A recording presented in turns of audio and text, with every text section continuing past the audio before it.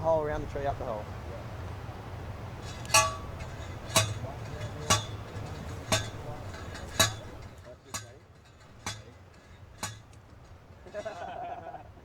Yep. Right. I'll make a circle. Yeah. The rabbit goes in the hole. Hey, bit. What do you mean?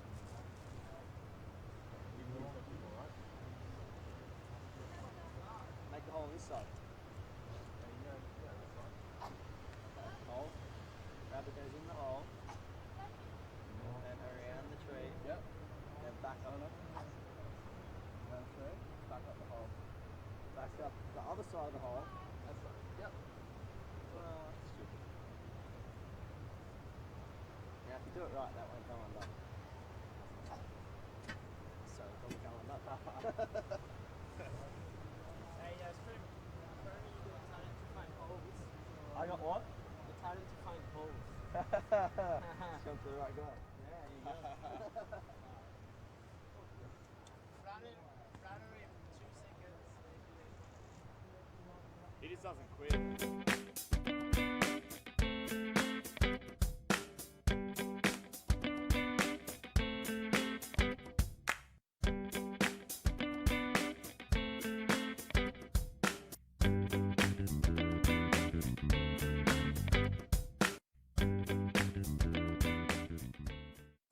Imagine the perfect holiday destination, perched on the pristine beaches of Port Stephens. Middle Rock Holiday Resort is the complete family getaway location with everything the kids love, so you can just sit back and relax while they play.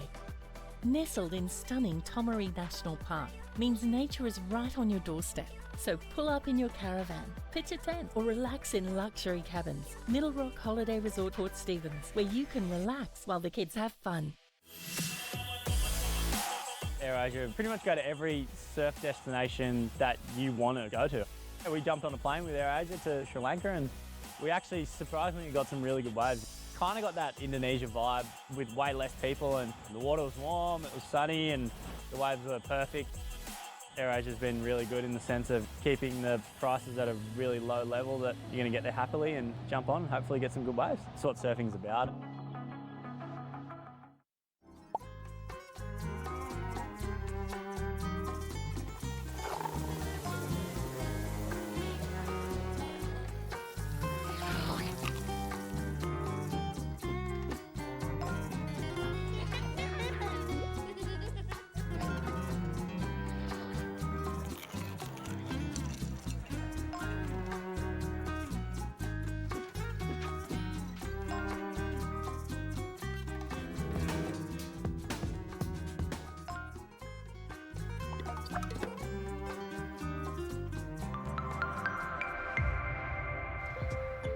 Good morning and welcome to day number 2 of the Port Stephens Toyota Pro presented by Sister Revolution. You are in the booth with Britt Nicol and Jess Grimwood. Good morning. We're sitting here. Hi. Hey guys. Good morning. We had some amazing conditions yesterday, Jess. Yeah, it was really, really great surf yesterday. It's a little bit different today. You guys had a quick squeeze on the screens there. We're broadcasting live from the conditions this morning. It's a little bit windier. Yesterday was pristine 2 to 4 foot A-frame conditions. The girls were absolutely blowing up all day. It was such a good day to watch surfing. It was a beautiful day to watch surfing, and well, we're back straight into it. Round 3, heat number 11. So kicking off where we left off yesterday, as Jess mentioned, the conditions have changed a lot. It's a completely different contrast. So we'll see if this pans all the way around. But yeah, in that first heat, round 3, heat number 11, Pauline Nadeau from France, Zoe McDougall from Hawaii, Brianna Cope, also Hawaiian, and Nixie Ryan, the young girl from Lennox Head, Aussie. Yeah. And you can see that in the conditions straight out the front, it's still a similar shape to the bank, but obviously the winds have swung around in the night and it is blowing southerly or south-southeast. So we have quite bumpy, washing machine-like conditions you see out the front. But this is QS surfing, isn't it, Britt? I know you know pretty well too. You turn up one day and it's pumping 4 foot, and the very next day you'll be probably looking to just score maybe one turn is probably going to get you through a heat today because of the conditions. So that's the QS. You got to be ready to surf in anything, and we'll see the girls. I'm pretty sure we're going to see some pretty amazing surfing today, all day anyway. We will. So we will have those main round seeds coming up after this round 3. Go straight into round 4. All those top seeds. But in the water right now, we do have some talented surfers. Pauline, Zoe, Brianna and Nixie. Yeah, and Pauline is former WCT competitor as well, surfer from France. Actually, I can't remember which year she did qualify, but we'll have to check that back later on. Britt. Yeah, just while we're waiting for a wave to be ridden, we will throw to some package highlights from the Fresh Air broadcast team from day one. We'll meet you back here in the booth in a short moment. Are you keeping it real? I'm calling shotgun, wanna see my baby run. Yeah, I wanna. Are you working the field? You're in my playground, throwing back the funk sound. I sidestep, feeling fly. I'm all in, take it high. Oh, what's the word on the scene? We've been kicking up the dust, if you know what I mean. We got a good thing going. We got a good thing going on. Are you getting a thrill? And back to the live action. We've got the surfer in blue, Zoe McDougall. Just a quick up and down.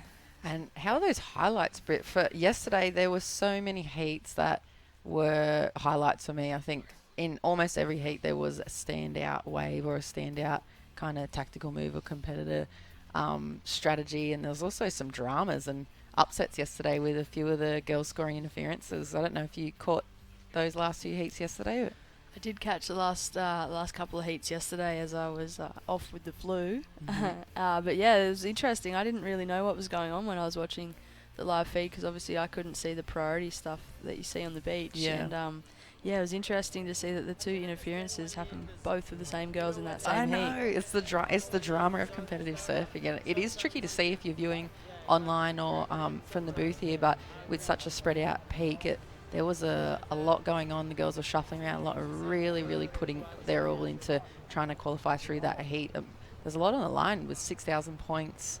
Obviously, next year's seedings up for grabs, and a lot of the girls are still in contention for qualification for the 2020 CT as well. I know we've got a printout of potential possibilities, and the list is huge. I think there's still at least 20 or 30 people in the race at this point. Which is really exciting this time of the year.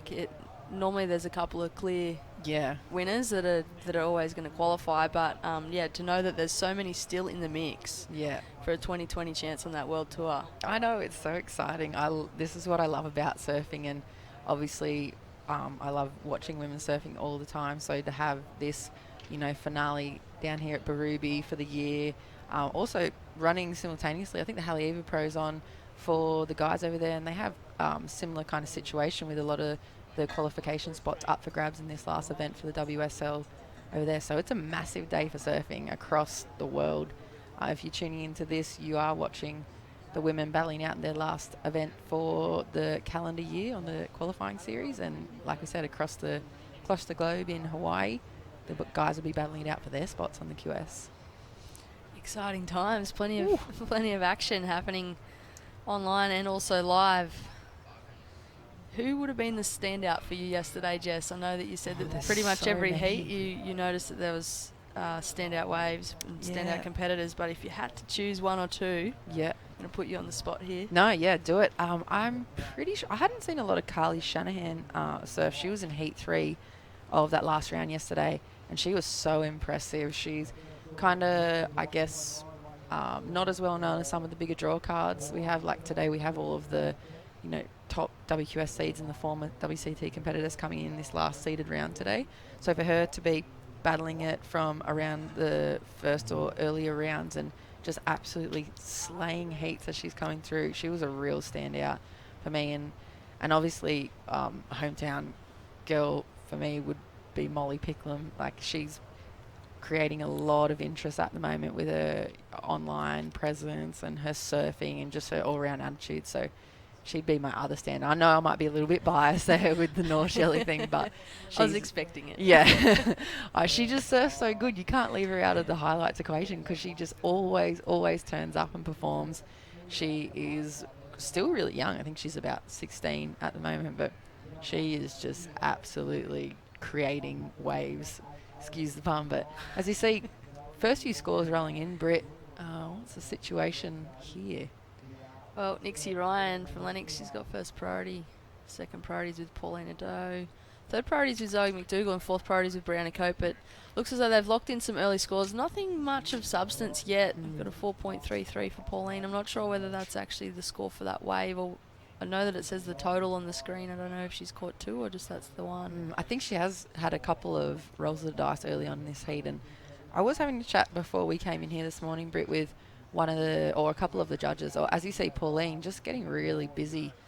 She's trying to create some opportunity for herself and maybe extend that lead early on. But as we were saying, with the judges, having a chat with them this morning about the type of surfing that they'll be expecting today, I guess when you transition from the 4-foot conditions and the long kind of combination rides they were looking at yesterday, and they come into today, they start off straight away going, okay, there's probably only going to be, one really good section, maybe two. So when they're watching the surfing, they're looking for like nice big hooks or one really critical committed turn. And I guess as you see, Nixie just hitting a bump there on her backhand, but that was a perfect example. That wave only offered up that one section. If you do get a second opportunity, if you can make it through that gutter section you can see again today on the bank, then it's probably going to go high up into, around the excellent scores. So I don't know. You've competed a lot in these kind of conditions too. I know you have, Britt, and it's a real testament to these athletes, to transition from. It's good wave surfing is, I guess, a lot easier than surfing in conditions like this. It's such a mental game too. Like a lot of these competitors would have been here yesterday. Obviously, some of these did get through and from round 1 and round 2 to make it to round 3. But it's one of those things that the waves were pumping yesterday. Oh yeah, they were so good. And then for competitors to turn up this morning, still highly contestable. There's still plenty of opportunity out there, but to see that contrast, it is such a mental game. Yeah. And as a competitor, you've got to be able to lock into that and go, you know what, we're all surfing the same conditions. It was good yesterday, but that was yesterday. I'm here for today. Yeah, absolutely. And as you can see, we haven't seen too much on the screen of Brianna's first few waves, but she did lock herself in a 4.57 and a 4.17. Pauline holding on to second at the moment with a 4.33 and a 3.4. So Nixie and Zoe early on this heat chasing some mid to high range sixes. Like we were talking about, an example of, I guess, a 4, 5 or a 6 would be one really big committed critical turn. And when you do get that next kind of follow-up or close-out turn to consolidate the ride, that's when you're going to move into those really high 6s, I guess, or 7s. And as we see, Nixie, Bit of a frothy section, but she belts that in front of her. She's going to try and link this one through, but just gets out of there. So Nixie Ryan, she's from Lennox Head. She's actually, she's just come back from the ISA World Junior Games in California. Zoe McDougall. Zoe, nice smooth forehand attack there for the lady in blue. Zoe, I'm pretty sure she's also from Hawaii. As you see the pan out shot of the conditions, as we said, a little bit left over northeast swell. You can see the south wind swell picked up a lot here. The report does say about 2 foot, but as we know, chatting about yesterday, this beach here at Berube does face a little bit to the south, so we pick up all available swell. You can see it's probably more in the 2 to 4 foot range straight out the front here. Conditions, I guess, going to be pretty similar throughout the day. The wind swinging a bit more to the east, perhaps to turn a little bit more east-southeast later on this afternoon. And we might see a little bit of jack in the swell, but still plenty of opportunity for all the girls out there. And massive round coming up. We've got these last 2 heats, heat 11 in the water, heat 12, and then we'll go straight into the top seeded round of 48, where we're going to see all of the current WCT competitors, 2020 CT competitors, the top WQS Siege come into play in the rounds, and there is literally careers on the line here this morning. So like we said, professional surfing, it's a tricky game to play with conditions changing and dealing with the ocean. So different surf every single day, almost hour to hour. You're reassessing, staying on top of the conditions, and career's on the line, Britt. Make or break. Make or break this This is morning. normally yep. the event. This event is the last major event on the women's QS qualifying series. And well, we're here for the Port Stephens Tour de Pro, presented by Sister Evolution. That's it. And the athletes have a area downstairs. We'll have a chat about that later as we cut to a little bit of an ad here.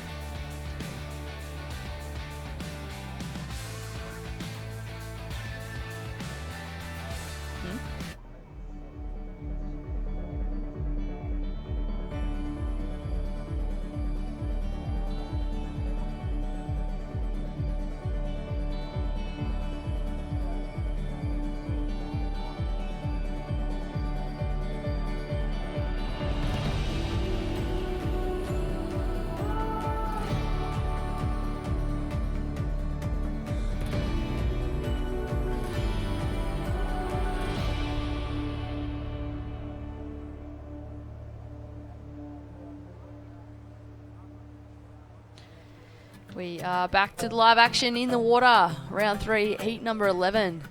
This is our first heat here this morning for the Port Stephens Tour de Pro, presented by Sister Evolution. We do have Brianna Cope, Pauline Ado, Zoe McDougall and Nixie Ryan currently in the water. Who do we have up next, Jess? That's it. Heat number 12. Up next, we got Gabriella Bryan, also Hawaiian surfer, Carol Henrique from Portugal, Evelyn Hooft, the impressive young surfer from the Netherlands, and our very own big wave surfer and QS competitor Felicity Parmentier. As you see, Zoe getting a nice another forehand bash in there, and you can see, similar to yesterday, this bank has that big gutter that runs through the middle, so the girls really have their work cut out for them, trying to make that connection from the outside section all the way into that steeper kind of face where they can get, for today, a second or maybe, if you're lucky, a third turn in. So tricky conditions. That was a nice looking wave for Zoe though. Locked in a 3.23 by the looks of it, so she's sitting in a third position, looking for a 4.07 to advance at this point in time. There's still just over 8.5 minutes on the clock. It is the Hawaiian Brianna Cope in the white in the lead with a 4.17 and 4.57.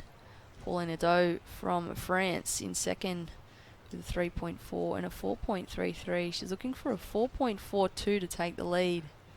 As I mentioned, Zoe McDougall is in third, looking for a 4.07, and Nixie Ryan currently up and riding, just a quick up and out.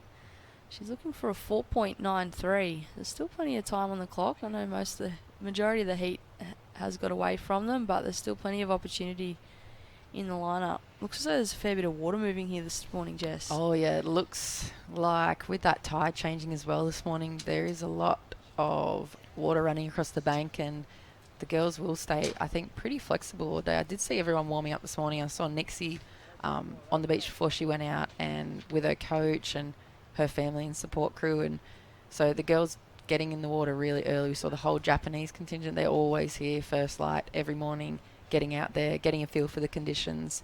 I did hear one of the coaches, Crispy, who's coaching Nixie, saying to her yesterday, but I guess the same rules apply. Oh, as you see, Zoe, she's making this connection.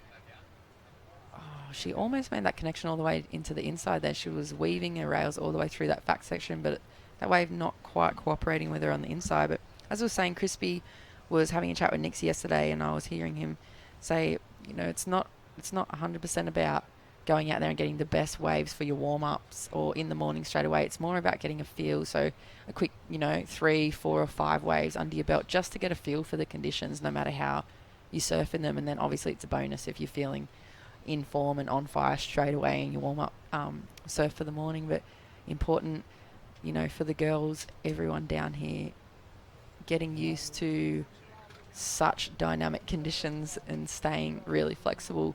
You can see still out in the lead, Brianna, that's your current hit leader in the white. She's holding down priority out there. I don't know how you feel about priority in these situations, Britt, but I feel like perhaps when it's a little bit junkier conditions and more challenging like this, priority doesn't come into play as much this early on in the heat. I agree with you there, Jess. I think when the conditions are like this, there's a lot more peaks popping up, and it's harder to read the conditions too. So what you think may be a good wave may not be a good wave, and you've just utilised your priority, and then you're back to the end of the line. But I think in conditions like this, sometimes you've just got to take that risk. Mm-hmm. You've just got to take off. Yeah, exactly. And it doesn't seem, I mean, it's easy to say from here. It doesn't seem like a very far paddle back out, though. If you're only executing 1 or 2 turns on a wave, you're pretty much straight back out. So you expect, I guess your wave count's going to be a lot higher in conditions like this because, like you said, they're not as defined as between a good wave and a bad wave out there today. It's actually something that we have touched on we've been running Team New South Wales junior readiness camps in the lead up to the Australian junior titles at the end of this month, the start of December. And one of the things we were talking about was priority, and part of that was realising that you don't always have to be in first priority to score an excellent wave. Mm-hmm. A lot of younger surfers, I think that they've got to sit there with first priority, and that's the be-all and end-all. Yeah. Whereas you can be in third and fourth priority and be hunting the lineup and sometimes get the best wave of the heat under those that are in the priority higher above. Yeah. It's almost like I've seen some of the professional guys from the CT and the women, they perform better when they're not holding down priority. Maybe there seems to be that perceived pressures off them, but they seem to just get really, really active under priority and, like you said, score some of the best wave scores in the heats and then obviously take it out. So, yeah, plenty of opportunity. First priority down to fourth, especially in conditions like today.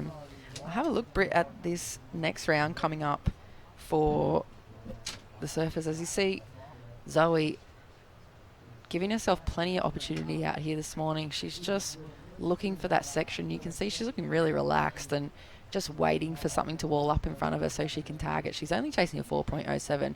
As you see, Paulina Doe throwing buckets on her backhand here this morning and fitting in a nice second turn there. That was some very smart heat surfing from the French lady, Pauline, very seasoned competitor. I'm sure you've had a lot of heats against her, Britt, over the years. I've surfed a lot against Pauline, actually, with the years of QS competitive surfing.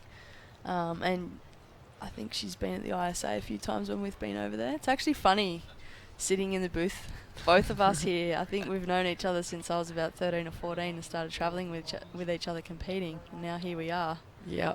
Watching our former competitors still ripping up, as you see that last wave from Pauline, that I'm going to say that's probably one of the best waves of the heat.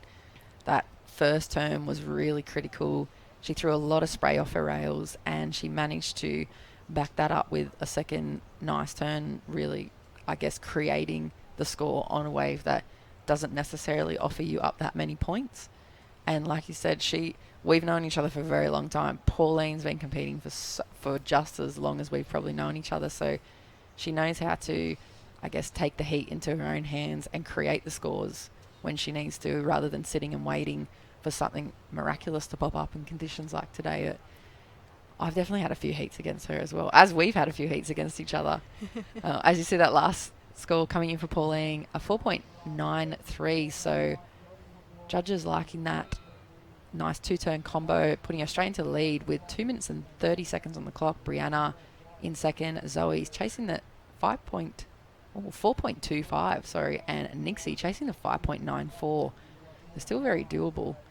If you compare those scores that they're chasing and what Pauline just scored for her performance, Britt, it's still pretty much anyone's game right now. If someone takes off on a wave here and it's got even just one section to it and it's a solid section, if they're going to drive hard off the bottom, hit that lip, full commitment, there's well and truly the opportunity to jump from, say, fourth to first. Oh, yeah, 100%. You can... I haven't seen anything today. Obviously, we're in the first heat, but we've seen in the past in these kind of conditions, single turns could earn you 6, 7s upwards if they are, like you said, deemed to be super critical and very, very committed kind of radical surfing. What's the criteria? What are the buzzwords, I guess you call them, for the criteria at the moment with judging? Do you know them off the top of your head? You don't? We'll have to have a look, see the current kind of buzzwords around surfing. I know... Sure, we could pull up the WSL rulebook. Yeah, I know they're always focused on it's online. Speed and power, I guess critical surfing and innovative surfing. I know there's always that opportunity also for all the competitors to go and have a chat with the contest directors or the judges to see what really they're looking to see in the performances day to day in competition. I know that a lot of the coaches and the top surfers do the same thing. I think we'll probably have to go and have a chat and freshen up on the WSL's criteria here this morning. It's important too, like you've got obviously the judging criteria, but then like you said, on the day checking in with the judges or the head judge, because even though you've got that criteria that you're working to, depending on the conditions, they are looking for different things. And if you can kind of tap into what they're looking for, it's only going to be beneficial for you when you're surfing a heat. Yeah, exactly. It's as you see, looks like we've got two surfers up and riding. Pauline trying to find herself a section. I think we saw Nixie splitting the peak there. So with 20 seconds on the clock, Green was chasing a score. Look at this replay right here for Wave of Green. Nixie Ryan just holding on to that first turn. You can see how tricky those conditions are, and her weight kind of transitioning back onto her back foot a bit through that fat middle section. Looks as though that is a wrap for round 3, heat number 11. We will join you back here in the booth for round 3, heat number 12 in a short moment. We're just going to throw to an ad break. We'll see you in a moment. In the ring, you can hit me with a whip.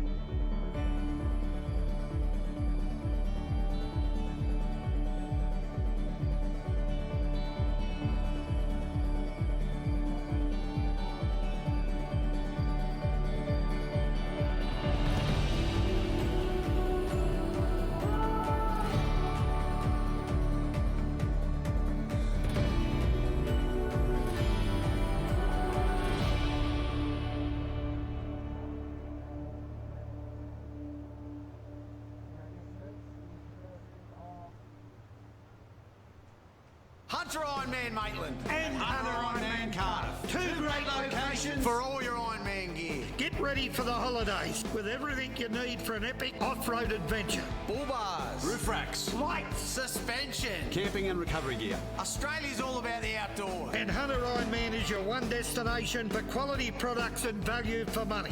Get ready for the holiday. At Hunter Ironman Maitland and Hunter Ironman Cardiff.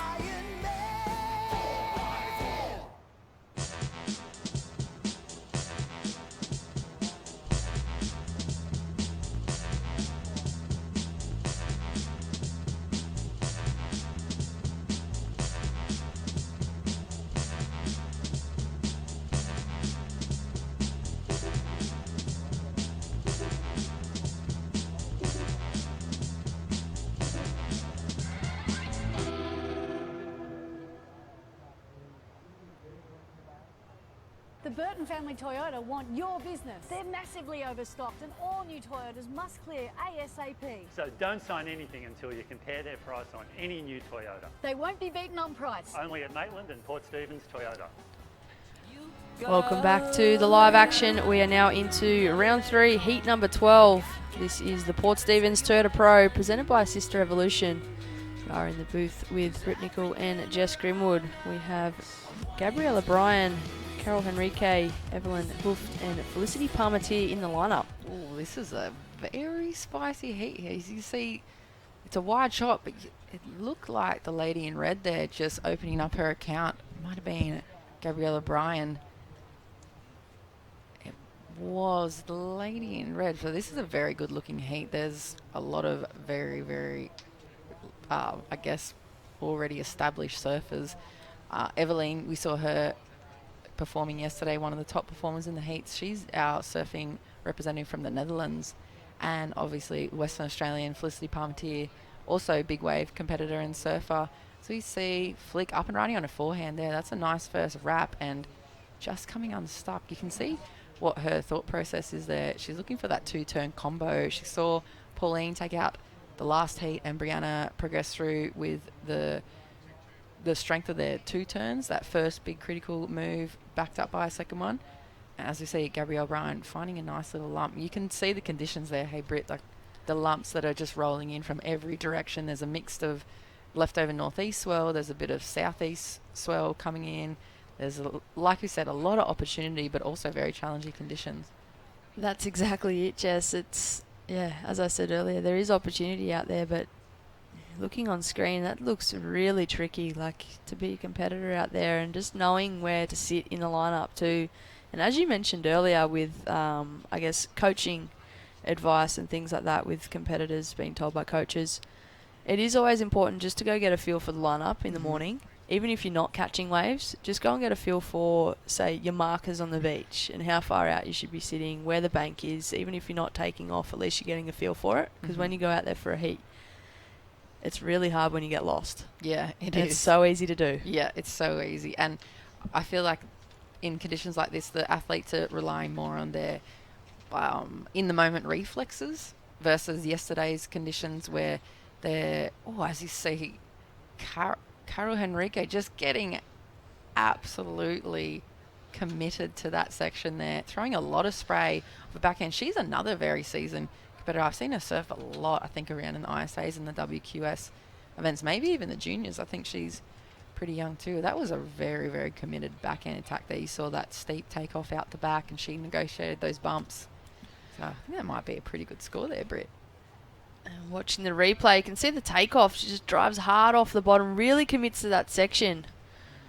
Just tags it just before it close out. And it's quite a dramatic way to do a turn. It makes it look really, really great for the judges and for us here on the beach. The timing on that was perfect. She did really well to even ride out of it. You could see that she's just when the whitewash like that, you get hitting that section, and it was almost as if the two sections were merging into one. Yeah, there's a lot of energy there. Isn't yeah, there? So the timing, she did time that well, and she did ride out of it. Stayed nice and compressed. Here's Gabriella Bryan. Another Hawaiian competitor. There's a lot of girls competing here from Hawaii. And as Shmoo and Will were saying yesterday, it's impressive to see their flexibility as athletes. To obviously they get a lot of reef breaks and amazing waves over there in Hawaii. I don't think they do get a lot of beach breaks. I've never personally been in Hawaii, but I hear there's not a lot of this type of conditions on offer. So for them to transition onto the World Qualifying Series and chase around WSL events in predominantly beach breaks, it's pretty amazing to see. They're all still charging through round 3 and taking down a lot of the top seeds at the moment too. Being able to transition from location to location as well is a big thing. Like, as you said, majority of the QS events are beach breaks, but there was a young lady here that was surfing yesterday that lives in Bali. So imagine the transition from, say, Karamis to anywhere else that you're surfing a QS event. Yeah, it really, really shows the level of athleticism to do that transition. And what we were speaking about with the current heat leader, Felicity Parmentier, having a chat with her yesterday afternoon in the competitors area down there, and just saying, how do you go from surfing 40-foot jaws to 2 to 4 foot beach breaks? Like, what is involved in that, both like physically and psychologically, to make that transition? Because obviously they're two very, very different parts of discipline. So I would imagine, I mean, I'm not sure because I'm pretty sure I'd just be spectating if it gets over 10 foot, but I'd love to get her, I know we're having a chat about it, I'd love to get her up, after her heats here today and have a chat about what it involves. We can get a bit of an insight into the athletes' minds here. We see Carol banking herself a 4.5 for that single turn. Judges rewarding that, and Gabriella currently in second with 3.67. Evelyn just waiting to open up her account here. Plenty of time on the clock with Felicity Parmentier also chasing a little score at the moment. Coming up, we've got the top seeds of the draw here in the Port Stephens Toyota Pro. Coming on in will be heat number 1, round of 48, Paige Harab, Summer Macedo, Molly Picklum, and Ren Hashimoto. So Paige Harab, former WCT competitor, and Summer Macedo, a very, very hot up-and-coming Hawaiian surfer. She's got some serious performances under her belt. Obviously, Molly, one of the up-and-coming junior surfers and one of my favourite local girls from home, and the Japanese surfer Ren Hashimoto. So that's going to be a very big heat coming up soon. As you see, Eveline opening up her account, just a quick up and out.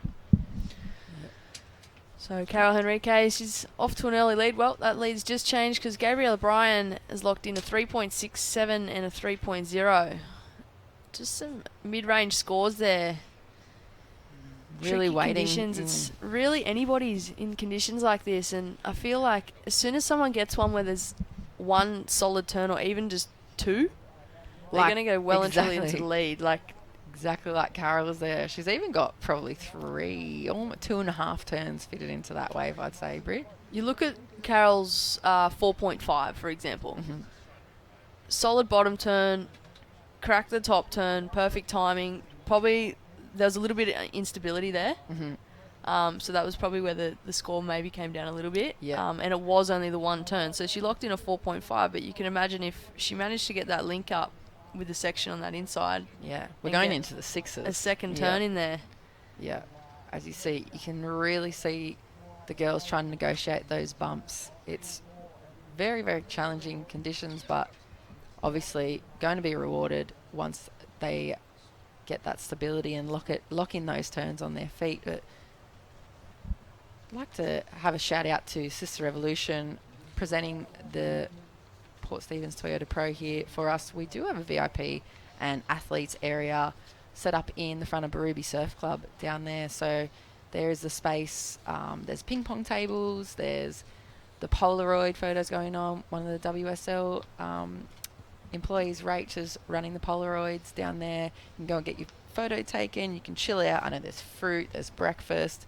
There's live streaming of the Aircon. conditions. There's aircon. You can get out of the wind. So VIPs and athletes, if you want to make your way out of these blustery conditions here on the beach and into the area, they do have a great setup for you. We do actually have the Chaos Surf Caddies making their way here today. Ah, we do. And Chaos Surf is one of the partners on the event.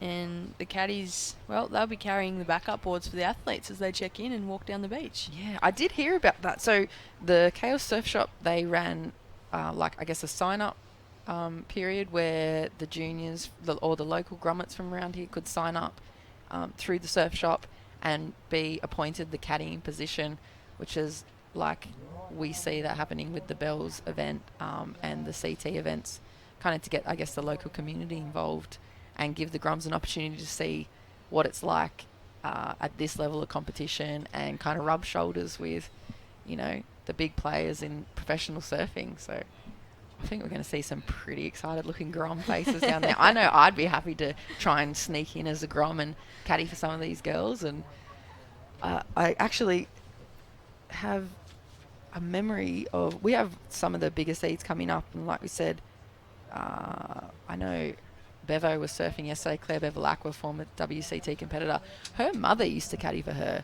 And she's, getting on towards the latest, 70s or senior years now. But she used to sit out in the channel in Tahiti at Chopu on Claire's spare boards and caddy for her, and the stoke and the froth that she would bring to the event and the situation is amazing.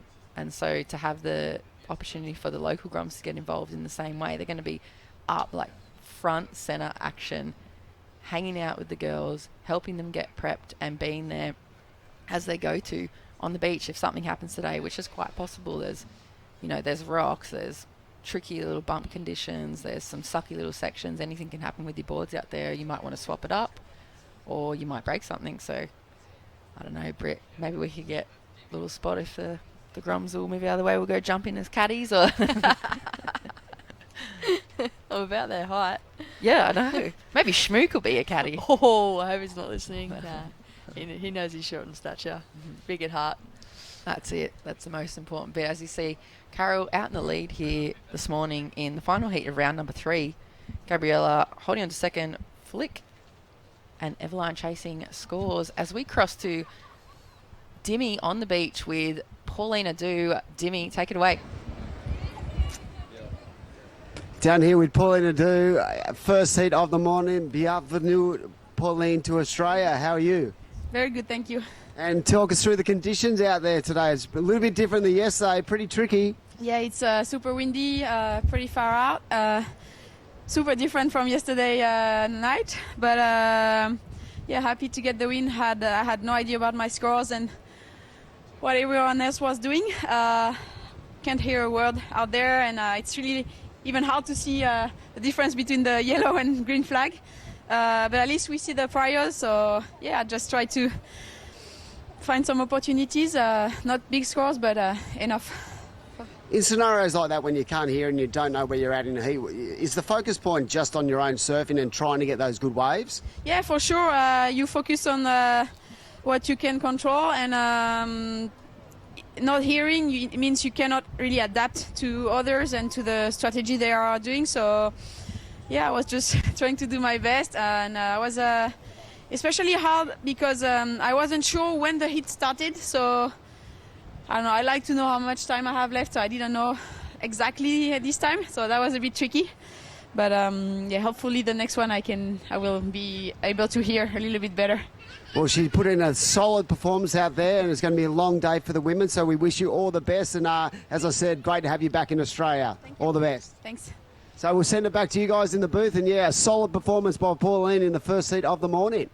Thank you, Dimmy. And, well, yeah, solid performance from Pauline. She's a very seasoned competitor, as we were talking about earlier, Jess. And she was just sharing insight there on how tricky it is being in the lineup, not being able to hear, not being able to see even the flags properly. She did mention that you can see the difference in the priority board, so that's a crucial component. But just being able to focus on what she's doing in the water when you can't hear anything, it gets difficult, doesn't it? It does, and I guess that's the quality and difference between people losing out in heats like this and someone who has the potential to be a real champion or top level athlete, is that they encounter these adversities, I guess you call them, during a heat, and they're happening live. They may be not things that you've always planned for, but she's got a go-to backup plan. You know, she has her strategy. She wants to get busy. She wants to get as many opportunities under her belt as possible. She has no idea what's going on, but she's just relying on the fact that she knows her surfing. If she gets enough opportunity, that she's going to get through the heat. So I think the qualities of some very seasoned professional athletes, and that's pretty amazing. I love that she's still in the mix. I think that we could see her back on the CT at any point. She surfs so well. But as we see, just winding down to that 9 minutes Brit left on this heat, that current heat leader Carol getting another nice looking backhand turn, as we see Gabriella up on the right, and lining up that section really well for that forehand attack. But as you can see, once again, that bit of energy and bit of swell just fizzling out into that deeper channel section in the middle of the bank there. And we are going to throw to a short commercial break. We'll meet you back here in the booth in a short moment.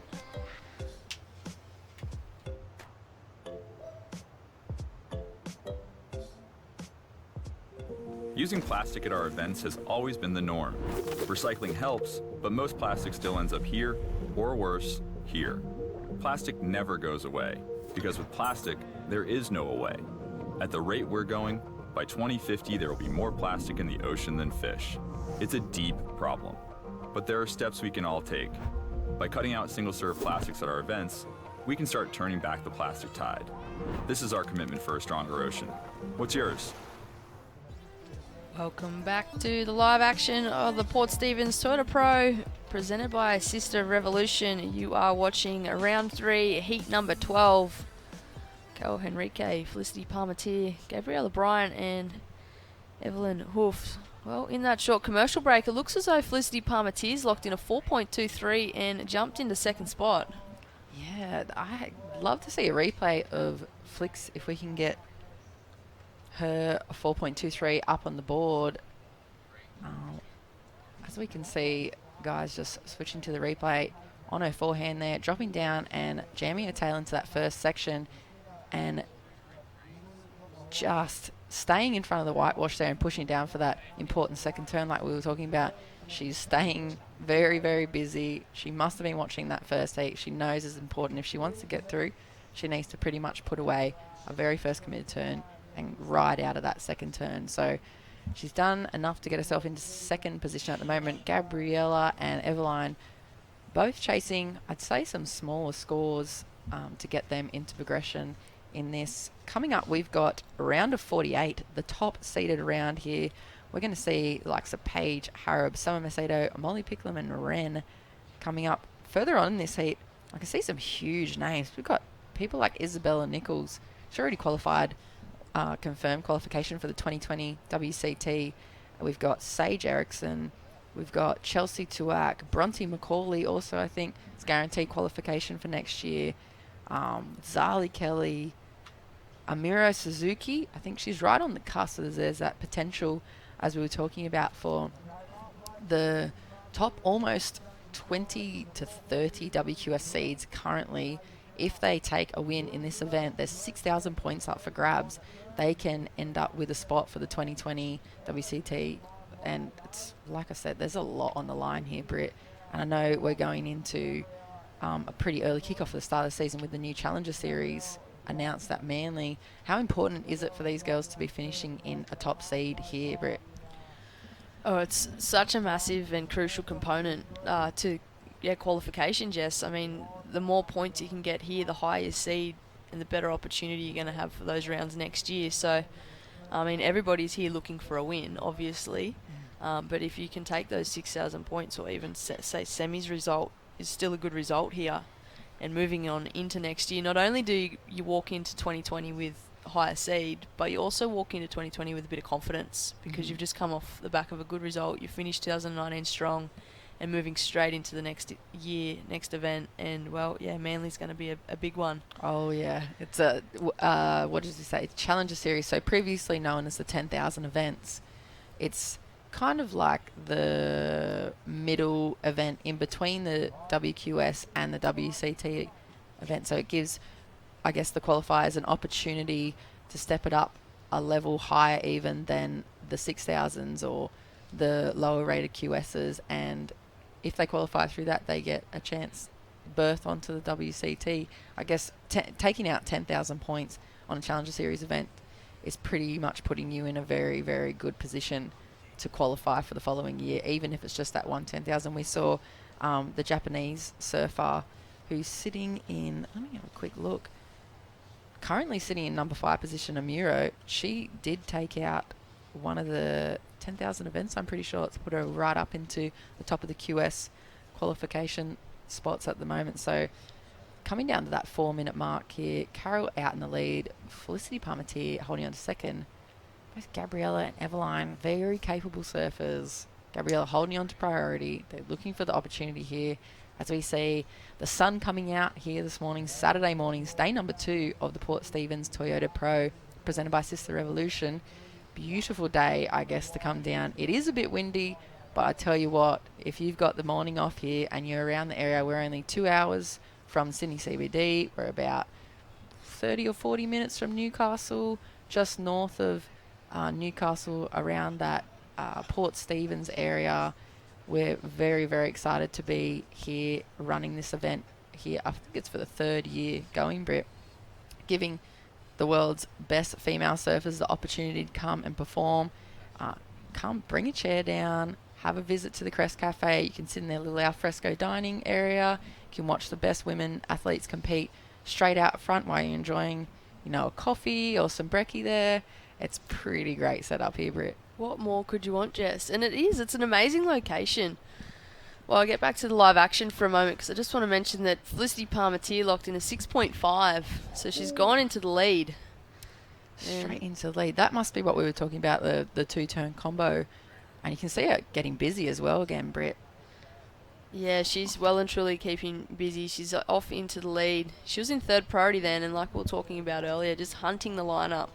Don't have to be in 1st priority to get a good score. Obviously, you would rather be in that 1st priority spot, but here's Gabriella Bryan utilising her priority on this one. That was a nice, smooth-looking backhand combination there from Gabriella. She's only looking for the 391 to advance, and that was a good-looking combo. I think it's going to be borderline enough. I'd love to see a replay here. Here we go, of Felicity's last wave, throwing a bit of tail in there at the end. I know she's had a lot of opportunity lately to be surfing the new wave pools that are popping up around the place. I know she's always chasing swells.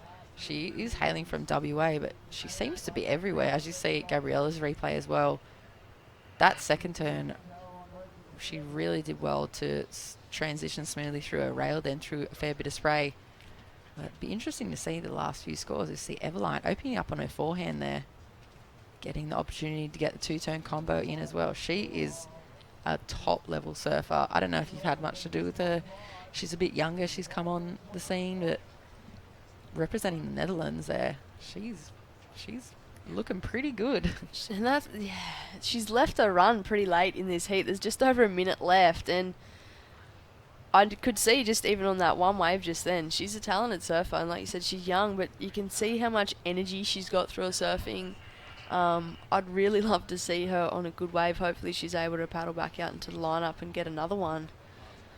The door's still open. You know, she's in fourth, but only looking for a 6.54. Still highly achievable.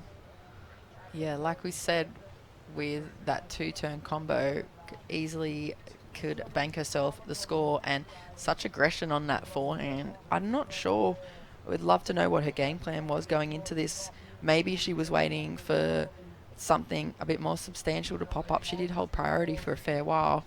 As you see, the last wave scores coming in for Everline looking pretty good, and we come back into one of Felicity's top scoring waves here now. That has gotten her into the lead, but that last wave at Everline 4.93, she's now just chasing a 2.64 in the last 10 seconds. Time will be the enemy, it looks like.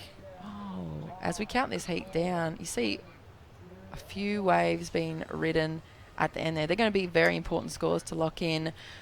We'll take a break here and come back with live action.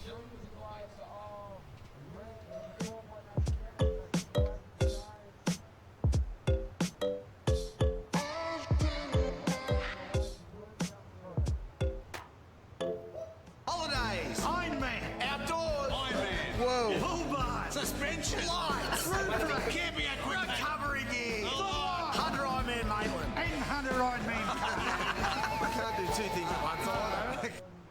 Welcome to beautiful Port Stephens. My name's Bruce Gare of PRD Port Stephens. We're proud to be associated with Surfing New South Wales and the Port Stephens Pro. PRD Nationwide Port Stephens are recognised as the leading real estate team in the Bay who can help you with all your real estate needs, from selling, buying, leasing and of course holiday rentals. Our friendly team can help you find just the property you're looking for.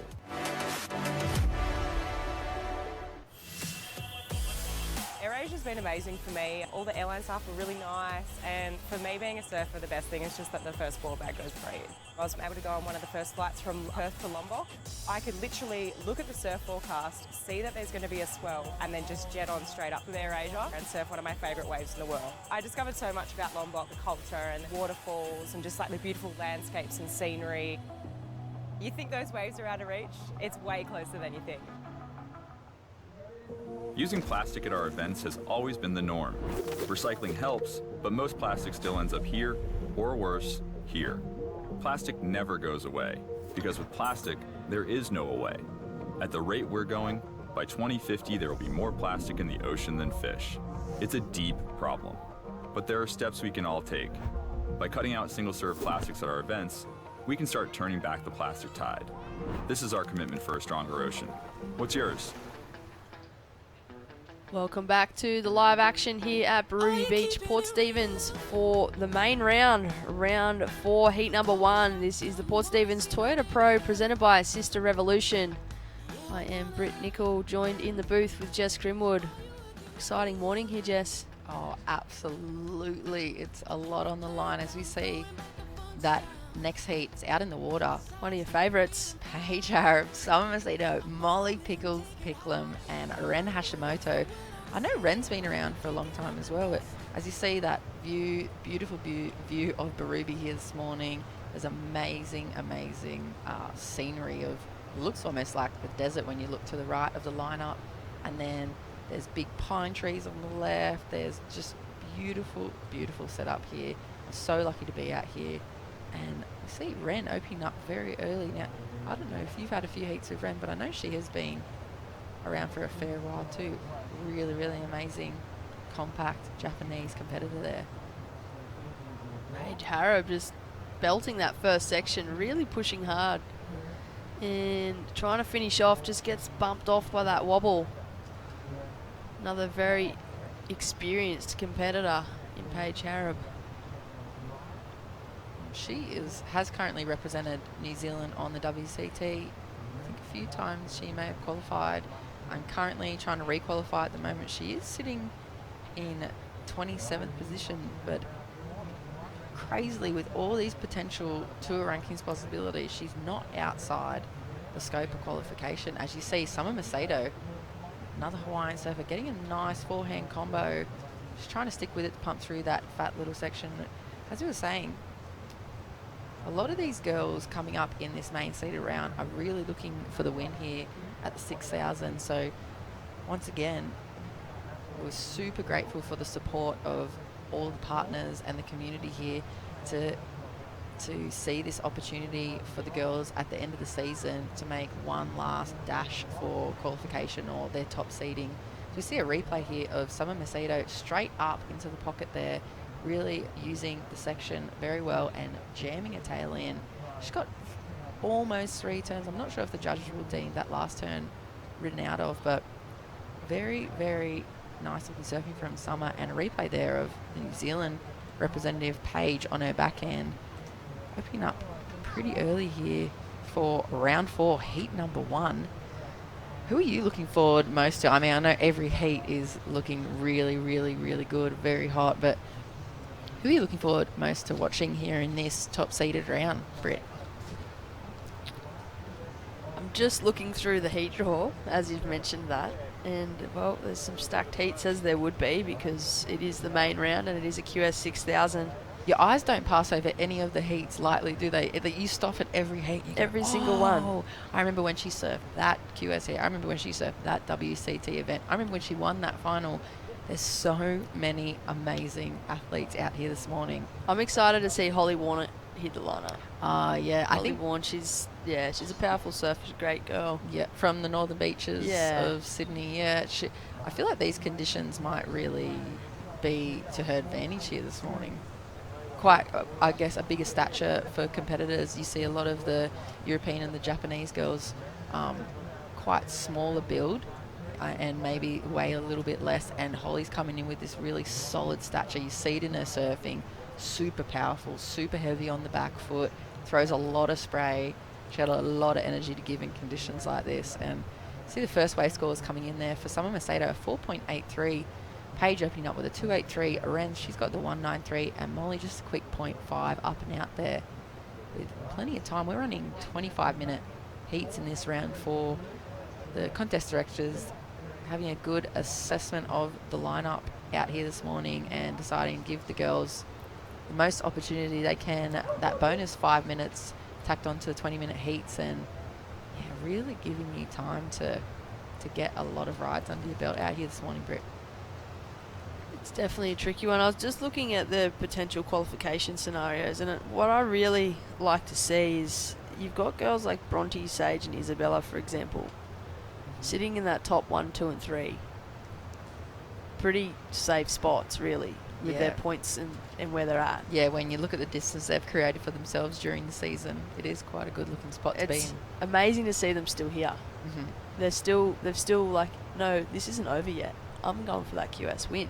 Yeah, I want to take this thing out. Yeah, I guess any opportunity to be chaired up the beach is they're a pretty not just good here to qualify. No, they're here for the pride and the glory, and they're 3 very passionate surfers. As we are looking at conditions out here this morning, very, very, very exciting surfing here. We're talking about just then Bronte, Sage and Isabella, very, very passionate surfers. While we wait for some action to happen in the lineup, we're going to throw down to Felicity Parmentier and Crispy. Take it away. Hi guys, welcome back to the beach. Felicity Parmentier, Flick, congratulations through to round 4. Yeah, thanks. It was so tough out there. I mean, I didn't actually even know the heat had started until one of the other girls was like, yeah, it's actually started. I was like, oh, crap, it's really hard out there. It's hard to hear. It's hard to see the priority. And it's also hard to even tell that the heat started. So I just had no idea, and I'm just glad I got through. Well, it looks like you got the formula right. you got some waves, did some turns, and you got through. So a bit of instinct there. Anyone to thank at home? I don't know. I don't know if it was even instinct. I think it was just luck of the draw. It's really tricky out there, and I didn't even know what board to ride, or I was pretty confused, and I just kept busy, and I ended up getting a couple, which I'm just happy to get through. Well, congratulations, and it is wild and woolly out there. So, well, a well-fought heat, and you're through to round 4, and you said you hadn't made many heats this year. That's pretty cool. Yeah, well, in a 6 hours, and it's the first time I've been around a 48 this year, I think, so that's pretty good. And I surfed back in Western Australia for the 1-star over there at Yallingup. I ended up second, so that was good. And to get a bit more time back in the Jersey, and yeah, I don't know, it just feels like it's carrying on through to this event, and yeah, I'm just happy. So, lastly, where to from here after the QS 6000? I'm actually just going to head straight to Hawaii and just kind of get amongst it and try and get myself, in some bigger waves. Well, all the best at round 4 this afternoon, and see you soon. Thank you. All right, back to you, Shmoo and the crew, back in the box. Thanks, Crispy. I'm a funny-looking shmoo. But why that post-heat interview was taking its... I've just lost for words, kind of. Because Molly Picklum, she's just locked in a 9.0. Like, are you serious? I told you, she's the one to watch. I may be giving her a lot of airtime, but honestly, she comes out and performs every single heat. She's locked in a 9 and a 5.9. We saw during that post-heat interview, maybe the 5.9, I think, with that one big backhand hanger. Judges awarding that with the 5. Obviously, we didn't see the 9-point ride, but you can imagine with her explosive surfing, you see how aggressive she is on her backhand. It's 2 or 3 turns, probably pretty similar to that 5.9, and she's straight out in the lead. Huge, big heat combination at the moment with 14.9s. We see Summer Macedo getting a nice hook on her forehand as well. How's that hearing the insight from Felicity? She's got to be one of my favourite surfers. I'm so intrigued with that transition that she makes, and she's just speaking about heading to Hawaii, chasing down to the biggest swells. And when she's talking about the swells, we're not talking about 2 to 6 foot or 6 to 10 foot even. We're talking about like 20 foot plus swells. So to see her come out to compete like this in QS conditions in beach breaks, and then talk about she's going to head over and chase that, like that, for me, that is so exciting about surfing, and just shows the range that these athletes have out here. I don't know how you feel about that big wave surfing, Britt, but there's a whole nother type of surfer that does that. It's a whole nother sport, I think. It's amazing. The psychology behind that is incredible. As we see Summer Macedo holding on to second position at the moment, that 4.83 and 3.13. So Paige and Ren, with plenty of time on the clock, they're looking to replace those lower scores they got there. So looking out the door a little bit at the moment. The sun is shining. People are out walking their dogs, enjoying this Saturday morning down here at Barubie. There's plenty of action on offer here. I know simultaneously the Haleiwa Pro is running. There's a couple of Australians. I think we had Cooper Chapman in the heat just gone, and I know we've got a few more coming up competing, the likes of Nicholas Squires. So a massive day for surfing across the world here. There's a lot going on, and well, Molly Picklum, she's up and riding, current heat leader. She's just locked in 9.0. What's she got for us? Oh, look at that flare in the tail. And this is just like home for her. This is exactly like North Shelley conditions. Junky, peaks everywhere, nobody in the water. You just have the line up to yourself pretty much. And, all the guys cheering on up the beach. I'm sure everyone's tuned in at the moment to the heat and watching her destroy it. I'm so excited. I know I'm biased. I've put it out there. It's a disclaimer. I am Hayley from North Shelley, but she's turned up this morning. 9-point ride, 5.9. And as you see, Paige Harrop up and riding on the backhand too. Not to be left in the shadows though, Harrop. She is ferocious competitor. Sure is. Molly Picklum, will she improve on her 5.9? It was a bit of a set-up turn, that first one. Yeah, just showing a bit of flair that last turn. Molly Picklum, well, speaking of giving her airtime before, Jess, I don't know if that was a pun intended, but if anybody has Instagram, be sure to check out Molly Picklum on Instagram because that air she landed in the wave pool the other day was absolutely insane on her backhand. That was pretty cool. Did you hear the story about that one too? The double time. Yeah, so she first landed it. The photographer was only shooting stills. She came in, she said, "Did you get it?" And then he said, "Oh no, I was doing stills." Oh, as you see, Summer jamming her forehand in the pocket there. A nice second wrap. She's no slouch out there. But all of these girls, any of them could potentially be in the finals here at the event tomorrow for finals day. But have a look at this replay for Summer Britt. I really like the flow that Summer's got, and she looks like her board looks like it carries a lot of momentum. Yeah, I feel like I've seen over the event so far the girls maybe riding boards that have a little bit more volume in them, a little bit more foam through the rails. Some of them seem a little bit shorter and wider as well. It looks really good. I think there was a period for surfing where the girls and the guys transitioned to boards that may have been too small and didn't kind of let the best performances flow, and they had to really work for their boards to look good. And now we're seeing, guys putting a bit more volume into the rails, the girls riding a little bit more foam. I think it always looks better, especially in conditions like this. It powers through the chop a bit easier. You get to maintain your speed through the tricky sections, and it always throws more spray. You got a big fat rail, you're going to be throwing a lot of spray off it. As long as you can, put your weight behind your back foot there. But that's why I ride like 3 or 4 inch thick boards. You do a tiny little turn, it looks like you're throwing heaps of spray. Speaking of that, I've actually just ordered myself a new board for the first time in a little while. After spending over a year out of the water, I'm also carrying an extra 10 kilos. And yeah, you need I've a bit just more foam then. Hop back in the water on boards that are a lot lighter than what they should be. Yeah. So I've been making life pretty difficult for myself, but I have just ordered a board for exactly what you were just talking about. It's got more volume throughout the whole entire thing. It makes surfing more fun when you don't have to work as hard to make the transitions through the tricky sections, huh? Because we're not surfing perfect waves every day, especially if you're at home. You've just got what you got on offer. You see, Summer Macedo banked a 6.10 for that forehand attack you saw. So sitting happily in second position at the moment. Both Paige and Ren chasing some scores, looking to replace their small scores. We are going to cut to a short commercial break. We'll join you back in the booth in a short moment.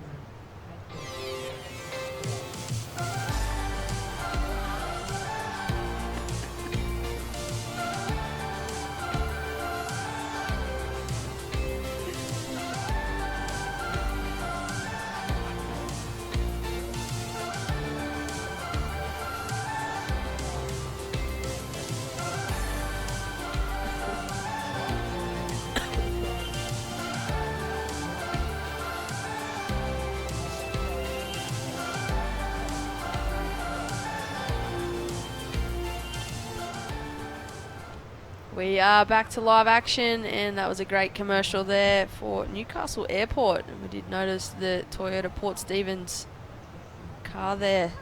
So we do have some looking FJ1 there, I would say. That's a very nice car to be in. I've been in it. Well, obviously you have too, but it's a beautiful car. Yeah, it's a very nice car, and Newcastle Airport, very, very easy as a surfer to come in and out of. You can just cruise on in. It's not too busy. They're very, very helpful. The baggage people are extremely helpful, go out of their way to help you with your surfboards, which I know for a lot of these athletes traveling all around the world, you don't always get that kind of service with your boards. It's normally the opposite. Sometimes your board bags come out of the oversize, folded in half. How did that happen? But yeah, Newcastle Airport supporting the event. We thank those guys and everyone else, Brett, for getting on board here. We do have a list of sponsors that, of course, without them, this event would definitely not be possible. So the Port Stephens Toyota Pro, presented by Sister Evolution. We do have to say a massive thank you to Surfing New South Wales and WSL management and staff, as well as the event sponsors, Port Stephens Toyota, Sister Revolution, Port Stephens Council, Newcastle Airport, Air Asia, PRD Nationwide, Chaos Surf, Bondi Chai, Crest Cafe, Middle Rock Holiday Resort, Wanderers Retreat Eco Resort, Stojo and Surf Logic. And I definitely know she is your local Port Stephens Council member, Sarah Smith. She also runs Crest Cafe down the bottom there. So if you are in the area or you're close by and you want to see the world's best female surfers, pop on down to Barooby here this morning. It's beautiful outside and you can jump on into Crest and grab yourself a coffee, have a chat with the guys hanging around on the beach. You'll see a lot of the World Surf League employees and contest directors. You'll see, like we said, the world's best surfers, their coaches, their whole support network. It's a great weekend down here for the last event of the year. See Ren up and riding on her forehand, Britt. Trying to work her way through this inside section. She's got a lot of speed, but just elects to get out of there. There's not much on offer. So Ren Hashimoto in the green, sitting in 4th position at this stage. Paige Harab in the red, sitting in 3rd. Summer Macedo in the blue in 2nd, and Molly Picklum in the white, currently in the lead. There's still just over 8 minutes on the clock, so still plenty of opportunity, plenty of time. Surfer in blue, up and riding. Massive turn there from Summer Macedo. Ooh, there was a lot of spice on that forehand attack, Britt. Wait for those scores to lock in. She's looking to replace a small score of a 4.83. We're watching the WSL replay. A lot of commitment there. That's exactly what we've been speaking about all morning, that commitment to the section and just negotiating all those bumps. It didn't even look like it was bumpy. She was so solid on her feet.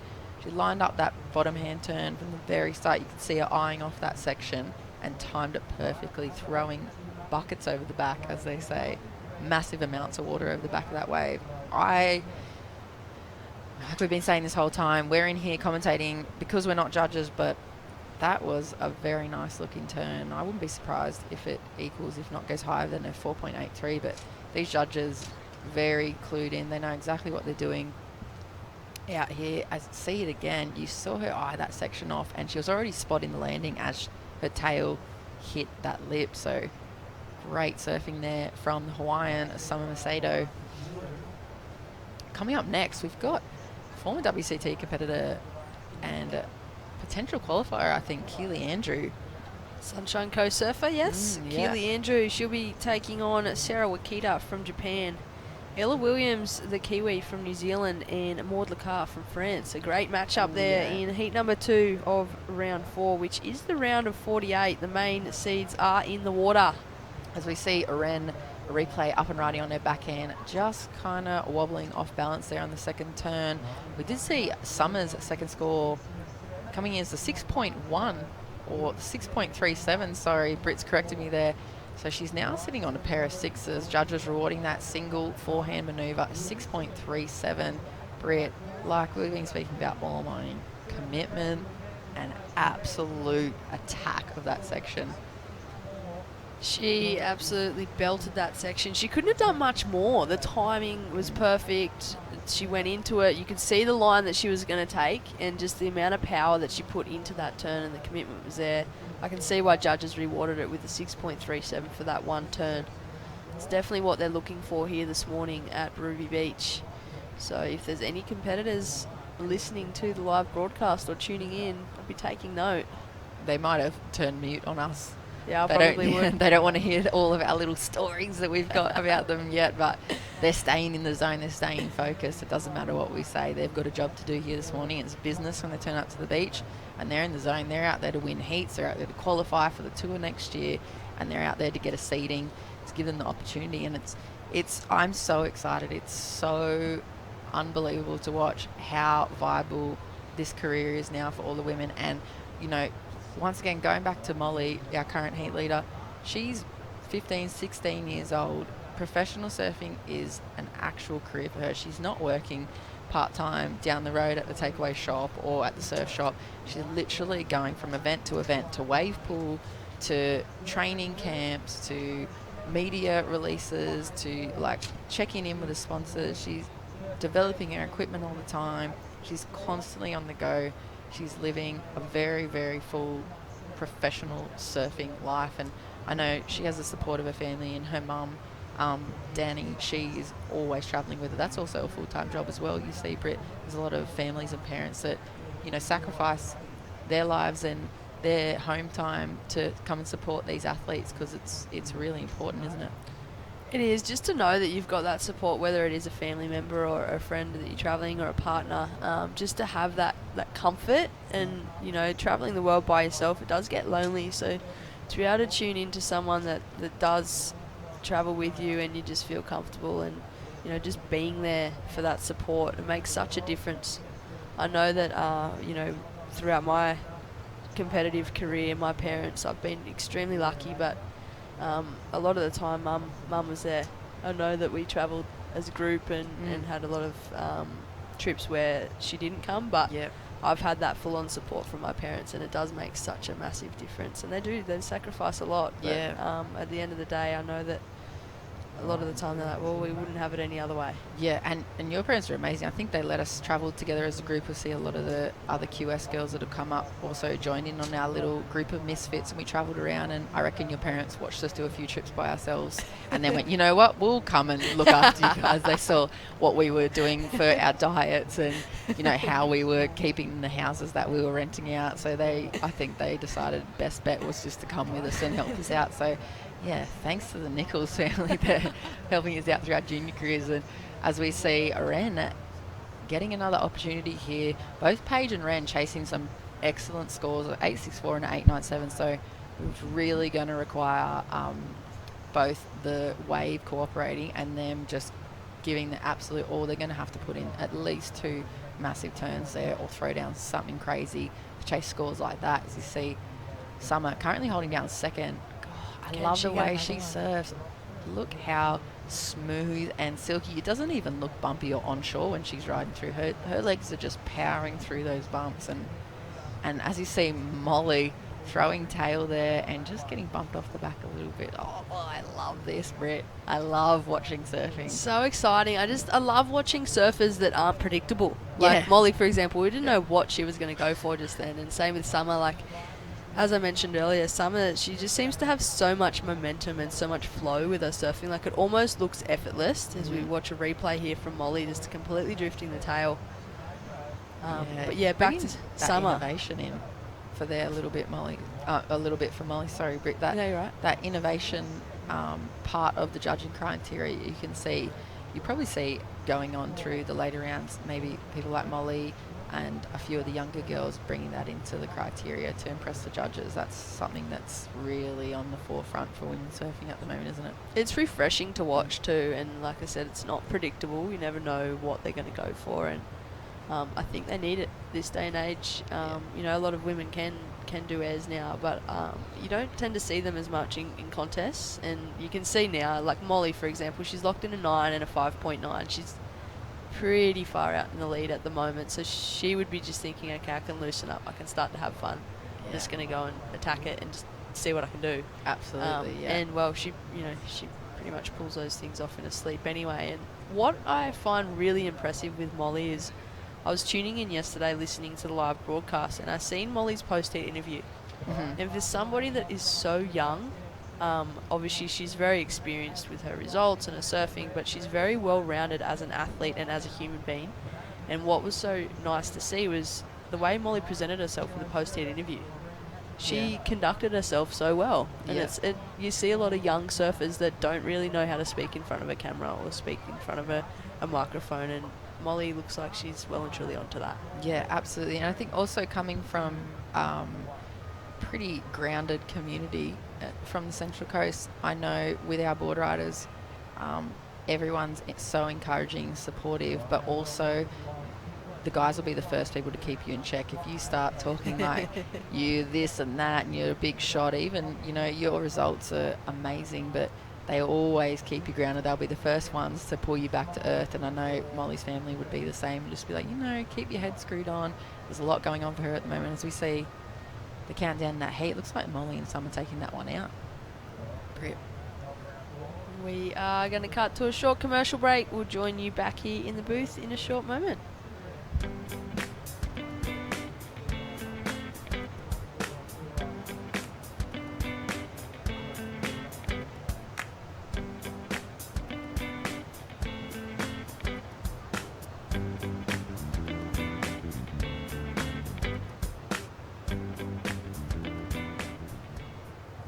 Imagine the perfect holiday destination. perched on the pristine beaches of Port Stephens. Middle Rock Holiday Resort is the complete family getaway location with everything the kids love, so you can just sit back and relax while they play. Nestled in stunning Tomaree National Park means nature is right on your doorstep, so pull up in your caravan, pitch a tent or relax in luxury cabins. Middle Rock Holiday Resort Port Stephens, where you can relax while the kids have fun. AirAsia pretty much go to every surf destination that you want to go to. We jumped on a plane with AirAsia to Sri Lanka and we actually surprisingly got some really good waves. Kind of got that Indonesia vibe with way less people and the water was warm, it was sunny and the waves were perfect. AirAsia's been really good in the sense of keeping the prices at a really low level that you're going to get there happily and jump on and hopefully get some good waves. That's what surfing's about.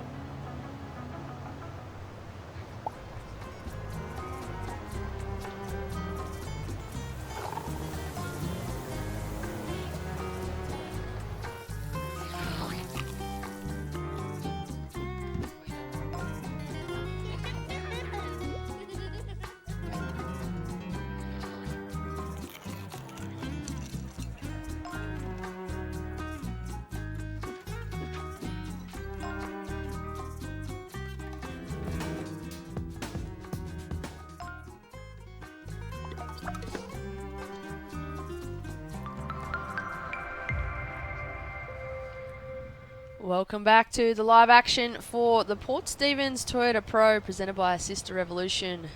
We are into round 4, heat number 2. Keely Andrew, Sarah Wakita, Ella Williams and Maud Lacar. We have myself, Britt Nicol and Jess Grimwood in the booth. Good morning. This heat also, another heat, this round 4, heavy hitter round. This could easily be a final as well. Like Britt, there's Keely, there's Sarah. She's sitting pretty high up on qualification on the QS seating as well. There's Maud, very, very experienced French surfer. And there's also Ella, it's like smiling assassin. She's almost a bit like Steph Gilmore-esque-ish. She is a little bit. Yeah, very smiley, the most beautiful, gentle woman on the beach. And then when you get out in the water, she is absolutely ferocious. You cannot take your eyes off her because she'll be just banking 6s, 7s, 8s and 9s and sending you back home.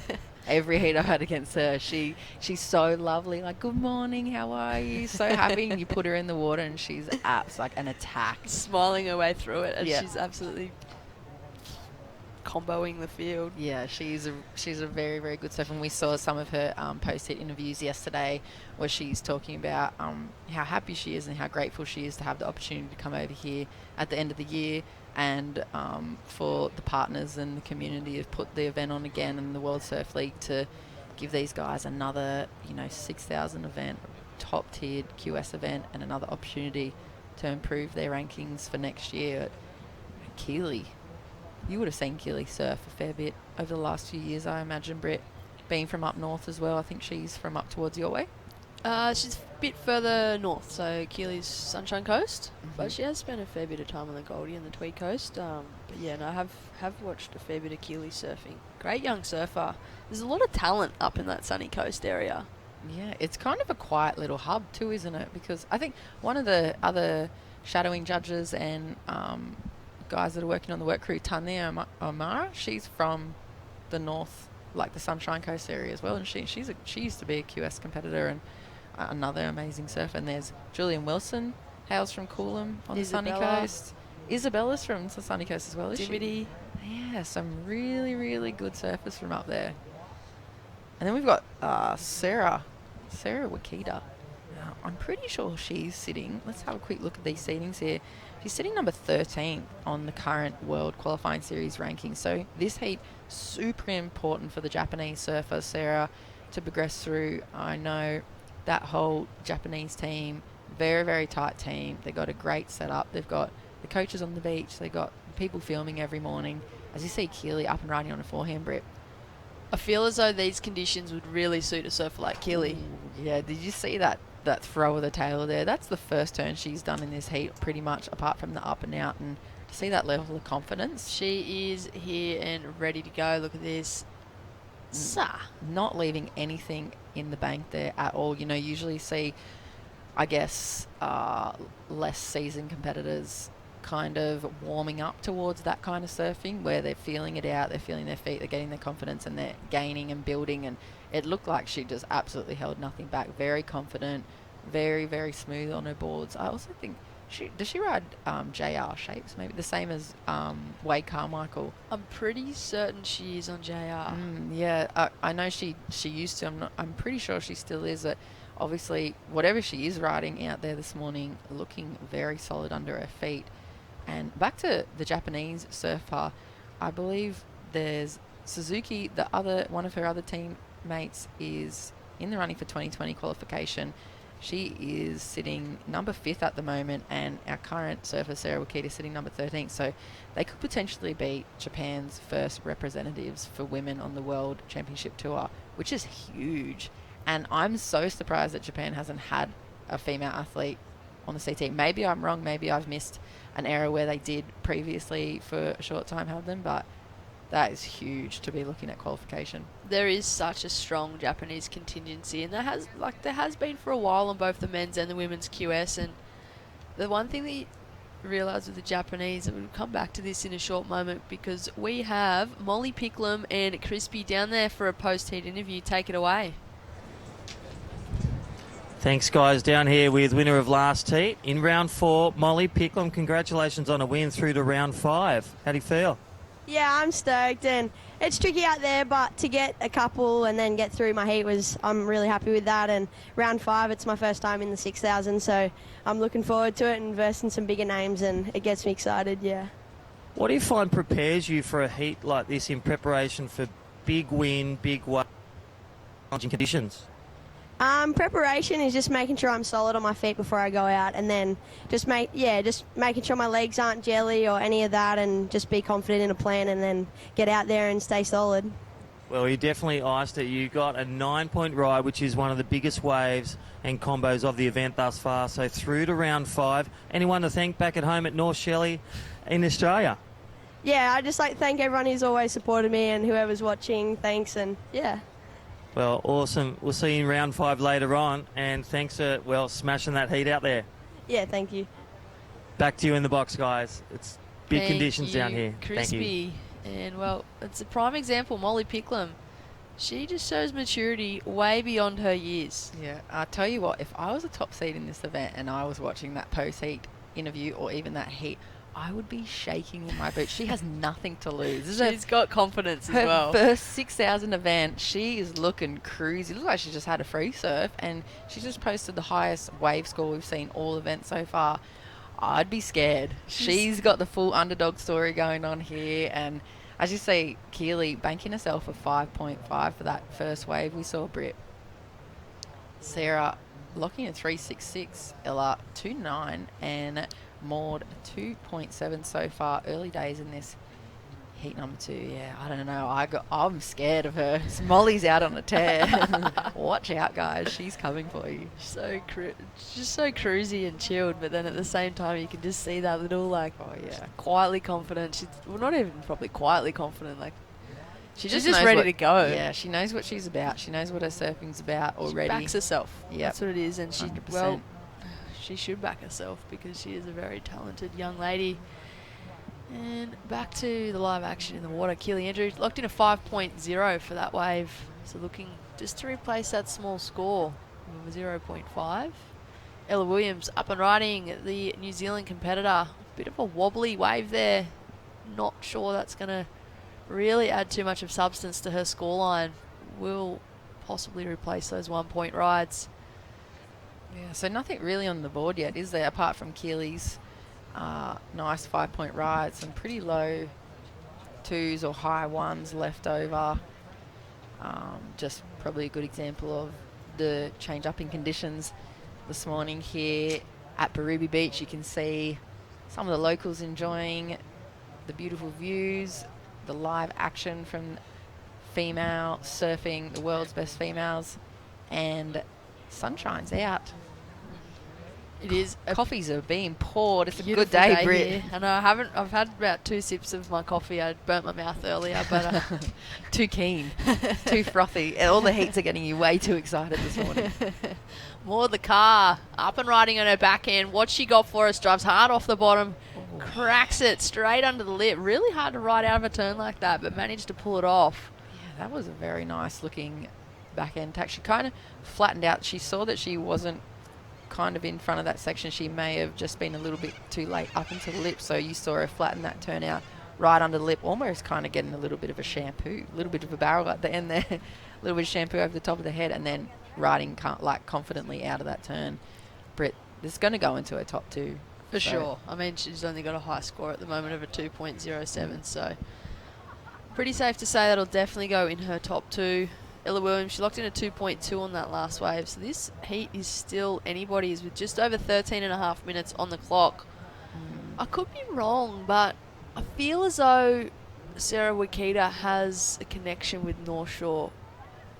Yeah, I'm not. Oahu. I'm pretty sure she's got a connection now. I feel like she's grown up there. Yeah, we'd have to maybe grab her or some of the Japanese team and have a chat. Yeah, like obviously representing Japan. Definitely representing Japan, yeah. Oh, so we see scores coming in for that last backhand attack for Maud, a 3.60. So it goes into her best wave so far this heat and shoots her straight into the lead over Keely. Ella and Sarah now chasing mid to high 3s to get themselves into progression. And Maud, I don't know if you've had a chance to compete with Maud a lot, but I have interacted with her a little bit during, obviously, you know, the last 10 years watching her compete on the QS, and she's one of those genuine, really soul-felt people, you know, having a chat to her before and after heats, and she's so passionate about surfing and competing and getting the opportunities to do what she loves that, you know, I've seen her lose a few times, and it really is so passionate. You can see tears, and you can see her, she accepts the losses so well, but she's also still doesn't hide that emotion or keep too much under wraps. She's just like visibly upset, but then when you see her win, same kind of thing. I've seen tears and her being cheered up the beach like in France and places like that, and she is just such, like we said, a soul-felt, genuine competitor out here. I love seeing that kind of, you know, I guess it's the drama you say around professional sports, but it just shows what goes into these girls getting to this stage, doesn't it? I do remember being in a heat in France, actually, for an event over there. It was the QS 6000 at the time. And I remember getting knocked by 0.03 to Maud Lacar, and it still stings. Oh, yeah. You never forget those ones either, do you? Because they almost change the trajectory of your careers when you get knocked in those heats. Fully. Are you tearing up at the moment? A little bit. Definitely crying here in the booth.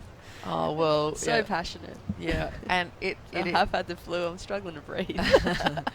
But the passion behind what these girls put in, and it's sometimes hard to gauge the level of passion behind it, but there is a lot of passion there, and well, while we're waiting for the passion to start back up in the lineup, we are going to cut to a short commercial break, and we'll be back in a short moment.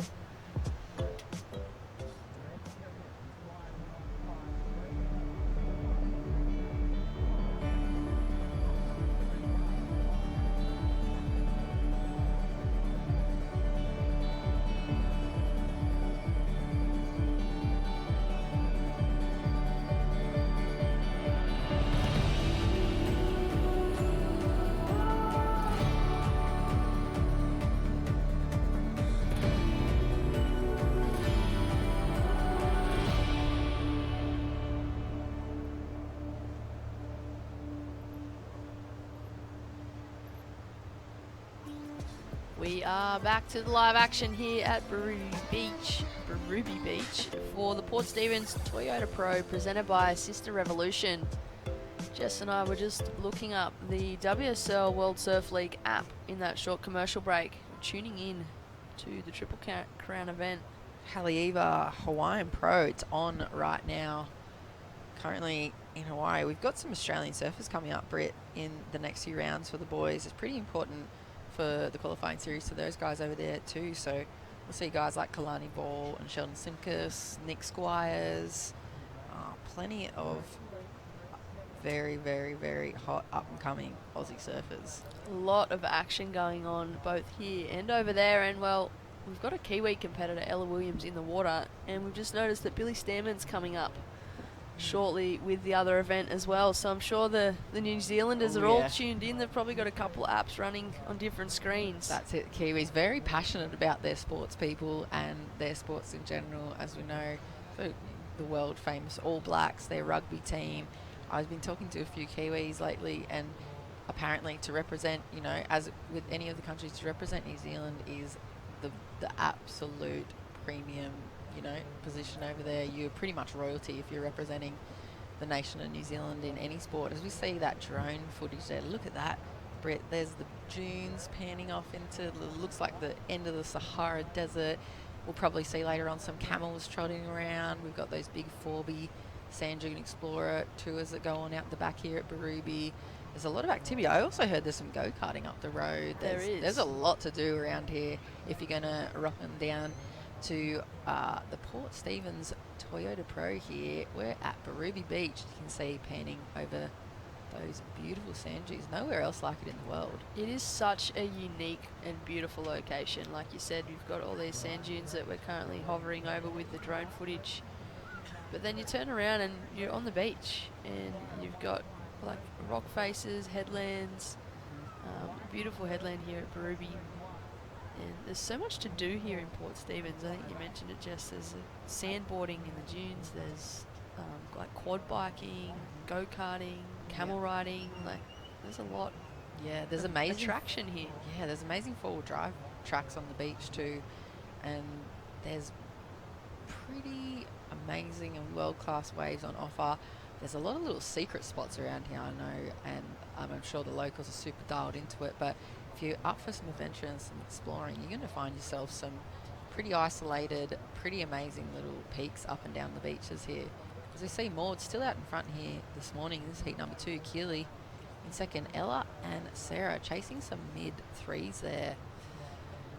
Still plenty of time, 7 minutes on the clock here. We do have pretty big names coming up in heat number 3. Got another Wool Claimer as a North Shelley girl, Macy Callahan from the Central Coast, Tessa Tyson from France. My top favourite from yesterday was Carly Shanahan, an Aussie surfer. I think she might be from the South Coast. She's actually from the Coffs Harbour region. She's at she? Woolleye. Yep. Ah, So nice. They were pretty heavily, I mean, where she was, she said it's probably the safest spot, but that is a massive region that has been affected by the most recent fires that have been going on up and down New South Wales and Queensland. And we did hear her shout out in one of her posting interviews yesterday, didn't we, of just saying, like, you know, her thoughts and all of her prayers go out to all the families affected. And obviously it's her own community and all the firefighters and everybody involved in the emergency services, and you know, banding together on the East Coast here and responding to this natural disaster we're seeing here at the moment in Australia. But yeah, tricky times, you know, how to keep your head in the game whilst your community is literally on fire. And she's found herself in round 4, and she's I'll call her the Giant Slayer. I've seen her take down some names already, so should be really, really exciting surfer to watch. And Tia Blanco, Puerto Rico representative as well. There's a lot of potential for that heat to blow up huge. There is Carly Shanahan. She is a great young talent. Very well composed young girl as well. We actually caught up with her on Wednesday afternoon. We ran a Team New South Wales readiness session in the lead up to the Aussie Junior titles. Carly is one of the surfers in the Australian Junior team that will be competing in about 2.5-3 weeks in Western Australia, and it's so great to see her here for this event. And she's always been an amazing young surfer, but I feel like she's finally starting to find her groove. And like you said with Molly, they come in with these events with nothing to lose. Yeah. They're the younger generation. They've got that confidence. They know that they back their ability. And they know that they're coming up against top seeds, but at the end of the day, they're the threat. Yeah. As I think they used to say, like, no prisoners. There's absolutely no prisoners for those girls. As you just saw on the screens there, Maud getting herself into a nice looking backhand.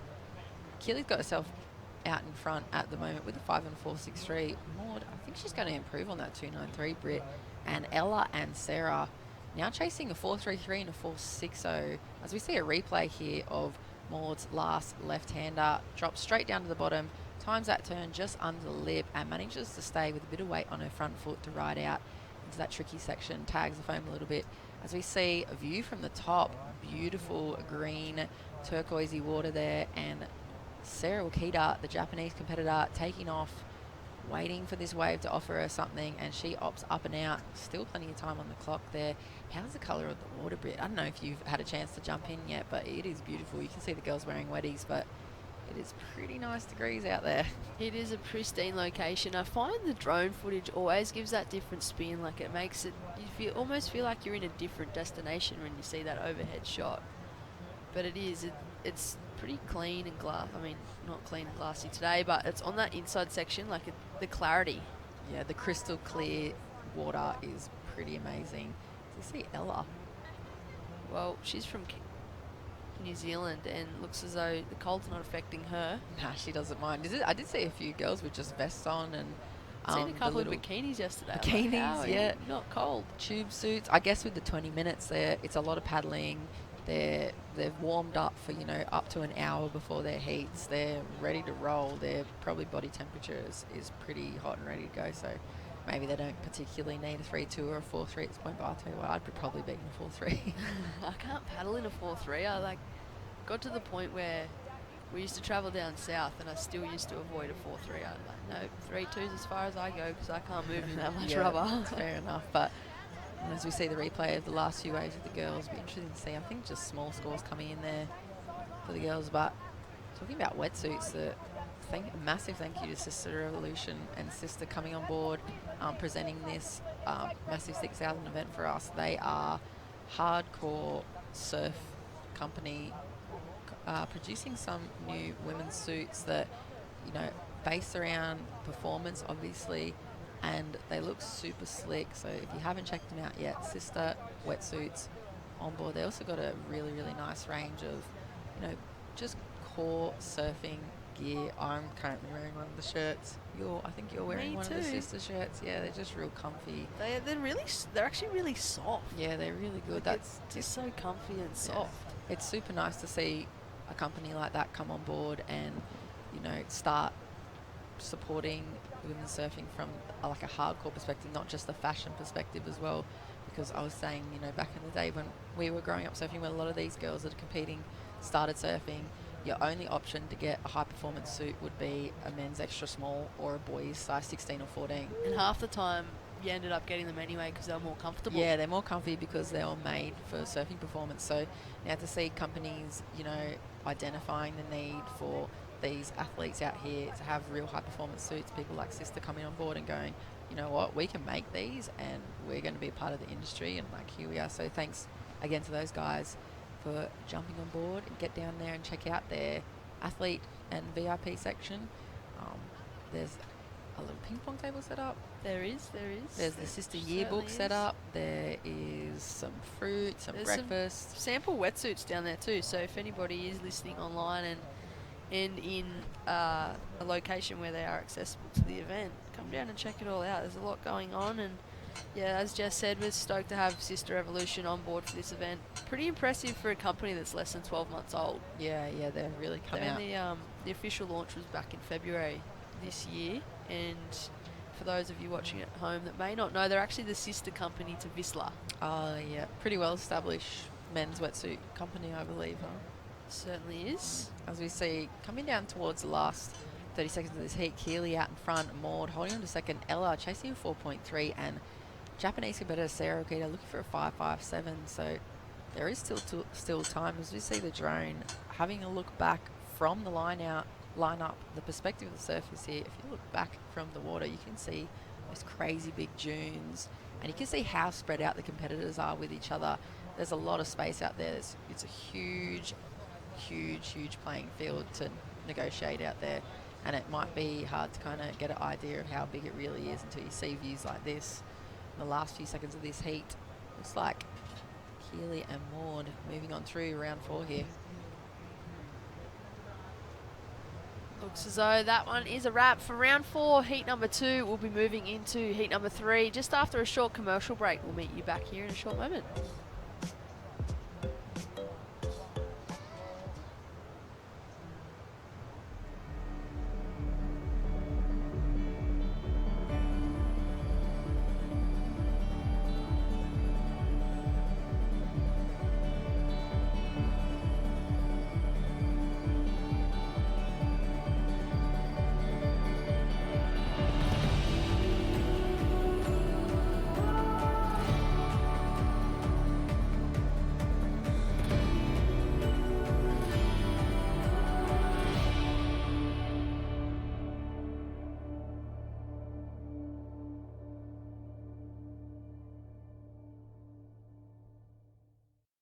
Hunter Ironman Maitland. And Hunter Ironman Cardiff. Two great locations For all your Ironman gear. Get ready for the holidays with everything you need for an epic off-road adventure. Bull bars. Roof racks. Lights. Suspension. Camping and recovery gear. Australia's all about the outdoors. And Hunter Ironman is your one destination for quality products and value for money. Get ready for the holiday. At Hunter Ironman Maitland. And Hunter Ironman Cardiff.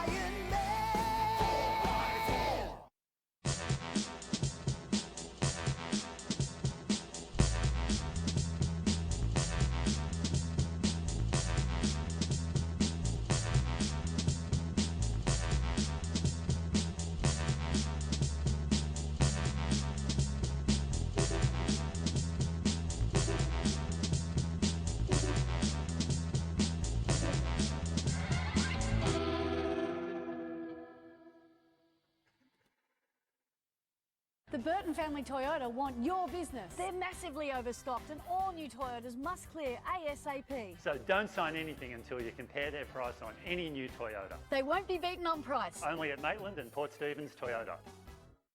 Welcome back to the live action here at Barooby Beach, Port Stephens for the Port Stephens Toyota Pro presented by Sister Revolution. I am Britt Nicol, joined in the booth with Jess Grimwood for heat number 3 of round 4. Who have we got in the water, Jess? We've got Macy Callahan, Tessa Tyson from France, Carly Shanahan here from Oz, and Tia Blanco representing Puerto Rico. So pretty heavily stacked heat again here. Heat number 4, as you see, water safety there on the beach. Doing a quick jet ski rider swap. See a nice little puppy. All the locals out here enjoying this beautiful morning. Maybe a little bit of a fighter jet in the background too of that vision there. I feel like that was maybe the drone. Oh, it's probably the drone, yeah. I was getting too excited. I know we're up near a defence base here up in Port Stephens, so I get super excited when I hear anything that even sounds remotely like a fighter jet. But as you can see, girls out there this morning, round 4, heat 3, some big names on the line. I know Macy is sitting up in the top 20 of this QS ranking at the moment. So this is a very important heat for her to get herself back into qualification contention for next year's tour. As you see, Tia Blanco. Cannot miss her in the lineup. No, it's like Ninja Turtle colours out there. How cool is it? I know, it is like I think Will was talking about yesterday. How's this wave she's had? I know, she's worked through to this inside section. One of the first servers I think we've seen to do this morning. She's negotiated that fat section and got that nice closeout turn there on the end on her forehand. So that is an amazing, probably second ride for Tia Blanco, but to open up her heat here this morning. Very, very impressive link all the way through that section. And maybe we're going to see more of this happening now as we're getting towards changing the tide this morning. A bit more of swell with this wind and yeah, more opportunities like that, Britt, to link up all the way to the inside. Conditions hopefully improving throughout the day. And, well, we'll watch this WSL replay. I feel as though she kind of missed that first section there, Jess. Yeah, it looked like she was setting it up and then she might have eyed off that she needed the speed to make it through here and kind of put the wraps in and put the work in there and did still tag that whitewash section. But, yeah, you're right. She probably flattened out through that first section, but like I said, I haven't really seen any of the girls making this connection yet, so I don't know. I think it's going to be a pretty nice score, especially with that last turn. She definitely can serve. It looked like she was kind of feeling out that, the first ride through that real flat section. And her board, again, we saw it yesterday, but her board's looking super good under her feet. A little bit more foam. Maybe it's a Hawaiian thing. We've seen the Hawaiians riding a little bit more foam than all the other girls. Summer before, yeah, like Summer that did. momentum and flow, like it. Yep, I did see Mahina Mita. I know she's representing Japan, but I think that she does do a lot of her surfing in Hawaii. She rides boards that have a little bit more foam under the feet too, and maybe that's coming from places that have some pretty powerful, big open ocean swells on offer.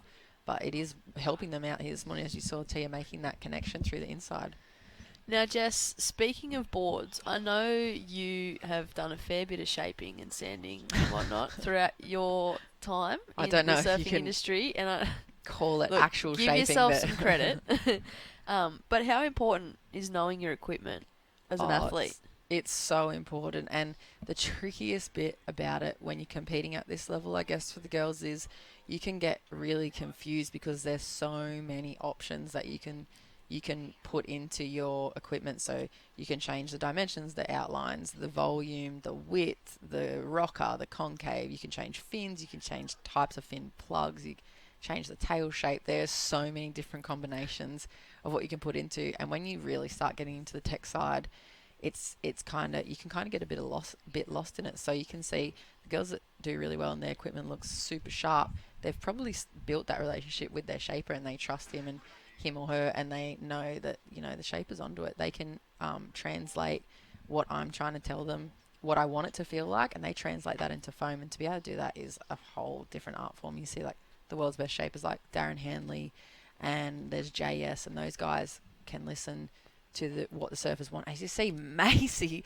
going absolutely ham on her backhand there. That was a huge two-turn combo from Macy, Britt. Tell you what, North Shelley. Oh, we'll claim her. Yeah, we'll claim her as North Shelley. But Tia's first wave coming in as a 5. So that link-up we saw initially, a 5-point ride. We're going to wait for that last score of Macy. That is going to be a pretty big score. That's some very smooth, solid surfing. But Macy is from the Central Coast, originally hailing from down towards Avoca. And her dad, actually one of the original North Shelley Board Riders guys, Gabe, he started the Board Riders Club way back in the 80s, one of the original local guys, and we were lucky enough to pull her back into the club in the last few years, and she's been really important, I think, for Molly's development as well, having a lady up there at the top level. We got a lot of girls in the club, there's probably 100 of them that are competing against each other, but having Molly and Macy, you know, going head-to-head in our normal monthly club comps and giving all the younger girls a sneak peek into what they can actually do if they want to be a professional surfer is pretty amazing. So we're pretty blessed down there. That does sound like an amazing setup there. And, yeah, I think it's so important to have that rivalry and that local rivalry. Like, those two girls, like you said, that's just a Board Riders Club round. Yeah. And for those that may be watching from overseas and tuning in, Australia does have a very strong community base with Board Rider clubs. As you see, have a look at this, Brett. Bottom turn here from Macy. Straight up and under the lip, and again. Times that perfectly, wouldn't you say, for that like last kind of wind up whack on her backhand. So she's locked in a 7.83. So Macy, she's off to an early lead. There's just over 16.5 minutes on the clock. Only looking to drop that 2.0 from her scoreline now. And Tia Blanco, she's locked in a 5.0. So at the moment, it's those two surfers in the red and the green sitting in first and second. Still anybody's heat. Green having a look. Tia Blanco up on her forehand. Nice first turn. I don't think she's going to get much else. And that looks as though that's all she wrote for that one. But as I was saying, Jess, I'm just going to throw down to a post heat, actually.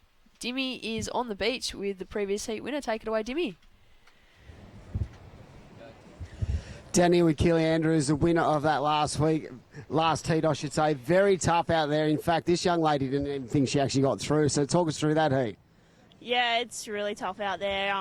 You kind of watch it from the beach and you hear the girls come in and say that they can't hear anything, but until you're out there and you're in the elements, it really is difficult, and it's the worst feeling in the world not knowing what scores you've got or what the other girls have. And I just knew that everyone was surfing so well, so I didn't feel like I surfed a great heat, and I thought I didn't make that one. You got through, and that's the positive about it. Talk us through, as a fan of the sport, this event's the last 6,000 of the year. There's a lot of pressure on you guys as athletes. How have you approached this event going forward? Because you are right on the bubble at the moment. Yeah, for sure. This is an incredibly important event.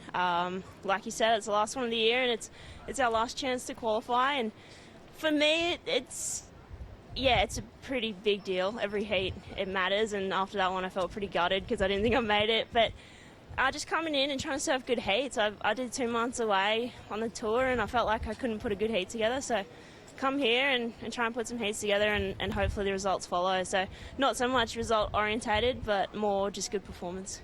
Well, she is through to the next round. She'll be happy with that. She'll surf again this afternoon, and as an Aussie fan, we wish her all the best. Good luck to Savo, Keely. Yeah, thanks so much, guys. We'll throw it back to you guys in the booth, and very tough out there at the moment with these conditions and the wind. They're doing well. Thank you. It certainly does look tough. Thank you, Keely and Dimmy. Looking at this wave here, surfer in white, Carly Shanahan had a good wall on it, but it's kind of just tapered off into not much. Frothy section here. She's going to stick with it. So the young surfer from the Coffs Harbour region linking this one all the way through. Has she got another turn for us? And just out of there. Interesting insight there from Keely. It's actually majority of the surfers that have come in and done their post-heat interviews have come in and said that they can't hear anything in the water. And like Keely said, there's nothing worse than not knowing your scores. But I guess she's just got to back her ability. And Carly Shanahan, she's certainly backing her ability, making things look pretty easy. And that's the thing about competing, isn't it, Britt? Like, you wouldn't be able to see or feel as much from watching the webcast, but today, because of the onshores, it blows all the sound back into the beach, so away from the competitors that are out in the lineup and back into where we're pretty much announcing it from and watching it from. So the competitors in the water are normally used to hearing kind of live situation updates. They hear their scores as they go. They're looking at the priority board, but at the moment now, possibly all they can see is the priority situation. So they're relying on all their training, the fact that they can score themselves on their surfing and try and have a guesstimate, I guess, of where they're sitting in comparison with the other competitors in the heat. But like you heard, Keely, she's a very experienced WCT competitor, and she's saying it's really hard. And you could see the emotion on her face. She'd almost taken it like a loss. She was so kind of prepared to bow out now. And you know, she's sitting literally on the cusp. She's number 11 on the current World Qualifying Series ranking. These heats at the moment, heat by heat for her, are the difference between what she does next year and the rest of her life. As you see, Tia Blanco throwing it all into the lip there, but just getting gobbled up at the end. But yeah, for Keely, if she doesn't make it through one of these heats, it's relegating her back to another full year on the World Qualifying Series. So another 30 events or 40 events through the year to try and re-qualify for the championship tour. And if she makes it through a heat, the consequences are huge. She's literally on the world stage as a championship tour competitor. It's an Olympic sport now. Everybody's watching it. It's so critical to make it through heats. As you see, Macy just throwing some more into her backhand there, but Macy's been in a similar situation. Not as far up on the cusp, but similar situation. Like these heats, literally, the results of these heats determine these women's careers over the next 12 months and what they're about to do probably over the next few years of their life. So very important stuff on the line here for this 6,000 event, day number 2. This event, yeah, it's a crucial one. We're so lucky to have this event here at Port Stephens, and obviously thank you to all the event sponsors involved, and to Port Stephens Toyota and Sister Evolution with the presenting rights for this event. Without this event, these girls would have already pretty much finished their year. Mm-hmm. And, for example, Keely sitting on that cusp, she's sitting in 11th. So, like, these things would have already been determined, essentially. Yeah, it literally, if it was to finish before this event, she may have just missed out by one spot, looking at what's happening at the moment. But, yeah, like I said, it's a lot on the line. And coming back to the Port Stephens and Maitland Toyota, I know we saw the ad there before with Lane Beachley. Like, the Toyota, the Burton family, Kim Burton and his family with the Toyota dealerships, they have been around for so long. You saw MR on the ad as well. Yeah, one of MR the was there, original godfathers of Australian surfing. And obviously, Lane Beachley, 7-time Women's World Champion, 1-time Masters Champion, I think, in the world. She claims it for 8, but the Burton family have been around so long supporting women's surfing. They've been running the Surf Fest for 35 years. Brett? Speaking of ads, we're going to cut to a short commercial break and we'll meet you back here in a short moment.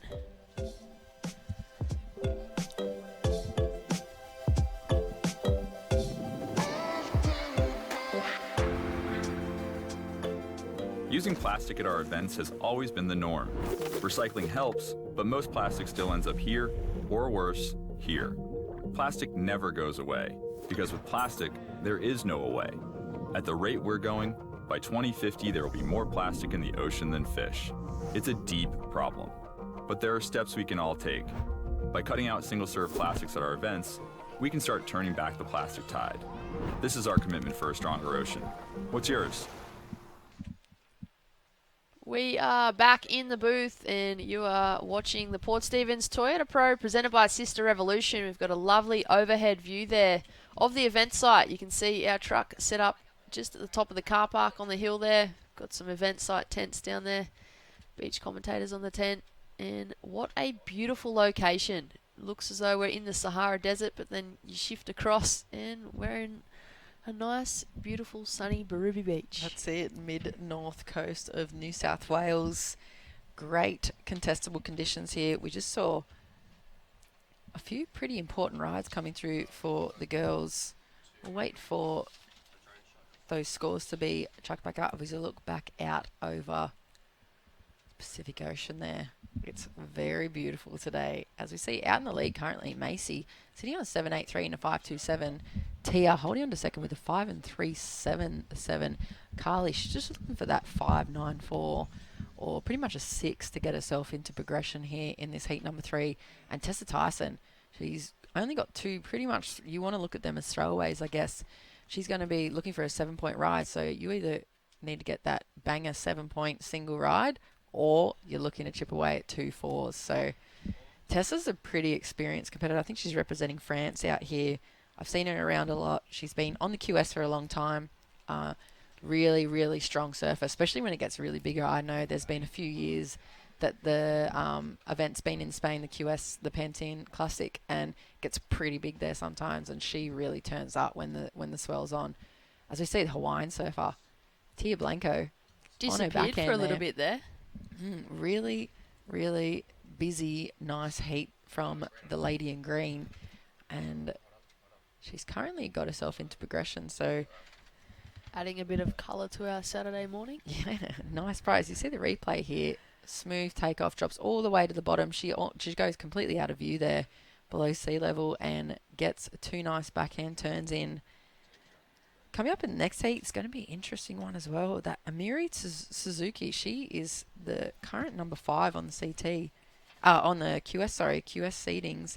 So potentially the first Japanese surfer to be representing in 2020 on the CT. How exciting. I know. Bahine Fierro, Claire Bevilacqua, and Leila Rico Buono. So Japanese, France, Italy, and Hawaii all coming up in heat number 4 of this top seed round of 48. Girls battling out for progression here in day number 2 of Port Stephens Toyota Pro. There's one heat here, Jess, that I'm just looking at this heat draw. Heat number 6. It's like the battle of the younger generation. Brissa Hennessy, Yep. Jasmine Sampson, Elise Cooper, and Mia Collins. Yeah, that's an absolute heavy hitter. Brissa is former WCT competitor from this year, from 2019 season, I believe. Do believe. And Jasmine Sampson, I'm pretty certain that she is the wild card.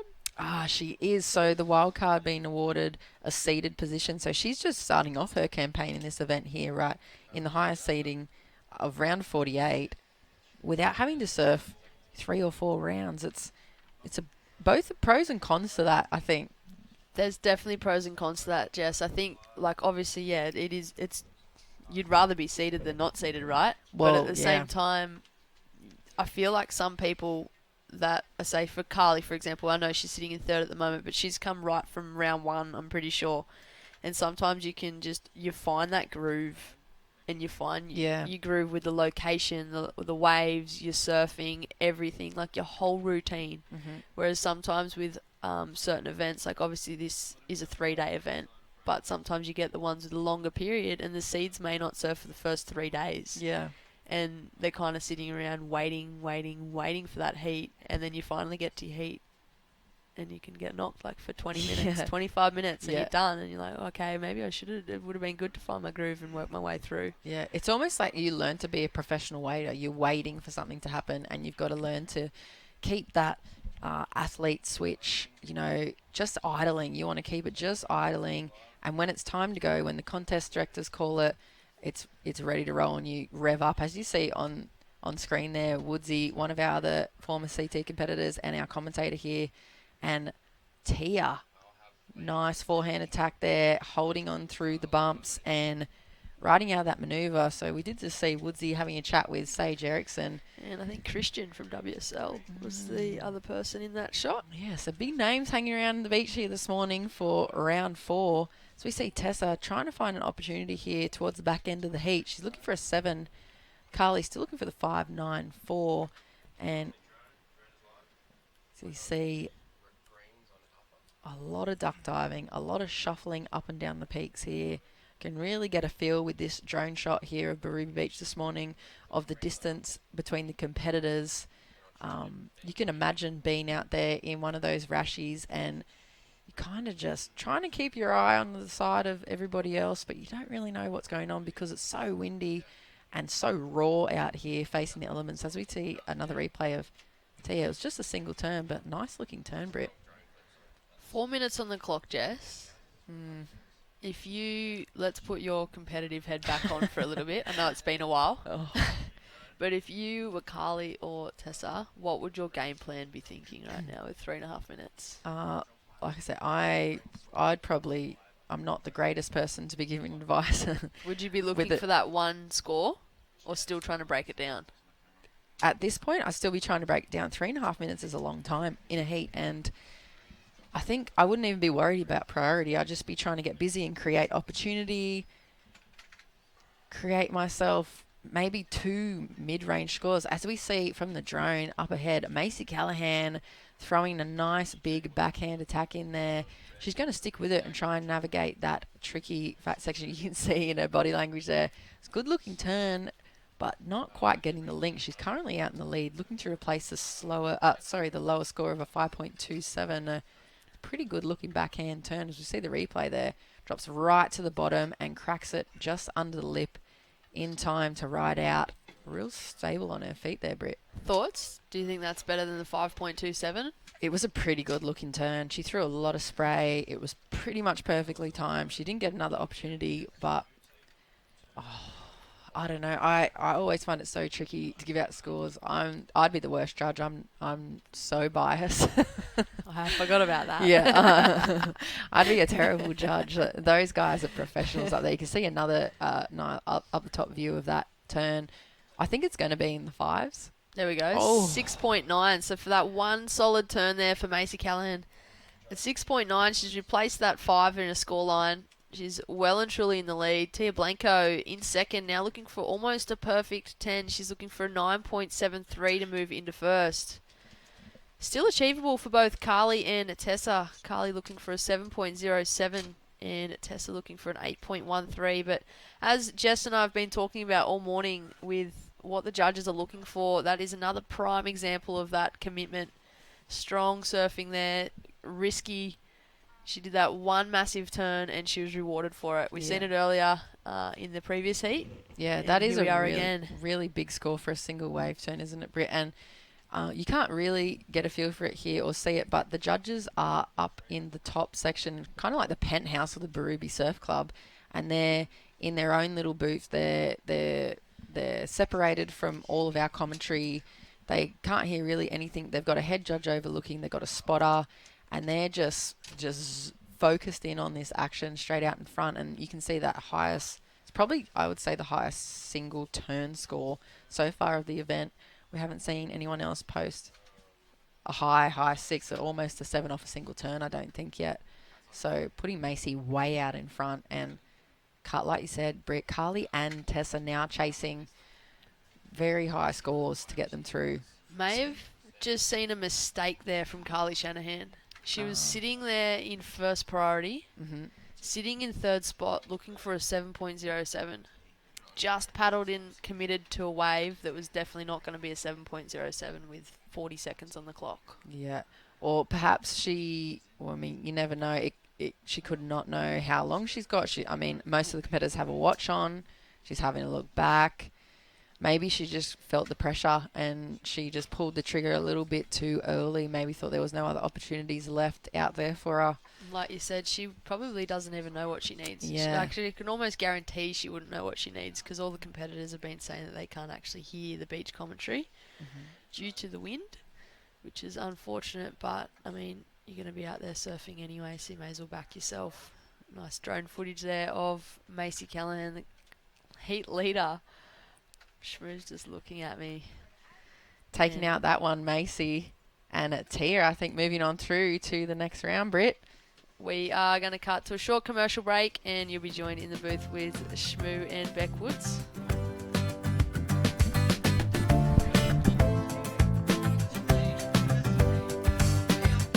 Holidays. Ironman. Outdoors. Ironman. Whoa. Bullbar. Suspension. Lights. Room for a camping equipment. Recovery gear. 100 Ironman Maitland. 800 Ironman. I can't do two things at once. I know. Welcome to beautiful Port Stephens. My name's Bruce Gare of PRD Port Stephens. We're proud to be associated with Surfing New South Wales and the Port Stephens Pro. PRD Nationwide Port Stephens are recognised as the leading real estate team in the Bay that can help you with all your real estate needs from selling, buying, leasing and of course holiday rentals. Our friendly team can help you find just the property you're looking for.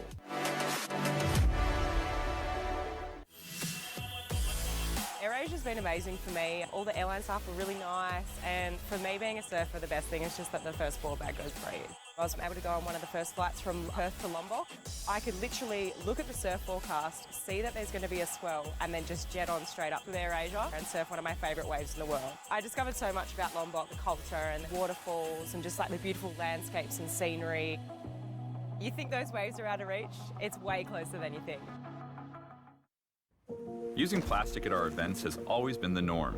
Recycling helps, but most plastic still ends up here, or worse, here. Plastic never goes away, because with plastic, there is no away. At the rate we're going, by 2050 there will be more plastic in the ocean than fish. It's a deep problem, but there are steps we can all take.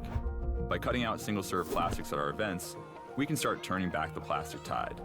This is our commitment for a stronger ocean. What's yours? Well, welcome back to the Port Stephens Toyota Pro, presented by Sister Revolution. Joining me in the commentary box is Miss Rebecca Woods. Beck, good to have you back today. Day 2 of the event. Of course, we're overlapping with the Triple Crown today, but it's all about the men and women. For us, it's about these ladies in the lineup right now. Round 4, heat for Vahini Ferreira of France, by way of Tahiti, Amuro Tsuzuki of Japan, Claire Bevilacqua, well, WA representing Italy, and Leila Ricobueno of Hawaii, who surfed really well yesterday. Another fantastic heat. I mean, it just keeps rolling on and getting better and better. Yeah, into the seeded rounds now, Shmoo, and good to see a lot of World Tour competitors come into the mix. I don't think there's been any major upsets too far. I think we may have lost one or two.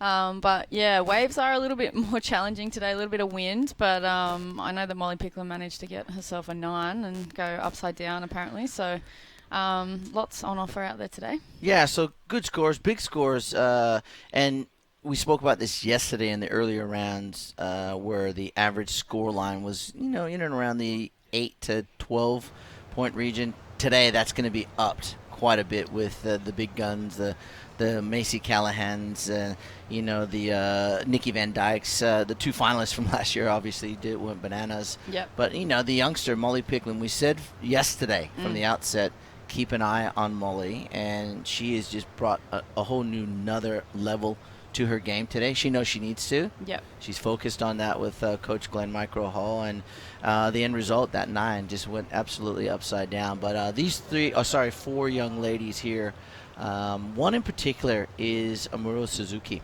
We were talking about her off camera as we see the young Japanese surfer up and riding. She is in first ever Japanese competitor to join the Dream Tour in 2020. Huge. Massive. Huge. Men and women? Yeah. So she makes history, and it doesn't surprise you that it's in an upcoming Olympic year. Yeah, true. They get their first Japanese surfer. As we look at the overview from our drone shot, that's where we're situated here in Anna Bay or Port Stephens. Barubi Beach is the location for this World Surf League QS 6000. Conditions very different than they were yesterday. As you can see, the onshore southerly wind is upon us, but it hasn't deterred from big scores. Yeah, there's been, and girls getting busy already in this heat. 25-minute heats this morning for the whole of round 48. I just had a quick catch up with Sage Eriksson. I haven't seen her for a while, but she's also in. So she said it's a lot different. I think last year she needed a semi-final finish and she got to quarters. So she said, I feel a lot different than I did last year being here, and she seems very relaxed and she's just cruising, having a good time, and yeah, looking forward to a big year next year. Well, for Sage, it's like a second home, really, because she spends a lot of time down on the Central Coast, and she God's loves country. Whoa, that's debatable. As we see, that's Leila Rico Bueno of Hawaii, the young goofy footer. She surfed extremely well yesterday, so she's got a few heats under her belt, which gives her a slight advantage over the likes of Vahini Ferrero of Tahiti, now representing France. Of course, that's an Olympic play, as with Claire Bevilacqua. Now, is Claire coaching the Italian Olympic team or competing? I think she wants to compete. Coach competitor sort of thing? Yeah. Dual roles? I don't know enough about it. But yeah, it's definitely a Olympic move there for Claire. So yeah, she also said she's keen to keep her seedings up, obviously with what's going on next year, and yeah, whilst she's still in Australia, on and off, she wants to keep doing the Australian leg of the contests. I think we qualified the same year, so she's doing well to be still in the water and shredding. She's into round of 48, so it'll be good to see how she goes in these conditions. She is originally from Perth, so no offence to the Perth crew, but she might be used to small onshore waves over there, so that's what she's got today. It'll be good to see how she performs. Yeah, well, the young Hawaiian, as you can see, they're paddling in this one from Eva Beach, which is on the southwest side of the island, has to make way for Vahini. We've seen a lot of this too, a lot of the start of the heat where the girls are just trying to find that groove, that nice sweet spot in the lineup to find those big scores. Once they settle in, I think we'll start to see some higher 6s and 7s hopefully in this heat of round 4. Heat number 4, still 25-minute heats, 18 minutes to go. Amuro Suzuki, what a story. I mean, what a great story. And Japan, they're winning everywhere in surfing these days, and it's gotta, to me, something's gotta kick in. The industry in Japan has been in a real big long hiatus. Okay. And now there's so much interest in surfing due to the Olympics being there, due to surfing being in the Olympics, and due to the fact that the Japanese are winning on an international level. Yeah. It's not just that domestic JPSA anymore. Yeah. They're winning on a global level, which is amazing. I was talking to Wade Sharp, who's the Olympic coach, or one of the Olympic coaches for Japan. Yeah. And they have their spots filled at the moment with Kanoa Igarashi, and Shun Murakami is their other surfer. And then I would think that Amuro would have to be a candidate. I know the girls haven't been, those spots haven't been filled, but it's an amazing story that she's made it. It is. It's huge. And like you said, Shmu, that jump up from winning the 10,000, that was a big jump up, and then she backed it up with a result in Japan recently, so that gave her another couple of points to jump over a few more people, so pretty much solidifying her position on the 2020 World Tour and the Olympics in Japan in 2020. So exciting stuff for the Japanese contingent. They have been around. I always have been waiting for one of them to crack into the big time, so it'd be awesome to see how Amuro goes. And also good, I haven't actually watched her surf, so great to watch her today. Yeah, definitely. And well, we have watched this young lady who's down there with Demi surf quite a bit. In fact, she made the finals last year. We're going to go down and talk to Macy Callahan. She's with Demi. Down here with Macy Callahan, what a performance that was. Very tricky out there because, as we said before, you can't really hear out there, but how did you feel during that performance? Yeah, I feel really good. I'm excited to be back down here. This beach holds a lot of good memories for me, so yeah, just happy to be back here competing. And the conditions are pretty tough. You can't hear anything, you can hardly see the priority board, so it's just a little extra challenges along the way, but yeah, happy with the first heat win. Now, talking about it, we all know the scenarios and the probables and possibles going into this event. As an athlete, do you feed off the fact that you had such a good result last year and that vibe of knowing that you performed here before and that energy that you can take into this event? Yeah, definitely. There is a lot on the line. At this point, I am dropping off the tour and I need these points. But Yeah, I was in the same position last year. I had to make the semi-finals, and I was able to do that. So, yeah, I just taking it heat by heat, and hopefully get a couple more waves, and yeah. Well, if that performance was anything to go by, she's going to be definitely one to beat at this event. She was in great form, and we look forward to seeing her this afternoon. And I'm sure all the Aussie fans out there and everyone at home at Evoca will be cheering you on. Thank you. Hi, everyone. And we'll throw it back to you guys in the booth. And yeah, a solid performance by Macy Gallan in that last heat. A great win. Yeah, thanks, Timmy, and well done to Macy. And again, she's showing that her intent is to make the semifinals. She needs to actually make the semis again, as per the ratings. She's currently, right now, is 19th, but we can go as far as 27th on the QS, can still make the cut.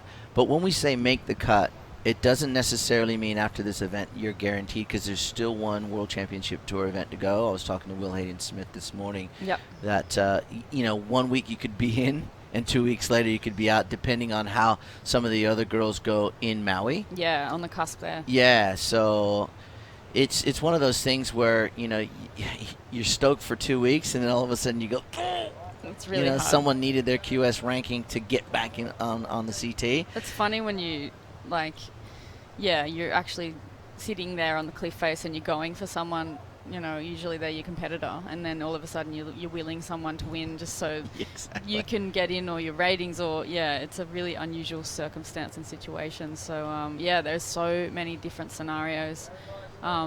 It's good that WSL have done up a lot of the groundwork with that. When you read them all, you're like, okay, this is going to be exciting coming down to the finals here. So I think we'll see what happens in the next few days. It's going to be exciting. Well, the next few days are exciting, yes, indeed, because we're going to have girls that weren't in starting yesterday, and then will be in come tomorrow and Sunday.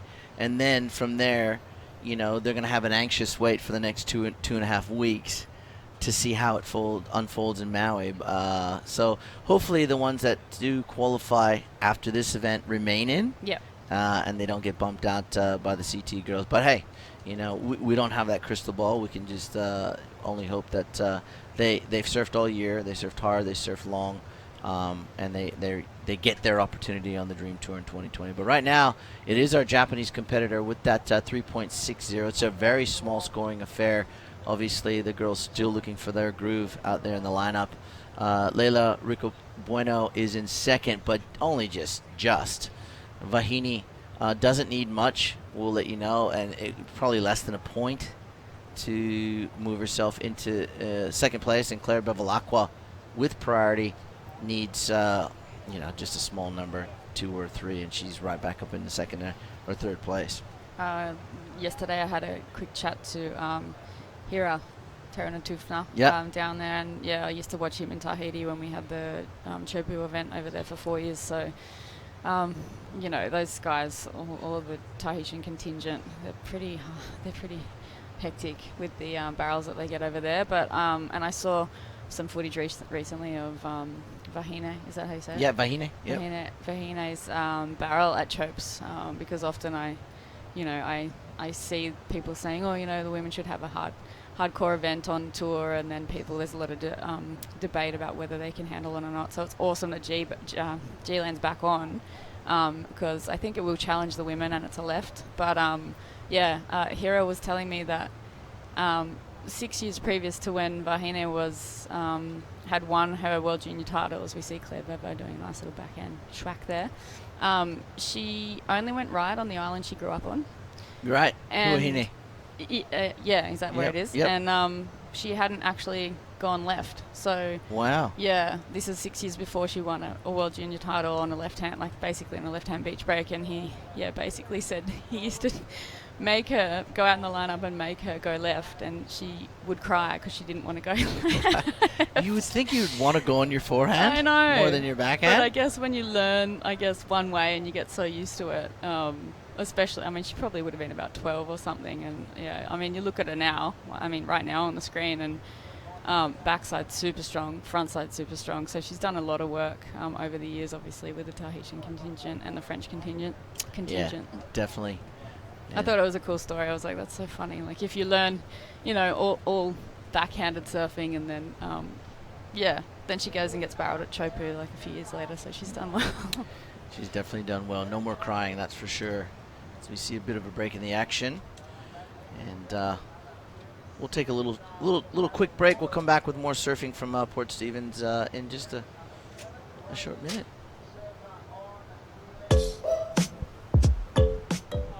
Obviously, the main benefits of this great program are to educate as many people as possible.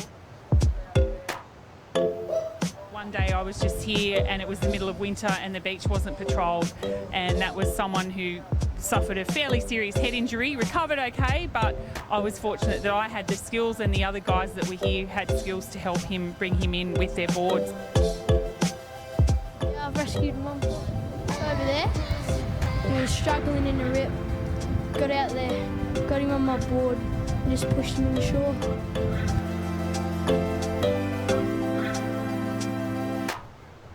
And welcome back. And one thing I will say about that commercial, Surfers Rescue 24/7, is for all surfers, whether you ride a bodyboard, a sup, a longboard, a log, and or shortboard, it is a necessity.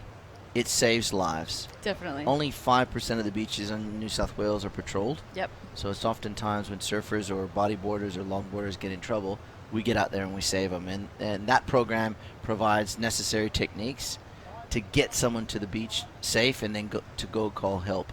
Awesome. So you can go to surfersrescue247.com, and it's a free program, by the way. Okay. Yeah, so we have them up and down the New South Wales coastlines, and I know that Queensland, or WA, and as well Victoria also have Surfers Rescue 24/7 programs you can sign up for. They're free. That's good. And there's also a free CPR component that comes with it. Oh, so that's great. you know, necessary tools to help those in need. We always say we hope you never have to use those skills because you know, you're not in that situation. But if you do, you've got really good tools to help you, and they're simple skills. Yeah, I think inevitably as a surfer, you will At have some to stage. at some stage have to Definitely. rescue someone, and yeah, you do want to have the right skill set because yeah, when someone's in a panicked mode, I used to lifeguard a little bit down on the beaches of the Central Coast whilst I was on tour in the last couple of years, and you really don't want to go too close to somebody who's panicked. So yeah, that would definitely be a good program. It's a good point you bring up. What 24/7 Surfers Rescue 24/7 teaches you is to utilize your surfcraft as a space between you and someone who's in trouble. Because what happens is that they want to crawl all over you, and then you're both in trouble. It's about keeping calm. It's about, yes, using those techniques in different types of scenarios, and I won't go too far into it, but go to surfersrescue247.com, have a look, sign up. As Sounds a surfer, I think it's our duty of care, and I host those programs as you saw there. And I'm just looking. I was looking at that video, going, man, I've been grazing in a good paddock for the last couple of years.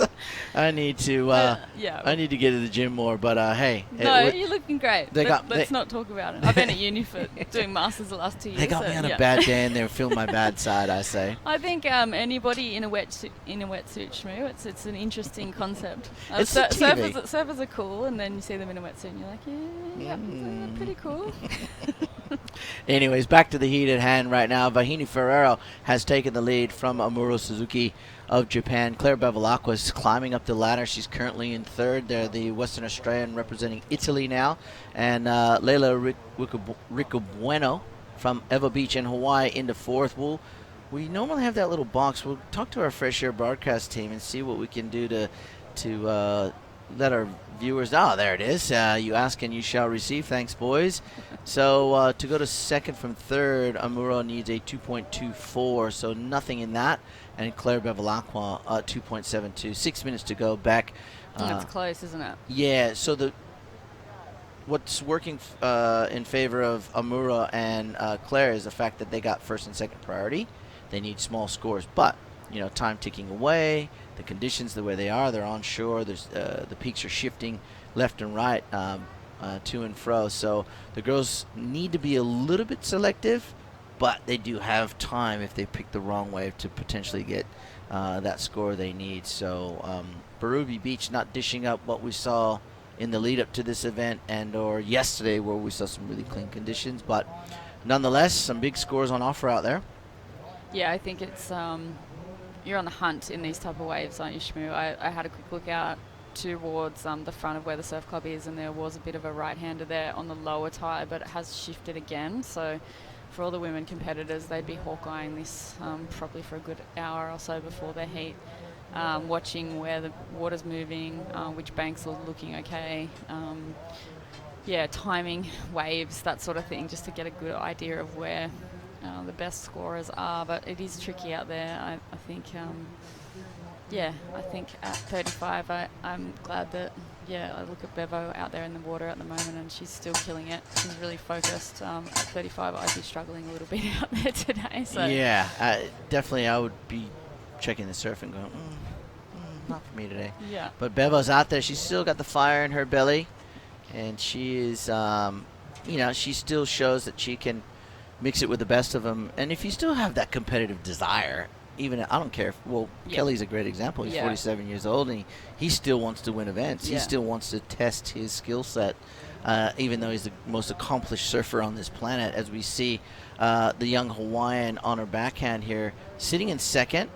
A few nice turns there. Now she's going to try and work her way to the inside. You can see the transition of tide. The tide is rising. Yeah. So it's a lot more difficult. They start to do that, what we refer to oftentimes as the Huntington Hop. Yep. Try to get to that inside. And if you don't have that, I used to try and follow the whitewater pathway. I'd always try and, that would be part of my strategy, is pick a wave. As we see the replay here of Leilani. Nice first turn, carving it back into the whitewater, climbs up over that section, and then now she's looking to see where that pathway, and there really wasn't one for her to follow because it just went into deep water. So unfortunately that didn't happen for her, but Layla did get some nice turns, and she now sees herself in the first place, the surfer from Hawaii, with a 3.47. Yeah, she navigated that wave well. It was quite tricky at the start there, so she did well to get a couple of quick turns in. Just looking down a little bit further, it does look like there's a couple of steeper wave faces down there, down towards where potentially Molly Picklum was surfing. So we'll see if the girls can get some higher wave scores at the moment. Both last two competitors struggling a little bit with that what do you call it, a big channel. So they go into a bit of a channel there, turn into the fat runners through the inside, but maybe with the higher tide we will get the link ups. Yeah, definitely. It's still early morning here. We started at 7 a.m. and the southerly wind, as we look at the overview, look at that, 35 kilometers of beautiful sand dunes that you can go and check out through riding an ATV. They got camel rides. You can see actually the camels were right in shot there on the right side of your screen. They actually bring the camels on the beach here at Berube.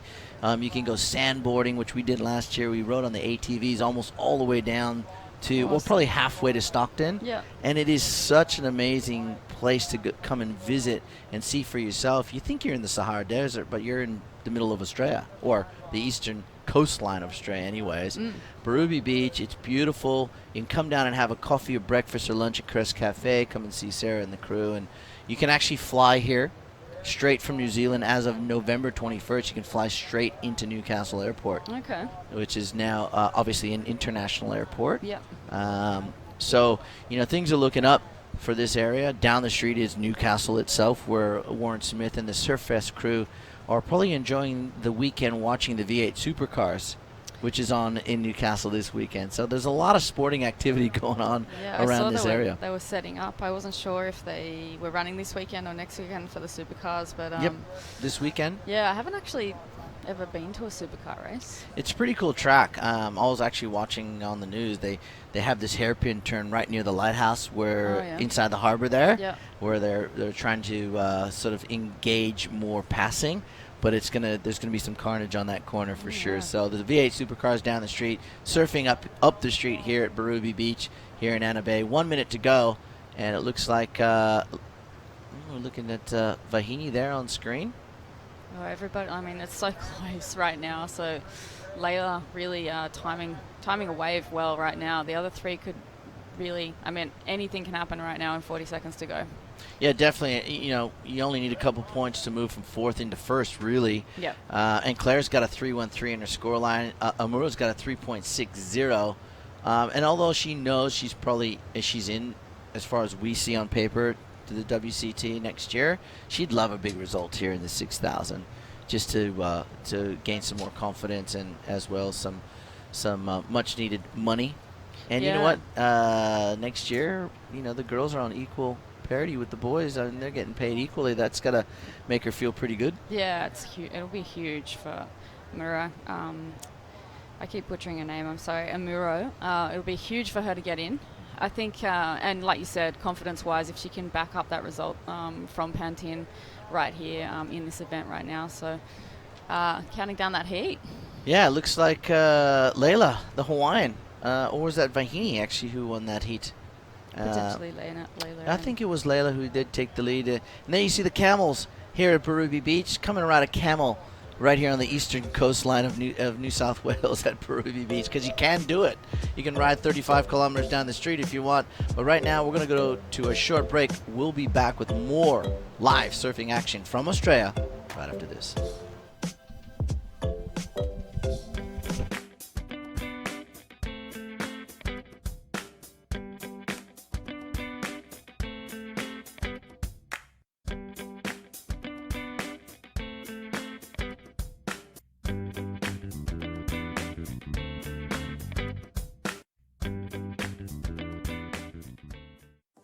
Imagine the perfect holiday destination, perched on the pristine beaches of Port Stephens. Middle Rock Holiday Resort is the complete family getaway location with everything the kids love, so you can just sit back and relax while they play. Nestled in stunning Tomaree National Park means nature is right on your doorstep. So pull up in your caravan, pitch a tent, or relax in luxury cabins. Middle Rock Holiday Resort Port Stephens, where you can relax while the kids have fun. AirAsia pretty much go to every surf destination that you want to go to. We jumped on a plane with AirAsia to Sri Lanka, and we actually surprisingly got some really good waves. Kind of got that Indonesia vibe with way less people, and the water was warm, it was sunny, and the waves were perfect. AirAsia's been really good in the sense of keeping the prices at a really low level that you're going to get there happily and jump on and hopefully get some good waves. That's what surfing's about.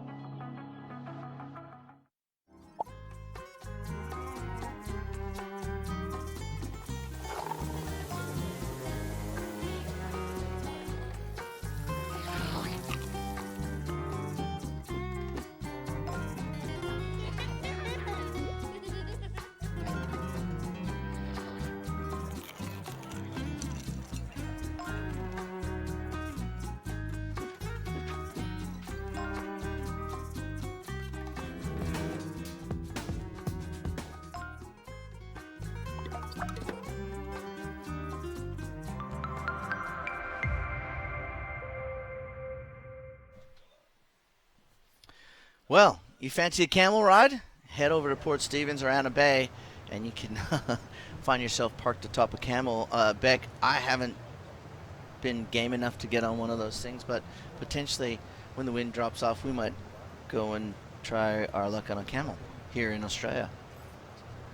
So, turn my mic on. Yeah, normally it works better that way. Let's have a look. They do look a bit challenging to ride, actually, but well, no, I'm not a massive fan of horses, but I mean, maybe the camel is the answer here. Maybe the camel is the answer. Let's have a look at four of the best surfers in the world right here at round 4, heat number 5. Alyssa Spencer from the USA, Mahina Maeda of Japan, Keala Tomoda Bannert of Hawaii, and True Starling from right down the road at North Narrabeen. And the girls are up and riding here at Burrubi Beach. Conditions, 3 to 4 foot, chunky, lumpy, but quality. There's still a few quality waves about this high tide lineup at the moment. Normally it's the lefts on the high tide and then the rights on the low tide, as we saw yesterday, and the girls are paying close attention. But we've got a lot of events still to run, only in day 2 of 3, Beck. Yep. And we've got a lot of hopefuls that could qualify. This lady's one of them, Alyssa Spencer. She's from the United States of America, and we watched her final in Boomerang a couple years ago when she was, I think, 14 or 15, and she was in a final with Holly Wan. She just blitzed through the field. Yeah, right. And obviously came up against a very informed Holly Wan in the final who took out that event. But she put everyone on notice. I mean, she put me on notice in terms of how young she was and how talented she was. So she's finding herself in more and more QSs. She's still a junior surfer, as is, the likes of Molly Picklum. But they're that next generation. 2024, she could see her. And look where she is on the rankings. Yeah, I mean, sitting in 7th. So this is a huge event for her. Young competitor, we see a replay here. Really nice open face carve there. Great technique. Great to be able to see a lot of these new women coming up, and I think she'll get a pretty solid opening score for that one. It was nice to see a solid wave coming through with a little bit of face to it. She's from the USA and sitting in 7th on the QS. So she's just in that cut line. It goes down to 8th at the moment because we have, as we said, a few double qualifiers. Alyssa, as she said, looking for a big result here. She's an amazingly talented surfer, but so are the other 3 girls in this heat. Yeah. Keala, Mahina, and True definitely going to show everyone around the world their skill sets in the lineup. True, obviously a seasoned competitor, being from Australia. Mahina, she was here last year. She loves Australia. I mean, who doesn't love Australia? And Keala as well. I know Keala was in Manly, and she did some of the Pro Surf Series last year. So all of them have experience in Australian waters. It's just today, it's completely different from yesterday. If they thought they were going to show up to the beach today and weren't paying attention to the conditions, well, it definitely was going to catch them off guard. Yeah, and I think, it is sometimes a frustrating thing about our sport, but also the joy. You never really get the same wave twice, and I think that's what draws us all back here. And the ocean can be challenging at times, but you look at someone like Molly today who just could make an opportunity out of the waves that she got. Getting a 9 today and absolutely blasting it. So I think that the future is bright. We look at this lineup right now, and Mahina Maeda also. She's been around for a few years. She's had a couple of event wins, and I'm actually surprised that she hasn't kind of cracked it, to be honest. Well, I always say it's a process and it's consistency.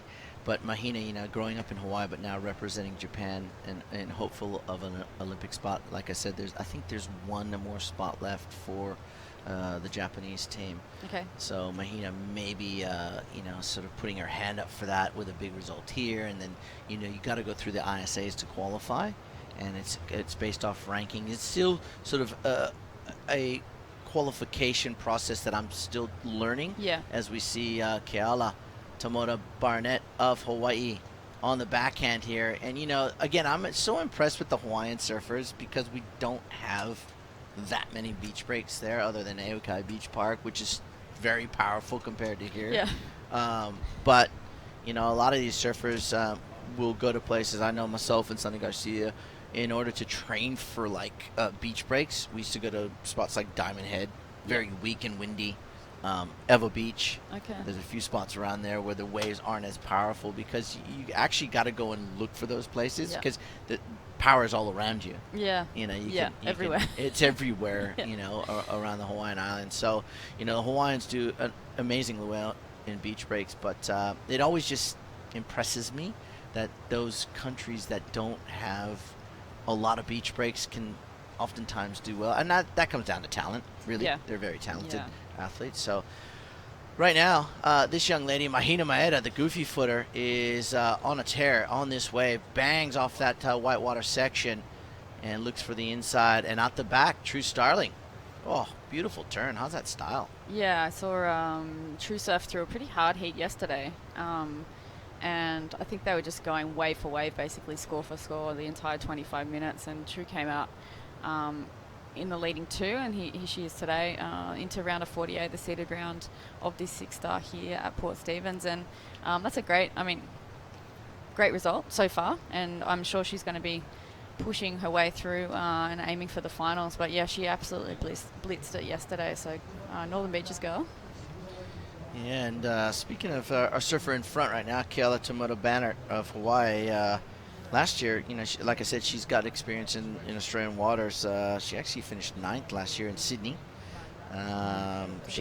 She was at the Sister Revolution Central Coast Pro as well. So she's got some experience here. She's been down to Phillip Island. But her best results have actually been here in Australia. Yeah, so, yeah, and here we go. This looks like true on that replay. I love the style, love the hand motion. You know, when a surfer can really open up that turn, like this young lady, Mahina Maeda, who did a nice little 2-turn combo. Yeah, Mahina, great technique, great style. Nice and compressed through her turns. The front side's good, her back side's good. Good to see her getting some scores in this heat right now. And she has moved into the lead with a 5.17. I wonder where she got that wave from. Yeah, little probably left-hander. that north corner there. Yeah. It looks like Mahini's positioned herself a little bit away from the pack. And when I was outside, I noticed the girls were creeping a little bit more down towards the south. Although the bank is kind of right in front of the Board Rider Club. The Crest Cafe is where I think the bank is actually centralized. Right now, it's Mahina with a 5.17 out in front. 15 minutes to go. She's got that 1.93. Keala with priority needs a 3.78 to regain the lead. Alyssa Spencer, her highest score to date is a 3.07, needing a 2.97. So it's wide open, really. True Starling, 2.87 on that last try, just that one turn. Looking for a 3.17, but plenty of time left. I think we'll see a lot of positional changes throughout the course of the next 14 and a half minutes here at Berube. QS 6000 World Surf League event. This is, again, the last big push towards a good seating for next year, and for some ladies, a position on the World Championship Tour for 2020. And it's a lifestyle that, Beck, you and I have both lived in our respective eras. It's great. It's challenging. It's fun. It is the dream tour, but it can be somewhat of a nightmare if you're having a shock or two. I don't know about you, but was there any one place around the world where you just couldn't get it together, like result-wise? Bells Beach. Bells. Every year, I think Bells Beach is possibly. I mean, put me out Winky any day. Put me out Rincon any day. Yeah. Put me on the bowl. The bowl is a hard place to surf. Yeah, I just could. It just like literally was like I was standing up with the wrong foot forward. And I think that's what surfers love, is that challenge of trying to figure it out. Yeah. And once they do, once you get that wave at the bowl, that just allows you to open up. You know, I see, Sally Fitzgibbons and Steph Gilmore's and Silvana Limas, who have all won there before. Yeah. And then you got Jordy Smith and Kelly Slater and Andy Irons and Sunny Garcia. And Bells was actually one of my favorite places. But Winky is obviously, Sunny and I made the final there in 95. Yeah. And the Hawaiians always do well there. Yeah, they do. It's cold. I used to always watch the Hawaiians do well. I mean, it's totally opposite to everything in Hawaii. And I'm like, why do you guys I don't understand. I don't get it. But anyways, that's a discussion for another day. I know that Crispy's down there with the winner of that last heat. Let's go down and hear what she has to say.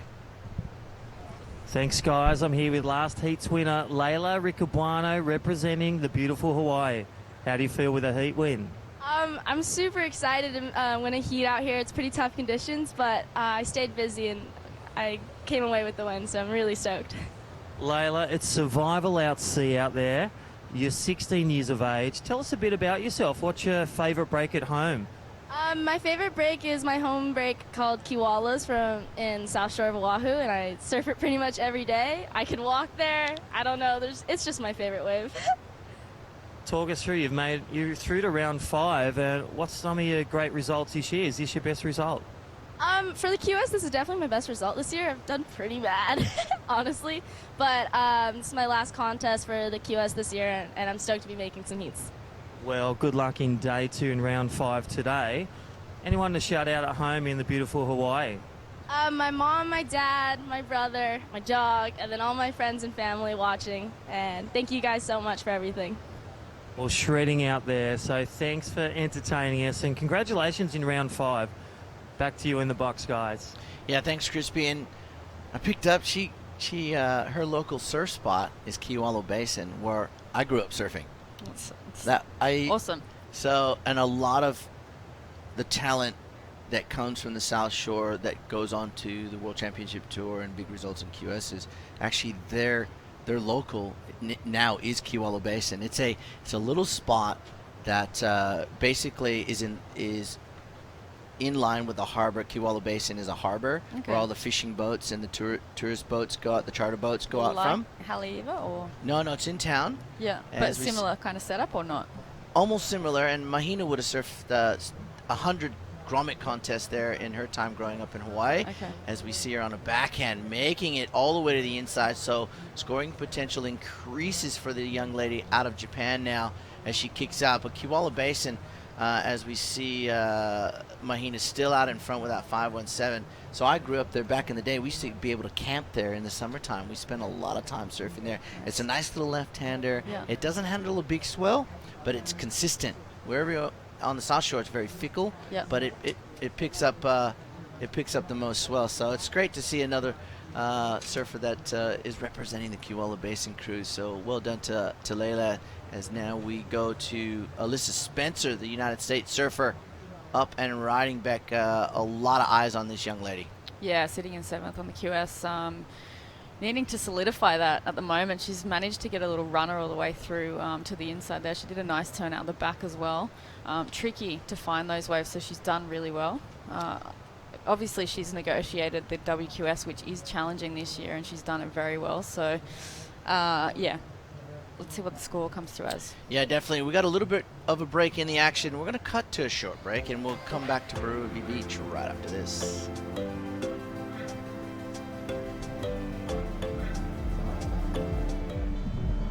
Yeah, I grew up there.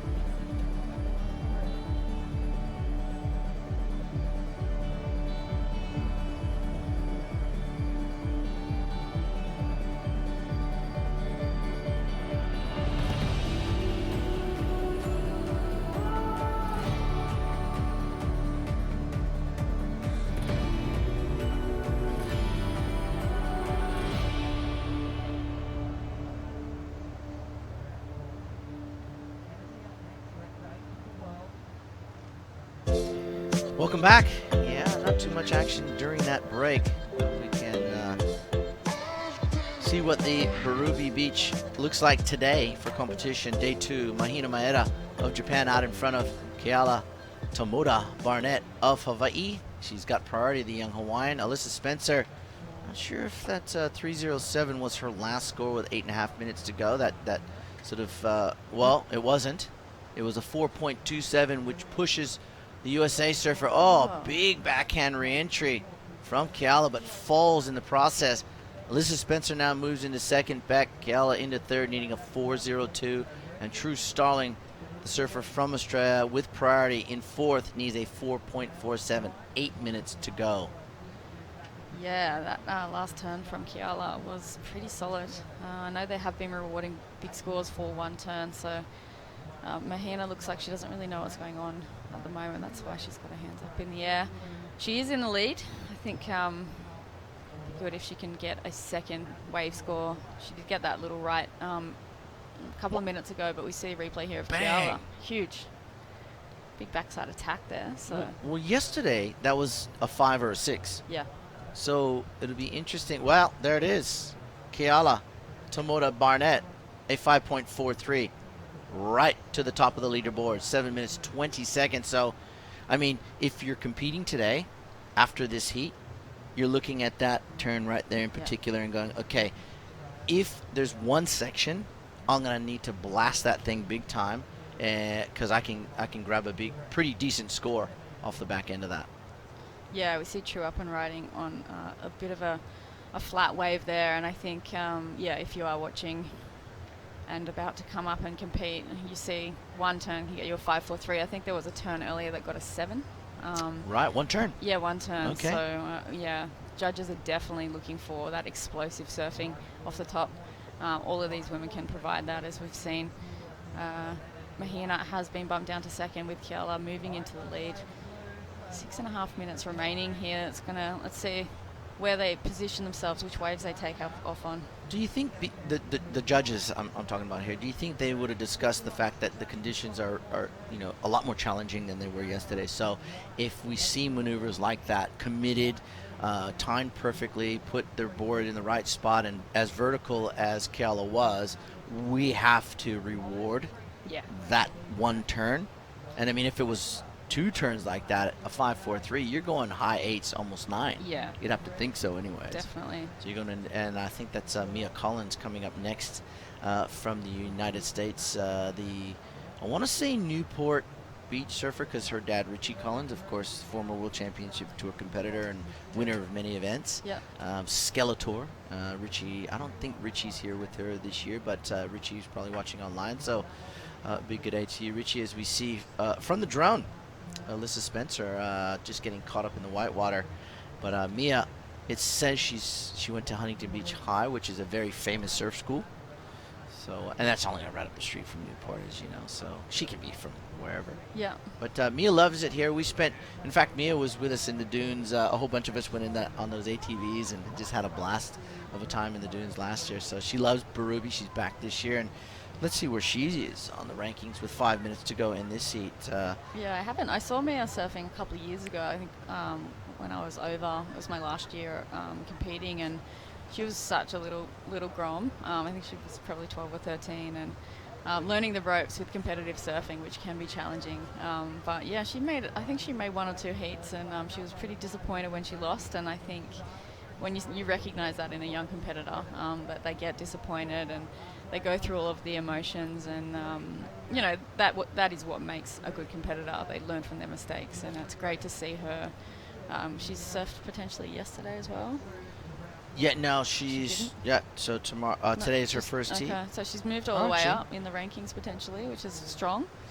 And good to see. Yeah, she's all grown up, traveling the world. She is traveling the world with a bunch of friends. I know she was down in Phillip Island a couple of weeks ago for that event down there, and she was traveling with a friend of mine, QS surfer now, Jay Brown. They went down there, and I think they got some pretty good waves down there too. So Phillip Island, that place holds some gold. As we see our heat leader with 4 minutes on the clock, Keala Tomoda Barnett of Hawaii, is in front of Mahina Maeda of Japan. Alyssa Spencer from the United States looking for a 3.88 here at Berube Beach, and True Starling, well, she's looking for a 5.27 now, and the United States surfer up and running, bangs off the oncoming white water. Just going to follow this wave as far as you can to the inside, bouncing your board. She's a little lightweight and almost makes it through to the inside. You can see that wave start to peel off. Had she made that, maybe a 3.88 was going to be the reward. However,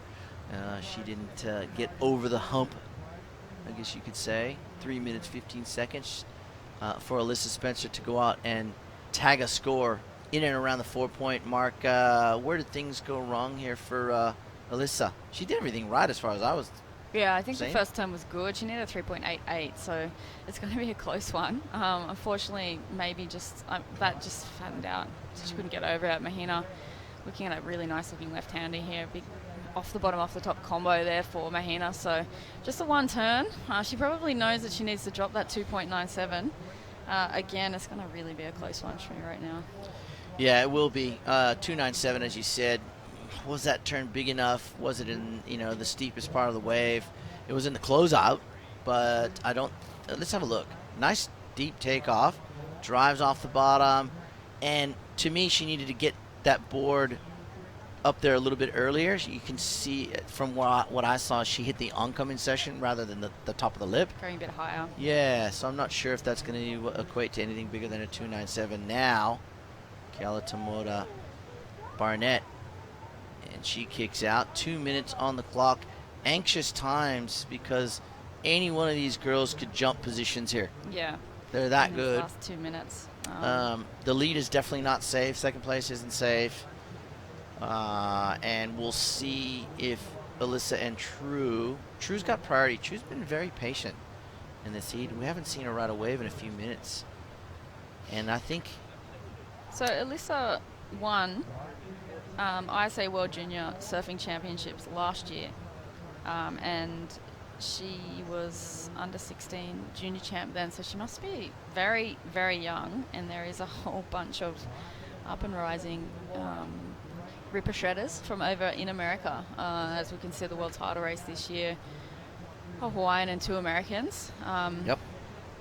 So yeah, Alyssa seems to be part of that push right now, and yeah, she has won a world junior title now. So this is just the natural progression for a surfer coming into the ranks. But she's from Carlsbad, which is one of my favorite places on the west coast in America. I love it down there. That's where I used to stay in between events with a couple of friends. Their grandma owned a house basically right at Carlsbad actually, and it was just such a nice place to chill. Like, it's just got a really nice relaxed vibe. It's kind of like Australia. Yeah, I lived down there for a few years around that area, and yeah, it definitely had a relaxed vibe. I wasn't relaxed during that period of my life, but everyone else was. Okay. But it's beautiful. There's a shop called Cream of the Crop on the way to Oceanside, and it's like, yeah, a health food shop. I miss that place. I know. So many good eateries around that area, but 24 seconds. You know, Alyssa's sitting on that cut line, and she's about to get potentially cut from this event if she does not post a 4.38, and she's up and riding as we say that. I think we missed the first part of that wave for the youngster. She timed that well. And she did. She might make me eat my words here. She needs a 4.38 now, so Mahina on that last wave, that left that she got, did make things a little bit harder. So let's see how this wave is. Big first turn there, and the wave did go a little bit fatter. It's going to be close. Look, compared to what Mahina did, I'm going to say she's going to fall short, unfortunately, for Alyssa Spencer. But we are going to leave that in the judges' hands. So unofficially, it looks like Keala and Mahina moved through that heat, unless Alyssa did post that 4.38. But we'll find out after the break if she did, and we'll see you live with more surfing action from Berube right after this.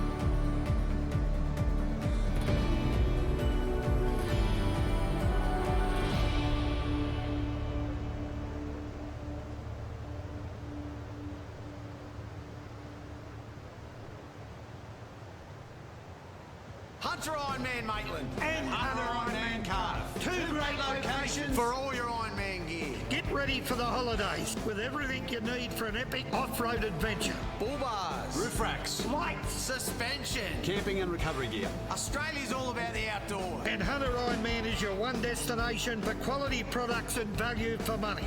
Get ready for the holiday At Hunter Ironman Maitland and Hunter Ironman Cardiff.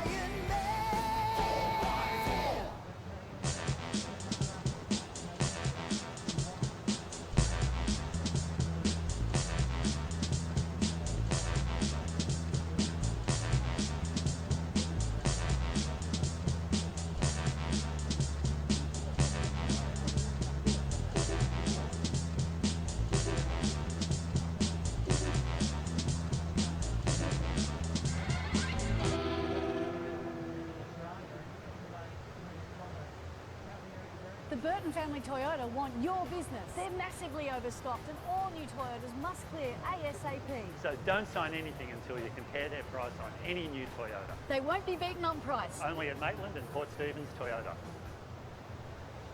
Welcome back to Anna Bay, Port Stephens, New South Wales, Berube Beach. John Chamoka, Beck Woods bringing you all the incredible action from this location, the idyllic location. Right here, 2.5 hours from Sydney CBD. And right now, round 4, heat number 6, Brisa Hennessy of Costa Rica, Jasmine Sampson, the local wild card, up against fellow Australian Elise Cooper and Mia Collins from the United States of America. So another international surf heat here on the beach. We're out in the lineup, Beck. Good matchup. Yeah. Doesn't get any easier. No, from here, I mean, from the first rounds, I was watching the heats, and yeah, it's a stacked. Every heat is stacked. But Brisa Hennessy think she is in her rookie year on the World Tour this year, and she's taken it to all of the women on tour. She's taken some big scalps this year, and I think it's been really a pleasure to watch her, actually, because sometimes you can, I mean, if you're young and inexperienced, I guess you can get a little bit overwhelmed by big names, but Brisa has not done that. She's completely just stepped up and been confident in her approach, and her frontside hacks in Indo, I think it was Kramis or somewhere there. She was shredding. I was like, it's just really nice to watch, and she may have even, I think, had a wild card to Maui and took a few big names down there as well. So she was ready. When she stepped on, she was definitely ready. I think sometimes some surfers enter in and they may be a bit green, but she definitely was not one of them. Yeah, over the years, Brisa's actually taken out a few scalps in Honolulu, so she's a spoiler at that event, as we saw the local wild card from Anna Bay, from right here at Berube, Jasmine Sampson. So Jazz opened up her campaign. Now Brisa, the lady we were talking about, loves the good, strong, powerful surf. She doesn't mind a big 8-footer at Honolulu, as well as a nice little 4-footer here at Berube. She's well skilled in all those areas, and she will be looking to increase her ranking on the QS. Right now she's sitting on that cut line. So, she's probably, her vision would be quarterfinals better. I mean, obviously all the girls are thinking that way, but to really solidify her spot on the CT for 2020, Brisa's definitely going to want to feature on finals day. Yeah, I was did a bit of reading. I think she didn't know the point scenario for her initial year that she qualified, and it was this event last year that she had made semis, but she lost in the semis against Nikki Van Dijk potentially, and so she didn't know whether she'd qualified or not, and I think the Australian commissioner walked up and after the semi and just said, "Oh, look, yeah, I want to let you know that you have qualified." So she was, it was all a big shock and surprise for her, and I think it's interesting. Different competitors know what points are required, exactly what is required, and they need to know that, and others they just don't want to know. They're like, please don't discuss the scenarios with me. I don't care. I just need to surf. So I was definitely the points adder-upper and wanted to know what was going on. But Brisa obviously is exactly the opposite with that. Well, I can tell you right now, Brisa on the World Championship Tour is on the cutoff line as well. Okay. She's on both cutoff lines. She's 8th. Where is she She's sitting? 10th. Okay, she's so right. That's top 10, right? But, look, maybe her strategy coming here to Port Stephens is the fact that if she can semi-final, second, first, she's definitely going to solidify herself and take some pressure off Maui. Yeah. Because you got to think, you're going in, it's the last event, it's your last throw of the dice. You get one heat each, you get 2 goes at it. Mm-hmm. There's not many waves on the CT. in Maui either. Yeah. As in, like, the waves pump, but you get a wave kind of every 8 minutes or so. So when you're on them, you can't, like, this is why I found Bells so frustrating. If you made a mistake at Bells, you only got 2 rolls of the dice, basically. So, yeah, Brisa, I mean, watching her at Honolulu, though, she's got to be confident going into that event. Definitely. I think now with Bells, though, they got jet skis so you can get right back out, whereas back in those days we didn't have any jet ski assist. Honolulu, no jet ski assist. Yeah. So you're going under your own power. But, maybe her strategy for Brisa is thinking, okay, let me get a good result here. She's already got a good score, 6.83. First wave score for Brisa Hennessy. Backs it up with a 1.07. Still plenty of time to go. A few other small scores for Jasmine and Elise, but Mia Collins sitting out there with priority. So right now, Brisa, she definitely wants to potentially solidify her QS ranking. Yeah. To not have to worry so much about, oh my gosh, I've got to make this heat, I got to make that heat at Honolulu. And what that'll do, it will put a bit of a shot across the bow for competitors on Maui, knowing that, hey, she doesn't have as much pressure as potentially, someone like Chris who's going for a world title, or someone like, potentially Macy Callahan who doesn't, who needs a result there too. I'm just spitballing here without looking at the scenarios, but I'm just using those as an example. Yeah. For me, I'm going to go, man, let me solidify myself on the QS so I can go to Maui and just concentrate on riding those amazing waves when they come through. Because we all know what happens when that creeps into your mindset. you start second guessing wave selection. You're thinking about other things rather than focusing on what you need to be doing, and that's surfing the wave really well. Yeah, very so true. And maybe that's your strategy. Enjoying, I think some of my best memories of the tour are sitting down, at the end of the year. You're with a whole bunch of people you've just spent the whole year with, and you're looking up at those cliffs, and then there's these perfect barreling 6 to 8 foot waves coming in, and what you really, that's what you live for. That's why you want to do the tour, is to surf those perfect waves, to be given those opportunities. And there's 2 of you in the lineup, and it's a world-class wave. I think some of those images in my head, it's what you live for. And when you're sitting out there and you're nervous and you've got pressure on you and you're wanting to qualify, and I think going into the last event without those pressures, you can just enjoy it and just really let your hair down and just try and get barreled. And this lady loves to get barreled too at her local at Huntington Beach on any given day. This is Mia Collins. A few nice big backhand slams, and she's opened up her scoring account with 16 minutes remaining in this round 4 heat number 6. Mia was very patient. I like that. She's really confident in her ability to score big points by waiting for the good ones, finding her own spot in the lineup to which she can not have to worry about the other girls hassling her, priority, and takes that out of it. Let's have a look. Nice size wave too. Drives off the bottom, big backhand turn, and then she's going to get another here as it connects with that oncoming section. Smaller turn on the second one, but 2 nice turns. A 4.17 pushes her up into second place. So Jasmine Sampson, the local wild card, you can see her on screen there. If I was out there, I'd be sort of blanketing almost Jasmine, just nudging closer to her, pressure there, because she's going to know the lineup, you think. Yeah. But in a heightened situation where you're a local wild card, you haven't competed as consistently as a lot of the other girls have, being Elise Cooper, Brisa Hennessy, and Mia Collins, she's going to have a little nerves in her tummy that can sometimes throw you off in terms of where you sit in wave selection. But she's smart. She's going to go to where she knows she gets the waves on a regular basis. So I'd be kind of cruising next to Jazz and stealing the waves off her. So that being said, here is Mia Collins up and riding again. Nothing doing too much on that wave. So we're going to cross down and talk to the winner of that last heat, who is with Michael Crisp. Well, with last heat's winner, Keala Tomoto Bennett from Hawaii, well done. Thank you. Yeah, the waves are kind of tricky today. Talk to us about big playing field out there, challenging conditions. What were you focusing on out there to get your win? I kind of was just focusing on keeping busy and just catching a lot of waves, because you don't know which ones are going to stand up and which ones are going to go flat. Now talk to us about where you're from, Kauai, the beautiful island of Kauai. Who are some of your friends that you surf with and train with over there? Well, I surf with my sister mostly, and I train kind of these similar conditions. That's awesome, man. Your second year here at the QS at Barubie Beach, the beautiful beaches of around Newcastle and Port Stephens. How have you found it this year? Last year was definitely, the conditions were better, but I'm just stoked to make it to round 5.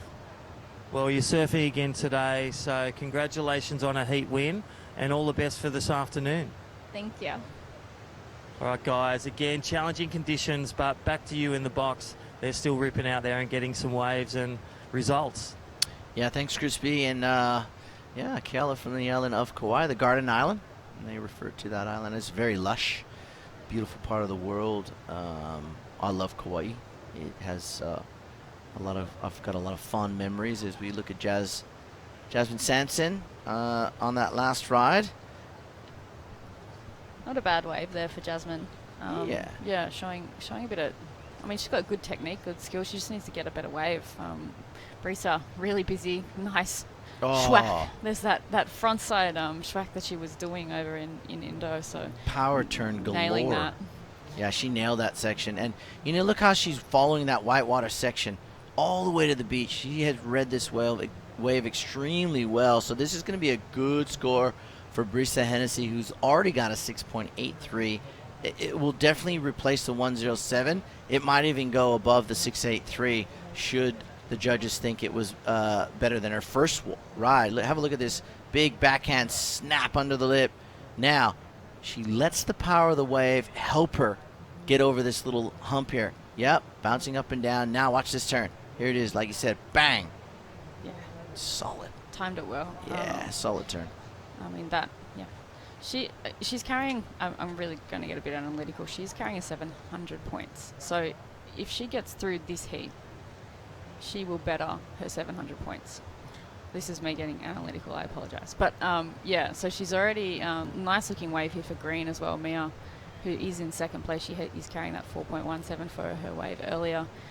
So yeah, for Brisa, she potentially, if I've got it right and my eyesight is good, could be improving on her lowest carrying WQS score at the moment. I think there is a bit of a gap between her and Alyssa Spencer. So Alyssa did bow out of that previous heat. She didn't get the score she needed on the buzzer there, which is a bit disappointing. I think she's had really consistent results though, so it is going to be hard to get, for a lot of surfers, to get above Alyssa. When I looked at her results, she's carrying quite a high lowest score there. So we see a replay here for Mia Collins. She's getting the old, well, she's avoiding the Huntington hop, which is good. I think she's got a really nice fluency to her style, and she's managed to weave her way all the way through to the inside and actually go vertical on that inside backhand snap there. So we'll see what drops for Mia Collins. Both Brisa and Mia managing to ride through to the inside here, which is really challenging. Huntington can be really challenging like that. I found that inside, you do your big turn out the back and then you get the big fat section and you have to try and tag the shorey. That was a bit of pressure always, but Mia obviously knows what she's doing in these type of conditions. Yeah, definitely. We got 10 minutes to go in this heat. We're going to cut to a short break. We'll be back with the back end of this great heat between these four young ladies right after this. Using plastic at our events has always been the norm. Recycling helps, but most plastic still ends up here, or worse, here. Plastic never goes away, because with plastic, there is no away. At the rate we're going, by 2050 there will be more plastic in the ocean than fish. It's a deep problem, but there are steps we can all take. By cutting out single-serve plastics at our events, we can start turning back the plastic tide. This is our commitment for a stronger ocean. What's yours?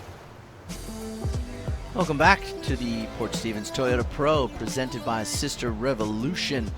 Of course, the new brand on the block for the ladies, sisterrevolution.com. Go and check them out. The sister brand to Vissla.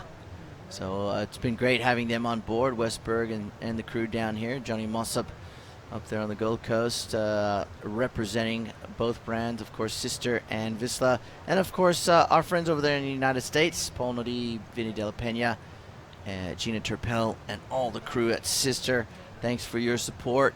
9 minutes remains. Brisa Hennessy just in front of Mia Collins. That last wave for Brisa was a 5.77, so 6.83 still the single highest score in this event, or in this heat. Beck, Jasmine Sampson, and Elise Cooper, well, they've got the work cut out for them. Yeah, they do. And Elise, I watched Elise surf through hard heats yesterday. So Aussies need to get busy right now.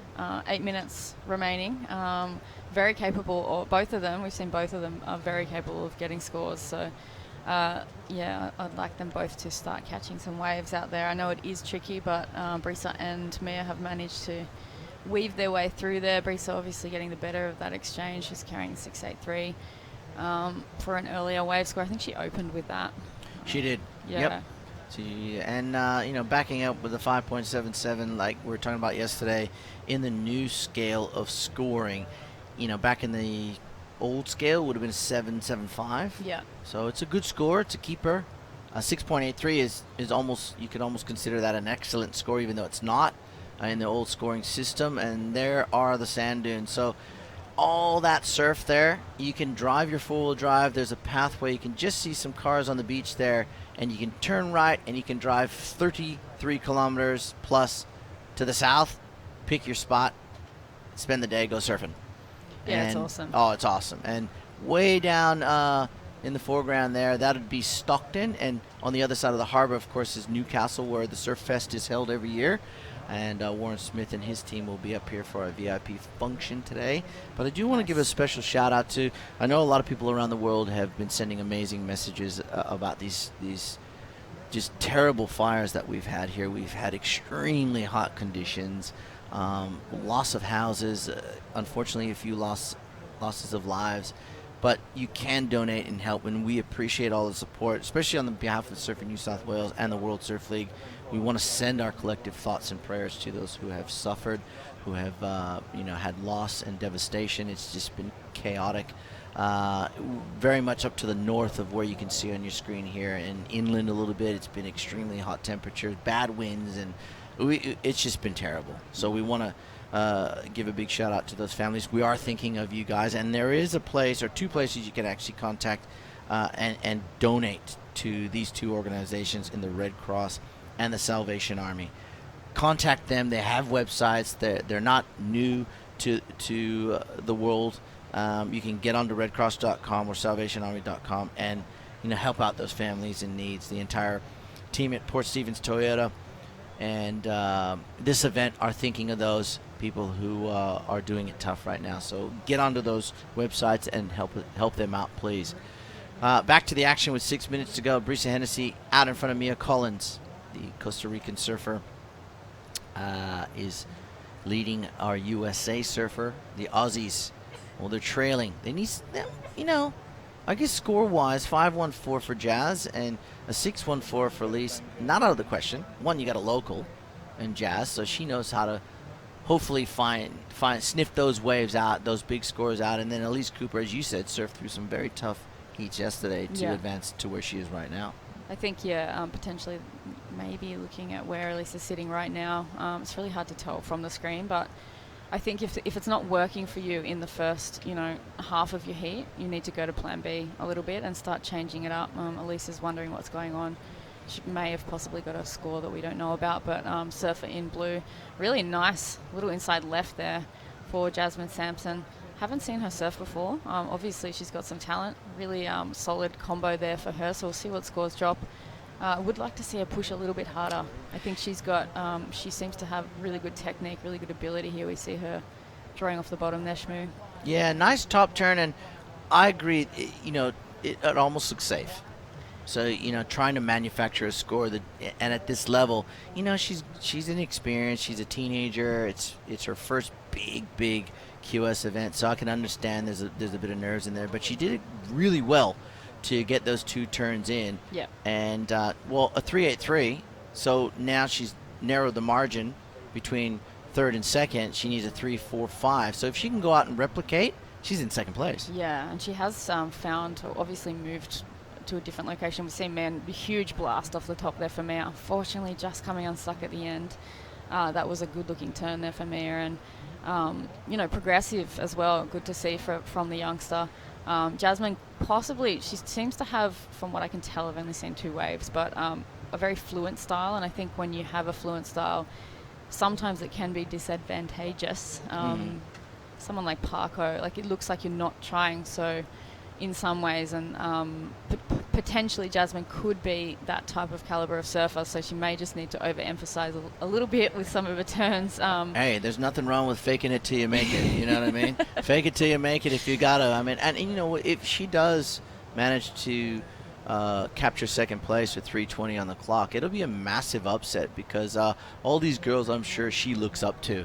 Yep. So to be in the water with them, there's nerves. The fact that you're the local wild card, there's nerves. The fact that she's very inexperienced at this level, there's nerves. Yep. So if Jazz can manufacture another score, a 3.45 or better, and push herself into second place, it'll be a massive upset. Yeah, it'll be huge. And a good, big confidence boost for her next round. But having said that, I'm sure Mia and Brisa are thinking otherwise. I'm going to hold this youngster off, and then Elise, she's not too far behind.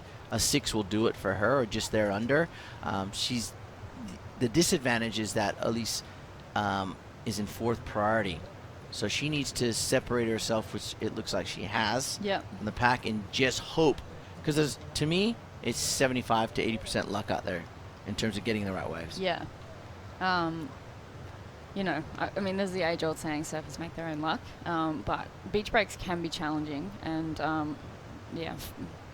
20 seconds can make all the difference here. I'm wondering where Elise is sitting in this lineup a little bit, because she obviously hasn't got a wave of substance as yet, and Jasmine looks like she may be sitting a little bit further inside, so she's made a conscious decision to potentially come in.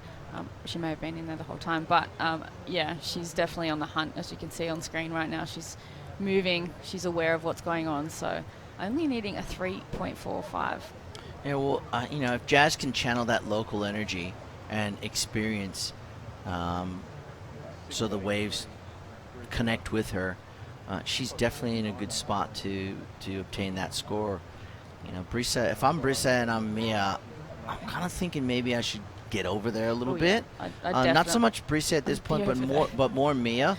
But at the same time, you don't want to paddle off the peak, as they say. Yeah. If they're in the peak that's getting them their scores, so you're in two minds here. Should I go and blanket? And you can see 3 surfers are huddled up together, whereas Jazz is off on her own with 1 minute to go, time ticking away. Will it pay off for the young wild card, or will Brisa and Mia hold her off, because she's charging home? And Elise Cooper, she's kind of in that place where I just got to throw caution to the wind here if a wave comes my way, and just sort of hopefully the girls don't pick it up, because I've got 4th priority too and need a 6. Yeah, they're almost blanketing Elise at the moment. I think that in their own way, they're not right on top of her, but I think Mia is looking up the beach and wondering where Jasmine potentially is sitting. So interesting tactics from all the girls, but really so far, I mean, Brisa has come out on top.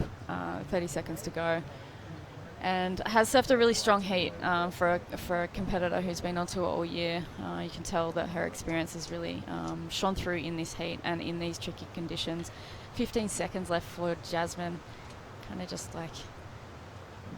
Well, we could see something here. She's almost willing a little bump there, but at the same time, if you're Mia Collins, you're doing the opposite, so it's a hard one. 2 seconds, 1 second.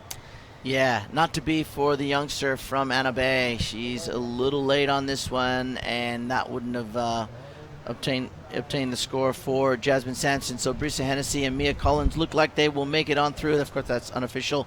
Into the next round, we will cut to a short break and bring back in Britt Nicol and Jess Grimwood from right here in Port Stephens.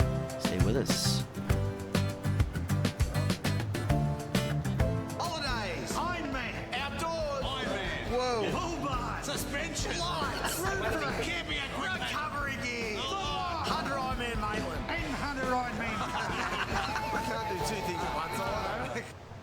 Welcome to beautiful Port Stephens. My name's Bruce Gare of PRD Port Stephens. We're proud to be associated with Surfing New South Wales and the Port Stephens Pro. PRD Nationwide Port Stephens are recognised as the leading real estate team in the Bay, can help you with all your real estate needs, from selling, buying, leasing and of course holiday rentals. Our friendly team can help you find just the property you're looking for.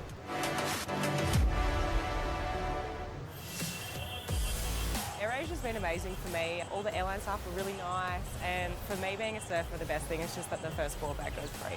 I was able to go on one of the first flights from Perth to Lombok. I could literally look at the surf forecast, see that there's going to be a swell, and then just jet on straight up with AirAsia and surf one of my favourite waves in the world. I discovered so much about Lombok culture and waterfalls and just like the beautiful landscapes and scenery. You think those waves are out of reach? It's way closer than you think. Using plastic at our events has always been the norm. Recycling helps, but most plastic still ends up here, or worse, here. Plastic never goes away, because with plastic, there is no away. At the rate we're going, by 2050 there will be more plastic in the ocean than fish. It's a deep problem, but there are steps we can all take. By cutting out single-serve plastics at our events, we can start turning back the plastic tide. This is our commitment for a stronger ocean. What's yours? Welcome back to the Port Stephens Toyota Pro, presented by Sister Revolution. In the booth with Britt Nicol and Jess Grimwood. See Ellie Brooks there on screen, preparing for a heat. She's got that smile. See some cupping bruises on the back too. Example of the girls getting some therapy, I think. manage their season, manage their bodies, and perhaps maybe some injuries or little niggles. Keep them fresh coming into this pre-season warm-up at the end of the year for 2020 season. How about this heat, Britt? We have the 3 Aussies up against the Europeans. So Nikki Van Dijk, Michaela Green, Nadia Eristab, and Freya Prum. This is a great heat. Obviously, we know the Aussies quite well. Michaela coming off the back of starring on that reality TV show, The Block. House Rules, I think. Oh, House Rules? I thought it was The Block. She's probably lining up for The Block the next time, but House Rules. So she's really building a name for herself in the reality TV sector here in Australia. And obviously, we got Freya. She is absolutely one-of-a-kind character, Miss Prum, and been on the QS for a little while now. And then you got your seasoned vet, one of the crowd all-time favourites, Nikki Van Dijk. And I don't know too much about Nadia, but I believe, was that the Basque Country flag that she had there?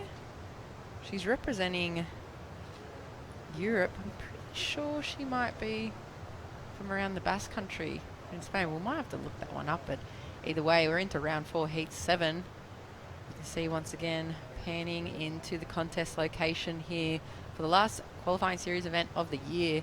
There's the setup, there's the Crest Cafe on the right of your screen and the Berube Surf Lifesaving Club on the left. You can see the little penthouse bit on the front of that surf club. That's where the judges are situated and looking out. And we do have our surf rescue teams. Thank you to the council and to the local community for supporting the event, providing the beach goers and all of the competitors in the water some safety, water safety. And where is she from?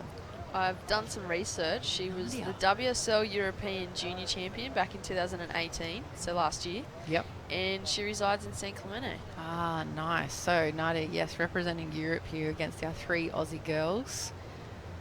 It's potentially could be a really big heat. I know Freya's got a fair bit of an air game under her belt there.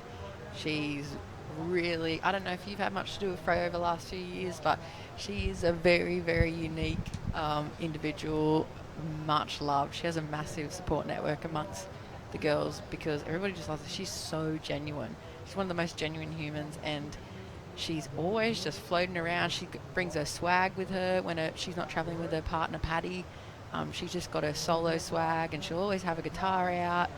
And she's just, you know, just a loving tour life. And you've seen her go from strength to strength. She puts in so much work in the off season.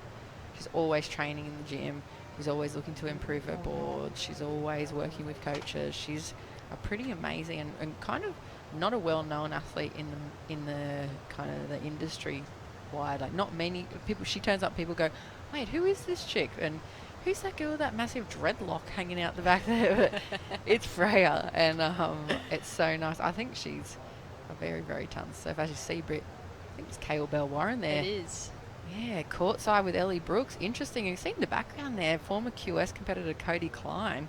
I think it's her partner over there, and they're having a chat with Paige Harab. So lots of big names on the shores here this morning, Britt. There's a little crew for you. Oh, yeah. They hang out a fair bit, those 3 girls. Yeah, back to Freya. I've actually done a fair bit of travelling previously with Freya over the years that I competed on the QS. And she's such a unique individual, but Freya is like, what you see is what you get. She's so passionate about what she does. She's the ultimate frother. Ultimate froth, isn't she? Dark till dark, she says. Like, literally, that's all she does. Yeah, absolutely. That's last night we were waiting for her to come home. I had a dinner with her last night, and it was like 8:30, 8:40, pitch black. Everyone's like, where is Freya? Like, her swag's here. Where is she? And she was still in the surf, of course, still just surfing to the very last second possible. And especially, you know, we know it's pretty full of wildlife out here in this area in Berube. It's like such a beautiful untouched region. So you do get a lot of dolphins, a lot of natural sea life, and not even phases Freya. She's just out there till she literally can't surf anymore.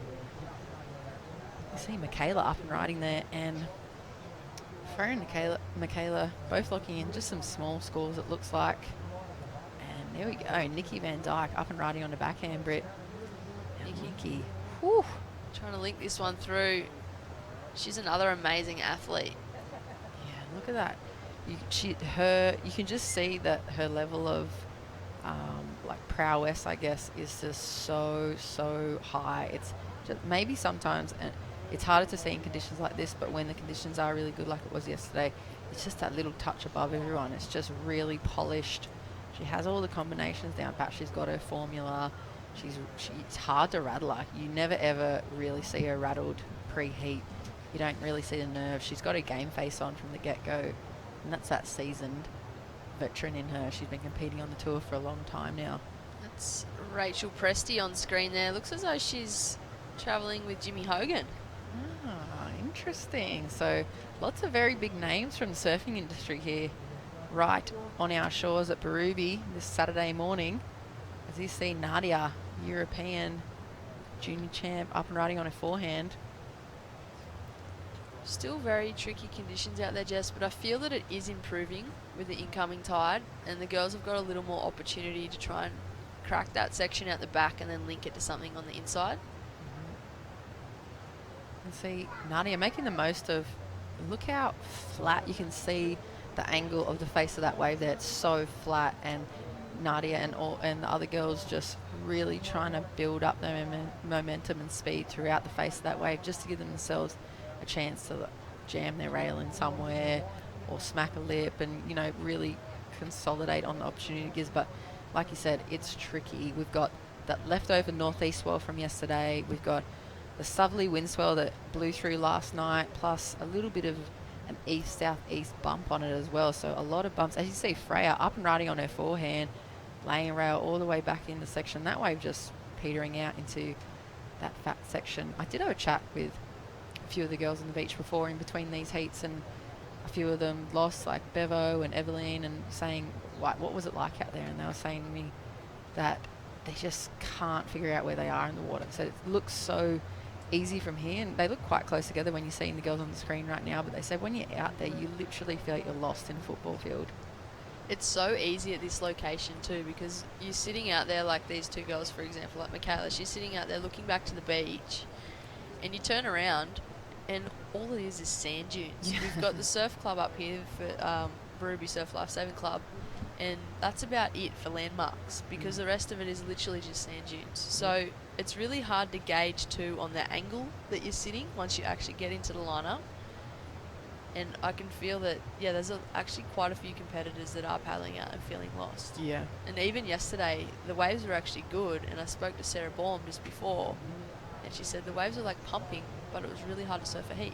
Yeah. Yeah, and that is that spread that they have, and like we said, it's kind of tricky to pick up here from the screen view, but it's so big. I heard somebody liken it yesterday to putting 3 or 4 football fields together and then trying to figure out where you sit on that without a marker.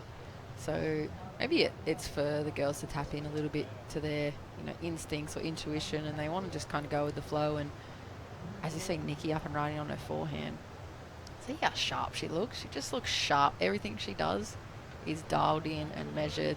There's no real adjustments there. Her feet are really solid. She just looks like every little movement is for a certain reason. It's not an accidental bump or wiggle anywhere. But yeah, the girls maybe having to rely a little bit more on intuition to find their spot in the line up today and get that little pop-up opportunity maybe.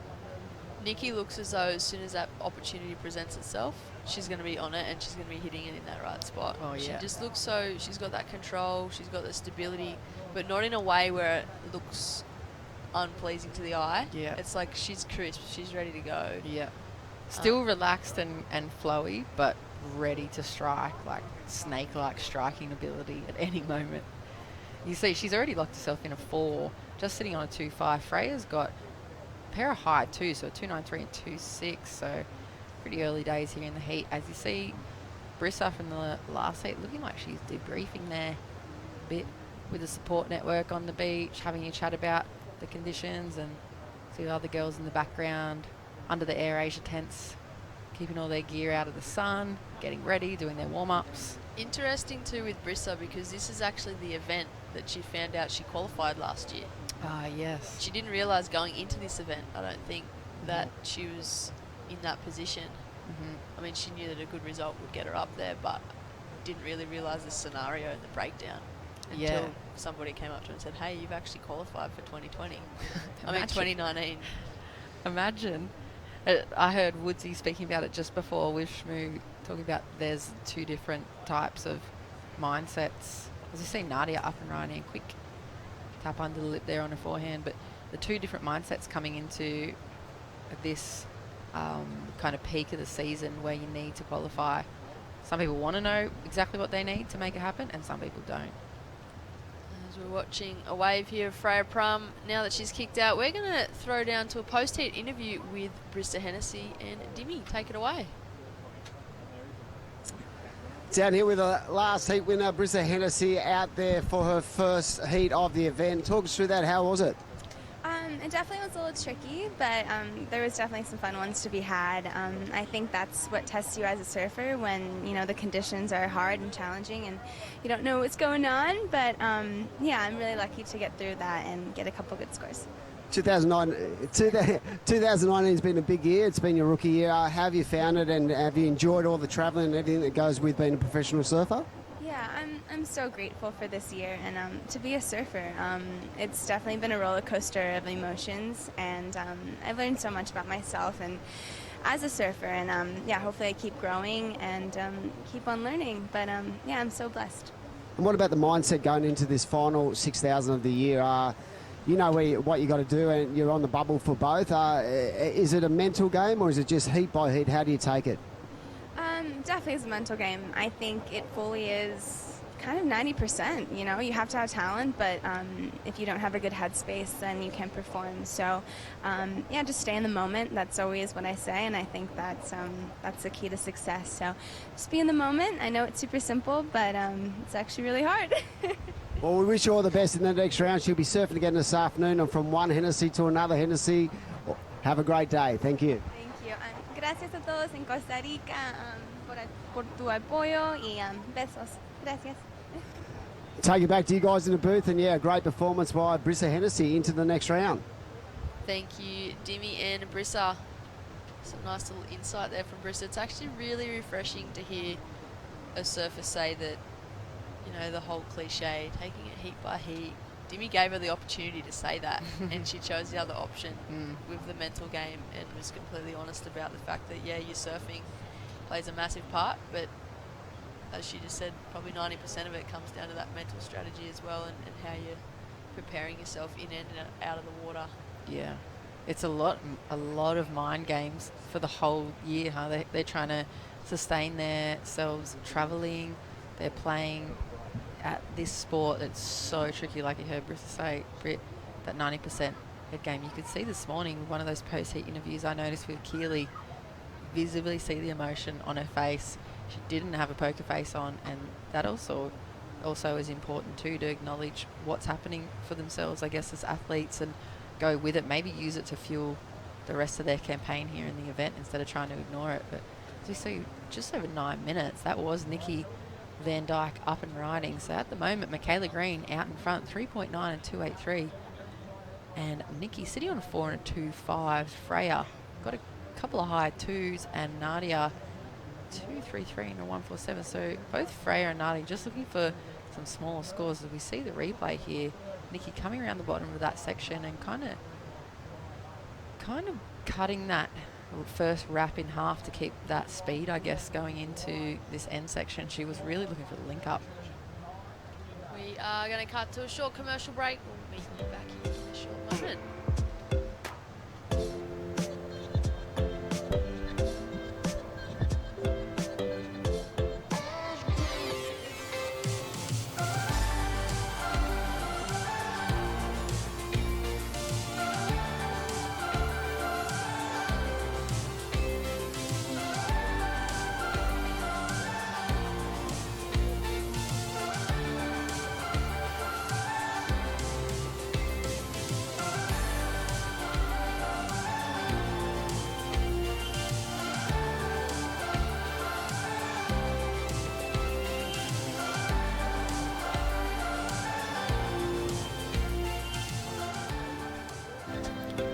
We are back live in the booth. Just a short commercial there for Newcastle Airport, one of our partners of this event. We'll looking to head to Port Stephens and flying in anywhere around the country, you can fly straight into Newcastle Airport. We're what, maybe 45 minutes from there, Jess? Oh yeah, if that. If you were just cruising and checking out the scenery, I think we're pretty close to the airport. And as you see, Freya Prum up and riding on her backhand, going high and light on her feet. But see that wave again hitting that middle part of the bank and fizzling out into the depths there. But also, I think Newcastle Airport just started doing their first international flight, or they're about to start doing it this week, flying into New Zealand. So like Britt said, like Britt said, if you're traveling from pretty much anywhere in Australia, you can fly on into Newcastle. You can get a lot of great waves in this region and shoot on up here to Port Stephens, where we've positioned ourselves for the last event of the QS series with the World Surf League 6000 out here, the Toyota Pro, presented by Sister Revolution. You were onto it, Jess, because I have a little bit of information here. Starting Thursday this coming week, 21st of November, Newcastle Airport, you will be able to fly straight to New Zealand. Auckland. To Auckland, yeah, some good waves over there in NZ too. So like we were talking about earlier, very easy airport to transition through as a surfer, traveling with board bags, traveling with a million different bits and pieces as you do as a surfer, or as your little surf crew entourage. Sometimes it can be tricky transitioning through the airports, but Newcastle are very, very good at what they do. The staff are very helpful, and you can come on in anytime over here. As we see Nikki out in front at the moment, she's bettered her second score to a 3.47, so Michaela currently sitting in second. Freya's chasing the 3.81, and Nadia looking for a 4.4. So I also know there is apparently an air show, the Air Asia air show, coming up tomorrow afternoon. I dare say we're going to see Freya, likes of Freya in that. She loves a good chance to throw her board in the air there. And I did hear Sarah Baum be competing. I'm not sure who else has put their hand up. I think there might be a few local kids in it too. Very nice. Because it is open. Yep. Is it open to all ages, the air show? Oh, I'm not 100% sure, but I would say so. I did see all of the Chaos Surf Caddy Grommies down there in the competitors area before. There's a whole team of local Groms that are frothing out down there, ready to help out the competitors with their boards and getting full live coverage up front with the surfers. I saw them sitting shoulder to shoulder with Pacha and a few of the other girls down there in the area. So great to see the local Groms coming, getting the Chaos Caddy on board. They are, those little Chaos Surf Caddies. They are hanging around in the blue T-shirts. Yep. All ready to go. Help those athletes out with their backup boards or just walking them down the beach. But back to that Air Asia, they are the official airline partner for this event. And the winner of the Air Asia Air Show will get a $500 voucher from Air Asia. Nice little Christmas bonus there in the back pocket. And you could take a flight anywhere. We've seen a few of the partnership ads with Conor O'Leary featuring them, talking about the different surf destinations you can take with them. So we did just see Freya Prum up and riding. That was a really nice first turn on her forehand. Didn't quite get the opportunity to do another one, Britt, but I'd definitely say she's going to improve on that situation she's in. She went straight to the bottom. We might be able to see a replay there of Freya's forehand attack, but really nice turn. So we see Michaela just scratching into that one. Really fat and flat section, and she realised that, got out of there. It'll be very interesting with just over 3.5 minutes on the clock. We've got this World Surf League replay here. Freya straight down to the bottom there, see Britt, and just throwing tail through that first section, getting really critical. Not the biggest wave and not the biggest turn, but nice looking kind of commitment, I'd say. I saw her fins from here, so pretty good looking turn for me. Be interesting to see where the judges go with that. Looks as though when she pushed and released with the tail, she's maybe a little bit unstable, but that's me being critical. No, yeah. With the one turn. But she did need a 3.81, I think. So they've given her a 3.17, so she's just fallen short. Still looking for a 3.57, which is still highly achievable with 3 minutes on the clock. She's sitting in second priority now because Michaela Green did just take off. there we go. Nikki's obviously just caught a wave or paddled for something because she's been bumped back. So Freya's now in first priority, Michaela's in second priority. So this will get very interesting between these two surfers sitting in second and third, because Freya's the one in third but has the option to take off on what she wants. Yeah, and she's not one to crumble under pressure too. She trains really hard for these situations, so she's going to be ready to strike. And you could see just before on the screen there, Nadia paddling across the front and having a look back. For all the people watching on at home, not quite aware of the priority system, there is 4 LED colour boards with the surfers' rashi colours and the number that they sit currently in the lineup for priority. So the surfers can look back towards the beach, towards the top of the surf club where the judges' tower is, and figure out where they do sit in relation to the priority for takeoff.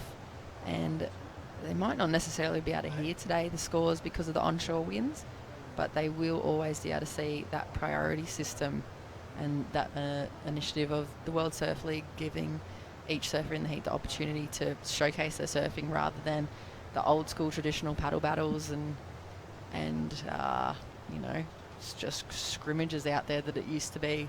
You see Michaela a quick up and down there, looking bumpy still out there this morning. It might smooth off this afternoon, Britt, but Michaela almost looked a little uncertain whether or not she wanted that wave just then, and I feel like she'd already started paddling and just thought, oh, I've committed myself to this, I'm going to lose priority anyway, and she's just taken off. So there's just over a minute on the clock.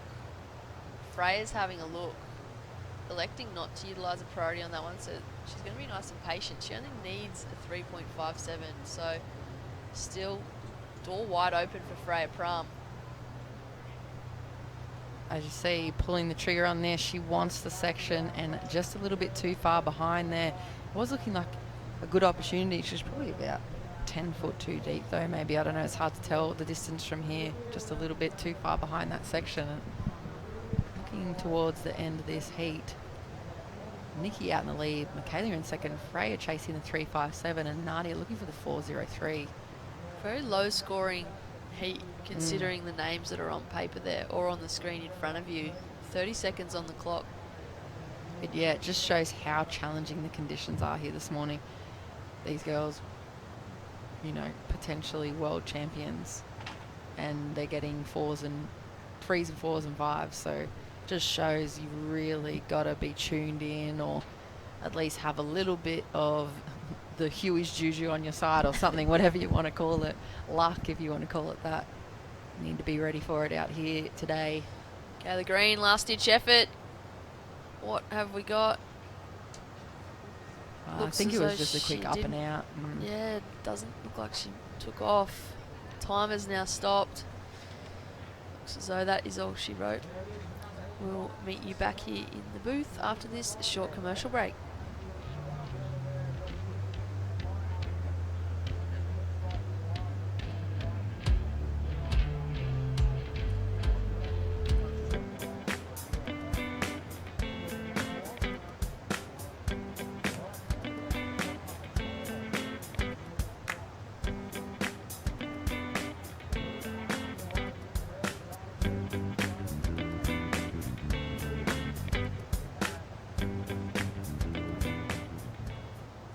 Imagine the perfect holiday destination, perched on the pristine beaches of Port Stephens. Middle Rock Holiday Resort is the complete family getaway location, with everything the kids love, so you can just sit back and relax while they play. Nestled in stunning Tomaree National Park means nature is right on your doorstep, so pull up in your caravan, pitch a tent, or relax in luxury cabins. Middle Rock Holiday Resort Port Stephens, where you can relax while the kids have fun. AirAsia pretty much go to every surf destination that you want to go to. We jumped on a plane with AirAsia to Sri Lanka, and we actually surprisingly got some really good waves. Kind of got that Indonesia vibe with way less people, and the water was warm, it was sunny, and the waves were perfect. AirAsia's been really good in the sense of keeping the prices at a really low level that you're going to get there happily and jump on, hopefully get some good waves. That's what surfing's about.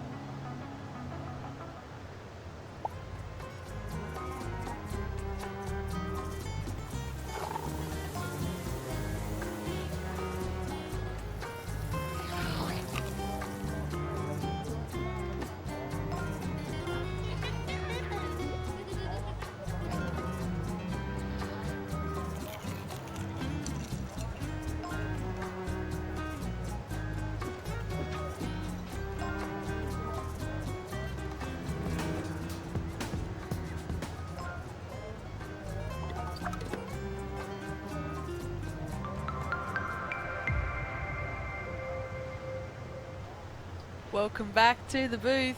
I am Britt Nicol, joined here with Jess Grimwood. You are watching heat number 8 of the women's round 4 of the Port Stephens Toyota Pro, presented by Sister Revolution. We have Zali Kelly, Samantha Sibley, Ellie Brooks, and Rachel Presti in the water. What a matchup, Jess. Yeah, another absolute battle of the Titans here. So Zali Kelly, one of the most spoken about, probably up and coming Australian servers. As you see her in the background there, she just got 2 massive whacks on the backhand. Another good wrap and a third turn to consolidate that. That was a massive opening wave for the lady in red, Zali Kelly, hailing from Cabarita Beach, I believe, up on the north coast towards you, Britt.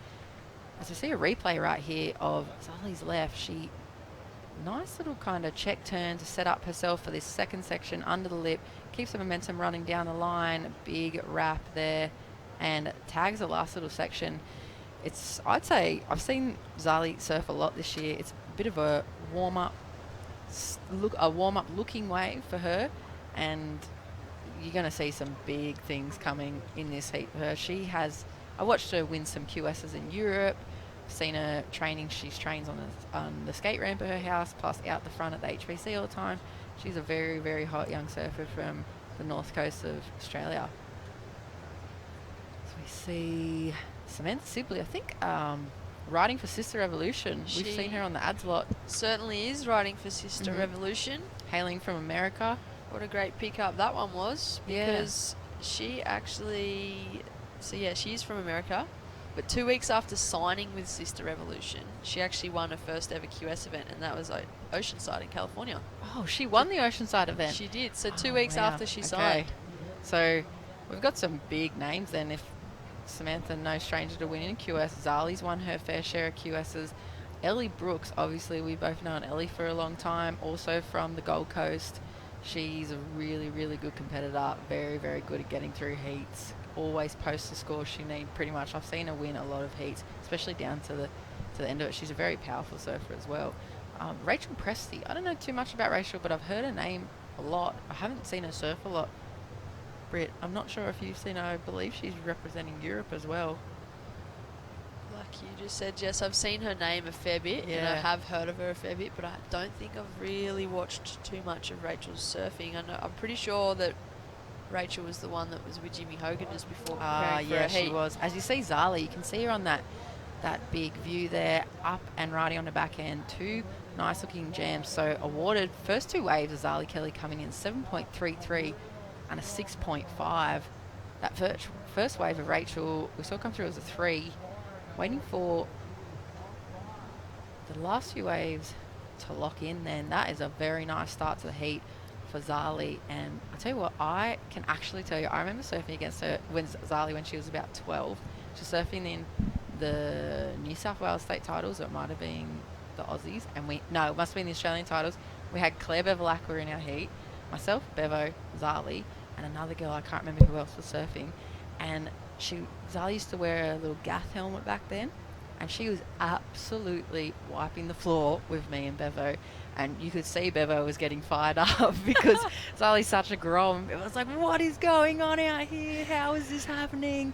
I've been surfing heats for a long time, and she just came through, 12-year-old in a Gaff helmet, and absolutely wiped the floor with us. So now to see her, she's obviously grown up a lot. She's got a bit of weight behind her now. She's got a lot of power. And I tell you what, she's super innovative. Should give Molly Pickles a run for her money too. I'd like to see those 2 match up, to be honest. I think there'd be a good rivalry between those 2, because I feel like they'd be very similar ages between Zali and Molly. Yep. And as we've seen those first couple of waves there from Zali, it kind of did look a little like they do surf pretty similar. Like talent-wise. Yeah, similar attack on the wave, very aggressive in the water. I think the difference between those 2 is, though, on the land, Zali's really softly spoken, very, very almost kind of like reserved and quite shy. Reserved, Very happy just doing her own thing, and she has her dogs and her family are really close, and they'll just hang out and do the quiet thing. Whereas Molly's more likely to be the one, making a racket or hanging out doing something silly with the rest of the guys. They're very different personalities on land, but very, very similar competitors.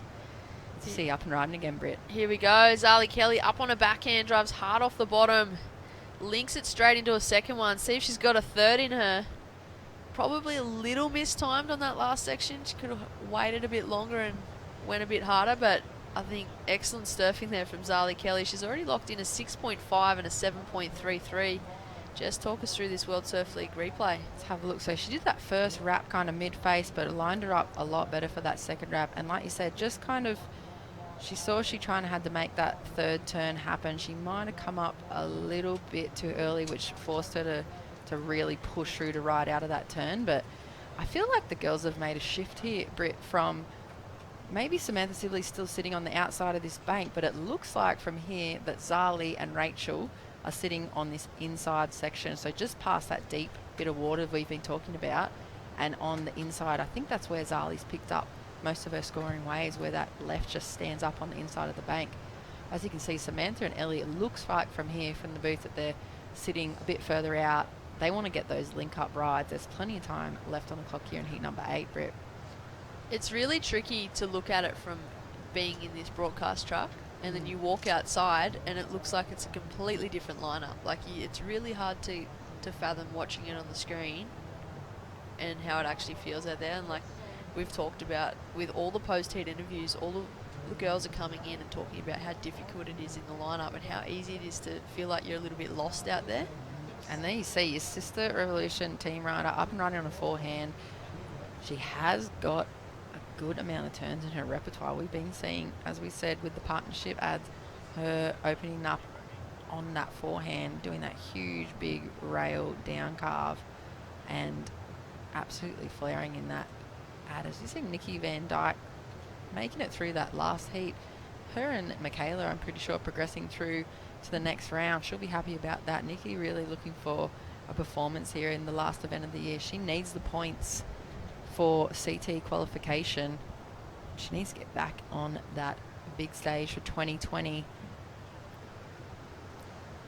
Got some insight into Rachel Presti. So we were talking about Rachel earlier. She's actually born and raised in Florida.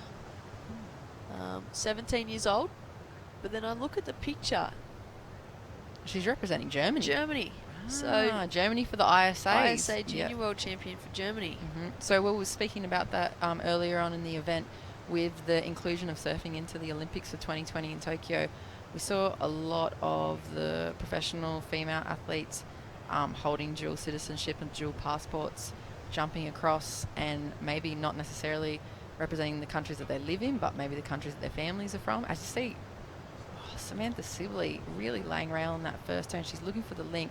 I think we were right, Britt. I'm pretty sure Samantha and Ellie are sitting on that outside bank there, because you can see them looking in, and there's a massive gap in between where they're sitting and where we see Zali taking off there on those inside lefts. So interesting strategy there from the girls. You can see Ellie on the outside as well. But yeah, as we spoke about, a lot of the girls deciding for, and let me see Nikki and Coach there having a wave. It's actually Christian from WSL, the Surfers Union. There you go, World Surf League. Nikki looking pretty happy about progressing through, but yeah, the guys deciding to represent maybe where their family, their heritage are from, and where they possibly were born and do spend a lot of time but not necessarily live. So maybe that's the situation there with Rachel representing Germany for the ISA and potentially in the Olympics. Zali Kelly in the lead. A little break in the action here. Watching the ski out the back. So we have had the lifeguards. It's the ALS. Keeping the lineup under control. Keeping those girls safe. Ellie Brooks just duck diving that one. As you mentioned, Jess, it does look like those two surfers are just maybe a little bit further down on that bank. So it'll be interesting to see whether or not it pays off. Samantha Sibley's currently in second, Ellie's in fourth, but Ellie's got a 3.03. Still hasn't locked in that second wave, so realistically, this heat's still anybody's. Zali Kelly's pretty far out in front. Rachel Presti here on her backhand. Really crisp surfing on that first turn. Unfortunately, unable to link it into a second. While we wait for her to paddle back out, we'll just throw down to a post-heat interview with Dimmy and Nikki Van Dyke. Take it away. Yeah, thanks, guys. Down here with Nikki. Very tough conditions out there. Bit of victory at sea. Talk us through that heat. Yeah, no, you said it spot on just there. It was really tricky out there. Yeah, you kind of have no idea where you are. And then, yeah, just can't hear anything. You just kind of got to go for it. So hope for the best. It's been a long year for yourself, and coming into this last 6,000 of the year, very important event. How is it to keep yourself nice and in tune mentally and physically? Yeah, you know, this year's been insane. Probably the most I've travelled in my entire life. I probably should, rent the aeroplane window as my house, because I spent most of my time this year on a plane. But yeah, I think just having so many events, it kind of keeps you, on the go and inspired and yeah, it's been really exciting. Yeah, it's been so many ups and downs, and it's good to be back here in Australia and feel at home here. So yeah. Well, let me tell you, it was a great performance. Even though it was a little bit tricky out there, we're hoping for better conditions, and Nikki will surf again this afternoon. So from all the Aussie fans, we wish you all the best in your endeavours at this event, Nikki. Oh, thanks. It's good to be back. So we'll throw it back to you guys in the box. And like we said, a little bit tricky out there, but these are the premier athletes in the world, and they're doing their job. Thank you, Dimmy and Nikki. So another one there, Jess, talking about how tricky those conditions are, and it's pretty evident. Every single girl that comes in for that post-heat interview says almost exactly the same thing. Yep. Yeah, it is. It must be pretty true then. Sometimes it's hard to get a gauge if only one person's saying that, but like you said, everybody's saying the same thing. And so good to see Nikki. She is literally always smiling. She's such a funny chick. I find her so funny. And how she comes across, I guess, in the media is she's so like light and bubbly, which is true, but she's quite a funny person. Go ahead, Britt. We'll get back to that in a moment. We'll cut to a short commercial break and we'll meet you back in the booth.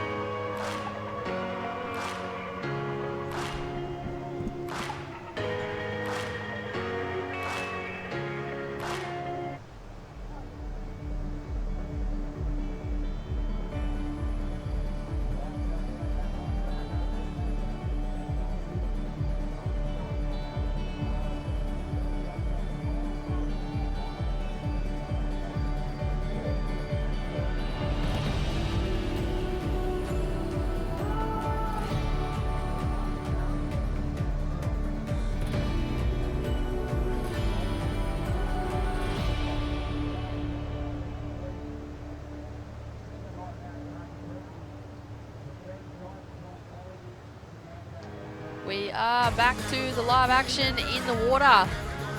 Beautiful day here at Ruby Beach, Anna Bay, Port Stephens. You are watching round 4, heat number 8. Zali Kelly in the lead. Rachel Presti in second. Watching a replay here of the current heat leader. Zali up on her backhand. Not much else on offer. Samantha Sibley in third and Ellie Brooks in fourth. Still plenty of time remaining, Jess. Ellie Brooks yet to take off on that second wave. Playing it very picky out there today, but she could easily get a very high score on a single wave. She surfs really well. She's super solid on her feet. She trains a lot, so I think she'd pretty much know what she's doing. She'd have her heat plan out there. Maybe she doesn't want to scrap around. She just knows what she wants. She's waiting for it, and she's still got plenty of time. We're just over 9 minutes. I was just saying, Britt, imagine if we could cross to you and do the post-heat interviews. We get Dimmy and Crispy on the camels out there and do the post-heat interviews on the camels. Really get a feel for what it's like down here in Berrubi. There's no other place I've ever been that's like it. When you drive on into this region here, into this beach, it looks like you can't quite figure out where the ocean is and where anything is. As you see right there, the camels, I reckon we should do the post-heat interviews on them. Get on a camelback, away you go. Absolutely. Get the broadcast team to mic us up, make us mobile. We can come to you right from the sand. As you see, Ellie, she's looking for that link. She is sitting on the outside of that bank, and Zali Kelly so far proving that there are massive scores to be had on the inside on this left section right here. See, the wind looks like it's kind of dying down a little bit as we move towards midday here. I think it's going to get a lot better. I feel as though conditions are improving, and I think they're going to continue to improve throughout the day. So the tide was lower earlier, starting to come in. There is that inside section that Jess has been talking about, which is pretty much right where Zali Kelly's been scoring those 6s and 7s.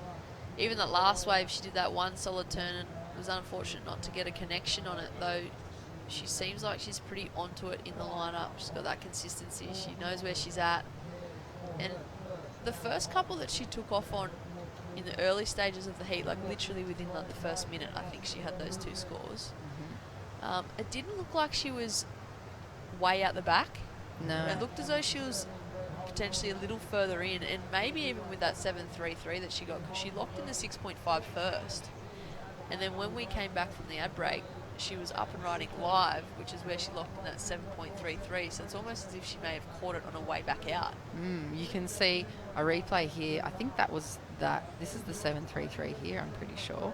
Got that. Oh, that might have been the first wave. I'm not 100% sure. But like you were saying, right in that mid-range there, you can see the surfers on the outside. They're way further out, and there's that whole big gap, that big amount of deep water in the middle that you can see Ellie just trying to look for any option to get across right there. You almost need a ferry to get across that area right now. It's a really wide space on the bank there. You see Rachel Presty, I'm pretty sure she might be sitting on the inside as well, and she's got just a couple of 3s at this point, and Zali comboing the field early on from the start of this heat. So Samantha and Ellie now just looking for a 2.97 and 3.38. Very doable. Be interesting to see their tactic coming down to the last 5 minutes of the heat. Are they going to stay out the back, wait for it, or are they going to move into this inside? You can see right there, Britt, there's Zali on your middle right hand, or middle to the bottom right hand corner of the screen. Rachel's to your left on the inside of the bank, and if you look right out the back, you can see the 2 surfers floating just to the inside left of that jet ski. That's Ellie, and that's Samantha as well. So they are way out on the outside of the bank. Other girls have opted to ride this inside, wait for that face to offer them up. And like I said, Zali capitalising 2 very good looking scores there. Definitely has paid off. It looks as though Rachel Presty's elected to do the same thing, and she's paddling further south. It's actually good to see this view further out, because when I seen her paddling across, I was starting to wonder whether or not she was paddling across to another surfer with 5.5 minutes on the clock. She's in first priority, and there's 2 surfers in 3rd and 4th. Yeah. I was actually wondering whether she was going to sit a little close to someone, or she was just electing to move further down the bank, which is what she's done. I guess that's always an option, sitting in 2nd and 3rd and 4th being so close to you. You can do what Shmoo talks about as the blanket tactic and just go and smother the other 2 out of the heat in the last 5 minutes. That's also a very big call, because both of those girls, Samantha and Ellie, are really good surfers. Both can get the scores they need out of one turn. Even if they just get one section that holds up and they're in it at the right time, they're going to get those scores.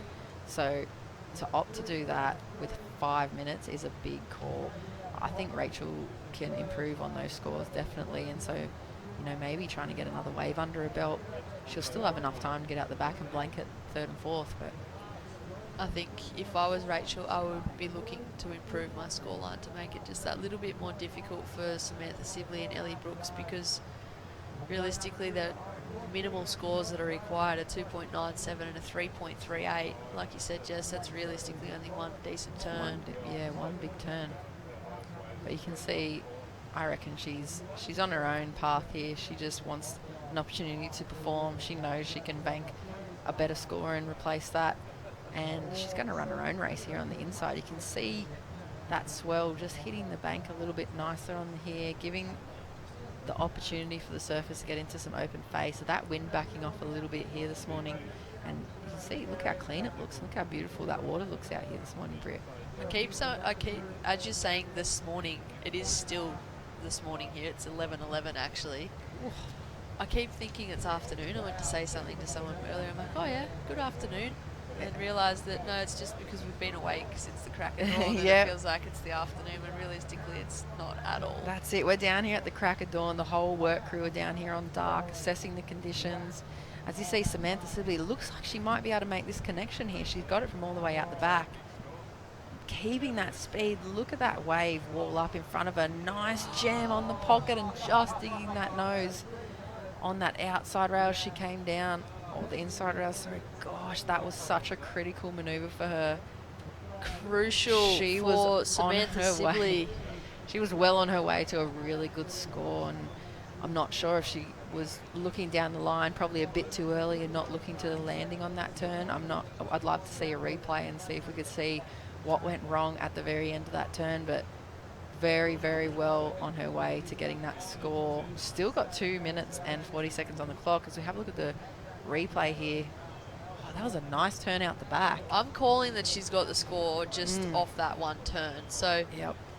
For her to get through this section, it's unfortunate that she was unable to make it. I feel like she could have just backed off a little bit, not gone as hard. I know that you've got to commit yourself and you've got to go for it, but I feel like she already did that solid turn out the back. Big opening manoeuvre for sure. She just had to ride out of that last turn. Yeah, it was really committed and well timed first, so you're right, Britt. But did you see on that closeout turn, it looked like she shifted her feet. She saw it bottom out and shifted her feet. Look at that score coming through, Britt. Samantha Sibley, the Sister Revolution rider, got the score of 4.77, so I'm sure the team would be happy. She's gone into second spot with 1 minute 50 on the clock. Rachel Presti in the green, now in third, looking for a 4.8 to advance. Ellie Brooks in fourth, looking for a 5.17.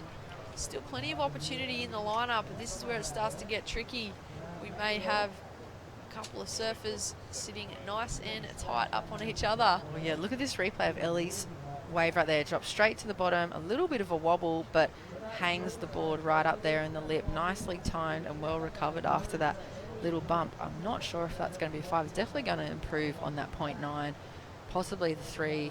It's probably going to be her best wave. With just over 1 minute, she is looking for the score. Zali Kelly way out in front here, dominating heat number 8. It's a solid turn there from Ellie Brooks. It was, and look, you're right, they've all moved into this inside section. There's just under a minute there on the clock, so they're going to try and create some more opportunity for themselves. I'm interested to see where the judges go with Ellie's score. There's still 45 seconds, and she's sitting on that inside bank now, so if she doesn't need much of a requirement once that score comes in. There we go. She's only looking for a 3.27 now because her last wave was a 4.93. Rachel Presti's sitting in fourth, but sitting nice and close to Ellie Brooks there. Ellie's going to have a look, electing not to take off. Will she get another opportunity? There we go. She must have got another wave. Yeah, we must have missed a wave here on the webcast. So she's got herself straight into second position with 15 seconds on the clock, Britt. Zali in the lead, Ellie in second. Wow. Sam and Rachel chasing 5.43 and 6.8. Interesting. It's been a days flurry.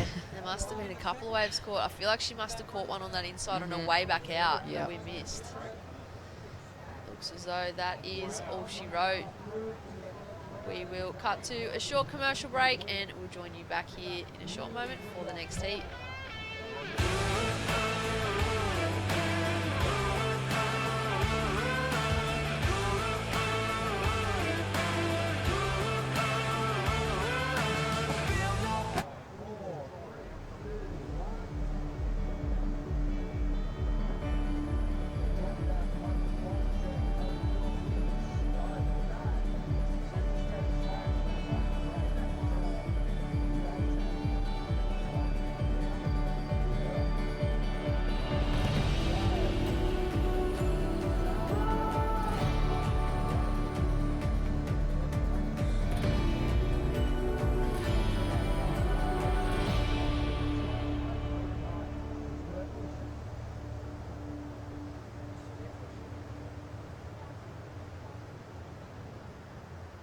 Hunter Ironman Maitland and Hunter Ironman Cardiff. Two great locations for all your Ironman gear. Get ready for the holidays with everything you need for an epic off-road adventure. Bull bars, roof racks, lights, suspension, camping and recovery gear. Australia's all about the outdoors. And Hunter Ironman is your one destination for quality products and value for money.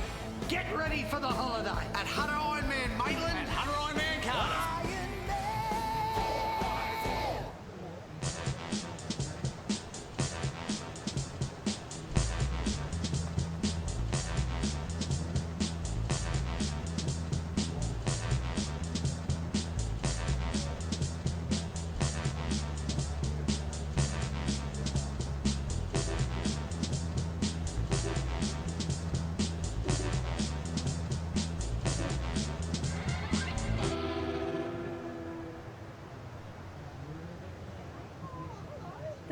Family Toyota want your business. They're massively overstocked and all new Toyotas must clear ASAP.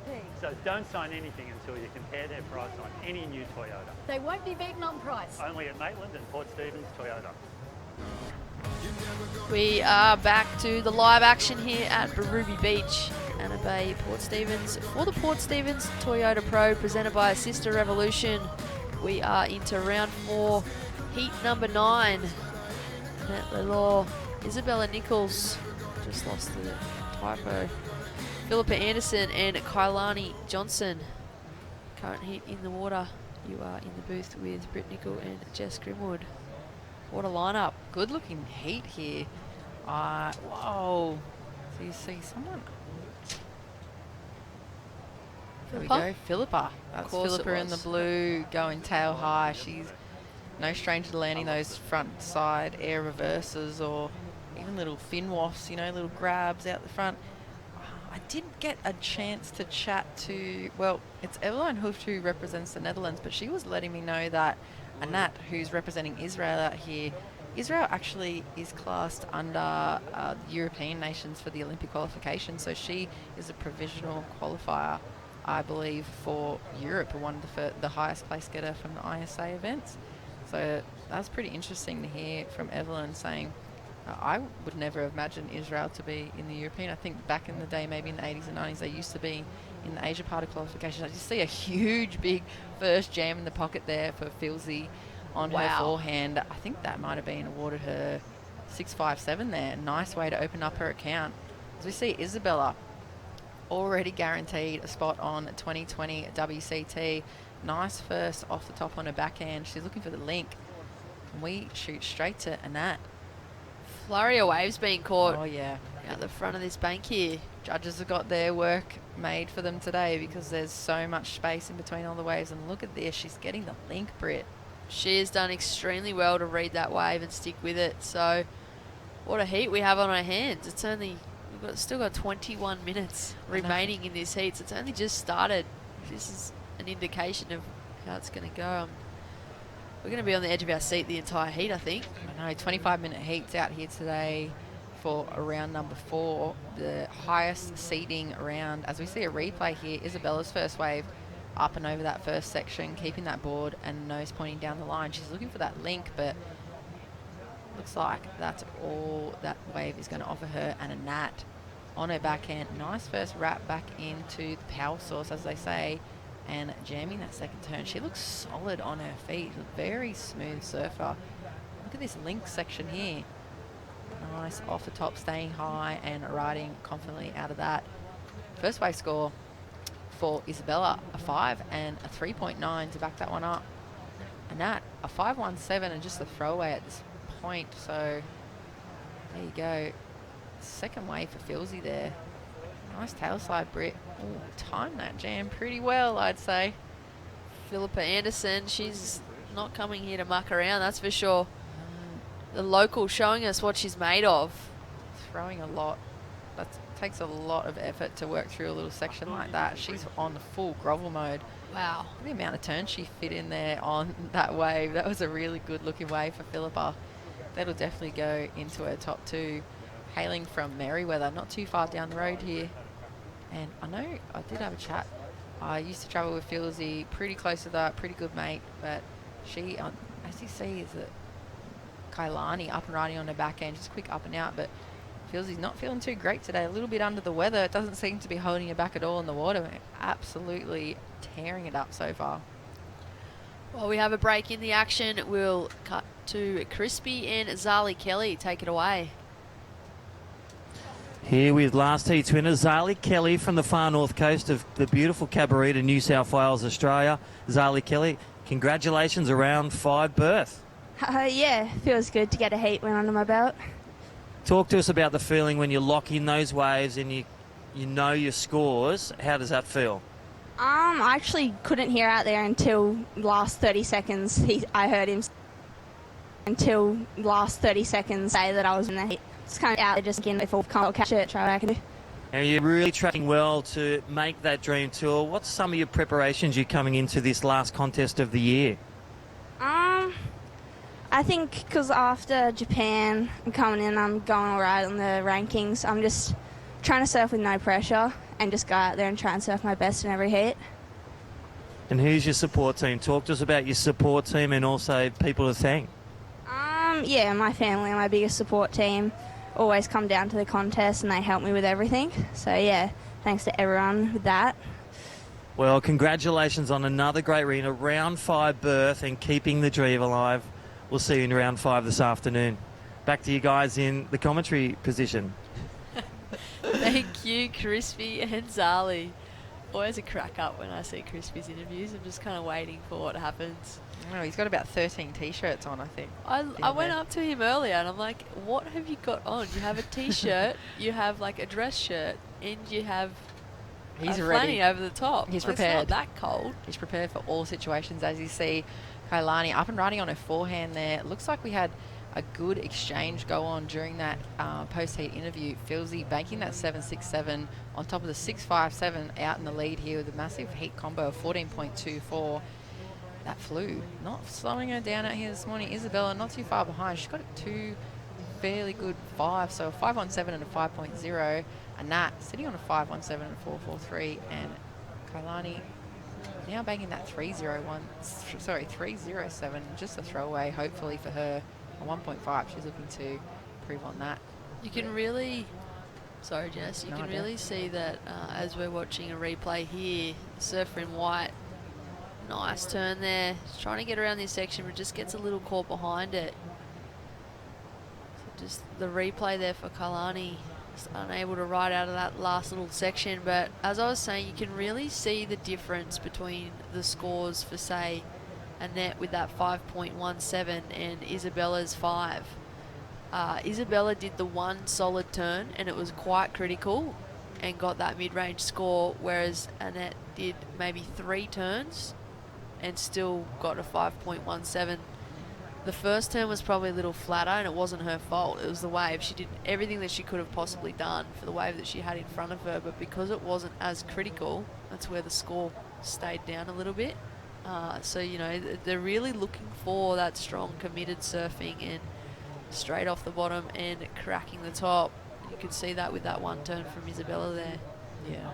You can see they've rewarded Philippa for those turns. She's looking to really put herself into the pocket, and she like waits for it, times it, waits for that pocket to stand up and then absolutely jams it right under the lip.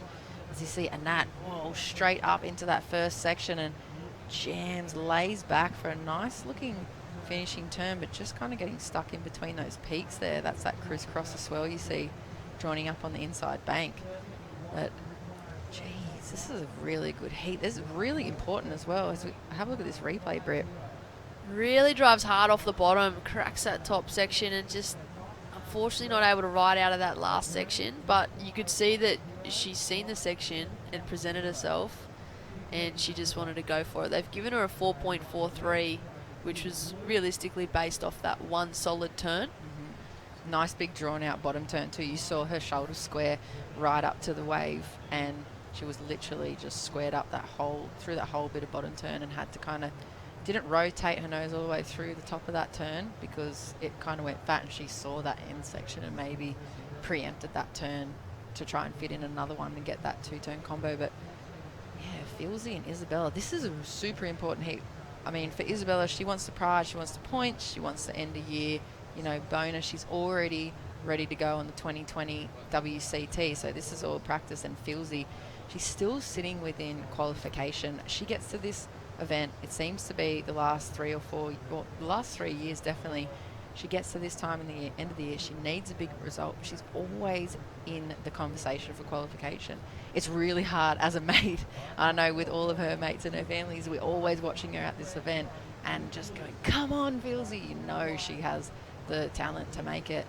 And it's just so much pressure on the competitors at this time in the draw. It becomes a bit of a mental block too. Like, you know, Philippa, for example, she's put in the, I mean, all of the competitors put in the hard yards, but Filzy's been knocking on that door for a few years now, as you said, and she always seems to be just on that bubble, like literally on the bubble. Yeah, one spot, always one spot for her. The last couple of years, I feel like she's come into this event higher ranked. Yep. She's a bit further back this year leading into this event. Yeah. So there may be a bit more pressure on to get a better result again. But I almost feel like she's loosened up more because she's not right there, if you know what I mean. Like she's sitting like 19th or 20th rather than say 8th or 9th. Yeah, yeah. You can see it in her body language as well. Like you said, giving herself. She's not as high on the QS seed, so she is a bit freer. You can see it in her flare at the end of her turn. She's looking pretty loose and relaxed. And I think the difference maybe this year also, she did change over boards in the last season or so, but might be a little secret. We'll come back to those secrets in a minute. We'll cut to a short commercial break. You're never gonna keep me down. You're never gonna keep me down. You're never gonna keep. Using plastic at our events has always been the norm. Recycling helps, but most plastic still ends up here, or worse, here. Plastic never goes away, because with plastic, there is no away. At the rate we're going, by 2050 there will be more plastic in the ocean than fish. It's a deep problem. But there are steps we can all take. By cutting out single-serve plastics at our events, we can start turning back the plastic tide. This is our commitment for a stronger ocean. What's yours? Welcome back to the live action. Beautiful overhead view there. The drone footage of Isabella Nichols and Philippa Anderson sitting in the lineup. You can see the clarity in the water. Is absolutely beautiful location here at Berrubi Beach. Philippa Anderson sitting in the lead. The local Newcastle surfer from Merriweather. 6.57 and a 7.67. Currently up and riding now. Just a quick up and out. She is looking very relaxed. I know she's probably got a lot of family and friends online tuning in to watch this heat. Very important heat in the qualification scheme and seeding scheme for next year. She's still got a 2020 qual on the line here, and I know her dad, Rock and Rod Anderson, he's probably done the numbers, he's done the stats. He's a numbers man. Feels he's not as into knowing the numbers that she needs, because I think that she knows Rock and Rod has it under control. So if she needs to know, she can go to him. Otherwise, she's happy to just do the surfing. And as we were talking about the boards, you can see she's riding Hayden Shapes boards. She used to be on the 3P Parks boards from, he was a local Newcastle shaper. She made the transition. Her older brother, Craig Ando, pretty well-known Australian free surfing identity. He was riding Hayden Shapes, and feels he transitioned over to those not so long ago, and you can see her surfing just gone through the roof. But you see Isabella up on her backhand, Britt. Well, there's another amazing surfer looking super crisp on her boards. Pretty sure Isabella's still riding DHD. She works her way through this inside section. So one strong turn out the back, a little bit of downtime, and then she linked it all the way through. Looking to replace some mid-range fives from her scoreline. Looking very sharp too. You can see this is a great example of the athletes that have made that transition from kind of the lower seeds and the rookie years to this bit more polished approach. They know how to serve a heat, super aggressive. They rarely look nervous on their feet, and they're making really, really good heat choices, put themselves in a position to progress here. So both these girls, I know they're chasing a berth into round 5, but not to count out Anat and Kailani. They are really, really good competitors. As you look at this replay with Isabella, straight into the pocket there, keeping that momentum going down the line and those rails moving. Look how aggressive and solid she is. She almost just looks like she's free surfing. Stands up, waits for the section, nice open face wrap, and jams through there. You can see she is going to be pretty lethal walking onto that tour next year in 2020. And we've seen, you know, a lot of the surfers make that progression from the QS to the CT. There is a level that they have to step up, and their surfing has to come to a whole different playing field. But I feel like Isabella is really, really one of those competitors that's going to step up. I feel as though you were thinking exactly what I was thinking just then. I was just waiting for a section to talk. Sorry, I was just like, I'm going to let her run with this. I've had a couple of coffees this morning. I'm psyched. I love watching surfing. I will watch it all day, every day. you just got to get in there. No, it's good. Carry me all the way. I couldn't agree more with Isabella. I think sometimes you do see athletes transition from the QS to the CT, and I feel as though it's a whole different ball game, and sometimes they're not quite prepared for what they're walking into. But I feel like Isabella at the moment, she's the complete package right now. She's completely well-rounded. I feel like she's got every single part of her in check, whether it's from, say, her surfing, her athleticism, her nutrition, mental well-being. I feel like she's got everything in check right now, and she is well and truly ready to go. She's a full package, and she's got Kurt Jacobs in her corner there, and if you want someone in your corner, Kurt's going to be a pretty good choice. He's a great manager and a great coach, and like we were saying, he's been in the industry for a long time, managed a lot of different teams, a lot of juniors, and he's progressed into managing individuals and coaching Isabella. So it's obviously working.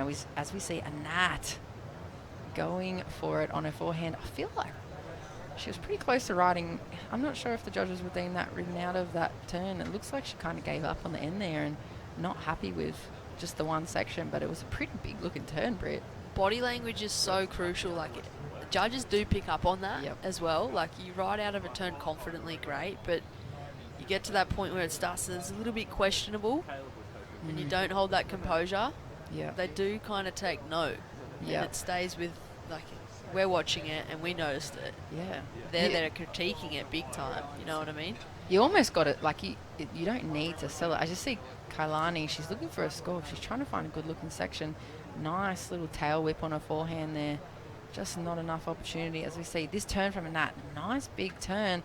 She stands up pretty tall and then kind of just gets slipped off her heels there. But like we were talking about, the Brazilians are professionals at it. I personally don't like the claim, but you can see on the World Tour, they're professionals at selling it. Even if there's any skerrick of doubt in a judge's mind, at the end of you see Italo's waves, Gabriela Medina's waves, you see at the end of them, they're selling it like this. It's crazy. I personally am not a fan of it. It's not a very Australian thing to do in surfing, I guess, in our culture, but you can see the importance of the body language. Maybe you're not going to claim it, maybe you're just going to have a little subtle shoulder shrug, a little look up to the judges, or mightn't be as big as a Geordie Smith, write the score down or ring the bell, but you got to sell it to some extent. You're out here competing, it's your job, and as you see, Filsey. Just go for the no claim and let your surfing do the talk, right? Well, there you go. That's another school of thought. Filsey, she is looking in form. Really crisp, like you said, she's made the transition to a different board shaper, and she was on the previous boards for quite a long time, and sometimes you just need that little bit of spark. It's not saying that the equipment wasn't working before, but it just kind of gives you that little bit of fresh spark under your feet. It's almost it's a mental game too. Like, it doesn't matter if the boards are better or they're not better. You think that they're fresh, they're going to be fresh. So you can see coming to just over the 5-minute mark, Philippa Anderson out in the lead, Isabella close in second, and Nat chasing the 6.68, and Kailani chasing the 8.77. Both very capable of getting the scores. Nat, our Israeli surfer representing the country of Israel. Kailani, I think the Hawaiian. I've seen her flare up in the last few rounds. Very, very solid surfers. Probably a bit more freshly faced to the scene. Filsey and Isabella have been around for a fair while competing, and their experience so far paying off in this heat. Talk about experience. Heat number 10. Sage Erickson, Sophie McCulloch, India Robinson and Leilani McGonigal. Oh, that is a good looking heat. I love seeing Sage surf. Sage, she's definitely one of the crowd favourites. So she's one of those surfers that when you ask people about, who's your favourite like female surfer, everyone's like, Sage. Like, people's choice. Yeah, people's choice. She's a very, very friendly face. She's always got time for everybody to have a chat on the beach, and she's got a lot of friends all around the world. So that'll be an exciting heat to watch, Britt. We'll then go into heat number 11, Chelsea Tuak, Kira Pinkerton, Paulina Doe and Carol Henrique. And what a way to finish off this round for round 4, heat number 12. Bronte McCauley, Holly Warren, Felicity Parmentier and Brianna Cope. What a matchup that'll be, all vying for positions in the round of 24. And a few of those names you just read out, Britt, too. Kira still on that bubble like we were talking about. We call it the bubble. It's the tipping point or the breakthrough point of cracking the 2020 WCT qualification. So massive stakes on the line here. It's day number 2 of Port Stephens Toyota Pro. Britt Nicol and myself in the booth, frothing out on this live action here, crossing to you from Berube.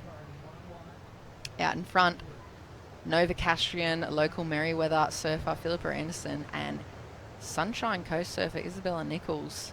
Holding on to second, Israeli surfer Anat chasing that 6.68, and Kailani from Hawaii chasing the 8.77. So still a bit of time here left in heat number 9. Isabella's now relocated. She's living in Benora Point up on the Tweed Coast. A little bit closer to the High Performance Centre, I'm assuming, Britt? Yeah, nice and close to the Surfing Australia High Performance Centre there at Casuarina. There's a fair bit of training out of that centre. Trying to get footage of surfer in white, Kailani Johnson.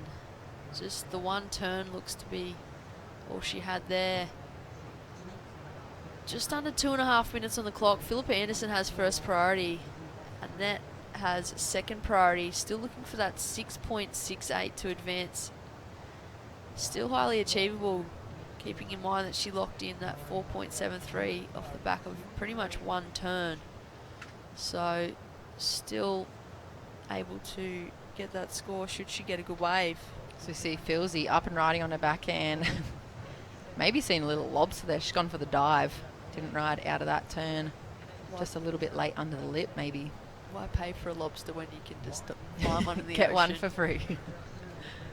Filsey was having a chat with the group a bit earlier on in the season, talking about the challenges of travelling around the world, chasing the WQS and being in charge of booking your own Airbnbs and hiring your cars and making sure your boards turn up at locations and getting enough sleep and finding the comp site. And adulting? Yeah, adulting.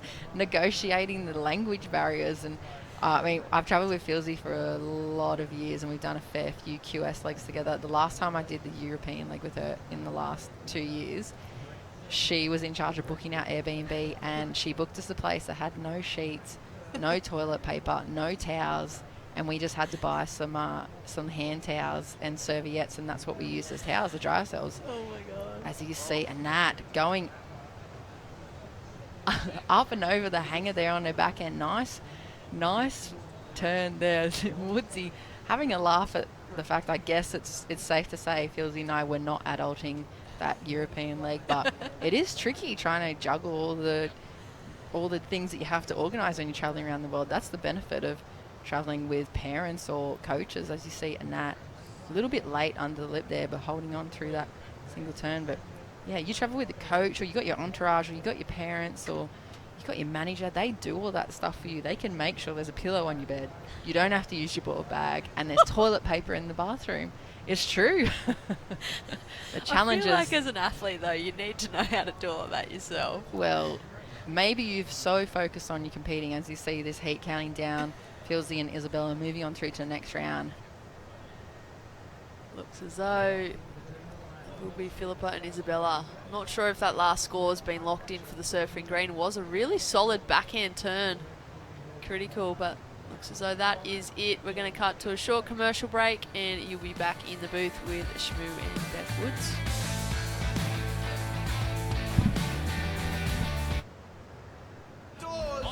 Whoa. Suspension. Lights. Camping equipment. Recovery gear. 100 Ironman Maitland. 800 Ironman.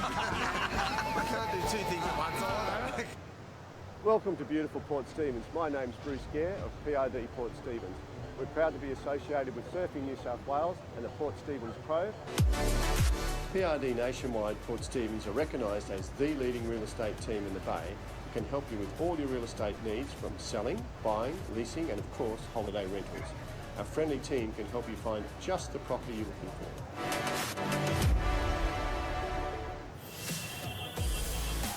been amazing for me. All the airline staff were really nice, and for me being a surfer, the best thing is just that the first board bag goes free.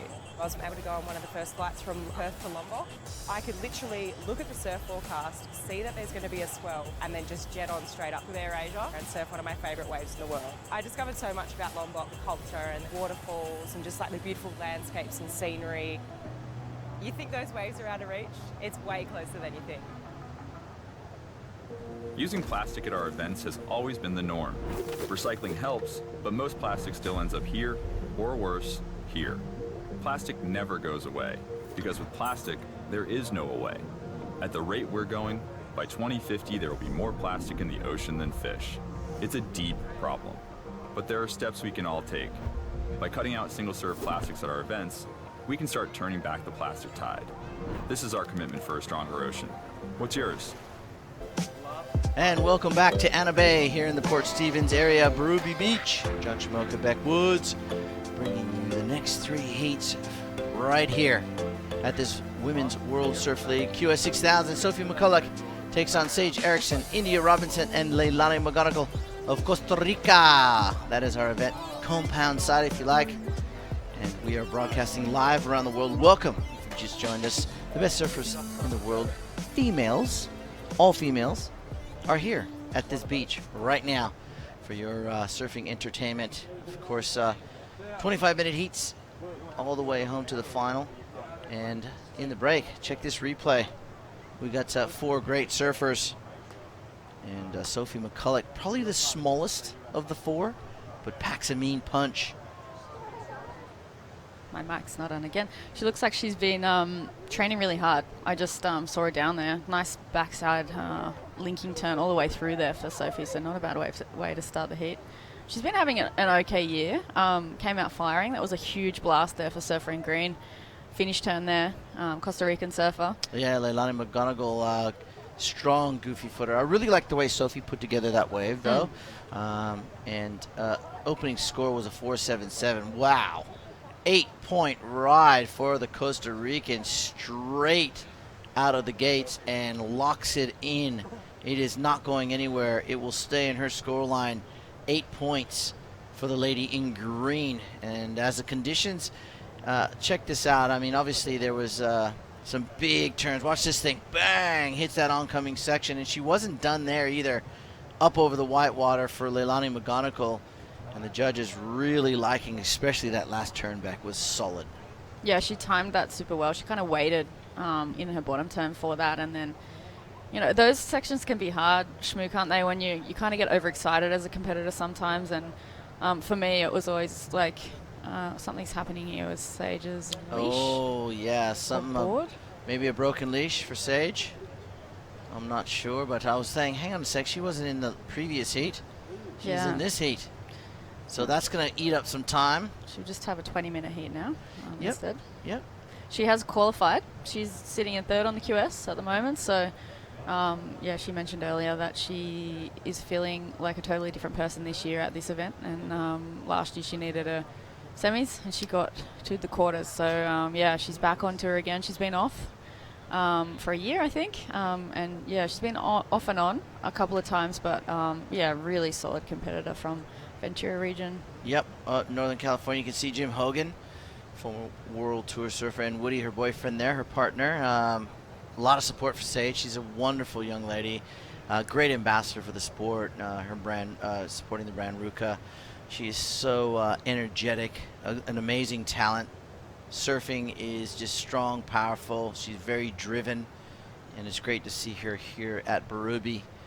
Representing the United States. She spends a lot of time here, though, on the Central Coast. Yeah, Australia's like a second home to her, really. Yeah, dating Woody, who grew up in my hometown. So, yeah, she's... Filmer extraordinaire. Good surfer, too. Yeah, him and Wilco used to go head-to-head in their little air comps.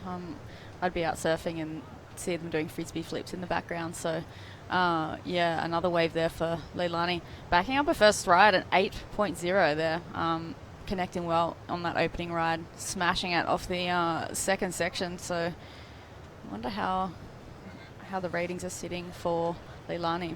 Leilani's somewhere in the mix. Probably have a look down. She's 33rd, so realistically, it's about gaining more seeding points for Leilani. Yeah. For 2020, but hey, she's pretty there's, young. There's yeah. nothing like winning a contest too to top yeah. it all off with those bonus points you get for someone like Leilani Maganaco from Costa Rica. And this event, it nearly didn't happen, which would have disappointed a lot of surfers and surf fans. Yeah. This is the last major event or push for a 2020 qualification for a lot of these girls in the field still on day 2. The Port Stevens Toyota Pro presented by Sister Revolution. I do want to give a big shout out to Kim and Janine Burton, who have been backing us since day 1, and of course coming on board as presenting rights. The new brand on the block, Sister Revolution, if you like, sisterrevolution.com. Check it out. They have amazing all types of women's surf product. It's a lifestyle brand. It's a surf lifestyle brand, from wetsuits to bikinis and board shorts and all different types of fabrics. The hemps, the organic cottons, really eco-friendly bamboo fabrics. It's just an amazing brand all around. Obviously, the sister brand to Vissla, and I want to give a big shout out. I know she's listening. John and Jen Mossop up there steering the ship around the Australasian region. So hello, JJ, John and Jen. They're watching this heat, I'm sure. Sister brand to Vissla. Yes. I like that little little reference. Sophie, up and riding. Super fluent, aggressive surfer. I watched her in the board riders battle and she smashed it earlier in the year. So really nice linking turns all the way through. Nice little fin jam there and finishes strongly. She's from the Sunshine Coast. Wow. Yeah. She nice is wave. a little pocket rocket. Yeah. I like it. I think she is, when you start to see a little bit more animation of a surfer's body, he or she, they're enjoying that ride. Yeah. And we saw that with Sophie on that last wave. She was just, really extending her arms out and really pushing hard on on her back leg to let the fins release. And, that's a sign of confidence. Let's have a look at it. It was a medium-sized wave here for Sophie. She cuts back into the whitewater, lets the wave steepen up. Now she starts to go to work.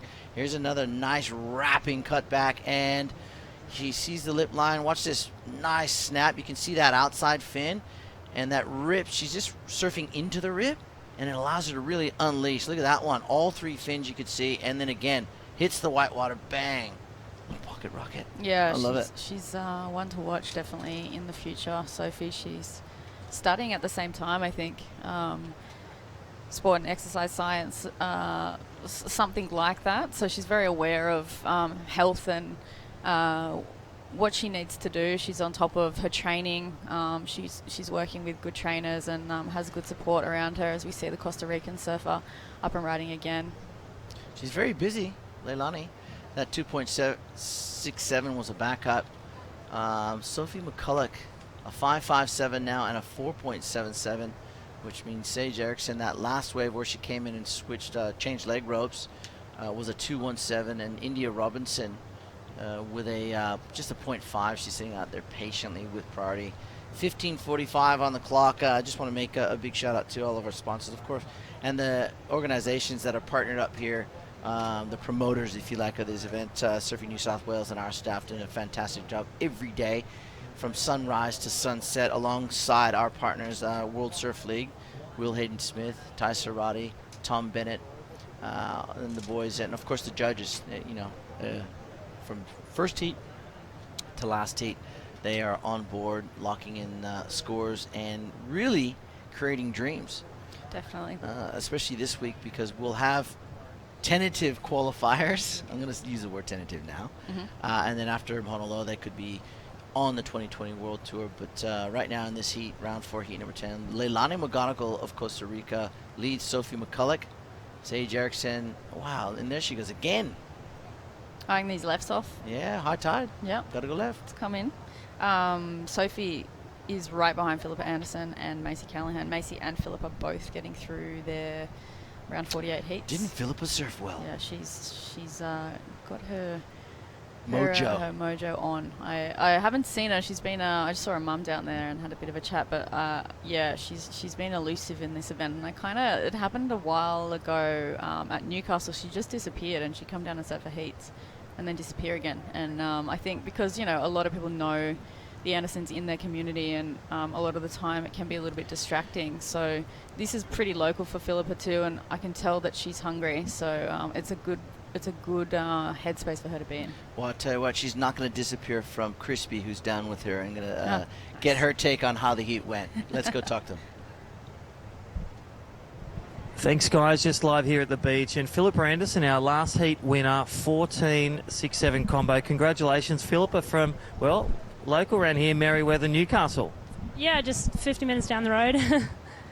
Well, great performance. And talk to us about, you're currently rated 20th on the QS. What does it mean for you to advance through some heats? Yeah, I didn't have the best start to the year. And then in Spain, I got a result in Japan. So super happy to get through that first heat. After America, I just was like, okay, I'm just going to take it heat by heat. That's what I've been doing. The waves were pretty tricky and you can't hear, which is like kind of annoying because you kind of want to know the situation. But to come in and to get a heat win's, really, really good. So I'm super stoked. And talk to us about your support network, family, friends, sponsors. What does that look like? I got a really good group surrounding me. They've been with me, my manager, my trainer, Hayden's. We've been maybe like 4 or 5 years together now, so that's really good. New sponsors come on board, Carve, they've been so supportive this year. All the Newcastle companies in Newcastle, Sandbar, and just friends and family. It's really good. A few of them came up today, which I was like, oh, you don't have to.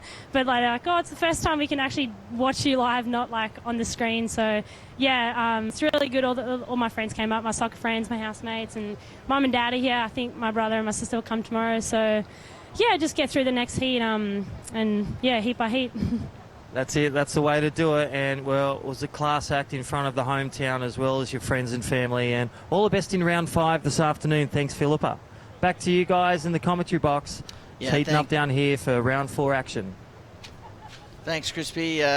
Philippa, you were saying the elusive sunglasses, hiding the actual, obviously her emotions right now are running high, and she surfed really well, strong.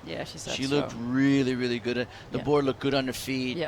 Her wave selection was really good, and her turns looked, simultaneous, or in sync, I should say, with one another, and they were strong.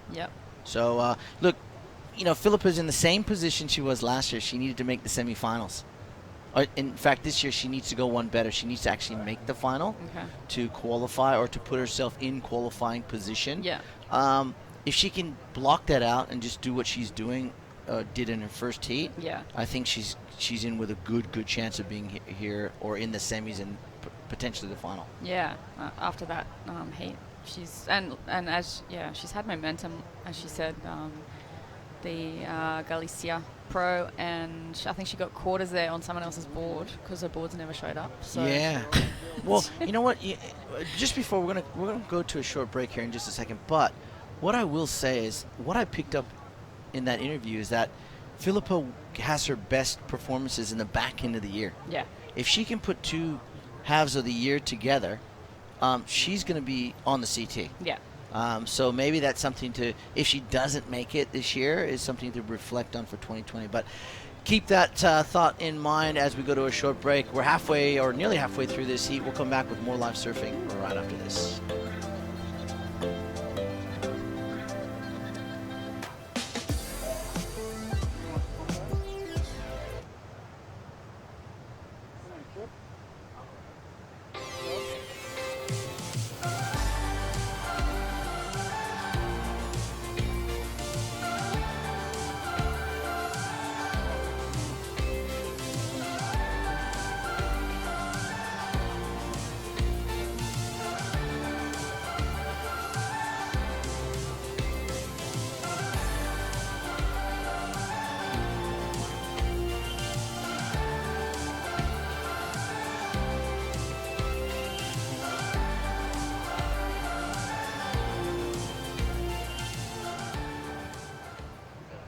And welcome back. And if you do want to get here to Berube Beach or head down to Anna Bay or Port Stephens, Nelson's Bay, it's a beautiful part of the world. You can fly right into Newcastle Airport. Now, it's an international airport as of November 21. They'll be flying direct daily to and from New Zealand. That's so good. Paige Harrop could have flew in here if the contest was next week. Yeah, that's Straight true. from home. A couple of the Kiwis. Yeah, all get of 'em over here. Over here. That's Go fly it. at Queenstown maybe. Yeah. Go snowboarding. 100%. Without going through Sydney, which would be lovely. That's right. 9 minutes to go. Sophie McCulloch now with a 6.23 finds herself atop the leaderboard from Leilani McGonigal.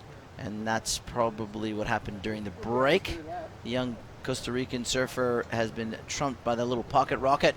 There you see in the blue. So that means India Robinson and Sage Erickson will be fighting for some scores, and probably some decent ones, Beck Woods, because both Sophie and Leilani have got some good scores in their scoreline. They've gotten off to a quick start. Not sure where Sage is in the lineup at the moment, but had a bit of a leg rope mishap, so she had probably like a 17-minute heat by the time she got back out the back. Let's see if she can get 2 scores on the board in the last kind of 12 minutes here, but we see a replay here of the Costa Rican surfer. Tries to go super high there in the lip, but unfortunately just a bit late. Her first opening score being an 8-point ride, which is in the excellent range. I haven't seen many of those scores today, so Leilani really showing that she has what it takes to mix it with the world's top. Sophie now into the lead with a 6.23 and a 5.57. Sophie's had an interesting year. I was just having a quick look at her results. She's had a couple of thirds in a few events, and a 9th in the Galicia. I can't pronounce. Galicia in Pantin. So a 9th is round 4, I think. So she's had a couple of solid results. Replay here of Sage Erickson. She's found a good-looking left-hander with an opening snap and a second little rebound there off the whitewash. She timed that well. I love the way she steps off like that. She does that quite often. And, of course, Sage, she's won here in Australia before, winning the Sister Revolution Central Coast Pro, defeating Sarah Wakita a few months back, a place that she probably considers her second home. And she's up and riding again. Oh. Look at this section. Oh. Wow. If that thing stayed open on the end, she would have been in the pit. Full stand-up. Full stand-up pit here at Berube. And it does happen here. This is quality beach break. You know, it reminds me a lot of France, Hossegor, and Anglet, where the beach breaks can get quite good quality about them. So Sage right now looking for a 7.30, and well, India Robinson, she needs a combination of 2 rides to move into second place, because 1 and 2 are in lockdown at the moment by Leilani McGonigal now, who's back in front of Sophie McCulloch, who is sitting out there in the blue on screen with priority, so she has control of the lineup. Let's see if Sophie can regain the lead, or can Sage Erickson post up a high 7 or mid-range 7 to take that second place from Sophie. Yeah, India from Victoria. Solid surfer. I've seen her absolutely shred a lot of big waves apart. I think, unfortunately, she hasn't had the greatest start to this heat, and I really want to see her, now that there's a bit more water in the waves, just potentially try and eye off something that she can do a big turn on, big connection. She's got good frontside and backside attack, India, and she's been doing the QS. I think this may be her first full year, so she's still very young. I just want to see her attack one big section, possibly put herself back into the heat. She is just out of contention a little bit right now, but Sage did get a 4.5 on that left-hander. So she now needs less of a score, 7.3, but it's still quite a solid score to catch Sophie and Leilani, who both have a bit of a runaway lead at the moment. Yeah, 5.5 to go, and coming up next, we got another great heat. Barbados surfer Chelsea Tuok will take on USA's Kira Pinkerton, France's Pauline Odo, and Portugal's Carol Henrique. So, another truly international heat here at the Port Stephens Toyota Pro, presented by Sister Revolution. We're at the beautiful Anna Bay, or Berube Beach if you like. It is 2.5 hours north of the Sydney International Airport in New South Wales, and it is an amazing part of the coastline up here. So much ocean activity. We got 35 kilometers of sand dunes you can go and check out on a camel if you like. So we love it up here. We love coming to this event. It's a big one. Yeah, it would be an experience. Here we see Sophie up and riding. Nice opening backhand attack there from Sophie. Looking to link this turn through the inside, nice and vertical there on the finish. That wave was quite small at the end there, so she did really well to go so vertical on the end section. definitely can see that she is used to waves of, of this caliber coming from the Sunshine Coast. They get a lot of good beach breaks up there. I find it quite tricky to surf at times up on the Sunshine Coast because it is a little bit weaker, so she'd probably be enjoying this type of beach break right now. That was a really nice smooth opening turn there from Sophie with, again, that vertical finish. So I dare say she may improve her score right now. Yeah, let's have a look. Sophie and Leilani still out in front. 3:40 on the clock. Some good scores. I mean, both those surfers in 1 and 2 positions really started off with those scores and sort of just built on them. Obviously trying to work off their second highest scoring ride, but that's, if you can start a heat with a high 6 to an 8, you're probably 50% done in terms of moving on into the next round. And then again, as we move into the next round, you're going to have to definitely start off with a 7 or an 8, just really up the ante and change gears as you move deeper into the event here. It's like that with any sort of sporting event. As we see, this young lady, she's no stranger to finals day appearances, Sage Erickson, but that wave is not going to amount to a 7.3, so she wisely kicks out with 3 to go. Yeah, maybe just a little bit late on the takeoff there, or potentially did a bit of a fade, but the wave didn't allow her to get straight up and vertical into that one. So if anyone is capable of doing it, Sage is. She's a seasoned competitor. She was on the tour a few years when I was on. She unfortunately came off. She went back on, and I think she's come off this year, and now she's qualified for 2020 World Tour, which is very exciting. Like you said, she's such a good, friendly, nice, happy person all the time, and she's definitely in good stead over there from Ventura. There's a lot of good surfers. I know she's friends with Lakey, and potentially they surf a lot together, and they push each other a lot. So I've only surfed there once in that region, and the waves were pumping. So there we see India getting a nice looking left-hander, belting that second section nice and vertically. Did take her a while to get that wave. Be good if she can get straight back out the back and back that one up. Glad she's got the feet in the wax, though. We can see that she's definitely treading.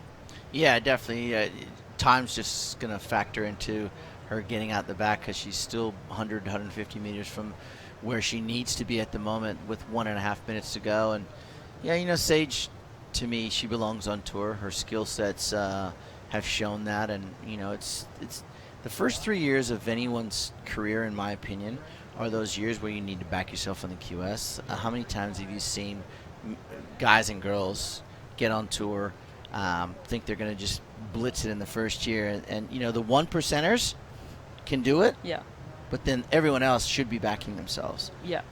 There's only one Tiger Woods. There's only one Kelly Slater. There's only one Steph Gilmore. Yeah. And it's a small percentage of surfers that can really just rely on the CT to requalify. And I've seen it. I've seen it at the highest level.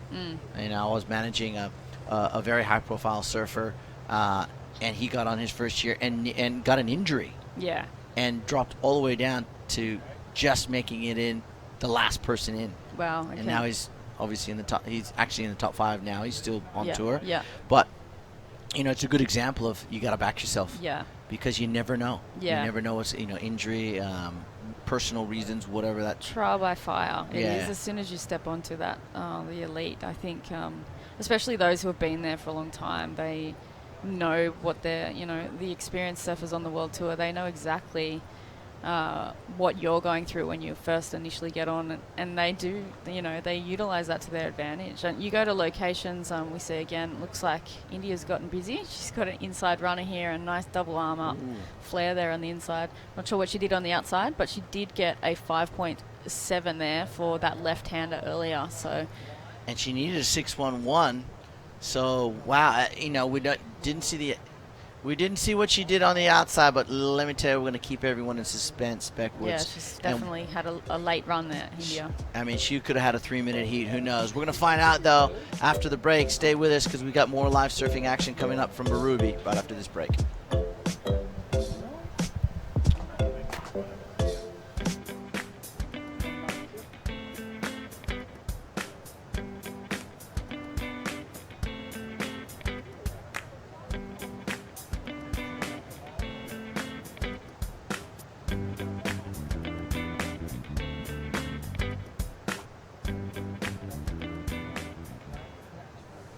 Imagine the perfect holiday destination, perched on the pristine beaches of Port Stephens.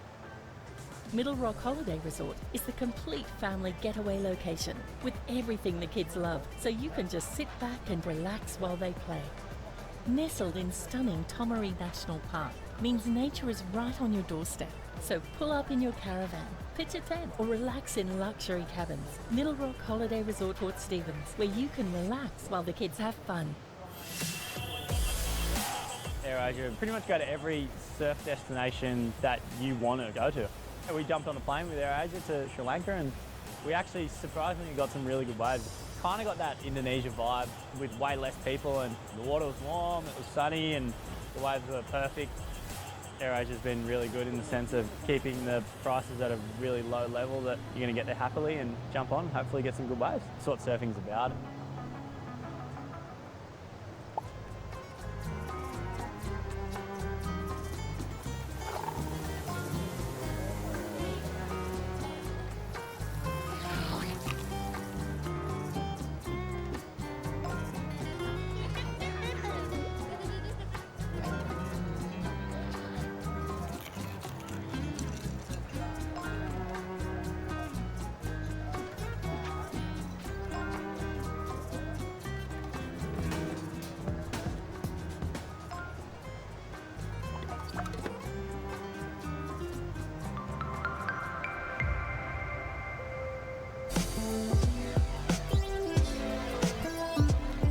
Well, welcome back. And we are out the back with this next heat in the lineup here in Berube. Well, just falling short was India Robinson before we went to break. We saw that last ride. We weren't sure if she got that 6.11, but unfortunately she did not. But hey, a valiant effort. Yeah, 3-minute heat for India.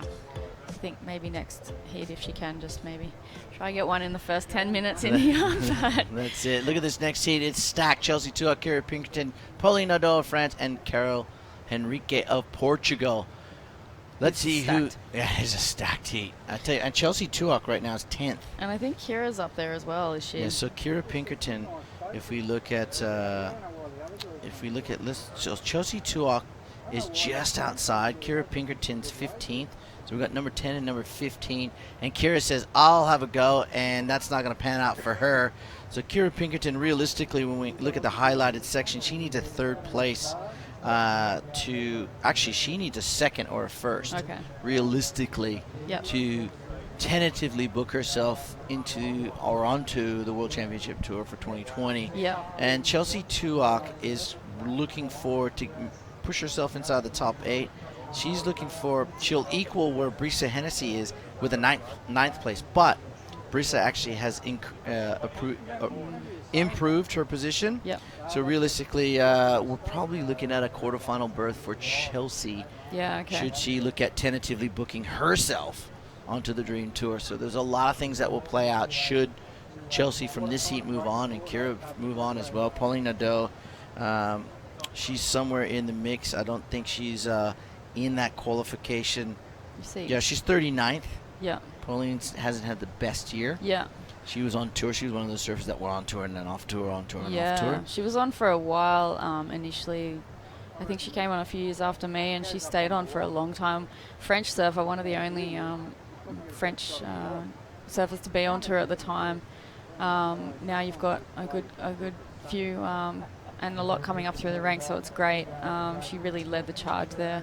We just saw some really nice area footage of the location from the drone just previous to this. You can see the tides come in a bit. The wind's backed off. It actually looks like a completely different day out there. The sun is shining, and yeah, you can really just basically see how amazingly beautiful this location is.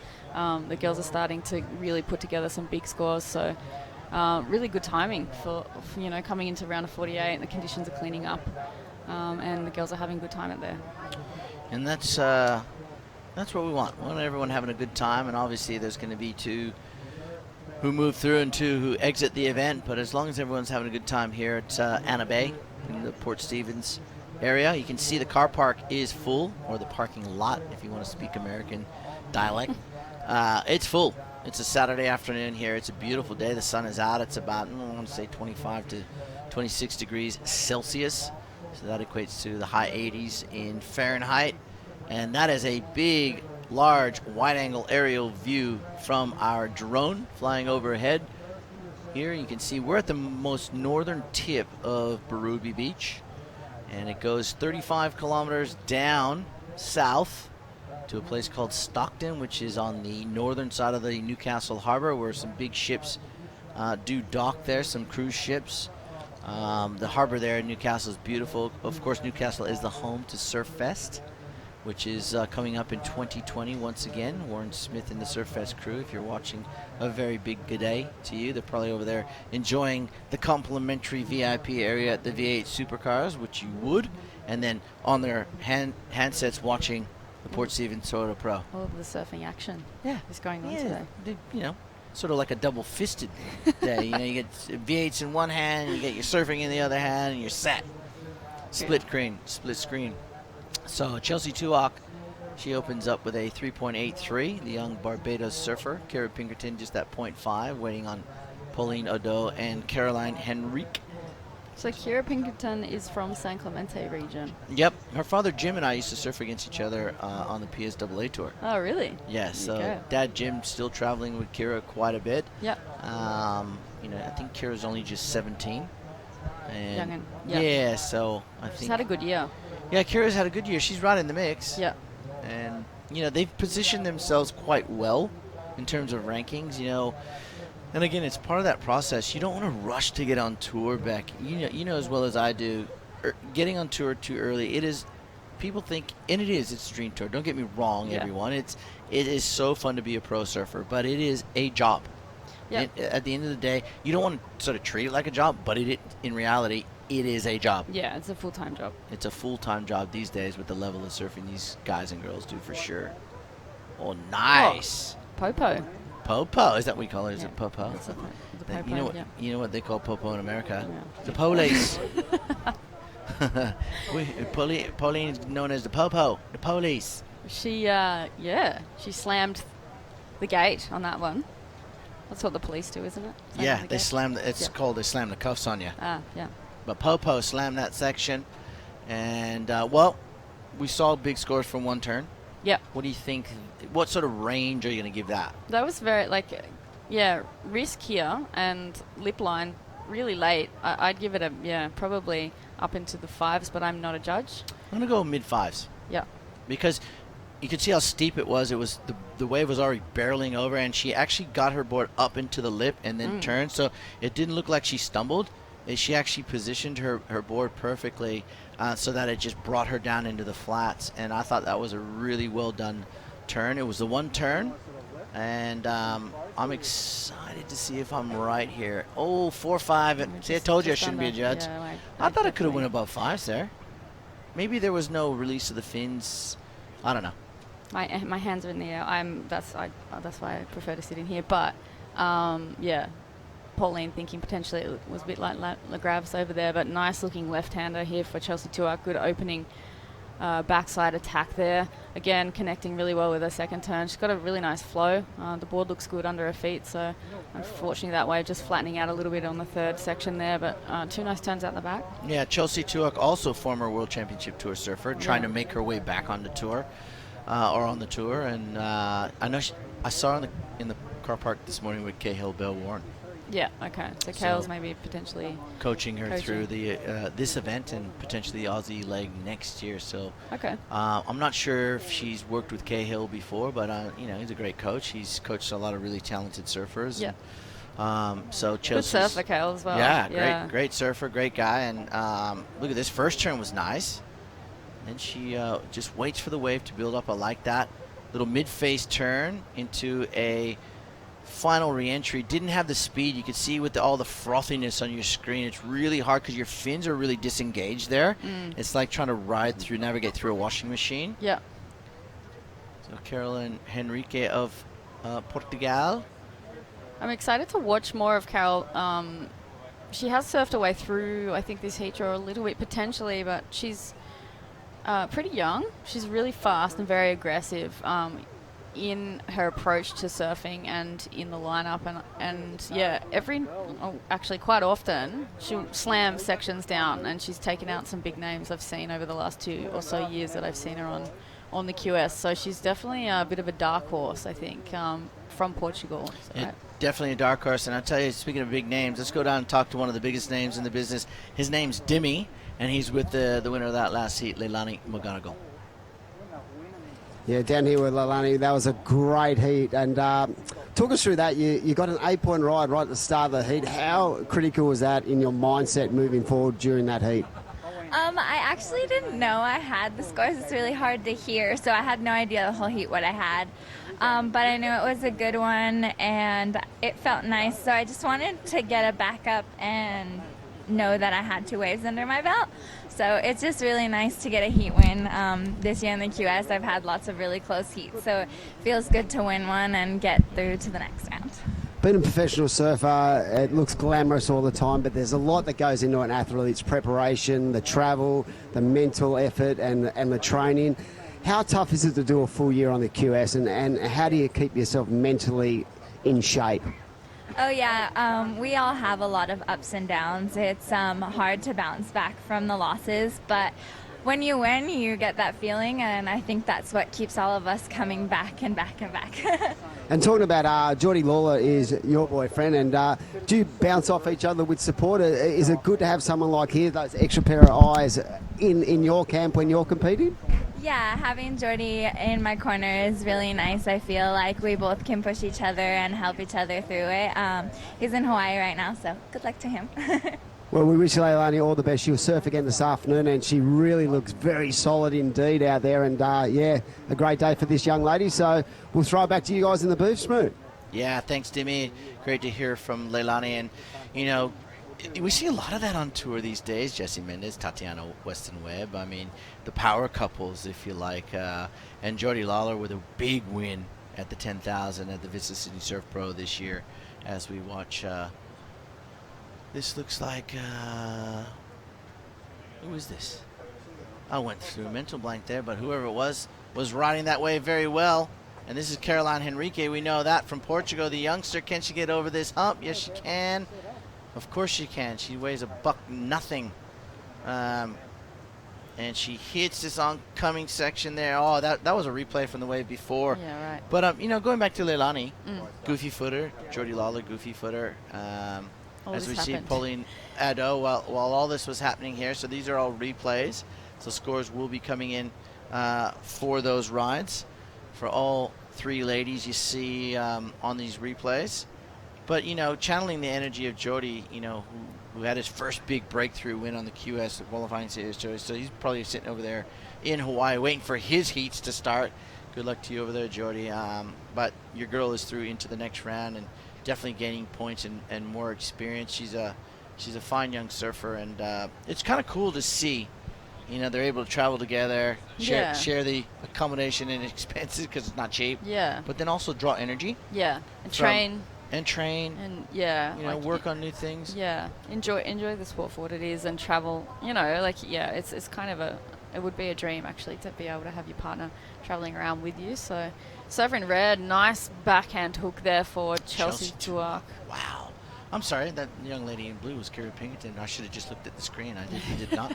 But 11 minutes and 45 seconds to go. Kira Pinkerton out in front of Chelsea Tuak at this stage. Pauline Nadeau and Caroline Henrique chasing some scores here in Berube. We'll see who can come out on top of this heat right after this break.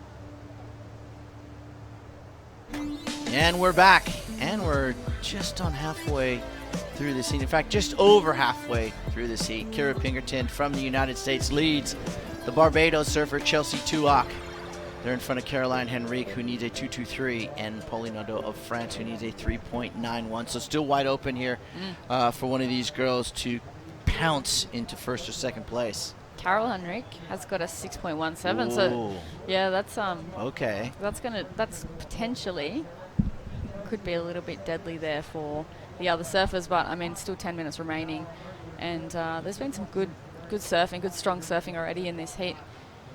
Going down just 15 minutes already gone. Goes so quickly. I kind of tend to think, Beck, that we're not going to see any bad surfing really at this level going forward all the way through to finals day, which is tomorrow, by the way. Definitely not. You know, it's Saturday here, Saturday afternoon, 10 minutes to go in this heat. So I think moving forward in the way the conditions are shaping up, tomorrow looks to be really fun out here at Berube. Right now, this is Kira Pinkerton currently in the lead, drives off the bottom, smashes that backside turn, and just gets the one, tries to get over this little hump, looking for some inside love, and not going to get it, but a very critical backhand snap, as does, this is Pauline Nadeau is on fire here on this one, Beck. Yeah, Pauline landing that third turn there, very aggressive, nice vertical finish here for Popo too. So the one thing about Pauline Nadeau is she will always be on the best waves of the heat, no matter what you do. Watch out, the Popo's in the house. Put the cuffs on. She just got that thing in lockdown that way. She did 4 amazing backhand turns. Yeah. And you know, called a Popo. Yeah. So she's about to drop a big score here. I think here we see Kira's replay here. She goes super vertical, throws a lot of spray. One turn there. We have seen scores thrown for one turn. She did have to improve, potentially on a 4, I think. But Pauline has picked the gem of the day. Solid opening backhand attack. That was a really nice tag there, that second hit. Super vertical, super quick. And the fact that she landed that third one and then continued and, you know, sealed the deal here on the inside. I don't care how soft that last turn was. Those 3 turns before were money, money, and money. Yeah. And she's going to drop a sizable score here. And I guarantee she's going to move. My call, she goes to first. Yeah. She's got a 4-5 in her score line. And with that last wave, we'll definitely have the highest score. If she doesn't, you can stuff a sock in my mouth and tell me to shut up for the rest of the day, which you probably want to do anyways. But it's got to be excellent. She surfed that wave extremely well. Yeah, she did. Carol has also found the button there. This good-looking left-hander that started to run with that high tide. So, nice third little snap there for Carol. I would say the wave not as good as potentially Pauline's wave, you know, quality actually was, but she did surf that one well, Carol, and she does have a 6.17. So things will change here, I dare say, in the next minute with those scoring. My words have fallen out of my mouth. That's all right. I agree with you. I think that Caroline, especially this turn, even though it was a little shaky, I think she's going to definitely improve. She's got that 6.17 you made mention to before. That 1.67's out the window. Kira and Chelsea are in trouble here of dropping to third and fourth, especially with Pauline's wave about to drop. And the reason it hasn't dropped yet, in my opinion, is because the judges are looking at an excellent score potentially. Okay. There it is. Well, there it is. Correct. Well, I mean, you know what I mean? That's just the way I roll. But you should be a judge now, shouldn't you? Yeah, I could go back to the judging course. 7 minutes to go, and Pauline Nadeau with an 8.20 has taken the lead from Kira Pinkerton. Kira's now in trouble because I think Caroline Henrique will drop that 1.67. It wasn't enough to put her into second as we watch Chelsea Tuak ride, hopefully in her mind, to a 6.13. So this is how the breakdown looks. Pauline Nadeau leads. Kira Pinkerton still in second. And there's that replay, 8.20. She drew upon her World Championship Tour experience right here. Yeah.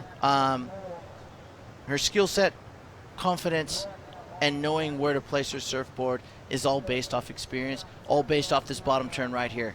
You can see that first turn set her up for everything. It did, yeah. So the bottom turn, the most underrated maneuver on the planet in surfing, is the basis for big scores. You actually sound like Martin Dunn right now, Shmoo. Oh. I heard from Martin yesterday, actually. Did you? He's coaching the Indonesian surfer in this event, and she's, I would just literally... Oh, Kailani Johnson? Yeah, Okay. I mentioned she's come out of the box, so good to hear from Martin.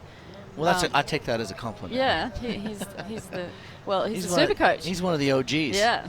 So look, again, if you're an aspiring pro surfer you need to have a very, very good base. And the base in surfing is bottom turns. Yeah. As we see the lady in white now in the lead. And again, she's taken that confidence of that 8.20 and brought it to that last wave there.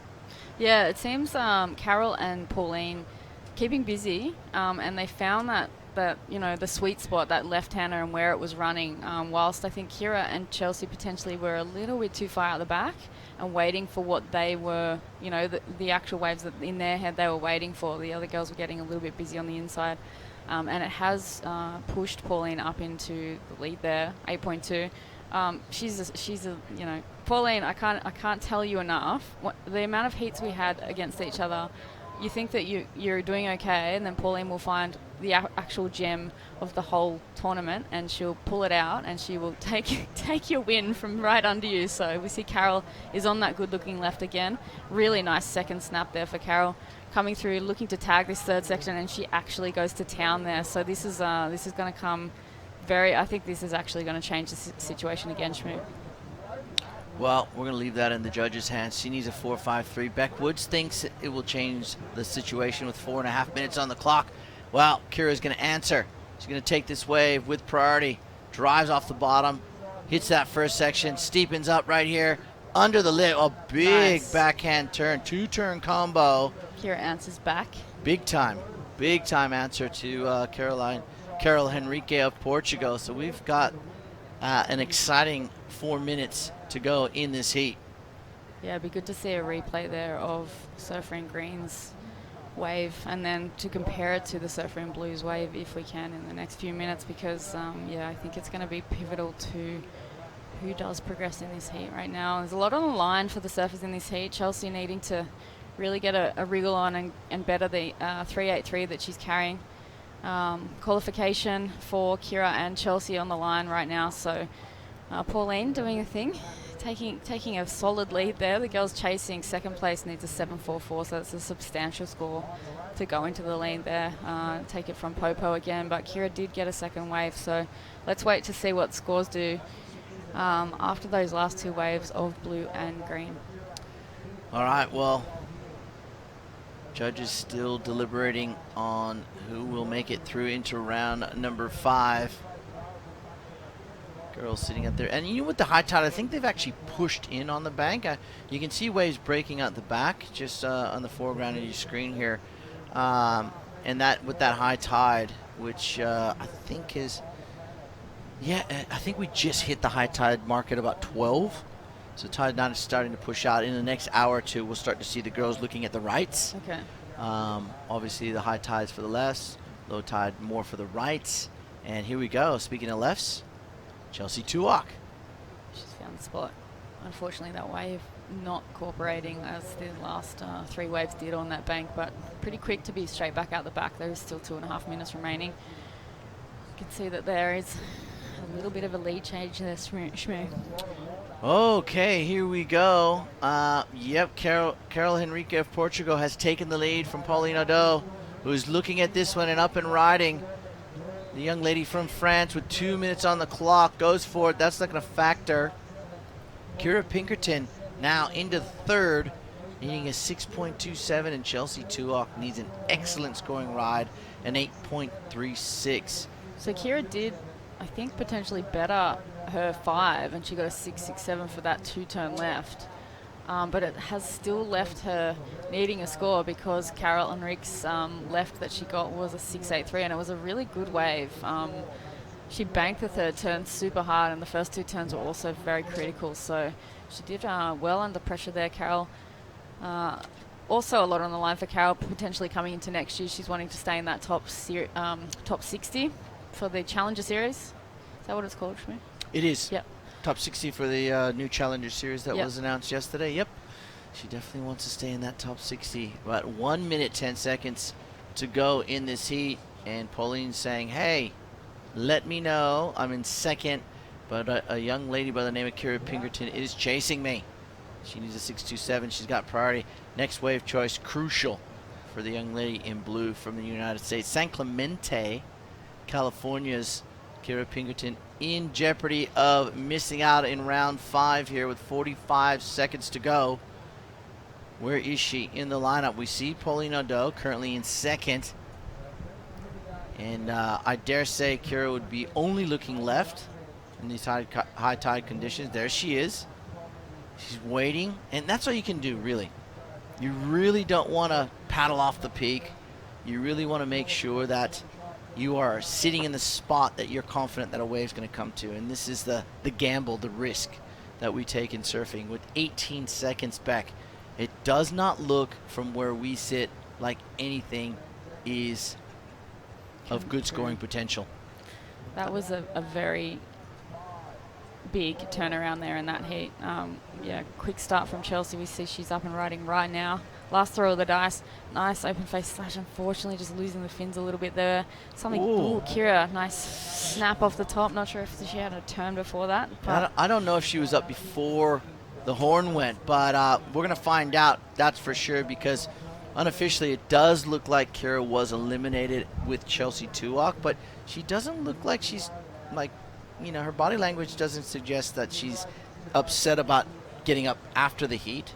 It looks to me like she may think she was up before the end of the heat, but one big turn, the score she needs, I just don't see it, unfortunately, for Kira. So that being said, we will go to a short break. We'll come back with more surfing action from Berube right after this.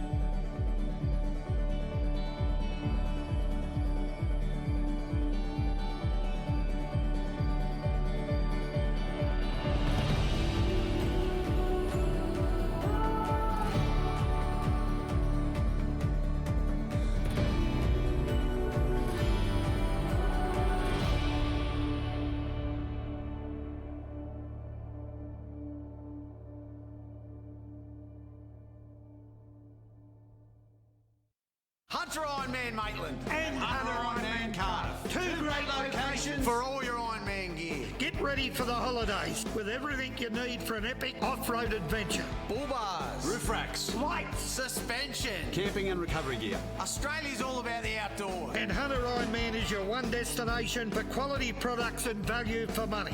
Get ready for the holiday At Hunter Ironman Maitland and Hunter Ironman Cardiff.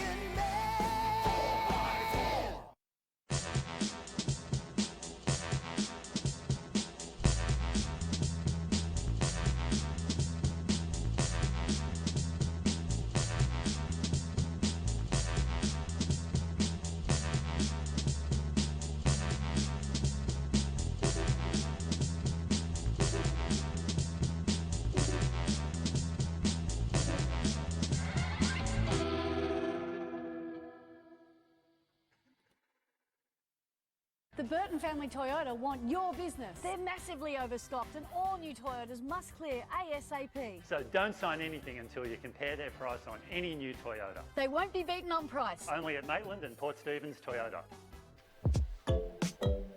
Well, welcome back. Geez, what a break that was. Quick break, as they say. All right, next heat in the lineup, the final heat of round number 4, and it's a doozy. Holly Wan of Australia takes on Bronte Macaulay, Felicity Palmatier, and Brianna Cope. Yeah. I'm out of breath. You'd think I ran down some stairs or something. You know? Coffee break. Yeah, this is a stacked heat. Bronte's leading the QS. Had a quick chat to her. It was good to see her. She's had a good year. She's had some growth I've seen through a lot of the right-handers on tour. She's been sending scores skyrocketing. So we've got what looks like Surfer in Red potentially up and riding there on the screen as we do talk about her on that left-hander Schmoot that started to turn on. Holly Warren, I haven't seen Holly surf for a long time, so I'm excited to watch her surf. She's just a powerhouse. Big, small waves, whatever is thrown at her, so it'd be great to see her in this last heat of the round 48. Hit out. We did see 2 seeds go down in the last heat, a bit of an upset there with Pauline Ado and Carol Enrique taking the heat out. So here's a replay of Bronte's last wave. 2 solid turns there to start the heat off. The opening turn was actual money and just pulling off the back there. So good start for Bronte. She's probably watched what's gone on in the last heat, and the girls know that left-hand is looking pretty good. Felicity eyeing this good-looking left off. Yeah, she hates the left, being from WA, Felicity Palmater. I'm just kidding, obviously. But, you know, born and bred down there at Surfers Point in Margaret River. She's a great talent. She loves the big, chunky waves of Margaret River and all over the world. Hawaii, now she's competed at Jaws, and, you know, she definitely has a lot of ticker, a lot of heart. So Flick's out there, and Brianna Cope of Hawaii, well, you know, obviously she likes the juicy stuff as well. Bronte McCauley, it's kind of like a home away from home for her. She comes and stays with Janine and Simon Law up here, the Laws, who live right down the street, and Hal's Dave McCauley, of course, former number 3 in the world, Macca, as we call him. So Bronte, you know, carrying on the Macca legacy. Did Dave won like the World Juniors? Did he last year, or the Masters World Juniors? Sorry, brain's having a I think, did he get second to Balbain? Was that last year or the year before? The year before, I think Macca might have won it, but I know Robbie Bain won last year, and it was a really good. I think Robbie Bain was in the final with Shane Horan in that division over 50s. I'm not sure who won the 45s, but or Luke Egan. Maybe Luke Egan won the Masters in the 45s, but I know Bainey won, I think, the over 50s. It was a good event. Good fun. It was a great event. I mean, those guys were just ripping. Yeah. Still got it. Good to see. Yeah. Yeah. So Bronte obviously likes to open up strong in her heats, and she certainly did. A 6.67 now. The Hawaiian up and riding. Brianna Cope trying. No, she's actually looking at these rights now. Maybe the tide's filtering out, so the right part of the bank here at Berube starting to look a little bit more attractive. Yeah, Holly won. You know, Holly's had a few injuries over the last couple of years. I haven't seen Holly either. I haven't had a chance to talk to Holly. I know she had an ankle injury last year she was sort of dealing with. I'm not sure if that's still bothering her or not, or she just hasn't been competing. I'm not sure, but she's a powerhouse. Yeah, I watched her surf a few events, and I just love to see her on tour on those right-handers that are on offer on tour. Just the rail carves that she has and the power that she offers. You know, you do see it. I mean, there's a lot of women who can throw it down, but she's definitely on the stronger side. So I really love watching her surf. Brianna Cope, also from Hawaii against 3 Aussies. Brianna's been around. She won. Was it a 6-star in Mexico a few years back? Came super close to qualifying. Her sister Gabby Cope, who we used to surf against, kind of our generation, and both from Kauai. Yep. You mean the younger generation? That's our generation. Yeah, that's what I meant. Yeah, the young guns. We were otherwise known as the young guns. Hey. Yeah. So Brianna's she's a character. I was in the surf with her one day at sunset, and there was probably like a couple of 6-foot sets coming through, and we weren't on big boards, and we kind of, one of the local guys was like, oh, you know, what are you doing on those silly boards? And she just was matching it with all the local boys out there, and they love her over there in Hawaii. She's she's got a really great personality, so it's I'd love to see her also capitalize on this circumstance. Both Brianna and Felicity have surfed their way through the heat draw. I saw them surfing yesterday. Flick had a couple of really good heats, as we see her up and riding now with an open face carve, a little bit of a carve down the wave, just going a little bit fat, so opting to pull off there. But early days here, 17 minutes remaining in this heat, and it is Bronte who has started off strong with a 6.67 for that opening left-hander that we saw. Well, we talked about that, you know, starting off strong and moving deeper into the event. These more experienced CT campaigners are really the ones that are going to look to do that straight away. They know the importance of, because they do it on the World Championship Tour, they have to. Yeah. Otherwise, they just get smoked. Yeah. So it becomes second nature to them to start off with a high 6 or a 7. That's ingrained into their head from a CT level, and then it just happens at a QS level. So that's what the experience does for you. As we see Brianna Cope with a nice gouging forehand turn, but just the one. So the Hawaiian sitting down there in 4th. But yeah, it's going to be interesting in 2020 with this new Challenger Series. I'm really excited. It got announced yesterday that Manly is a Challenger Series event. As you can see, the Portuguese surfer there from that previous heat. She started off on the bottom of the leaderboard and climbed her way to the top. So I love the tenacity, the fight in these European surfers. The Europeans, man, they got a strong pool of talent. Yeah, definitely the dark horse of the heat. She was the lower seed, and she just came out firing. Got that late 6.83 on that 3-turn left that she got just after Pauline. So really flipped the heat there. And Kira and we see Surfer and Ryder Bronte up again, finding another connecting little left, but opting to pull off that one. But yeah, a bit of an upset with Chelsea and Kira both bowing out of that. There was a lot on the line for those girls, so they are still very young, and it will be a bit of an anxious wait through the back end of the draw. But I think they needed to possibly, get through that heat to get onto the tour. So there we see the power of Holly Warren, just with that one huge turn there backside. She's fast, and she's got a lot of power in those legs to throw down. So I'd love to see a replay of that one again if we can. Yeah, definitely. But before we do, let's go down and talk to Dimmy, because he's with that last heat winner, Caroline Henrique. Yeah, down here with Caroline Henrique down there. A super heat, and you must be pretty stoked with that performance. Yeah, for sure. It was a tough heat. All the girls eat surfing amazing, so I knew it was a hard heat, but I'm really happy to make it through. And talk about your surfing. Do you feel comfortable in the waves out there? And how do you approach a heat like that, knowing that there's a lot on the line for both Kira and Chelsea? They both were right on the bubble. So how do you go into a heat like that? Yeah, I know Kira, Pauline, and Chelsea, the girls rip, and then I was trying to surf the left because my backside it's strong, so I knew where the scores is. So I'm really happy. And talking about this region, Port Stephens, have you been here before, and do you enjoy being in Australia? I never to be here.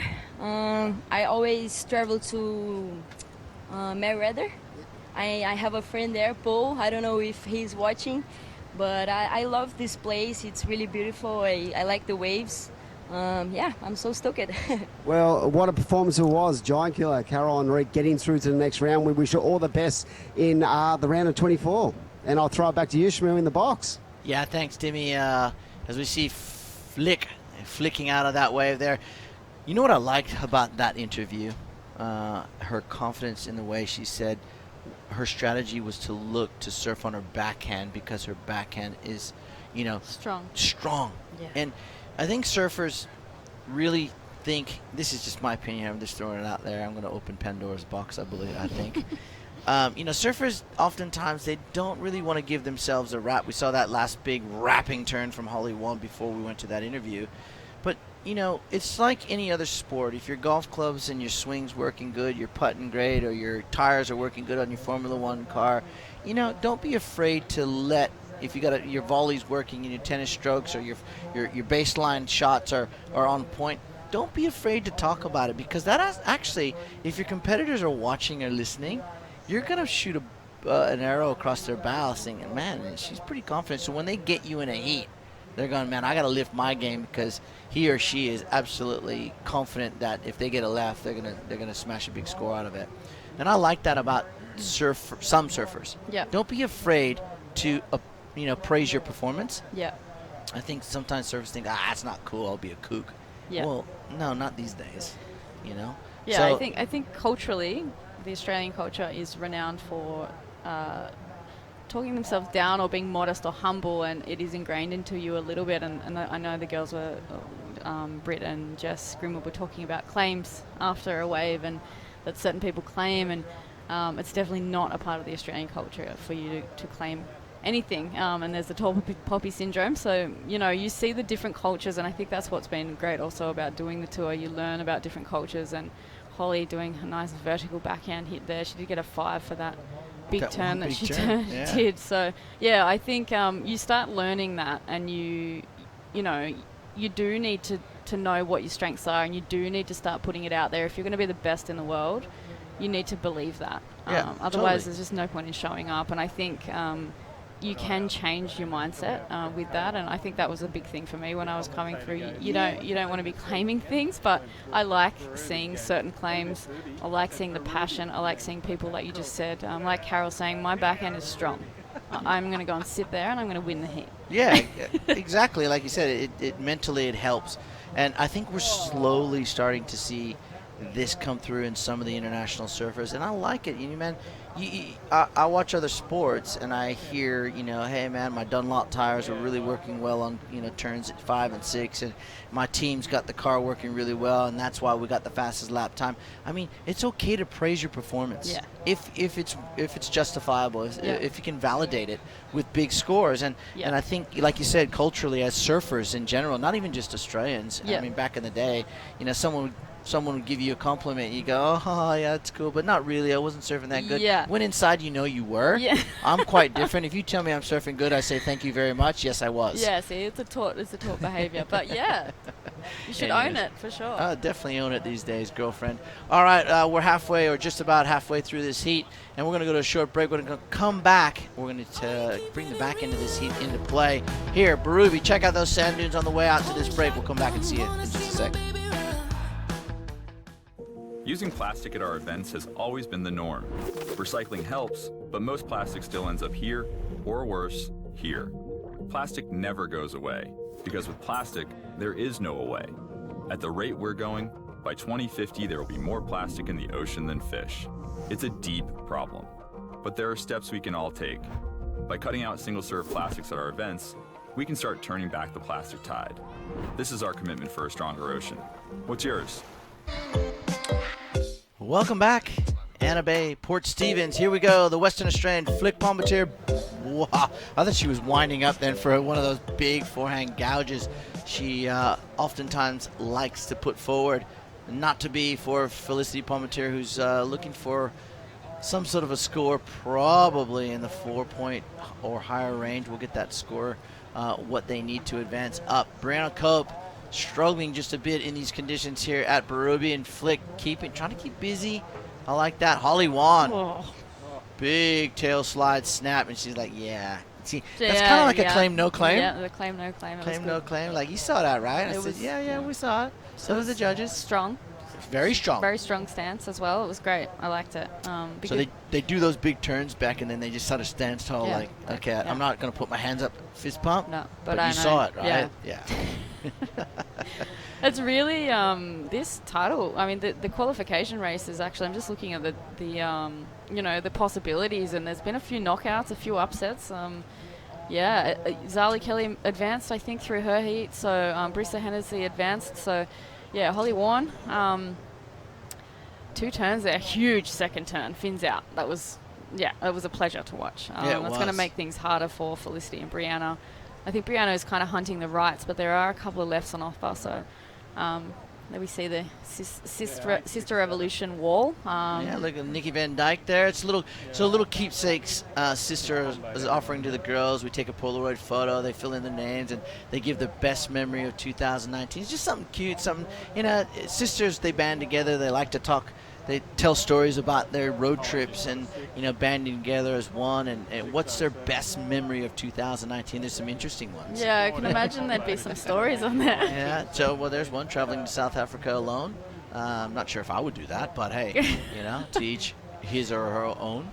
Here we go, Flick Palmateer. Wow, she's very busy, but I like that because she's got 7 minutes and 15 seconds, but she hasn't really found that groove, that part of the peak or break that's going to allow her for some big scores.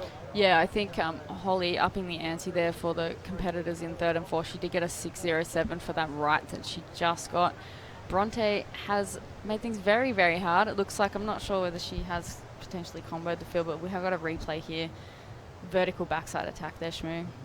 Yeah, she is. Well, that wasn't the 8.67, obviously, but that would have happened maybe during the break. I'm not sure, but obviously it was something very special because you just don't.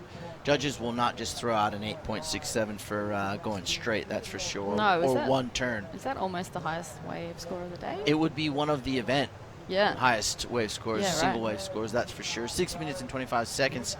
And then we're going to get into some more heats into that round number 5. Crispy and Dimi were talking about. In that first round of 24 is going to see Molly Picklum, Maud Lucar, and Tia Blanco. And we'll bring in Britt Nickel and Jess Grimwood, who've been bludging in the VIP area for the last hour and a half, eating all the free food. You know, just probably having a little cat nap or a massage from the physiotherapist.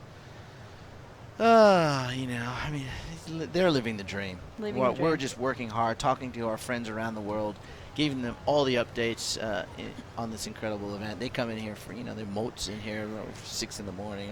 Where's my coffee? Doing the 5. Seriously, where's my hair and makeup? Yeah, that's Shmoo's morning routine. But anyway, we've got Flick, unfortunately, coming unstuck on that last turn out the back there. It looked like a really solid wave. If she had just been able to land on the board, which is always better than... Wait, this is coming out very wrong. If you land on the board with your feet on the board, it's always going to be a good score. But Holly has done that on a couple of turns. She's done 2 really big turns, essentially, in this heat, and she is carrying a 6 and a 5 for that. So love to see Holly get a couple more waves with 5 minutes to go. But Felicity needs an 8.64 to advance, and that is a bit of a big ask, but not out of Flick's reach. We have seen her surf all over the world in really, really large waves at Jaws, in small waves. And hailing from the west coast of Australia, she's got it all in her repertoire. I think just staying busy in this heat, but potentially needs to just get a little bit more focused on the type of wave that she needs to capitalise on her really strong forehand at the moment. Well, I think the positions now in this heat, 1 through 4, is the direct result of the beginning of the heat, which we spoke about, is starting off with big scores and then, you know, building that second house, if you like, in your second wave score line. Unfortunately for Flick and Brianna, that didn't happen, whereby for Bronte and Holly it did. Yep. And we've seen that over the course of the last 3 heats, and I think I'm spot on.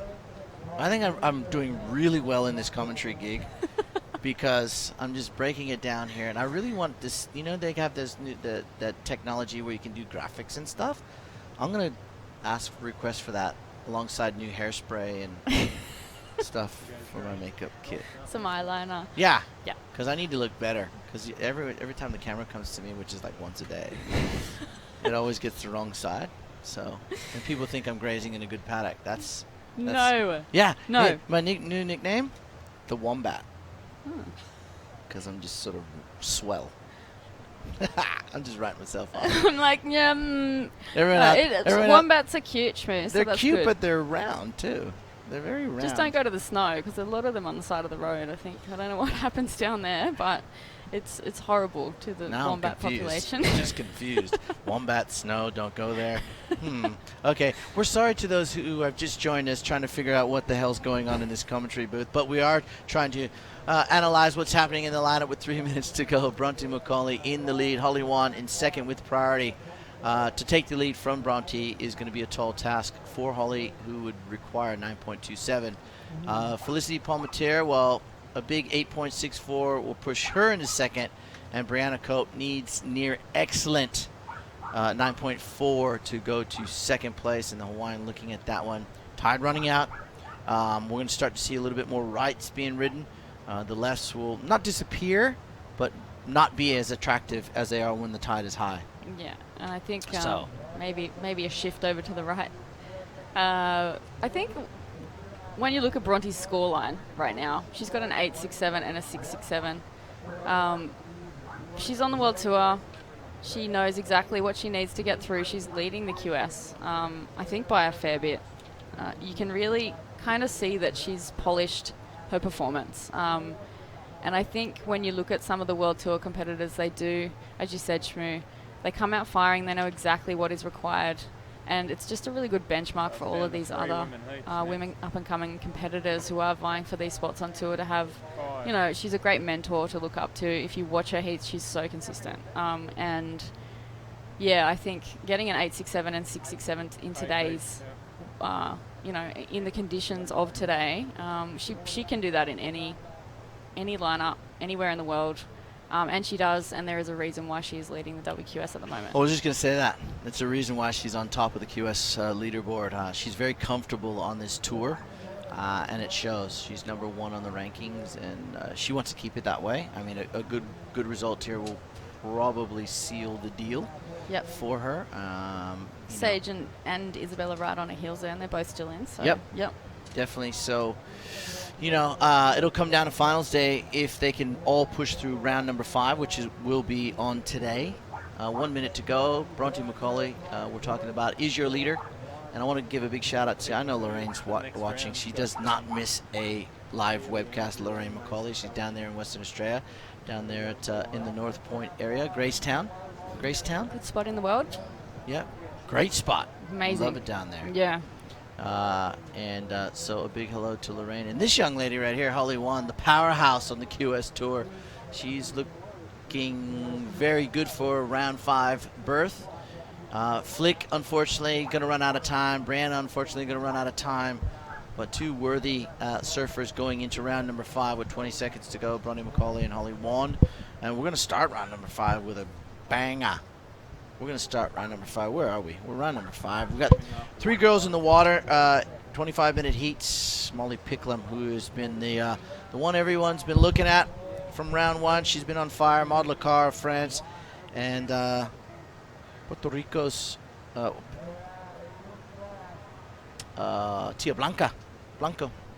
So unofficially, Bronte McCauley, I just went in meltdown there. Holly Wan in second.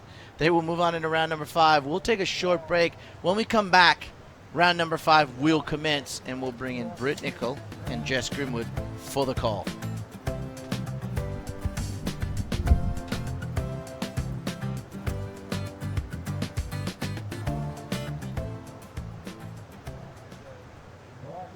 Holidays, Ironman, outdoors, Ironman, whoa, bull bar, suspension, lights, camping equipment, recovery gear, 100 Ironman Maitland, and 100 Ironman.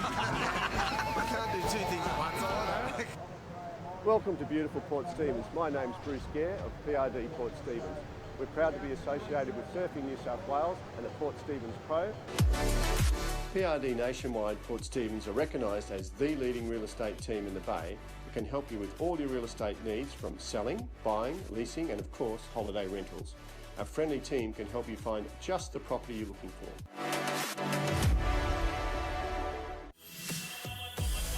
AirAsia's been amazing for me. All the airline staff were really nice, and for me being a surfer, the best thing is just that the first board bag goes free. I was able to go on one of the first flights from Perth to Lombok.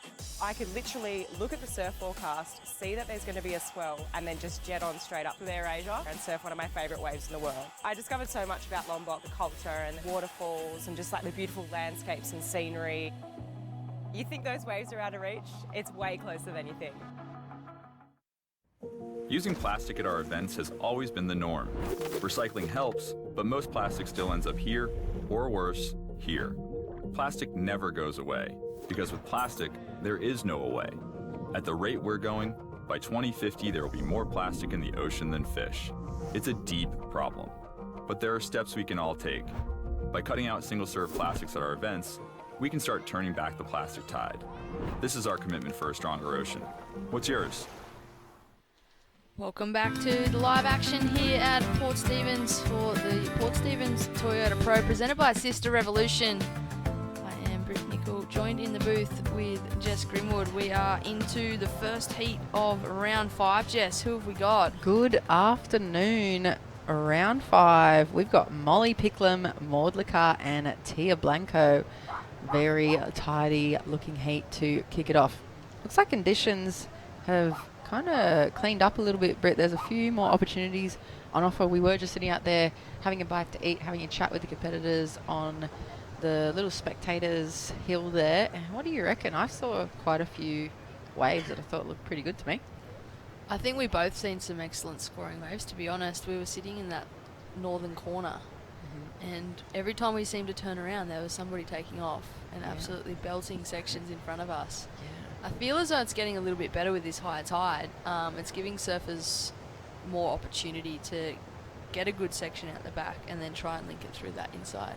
Yeah. And we saw some of those real heavy hitting heats with a few of the girls bowing out, and obviously pretty much bowing out a qualification for next year. So big consequences as we see Maud Lacar weaving her way through into this inside section. She's lined up that turn on her backhand, and she's keeping the momentum going down the line. She's a bit of a pocket rocket, Maud, from France. Quite petite, in like similar kind of build to Nikki Van Dyke. Maybe a bit more petite, less like stocky and muscly. A real pocket rocket.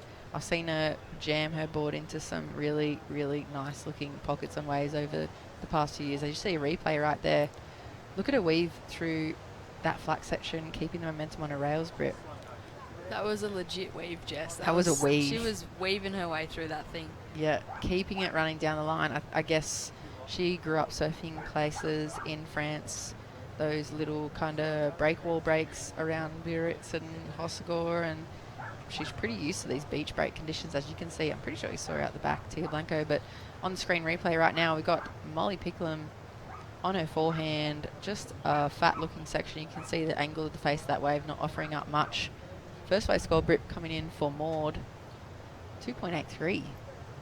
Still early days, so we've only really just started this heat. We've got 25-minute heats, so plenty of time for the 3 athletes in the water. So we have just gone from 4-person heats to 3-person heats, which does help in the lineup with less people in the water.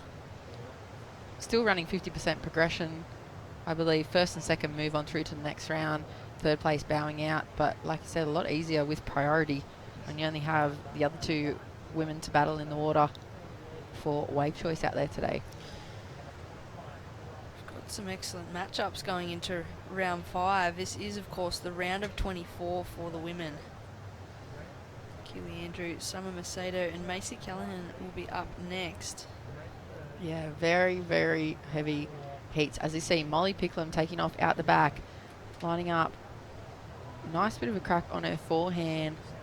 Looks like she's kind of waiting for this thing to wall up, and she's doing the same weave through that tricky section. Lines up, another nice turn on the backhand, and foam climb over that end section. Not quite riding out of it though. Probably a bit more of a warm-up wave there maybe for Molly.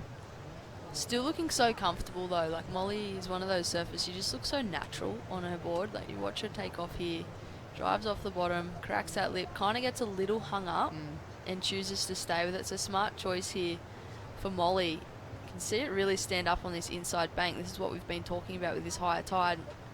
I kind of liked how she waited.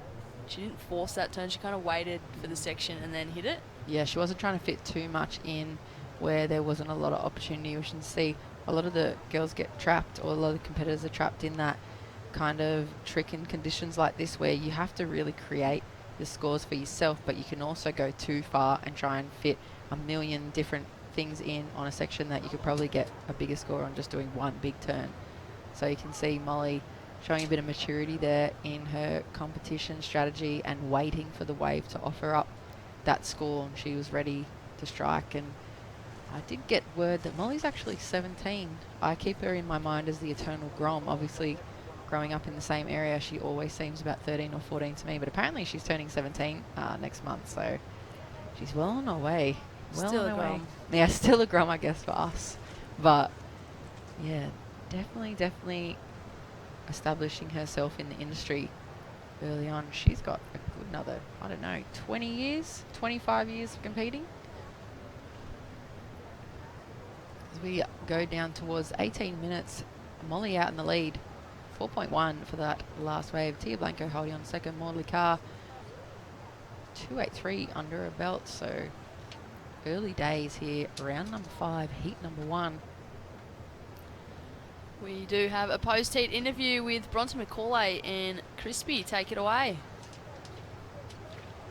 Hey guys, welcome back. I've got, well, the QS leader currently, and on tour, Bronte McCauley from WA Australia, taking another heat. Well done. Yeah, cheers. Yeah, it was kind of a fun show out there, and I'd been sitting and watching all day because I was the last heat of the round, so it's always nice just to get out there and get surfing.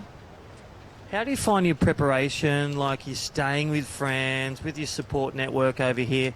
How do you find going into a contest like that helps your preparation? I think it just makes the whole experience more enjoyable. Yeah, I've come here since, I don't know, I was about 9 years old, and we stay with Simon Law, who used to be on tour with my dad. So he's got 3 girls, so they're all around my age or a bit younger, so we're all pretty close friends. So yeah, I just feel really relaxed, and I just always look forward to coming here and having a bit of a holiday and cruising with them as well as doing a comp. Now you're leading the QS and you've got Hawaii to go for the rest of the year. Do you find that you feel really settled being in a really good position for 2020? Yeah, it's nice not to have pressure and need points coming into this event. The last 2 years I was kind of on the borderline, so it's just a little bit more stressful. But yeah, I want to finish the year strong and still kind of want to have the same intent and get a good result. Well, you got some big scores there and a massive combo out there and great waves. So all the best in round 5 coming up soon. So thanks for joining us, Bronte McCauley. Thanks so much. All right, back in the box with you guys, and well, waves are getting better on round 5's action right now. Back to you. Thank you, Crispy and Bronte. What a position to be in. Absolutely. I was just having a look.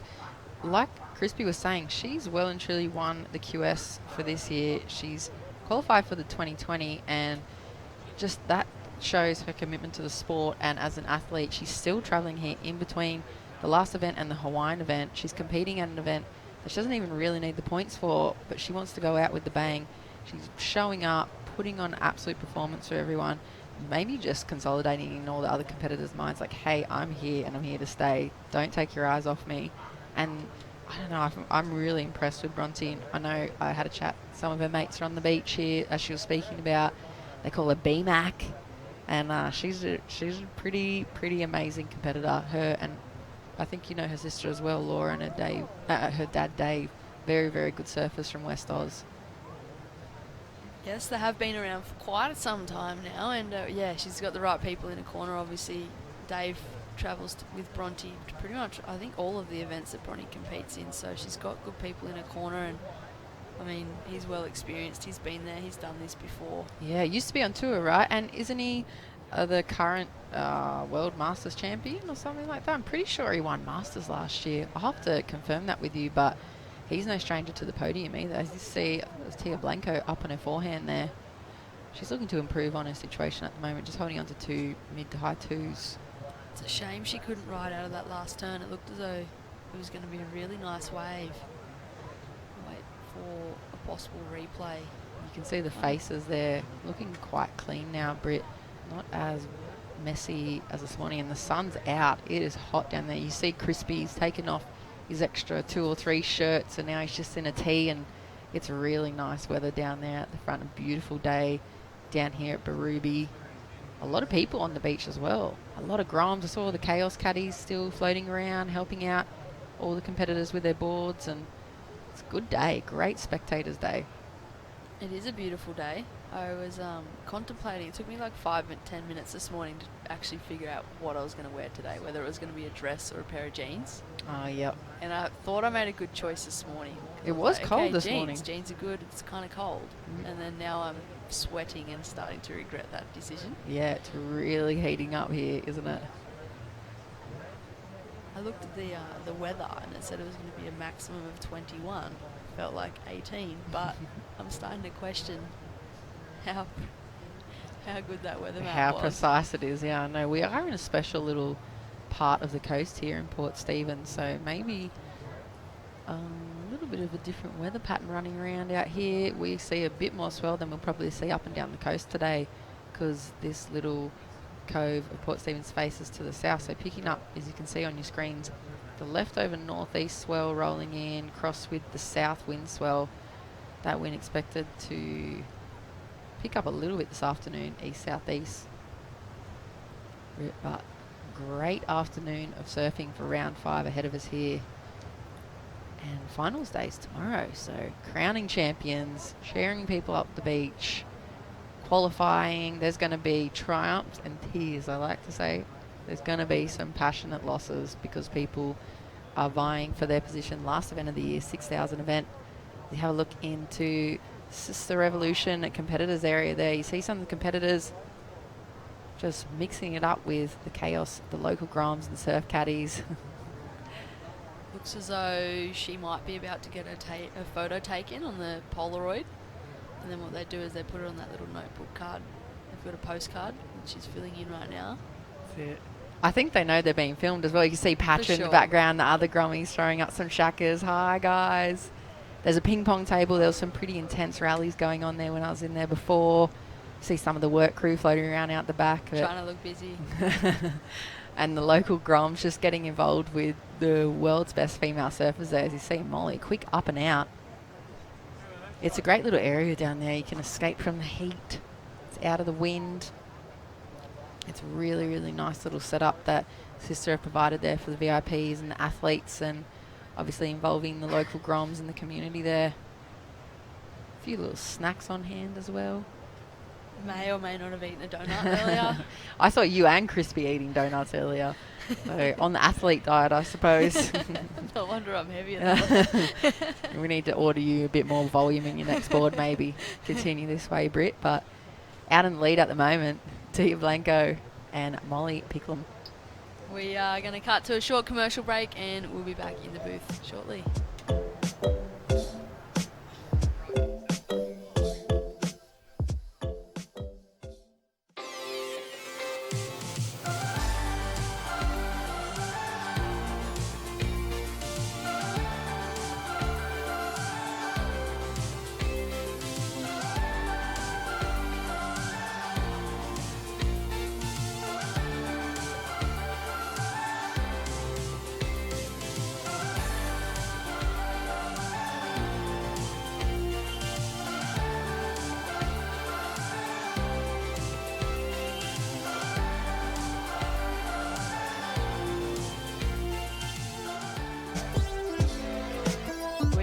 Back to the live action here at the Port Stephens Toyota Pro presented by Sister Revolution.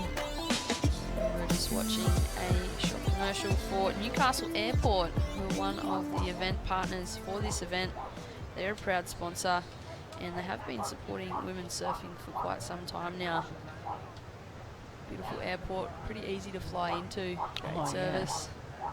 Yeah. As we see a replay here, surfer in white, Tia Blanco, keeping that momentum. You can see her using her rounds and massive jam on her forehand, throwing a lot of spray and holding on through the bumps to ride out of that one. That was a very big, I think it was only a single turn wave, but a really, really nice committed forehand attack there. I think it'll be rewarded quite well, to be honest. It was very well timed. A lot of spray off the back. Looked really, really stable and confident riding out of it too. So, Tia Blanco, only a single turn, but good looking one. Did she have the 4.6 in her scoreline before we went to that ad break, or do you think the 4.6 was for that turn just now? I'm not 100% sure, to be honest, but as you see, Cody I'm pretty sure that's Cody Klein, former WQS competitor, just kicking back, enjoying the day of women's surfing there. She's a big city slicker these days. I think she resides in Sydney CBD. Bondi. Oh, Bondi, yeah. Yeah, very, very well-attuned competitor in the past. As you see, Molly just coming up under that wash there and looking for that hop to get into the inside section.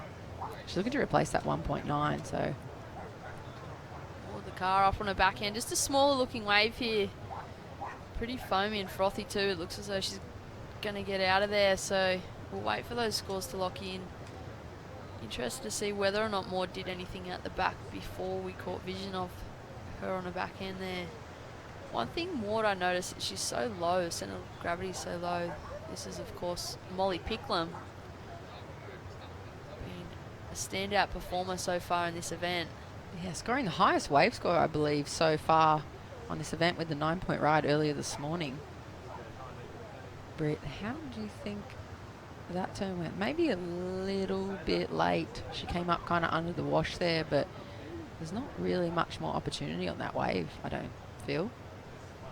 And she did well with what she had in front of her. Unfortunately, just the one turn. It was almost as if Molly thought about trying to hop through that next section. She kind of did one bounce and got out of there. Yeah. I think if she'd got the connection, there might have been a little bit more opportunity, but still great for the section that presented itself. Yep. As you see the BMAC entourage there making their way up the beach, that's Dave McCauley, I believe you can see in the back corner on the right with the Aussie hat on. That is a Team Australia, I think, hat he's got on. So I might be right about representing. And smiling Bronte. She has done so well, been so consistent this year. We see Molly up and riding again, Britt. Interesting tactic here. What's going on? I'm not 100% sure, to be completely honest with you. It was a good turn. Whoa. Strong turn. She kind of didn't completely ride out of that foam section. But, yeah, interesting wave selection. I thought the same thing, Jess, when I watched Molly take off. Maybe just getting busy, as we see in this replay. She might have just wanted to get to her feet again and feel like she's getting busy. She really threw everything into there, really tweaking out the end of that turn with her tail, and I think it might have been a ride out, but she's put herself back into the lead nonetheless. Out in front with just over 6.5 minutes on the clock. Maudley Carr looking to post a second wave score. I'm pretty sure she has got a couple of waves under her belt, so just waiting for those judges to roll it through. As you have a look at a lot of the competitors under the Air Asia tents there, prepping. They've got the earphones in. You can see Mia Collins there listening to her preheat tunes. Isabella zinking up the face. See all their support crew, a lot of their families and coaches just hanging out, keeping the competitors focused and idling like we're talking about in that idle gear, ready to rev it up 3rd, 4th and 5th later on today. So last scores, Britt, for Molly. 4.73 and she's got a 5.23, but Maudley Carr's locked in a 6.17. Backed it up with a 2.83, so as you mentioned before, Jess, we're just waiting for her second wave to be locked in. So the surfer in red in the lead, Molly Picklum blue in second, and it is this lady here sitting in 3rd looking for a score. Kind of flattening out on that turn. You saw her kind of pull the board back under her feet and keep that stringer flat along the lip line there. I think she thought it was going to throw her out a bit more into the flat, so she was waiting for that. You can see on this replay, she drives up for a bit more of a vert turn and then kind of flattens out to ride through that little step out on the bottom. But well negotiated. I'm not sure if that would replace her second score. There you go. There's that ferocious ping pong tournament I was talking about with the Chaos Caddies. Local Groms. A lot of the guys participating in the Surfers Rescue 24/7 the other day on the beach with Shmoo. Nice Surfing New South Wales initiative, teaching surfers to use their boards as a tool to rescue people. I think you across the stats, but a lot of the time the beaches here in Australia, surfers are the only ones around, and there's a lot of rescues being made by people at dawn and dusk or out of hours of lifeguards, so it's nice for the Groms around here to learn. It is a great initiative. I actually am one of the main leads for that program with Surfing New South Wales, and essentially it is a free CPR and board rescue course for any recreational surfer or any surfer in general in New South Wales. You know, like you said, a lot of the beaches are unpatrolled, and if we can start training up surfers to utilise their surfboards as a rescue tool, then we're going to have a lot safer beaches up and down the coastline, and it's just so crucial. People, they don't really realise how dangerous the ocean can be until they're in that situation. And, you know, obviously the board rescue component is one thing, and there's super simple techniques. There's probably like maybe 6 techniques that we run through with the program, but they're effective and they work. And essentially the CPR component, we partner with Surf Life Saving New South Wales and the New South Wales government to roll out the programs. So it is through those funding. Yeah, but we work with Surf Life Saving New South Wales to deliver the CPR component. So they walk away with a free nationally accredited CPR accreditation. That's amazing, because previously you have to pay for that CPR accreditation. I know I've done it myself multiple times, and it's generally a 1 or 2 day course you have to pay for. So to be offered that just because you're a surfer and you're involved in the surf community, it's pretty amazing. As we see Maudley Carr taking off, there's 3 minutes on the clock. She's looking to throw a board up into section, not much on offer there. So Molly Picklum out in the lead at the moment. Maud holding on to second. Tia Blanco looking to replace that second score and crack the 5s or 6s there. Both other girls sitting ahead of her at the moment. You see her getting busy, but as we said, a great initiative, free CPR accreditation and learning the tools so you feel confident to rescue. As you see Molly going up and over that first section, but conditions are super tricky still here. I mean, plenty of opportunity if you can luck into the right one. Britt, but very, very tricky to navigate. You can see right now. Well, wave selection's crucial, Jess. It's one of those old sayings that if you're not on the best waves, you're not going to allow yourself the opportunity, are you? So it's one of those things that you do have to make sure that you're in the right position, you're on the good waves. You can be the best and most talented surfer in the world, but if you're not on the waves, you're never going to allow yourself to progress through a heat. Yeah. Tricky conditions out here today, though, like as we mentioned earlier, and pretty much all of the girls that have been in those post-heat interviews have mentioned how hard it is out there today. And not only is the lineup hard to navigate and knowing where to sit, but there's the added factors where they have to adapt to not being able to hear the beach commentary. I know earlier they couldn't quite see the flag, which they can now. So they're pretty much relying on their own ability and their own mind, what they've done on the wave, where they think they're at in the heat. The only thing that they're guaranteed to know is by looking back at the priority boards, which are up on the head of the judging tower. And it's always important, like this position here, for example, blue and white were paddling, and you can always make that simple error of taking a wave and thinking you're in priority when you aren't. So it's always important to look back at that priority board. As I see Molly, whoa, finding a nice looking section. Looked like she was halfway between thinking about going for a bit of a reverse there and then realising there probably wasn't enough space, and she was just trying to ride out of that first crack. But she's currently in the lead. Maud still holding on to second. Tia's chasing the score with 40 seconds on the clock here. This is round 5, heat number 1, Port Stephens Pro, presented by Toyota. Big day of action here. World Surf League 6,000 qualifying series event, and it is Port Stephens Toyota Pro, presented by Sister Revolution. Sorry, getting my tongue all tied up here this afternoon in the booth. Too many coffees, Jess. I know, a few too many. One of the grommets slapped my last coffee out of my hand. I think he did it on purpose. That. Yeah, I witnessed it. I almost went and shook his hand. I don't think I need any more. Yeah, counting this heat down, Britt.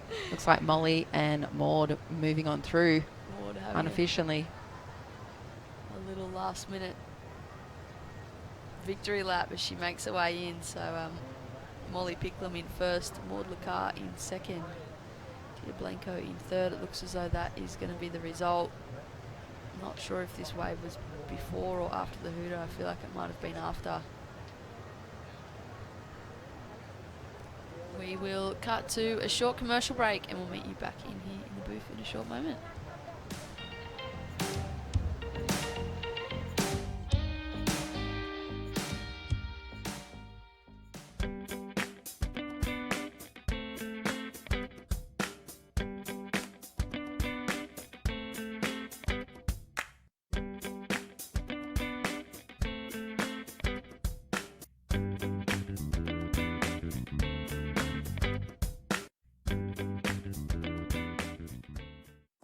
Imagine the perfect holiday destination, perched on the pristine beaches of Port Stephens.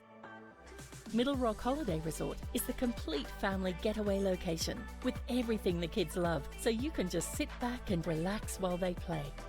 Nestled in stunning Tomaree National Park means nature is right on your doorstep. So pull up in your caravan, pitch a tent, or relax in luxury cabins. Middle Rock Holiday Resort Port Stephens, where you can relax while the kids have fun. AirAsia pretty much go to every surf destination that you want to go to. We jumped on a plane with AirAsia to Sri Lanka, and we actually surprisingly got some really good waves. Kind of got that Indonesia vibe with way less people, and the water was warm, it was sunny, and the waves were perfect. AirAsia's been really good in the sense of keeping the prices at a really low level that you're going to get there happily and jump on and hopefully get some good waves. That's what surfing's about.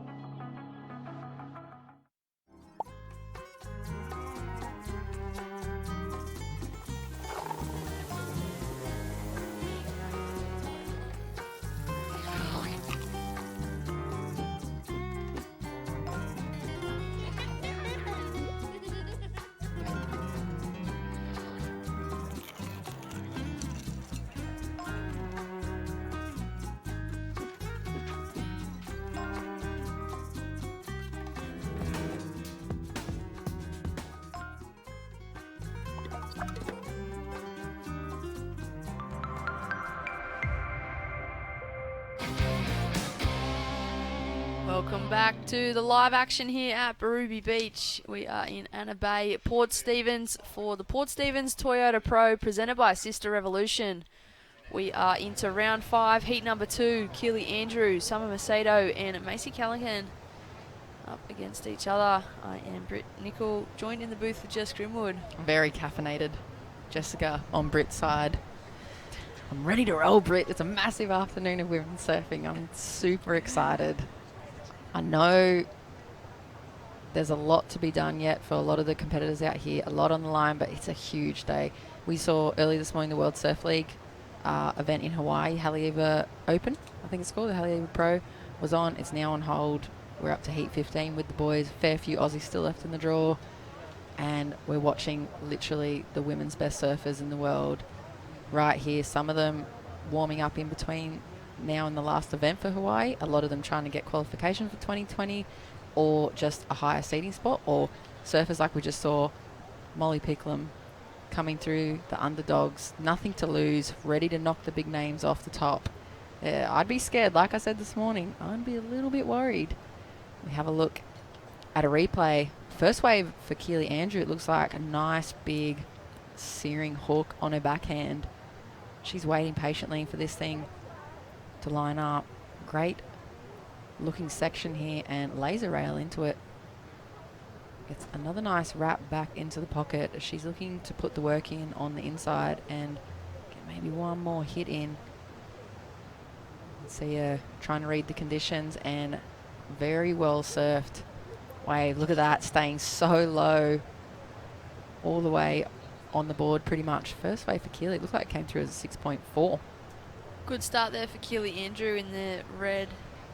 I'm just looking at the possible qualification for 2020, going off the results and the possibilities here, and this is an extremely crucial heat for both Keely Andrew and Macy Callaghan.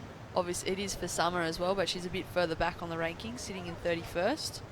But a good result here for Macy Callaghan and Keely Andrew could possibly see them qualify.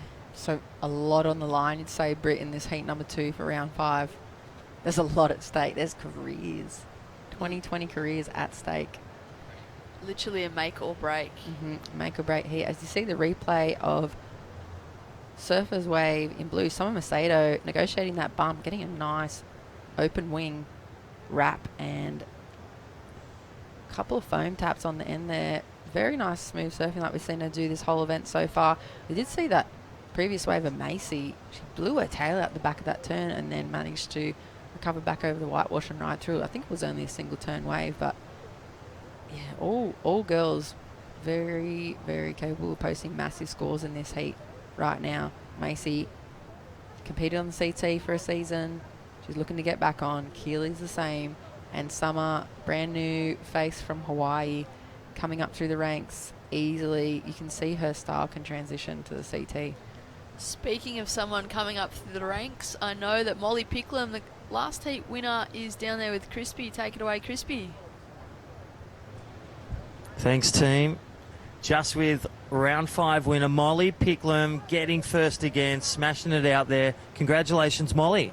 Yeah, thank you. It was tough out there. I mean, I got lost at sea a little bit, but I came in and tried to finish the game, and I was stoked I got the win. And you can't hear much, so you're kind of judging yourself, and it's tricky that way, but I'm so happy to be here the finals day. Yeah, you've made it through to finals day. What do you see as a momentum going through? You find yourself really checking out the conditions out there and watching them with your coach Micro?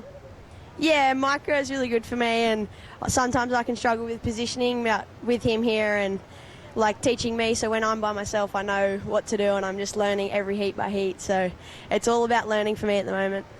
Well, that's awesome. Anyone else to thank or shout out at home back at North Shelley and the family watching? Yeah, thanks again for watching my heats, and hopefully it keeps going through the finals. Well, congratulations, top 16. Well, that's awesome. We'll see you tomorrow on finals day, Molly Picklum. See you then. All right, guys, back to you. Thanks for a great day. We're going to roll through the next 8 heats as well. Back to you in the booth. Thank you, Crispy.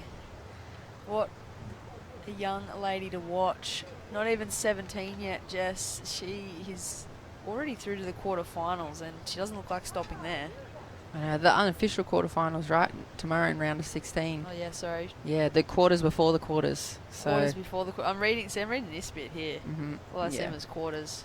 Unofficial quarterfinals, you see Molly. I can't help but feel a little bit proud. Coming from the same community, I know all of the board riders are tuning in at home. They always do. Everyone's streaming the events live all the time. Heaps of messages of support for her. She's looking very, very sharp. Like we said, a bit of a giant slayer at the moment. I'd be worried. And there you go, hugging with more of the support network. She's got Micro on the beach with her. He's coached some of the best names in the biz. He's coached Wilco through that really amazing season. He coached Tyler. He's coaching Sally this year. He really knows what he's doing, and he's pretty infamous for that, the ball trick when he's got the AFL ball warm up on the beach before. So very, very exciting times for Miss Pickleham as we see Macy Callahan out in front with 6.3 and 5.93. Keely 6.4, just sitting on a 0.5, and Summer opening up with a 5.43. She's also sitting on a 0.5. Early days, Britt.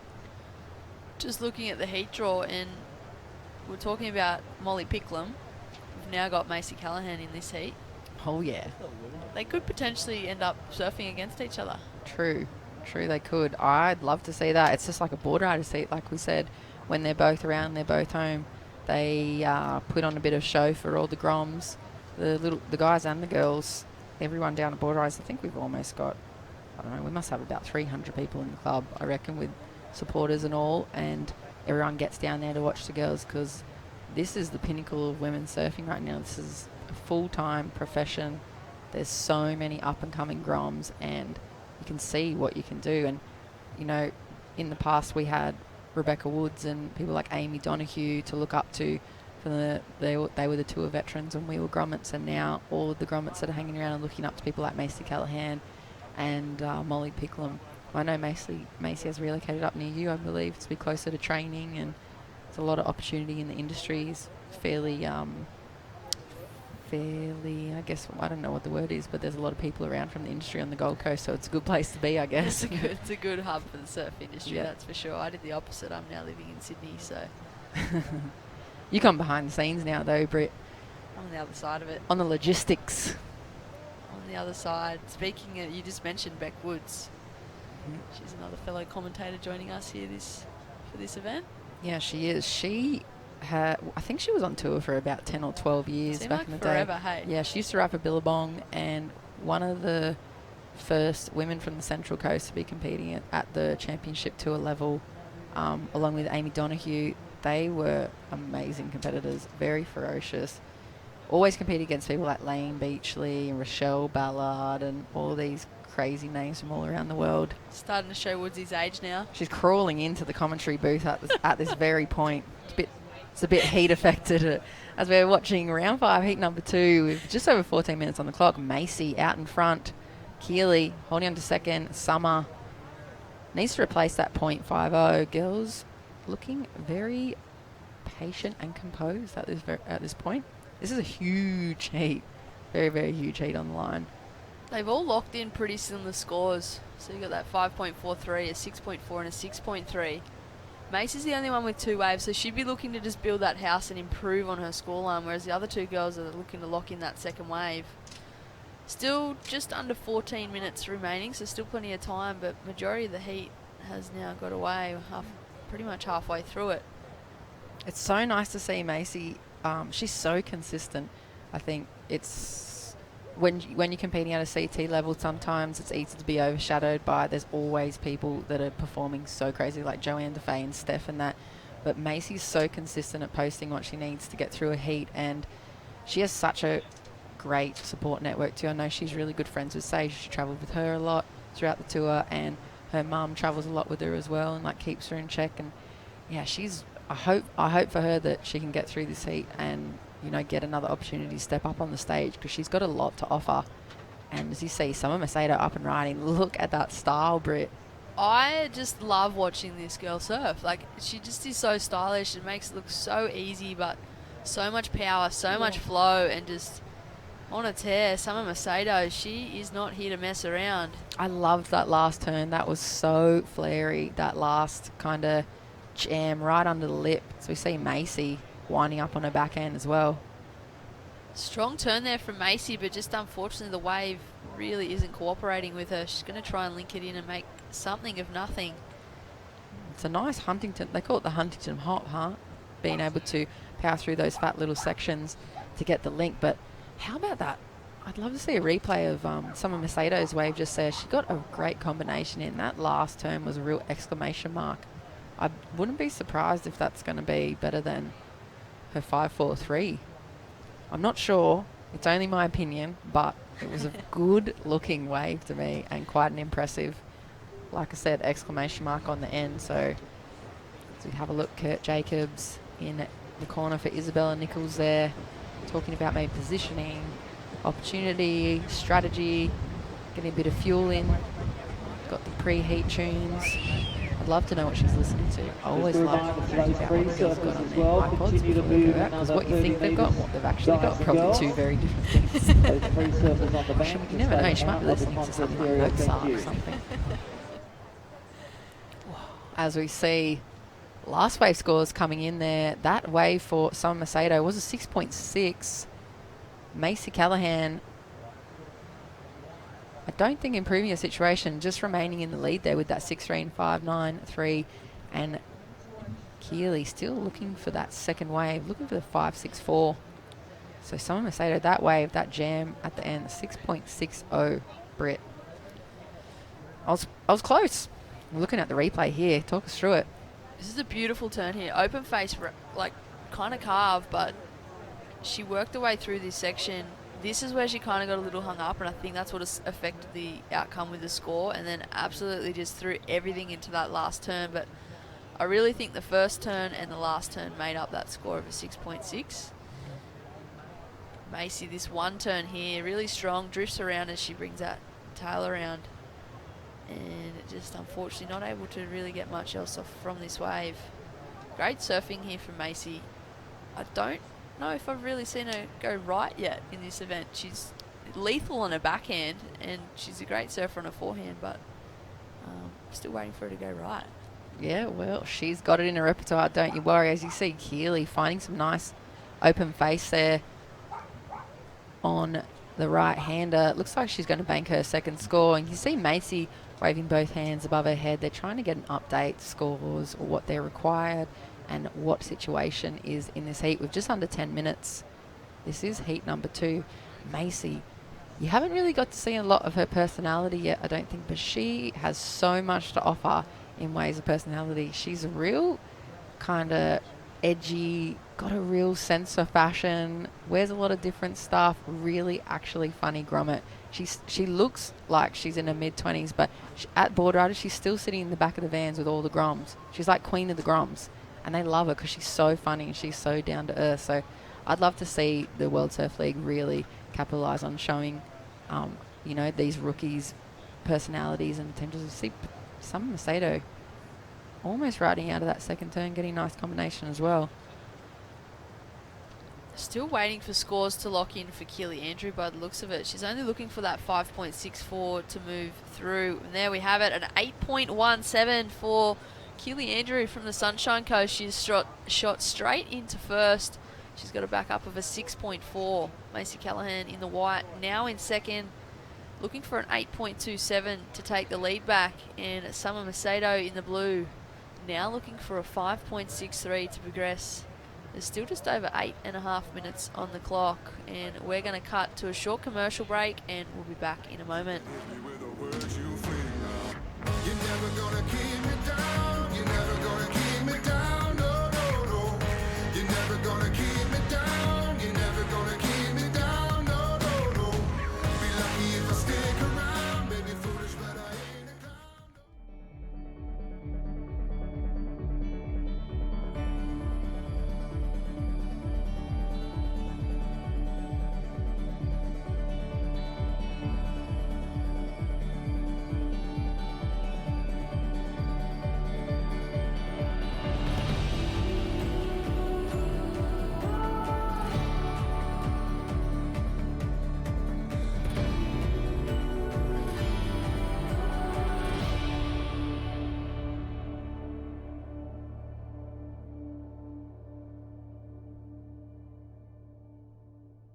Dad, you're the evil twin. We are back to the live action here at Baruby Beach for the Port Stephens Toyota Pro, presented by Sister Revolution. We currently have round 5, heat number 2 in the water. Keely Andrew in the lead, Macy Callahan in second, and Summer Macedo in third. It's just under 7.5 minutes remaining in this heat. Up next, we'll see heat number 3. Layla Riccobono, Maya Collins, and Kiala Tamata Burnett. I don't know how. Great pronunciation. I don't know if I pronounced that correctly or not. They're tricky. It's But we'll tricky run for with it. us over here, down under in Australia. One language under our belt, barely. We've barely got the English language down, so all these amazing bilingual competitors coming through with crazy names. I see a replay of Keely Andrews. This is her 8.17. You can see her linking these turns and just really waiting for that face to open up. Nice mid-face slash and good closeout turn. That was a great combination. She kept the momentum going down the line. You see the noses of the board just pretty much pointing down the line, ready for each section. Not overworking any of them, kind of waiting for the wave to offer it up as well. And judges rewarding her with the 8.17.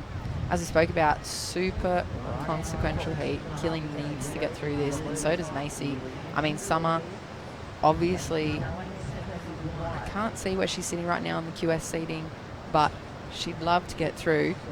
31st, I think it was. 31st. Oh, she is. 31st. So pretty much still in the mix as well. As you see, Keely just skipping out on her fins there. And you're having a bit of a giggle, Britt. Have you had a similar situation? I was just watching the body language. It's like she knew, but she had to run with it. Yeah, you could see her fins maybe just hitting a bit of a bump and that board just flattening out and not quite catching a rail for her. So she could just had to skid out over that bottom turn. But as we said, we're going down towards the 5 minutes. So you have a look at the replay here. Hits the bump, skids out. She's already wound up for the turn. She just has to straighten out and take that one on the chin.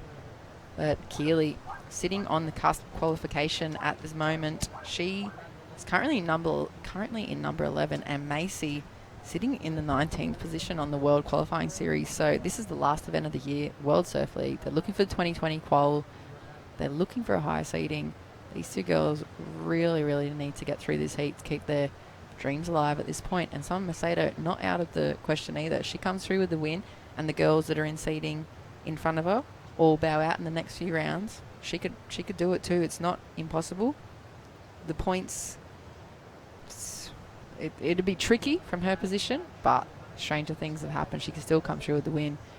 So Keely's still out in front. Macy holding on to second. Summer chasing a score at this point. Really close scoreline. Yeah, it is. Particularly second and third. I can't do the quick maths off the top of my head. It's not my specialty. We were talking about our 3 times tables earlier, weren't we, Jess? Yeah, it's definitely not my specialty, the mathematics side of this. I'm more about the feel, the vibe and the people. So I'll leave it up to judges to figure out what Summer Macedo needs to progress through. Still plenty of time. She's got over 4 minutes on the clock.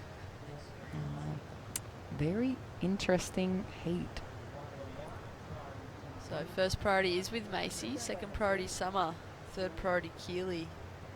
Interesting to see where these two are lined up with, positioned in the lineup. Sorry, I need a coffee. Macy Callahan and Summer, they don't really look like they're sitting close to each other, so Summer's just free to do what she wants at the moment. I don't think the priority is going to come into play at this stage. Macy up and riding, looking to improve on that 5.93. Nice first turn, really pushing the power with that back foot.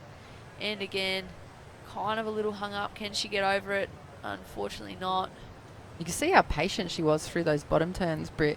She, like we were speaking about before, she wasn't trying to overwork those sections. She was just waiting for it to offer up something. As we have a look, there's a Surf Rescue Local Community Patrol watching the action down here for the afternoon, Saturday afternoon. Round 5, Keely up and riding. Nice big wrap back into the pocket, hits the foam, lines it straight up for pretty vert lip attack there. That was a very nice looking flowing combo, Britt. Keely is looking on form. She cracked that first section and then rode out of that second one with so much confidence and so much strength. Great to watch the replay of this one. Really no downtime between those two turns, and that's really what the judges want to see. She's already locked in an 8.17, looking to replace a 6.4 This is Macy Callahan up on her backhand in the white. She's also looking to drop a mid-range score from her scoreline to improve on her position and make that requirement a little harder for Summer Macedo. This is the replay of Keely, the current heat leader. So open face wrap, hits that whitewash section, frothy section there, and cracks the last turn. So I really think everything was in that last turn. Yeah. There was nothing critical about the first cutback carve. And you could see she didn't adjust a lot. She was in the right position the whole time and being rewarded. You can see that score coming through there, Britt. A 7.33 for that two-turn combo for Keely. Well deserved. Yeah, really, really clean surfing. As we were saying, she didn't adjust a lot in between. She didn't have to shuffle her feet back and forth. She didn't do any hops. She went straight from that wrap, dropped down to the bottom of the wave and drew a really nice bottom hand turn line, almost vert up into the pocket and tagged that lip. So judges really loving that. Clean, precise surfing. 7.33, sitting on 15.5 total at the moment. She's looking pretty good to progress through this, and that qualification for 2020 looking good option right now for Keely. Macy not too far behind is Summer Macedo. She's chasing the score. There's still 1 minute 22 seconds on the clock. She needs to replace that 5.43. So just a two-turn combo. We have seen high scores being placed for a single turn hanger, but I'd say a two-turn. She's looking for a 5.63 to get into that second position. I'm going to say at this point with 1 minute, it's the battle for seconds. I'd say Keely's got this one pretty sewn up at this point. Will there be enough time for Summer? Will she get one last opportunity? She's got the higher wave score of the two, of Macy and Summer. Will a wave present itself and allow her? This is so tricky when you're watching. I can imagine for her coaches and her family. I know her mum supports her a lot, and she does a lot of traveling with her family too, as she's getting herself into an opportunity. Look at that chin. It's literally lying on her board to get through those bumps and get another opportunity with just under 30 seconds. She goes for the reverse and just coming over her toes there. She knew she needed to do something. She was chasing the 5.63. It's not going to be enough. Incomplete reverse on her forehand. Yeah, it's hard watching. You know what she's capable of. It's so hard to watch when there's not the opportunity there. But also really exciting for Keely and Macy. Still a great result for Summer though, and what I like to see, even that last wave there, she was scratching into it, and she didn't give up. She did not give up until that very last minute. She gave it everything she could, and that's a wrap on that heat. We're going to cut to a short commercial break, and we'll meet you back here for heat number 3 of round 5.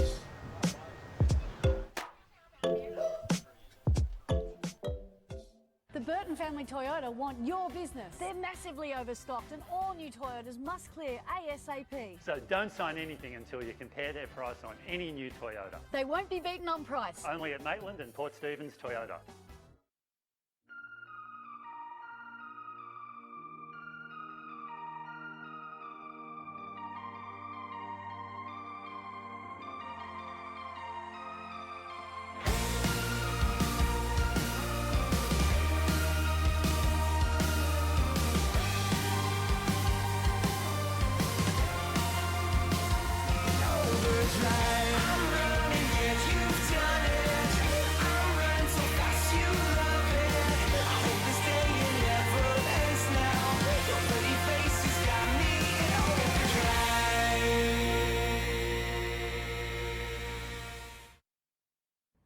Using plastic at our events has always been the norm. Recycling helps, but most plastic still ends up here, or worse, here. Plastic never goes away, because with plastic, there is no away. At the rate we're going, by 2050 there will be more plastic in the ocean than fish. It's a deep problem, but there are steps we can all take. By cutting out single-serve plastics at our events, we can start turning back the plastic tide. This is our commitment for a stronger ocean. What's yours?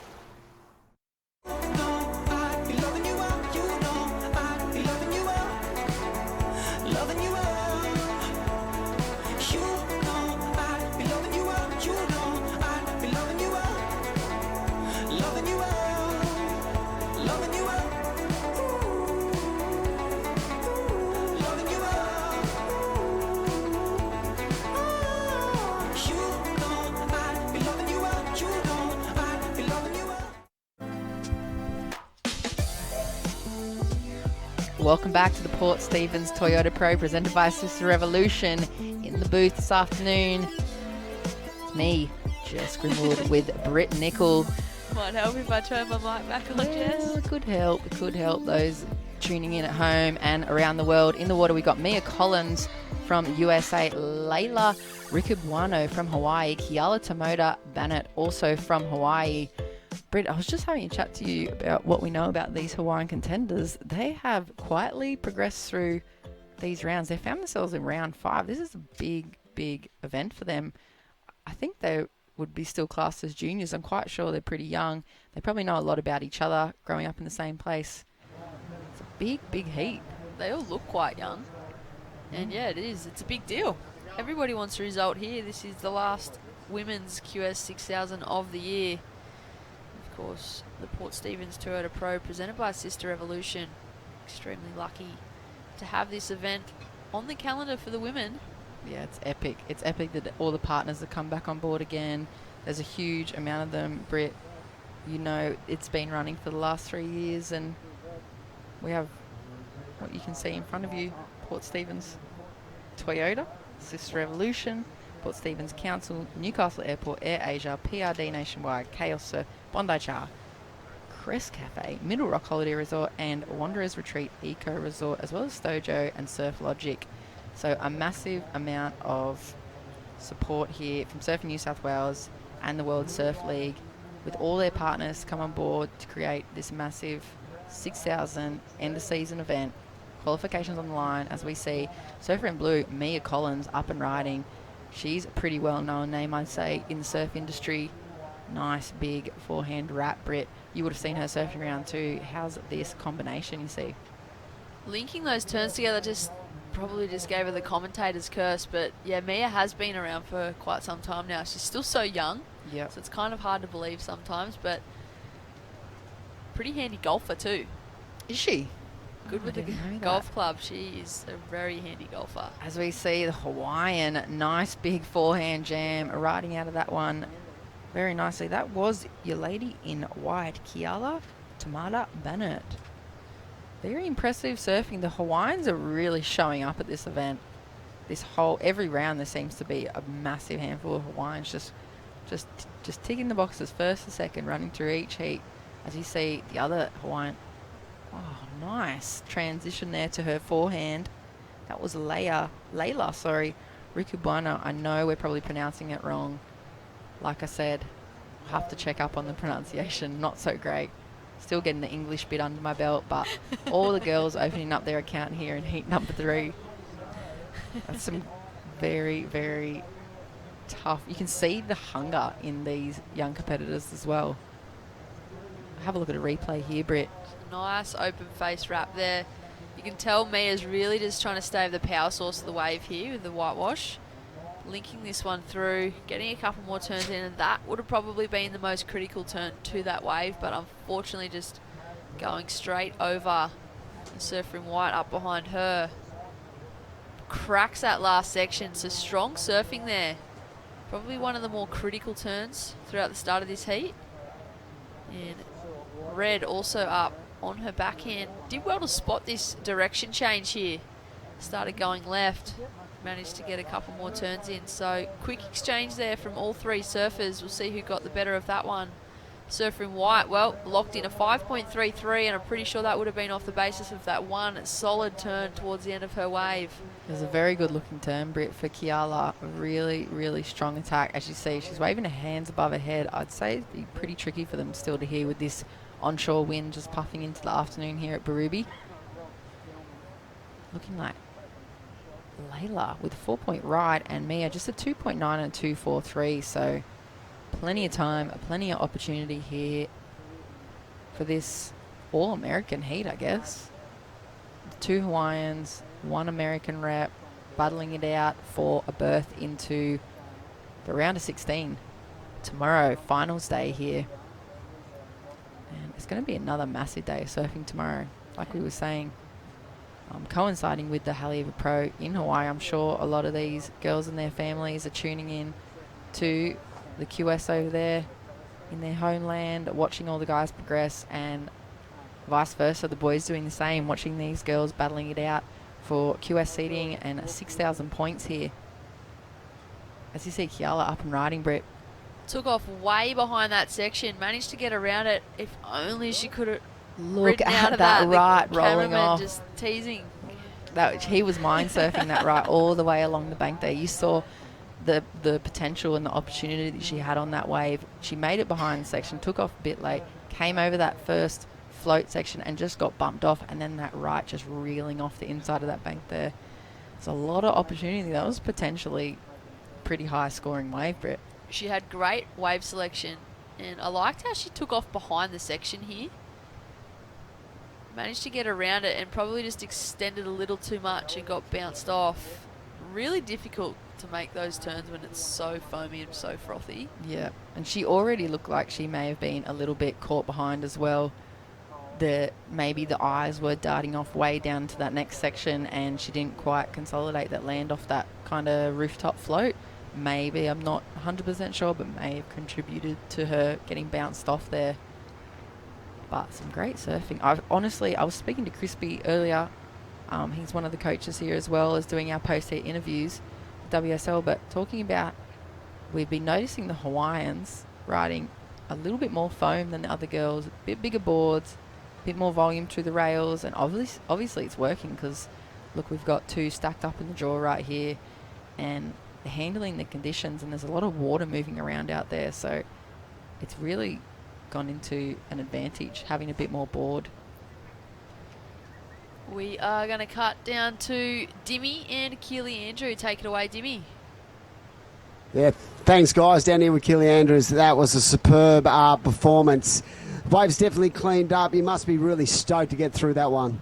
Yeah, I am really happy with that. The waves are so much better than this morning, and it seems like the wind's working in our favour, and that right started to really turn on now. And yeah, it's nice to put a heat together. It's probably the first good heat all year, so it feels good. Now taking on Mason, and we spoke this morning about the twos and fros of what you need to do at this event. Moving forward to tomorrow finals day, what will you do in the next 24 hours to prepare for that battle? Yeah, just relax. I went home after my heat this morning and just lay on the couch and switched it off completely. Try not to watch the contest and just eat well, hopefully get a good rest, and come back tomorrow and go back to work. And talking about your boards, what kind of equipment are you using out there for everyone on the web? So I'm on JR surfboards, and I've actually gone back to a couple of old favourites. I brought them down for this contest, and they seem to be working really well. And just bringing back the old ones that are super reliable and really happy with them. So what do? You like the guys are a bit like that as well. Do you put them on ice and go, okay, I know that board works, and when you want to really perform, you go, I'm going to pull that one out of the cupboard and put that out there? No, actually not really. When I first jumped on these, I wasn't really happy with them, but I didn't tell Roddy. But I went to Europe and my boards they were feeling pretty good, but it felt like I actually lost weight while I was away. So jumping back on some boards with a little less leaderage, and they seem to be working really well and feeling really good.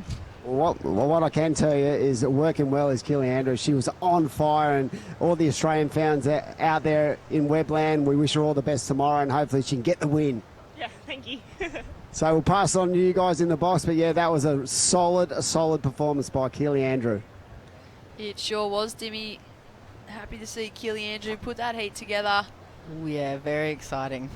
Very exciting. Currently sitting 11th on the World Qualifying Series at the moment, looking to qualify for the 2020. Keely Andrew. Interesting to note that we were just talking about boards and people adding leaderage, but because she felt she'd lost some weight, she's actually gone back to boards with less leaderage. Yeah, absolutely. I guess that happens when you're travelling, huh? And it's so nice. As you see a replay of Mia Collins' last wave there, Britt, just to cut in. She puts up a pretty nice little turn. She gets a little bit wobbly and holds on and rides out of it, but she's just chipping away here at what she needs. But it's nice to see from Dimmy's point of view. As you see Kiala, how was that front hand slash, another nice turn to the pocket, and a third one up and over the foam. She's really putting together a lot of combos out there. Like I said, impressive surfing from the Hawaiians. Dimmy gets a bit of a different insight into, I guess, the psyche of the competitors. He's been around competition surfing for so long. He knows, he's literally the encyclopedia of surfing. and he knows so much about all the guys. He knows what goes into making a successful performance. So it's so interesting to hear from his point of view and hear the way he's angling these questions for the competitors. There's no opportunity for them to just give a stock standard response and go, yeah, it was really fun, yeah, I'm trying my best. He actually goes, hey, why are you doing this? And then they get the opportunity to go, actually, this is it. And like you just saw with Keely, she's saying she's been traveling so much all year. She's lost weight. She's had to go back to different shapes that previously weren't her favourite, but are obviously working now, Britt. It is great insight there from Dimmy, and I was actually speaking to him about that earlier and the questions that he was asking, because it's so refreshing just to hear different questions being asked and the different responses, because you get used to the cliche response of, hey, yeah, I'm just going to take it heat by heat, I'm just doing this for fun.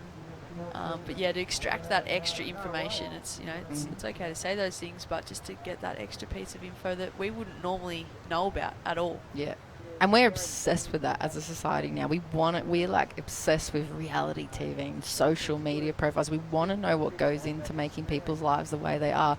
We want to see how it's lived, like day to day. I'm pretty interested in it, Brett. Me too, but we will come back to that. We're just going to go to a short commercial break and we'll join you back here in the booth in a moment.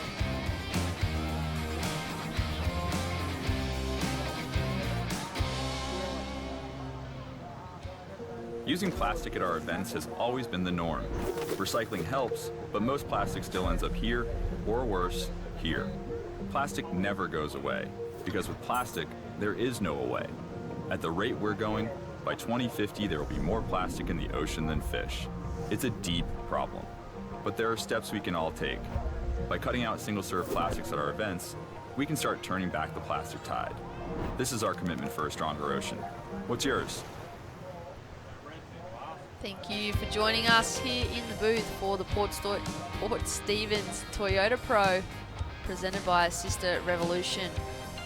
We are still in heat number 3 of round 5. Layla Ricabueno, Mia Collins and Kiala Tomoda Bernert. Red up and riding. That is Layla on her backhand.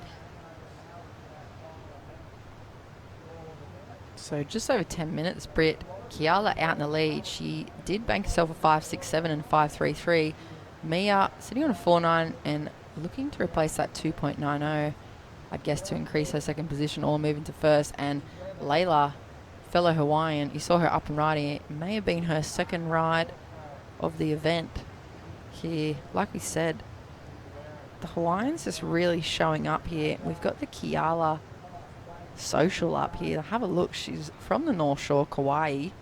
Waves Yoga ambassador. So pretty interesting looking social page there. As we have a look at the replay there from the other Hawaiian, Layla on her backhand, kind of keeping those turns flat and under the lip a little. You could see the face of that wave not looking too steep, so I guess forcing her not to draw out her bottom turn too deep off the bottom and kind of keep it flat so that she can keep speed through the turns, Britt. She kind of had no option but to keep them under the lip on that wave. Like you said, Jess, I think it probably would have been more so forced if she tried to put it up and over. But yeah, it is going to affect the scoreline. She's got a 3.5 and a 4.0. Sitting in a third spot at the moment, Mia Collins in second with a 2.9 and a 4.9. So super close between second and third at this stage of the heat with just under 9 minutes on the clock. And Kiala in the white, sitting in the lead with a 5.67 and a 5.33. One thing I did notice and mentioned to Jess in the ad break, I'm not sure the type of board that Kiala's on, but it doesn't look brand new. And I didn't notice many stickers, or if any stickers, on her board either. So interesting to see. Already impressed with her surfing. Obviously, we've just been looking her up to find out more information. She's just got so much flow, but then you watch her surf and there's so much aggression to her turns. And it's not forced. No, I have noticed her post-heat interviews too. She's very quiet, very measured in her answers. She doesn't give too much away, so maybe playing her cards pretty close to her chest here, but potential threat for these top names that are looking for qualification here today. Getting through this round 5 of the 6,000 event. Could be a spoiler. She could be a spoiler. Absolute underdog story. I love seeing the girls come up that don't particularly have a major backer or major sponsor yet, and they just come through and just wipe the table, annihilate these. I love it. There's nothing that I love more than an underdog story, apart from maybe one from my hometown, but I love seeing that, because literally these kind of events and opportunities can change the trajectory of these women's careers. That they come up, they take down a fair few amount of massive names, and then suddenly these companies are now partners, and the World Surf League turn around and go, wait, who was that? And then next thing you know, the next event they're there and they're getting fully backed. As you see Kiala, she's calling out for a situation update. She wants to know what's going on. She is sitting in the lead with 7 minutes on the clock, 5.67 and a 5.33, looking good for the Hawaiian. Mia Collins sitting in second. She needs to replace that 2.90. She's sitting on the strength of the 4.90. And Layla, fellow Hawaiian, sitting on a 4 and a 3.5. So probably only needing a small score to get into that second position and progress through here. Coming up next, Britt, we've got Brisa Hennessy, Vahine Fierro, and Mahina Maeda. Mahina now representing Japan, but I do know she grew up in Hawaii. She's been very close to qualification a few times. I've seen her lose a heat in Europe. She was 1 heat away from making the CT. This is a few years ago. And literally, I think the score required was maybe a 3-point-something, 3.43. I remember the heat so distinctly. It was the year that Chelsea Tuak qualified for the tour, and Mahina lost in that heat. And we've seen her work her way back right into the mix. I think she might be still in qualification contention here. I did see her name pop up. She is Mahina, sitting in number 16 spot at the moment. So really important heats. Vahine Fierro straight under in number 17 in the QS rankings, and Brisa Hennessy is sitting in number 8. So that's another massive heat, Britt. Either way, someone's dream is going to get shattered. Yeah, either way for that next heat it is, isn't it? It's going to be, like we said, tears and triumph. This girl's going to be coming out of there absolutely pumped, and there's going to be hearts broken here this afternoon. There's a lot of drama around surfing. There's a lot of passion, and it's really exciting to be a part of the industry. With 5 minutes on the clock here, Britt, I don't know if you can do the quick maths, but Layla needs, I'd say, a pretty small score to get herself up into second position. Currently leading, Kiala and Mia holding on to second. Very seasoned competitors. You can see them patiently waiting. It's hard to see where they're sitting in the lineup, but Mia getting busy with priority. There is so much lump and bump on the face of these waves. It's like it wants to be clean, but then all of a sudden there's a bit of chop that jumps up. Nice surprise for these competitors. But Mia Collins, she's working her way through these sections, just unfortunately getting hung up on that little double up inside Shorey. But Mia sitting in second spot, looking to replace just a small score of a 2.9 from her scoreline. Her high score at the moment is a 4.9. She'll be aiming to make the requirement a little more difficult for Layla in the red, sitting in third. There is 4 minutes on the clock. Wait for those scores to lock in. Would have been good if Mia could have got that last section in, but I'm sure she'll take the few turns that she managed to get. I'm watching the replay, weaving her way through this section, trying to just stick with the power of this wave. Nice bottom turn, pushes with that back foot. Had to work really hard to maintain momentum. I always like the look of Mia's boards as well. She's always riding, it looks like a bit of a wider nose on her boards. As we see that last score for Mia coming through, 3.63, so improving that second place position there with just over 3 minutes. As I was saying, Mia's boards, her nose always looks a little bit wider. She's got a little bit more surface area on the front. It looks really nice with her surfing. She's quite powerful. She has a very low centre of gravity, and I think she goes between pushing a lot of weight through her back foot and her front foot. So I guess having that bit of extra area at the front and maybe a little bit of a wider board helps a little bit with that. I always love the look. It always looks like it's flowing. She generally rides quite a bright board. I'm used to seeing her with really, really bright, vibrant sprays, but maybe she's got a fresh stick under her feet there and hasn't had the chance to do some art on it yet. But as we said, nice looking little scores in there to hold into second position, Britt. Good pick up there, Jess. You're right, man. Normally does have bright, vibrant boards. Really? Like greens and pinks and yellows and oranges. Very, very fluoro, kind of 90s style sprays. Very maybe 90s sprays. Maybe inspired by her dad. I'm not sure. Pretty famous name in surf industry. As you see, current heat leader, Britt. Up and riding. Kiala, what's she got for us? Nice wrap back into the pocket. Really coming low, driving hard. Making it look easy. Has she got another last section in it? So great surfing there from the current heat leader in the white. Wasn't too much in that was critical, but that was not her fault. The wave was a little more flat, so she had to go for those carves and wraparounds. Great combination. That's exactly what I was going to say. She had that great combination and just linked from one turn to another. You can talk us through the replay here, Jess. So you can see the replay there. She stayed high on the first part of the wave and wrapped it all the way back around to set her up more for that critical middle turn, getting her nose pointing all the way back to the whitewash and sticking with it. A couple little check turns and nice tap off the end on the wash there. So, as you see, Layla up and riding. Important wave for Layla. Nice aggressive backhand attack. We didn't quite catch the start of that wave. She is chasing a score of 4.54 with just over 50 seconds on the clock. Interesting exchange. It's always way more exciting when you're watching these cutthroat heats to see a flurry of waves, especially at the end. I know it would be hard for the judges and all the parents and families on the beach, but I love watching it. As you see the replay here of Layla's wave taking off a little bit late on top of the whitewash, straight up, nice big wrap around in the pocket on her backhand. She's pumping on that front foot to get through this flat section. Kind of a few transitional turns there. Nice wrap back into the pocket again. And close out turn. That was pretty aggressive on the end. So what do you think, Jess? It's a pretty good combination. Looking for a 4.54, 10 seconds on the clock.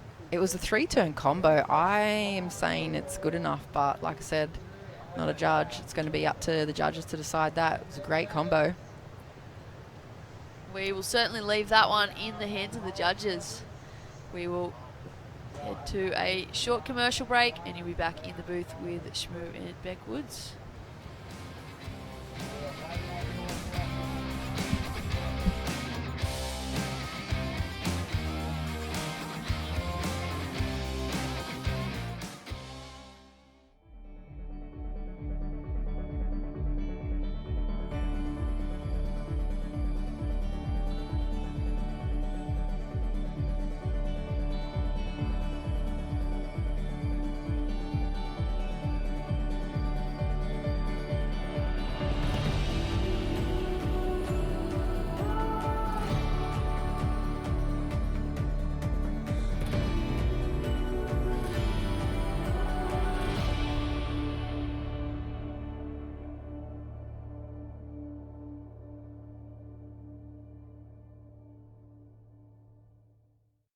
Hunter Ironman Maitland And Hunter Ironman Cardiff. Two great locations For all your Ironman gear. Get ready for the holidays with everything you need for an epic off-road adventure. Bull bars. Roof racks. Lights. Suspension. Camping and recovery gear. Australia's all about the outdoors. And Hunter Ironman is your one destination for quality products and value for money. Get ready for the holiday At Hunter Ironman Maitland and Hunter Ironman Cardiff.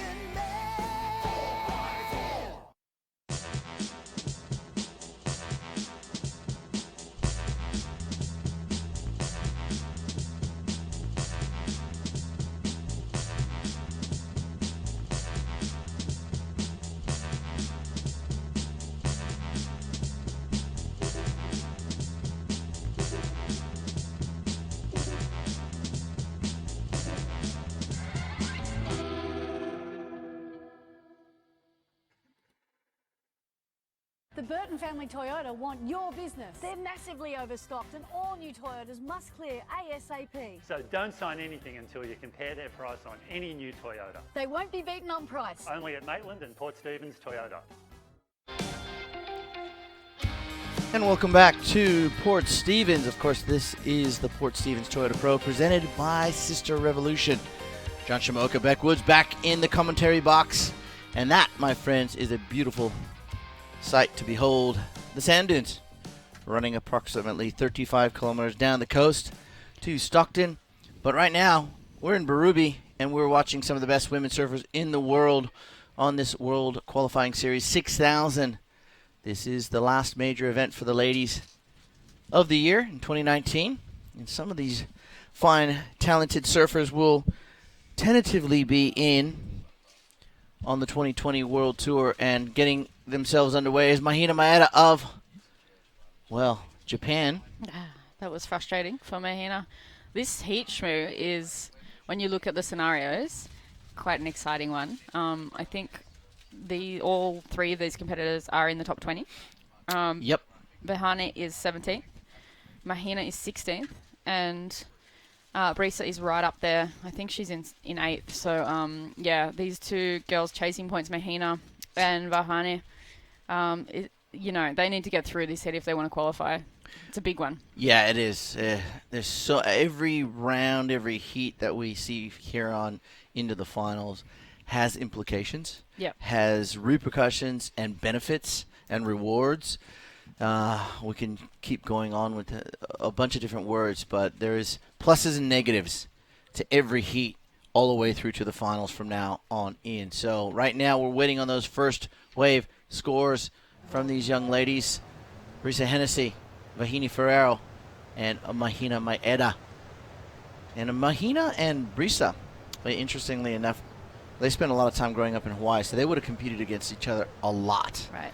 Whereas Vahine, coming from Tahiti, now representing Europe, or France, if you like, she obviously grew up in Polynesia, in the Pacific Rim, but in Tahiti. We were talking about her the other day, not going right for the beginning part of her surfing life, and then Terra Natufa from Tahiti said, hey, you got to go left if you want to be on tour. Yeah. And she cried her way into Chopu and then got blown out of a barrel. Stand-up hit. Yeah, and said, okay, I can do this. Yeah, I can came go out left. with a huge smile. I was like, okay. Put her at G-Land. It'll be excellent. Sometimes a little tough love does work, though. That's true. And for Vahine, when I first saw her, she actually placed in the quarterfinals the very first year of this event. I said, who is this young lady? She absolutely was shredding out here at Berube. And she put the world on notice, but with a quarterfinal finish. So, she's going through that, I call it the 3-year process, climbing the rankings leaderboard. And I think someday she's got the talent definitely to be on the CT and represent Tahiti, along the likes of Atea David, Michelle Perez, and just a few of those names that that island nation produces. It's a beautiful part of the world. I mean, you've been to Tahiti? Yeah, we had... you had an event there. Yeah, my first 4 years on tour was there. Chopu's not scary at all, is it? Actually, it was even my at first, 2 foot. My first wild card was there. And I was like, great. My first event ever is going to be at Chopes. But yeah, it was like when it's fun, it's one of the most it's amazing. Perfect fun waves. And I think as soon as it hit 6 foot, I was like, okay, I think I'm done. Yeah, oddly enough for me, when I surf Chopu, I spend most of my time in the lagoon because I don't make the takeoff. So I gotta either get picked up by the jet ski or try and climb over there. It's terrifying in getting flushed into the lagoon. I saw people. It happened to me when I was like, I don't ever want to be there. No, I know what the lagoon looks like. Trust me. Yeah. What's the Hawaiian saying? If the wave breaks here, don't be there. Yeah, that one. that's I it. heard that and I was like, that's such a good saying. I think that's a quote from the North Shore, the movie The North Shore. If the wave breaks there, if the wave break there, don't be there. It was good. It really was appropriate, I think. Especially, but I mean, we had 1 year there and it was super clean and they put the women's quarters on and Chelsea Hedges got absolutely barreled off her head. I think it possibly could have been the year she won the world title. And it was just great to see. She's, if you've seen Chelsea surf, she's got 3 young up-and-coming whippersnappers now, and yeah, I'd still say she's the best, like, solid wave surfer that I've ever seen in the women's. Yeah, so. she loved to charge, Chelsea, former world champion. But how about Brisa picking up where she left off in her last heat, starting off with a big score, 6.33 in this heat right here, in particular in round 5. And here is Vahine from Tahiti. And, you know, one makes you wonder how these girls get so good in beach breaks, because if you go to Tahiti, Hawaii's got maybe 5 or 6 beach breaks. I think Tahiti's got 1, Papara. And where all the next generation of Tahitian talented surfers kind of congregate.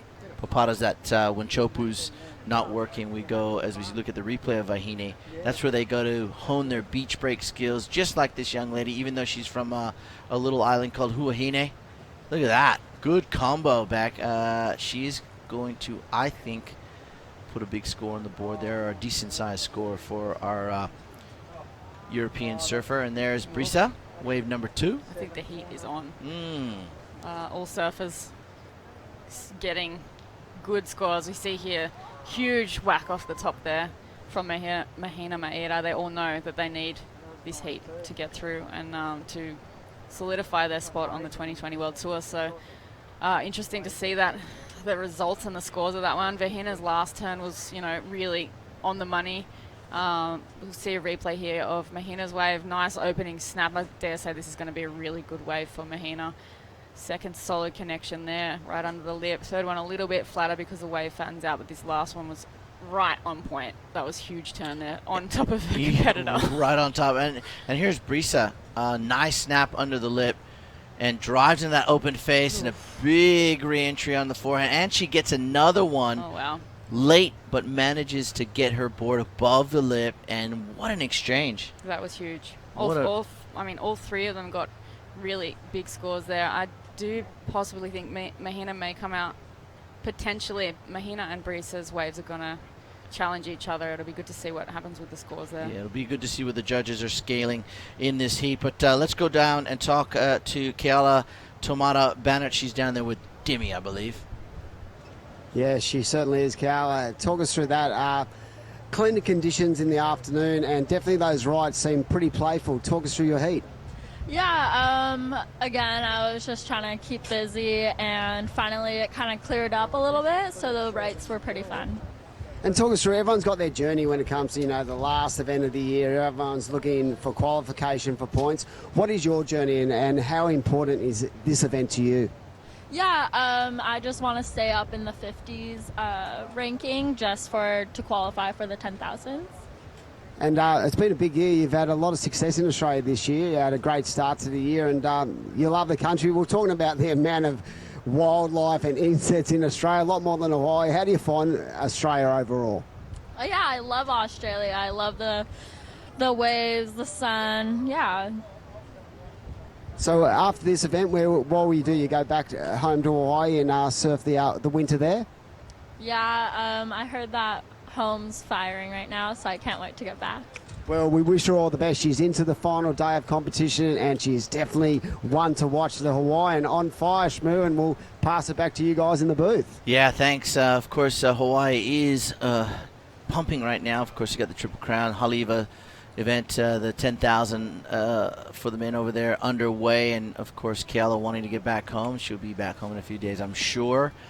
But the Hawaiians definitely making their names and placing their marks on this event. How about this young lady right here, Brisa Hennessy, smashing another turn in the interview.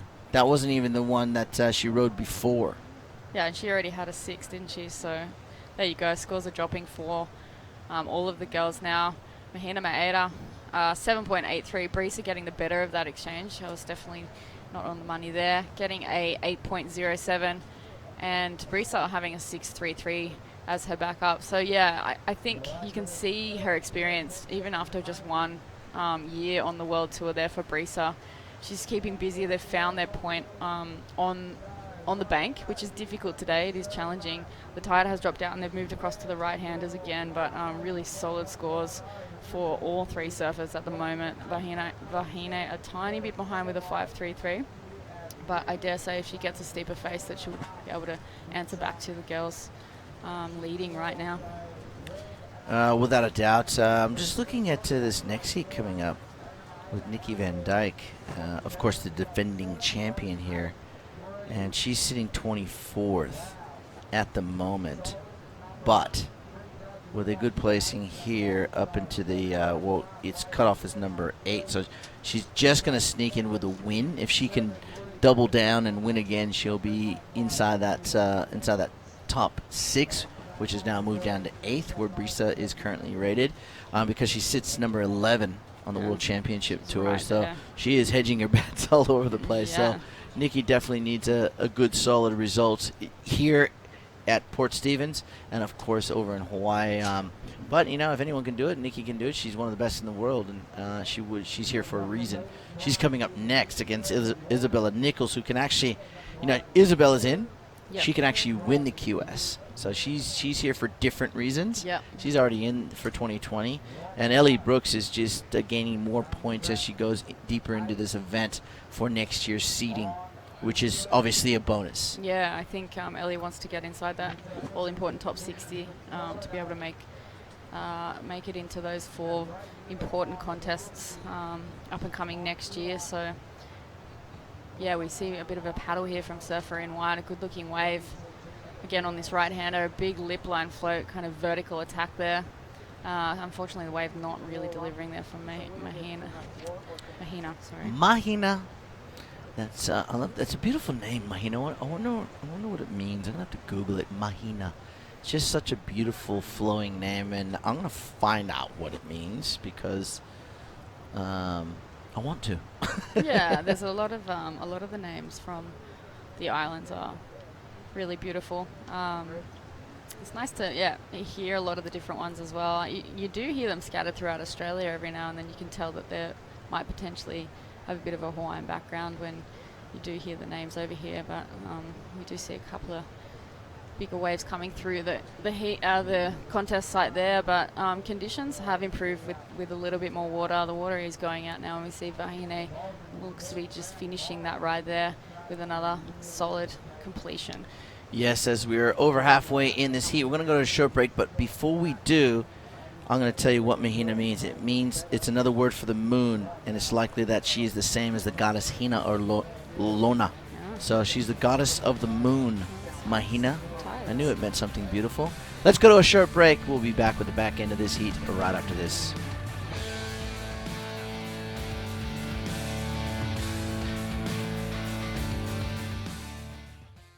Using plastic at our events has always been the norm. Recycling helps, but most plastic still ends up here, or worse, here. Plastic never goes away, because with plastic, there is no away. At the rate we're going, by 2050 there will be more plastic in the ocean than fish. It's a deep problem, but there are steps we can all take. By cutting out single-serve plastics at our events, we can start turning back the plastic tide. This is our commitment for a stronger ocean. What's yours? Well, welcome back, everybody.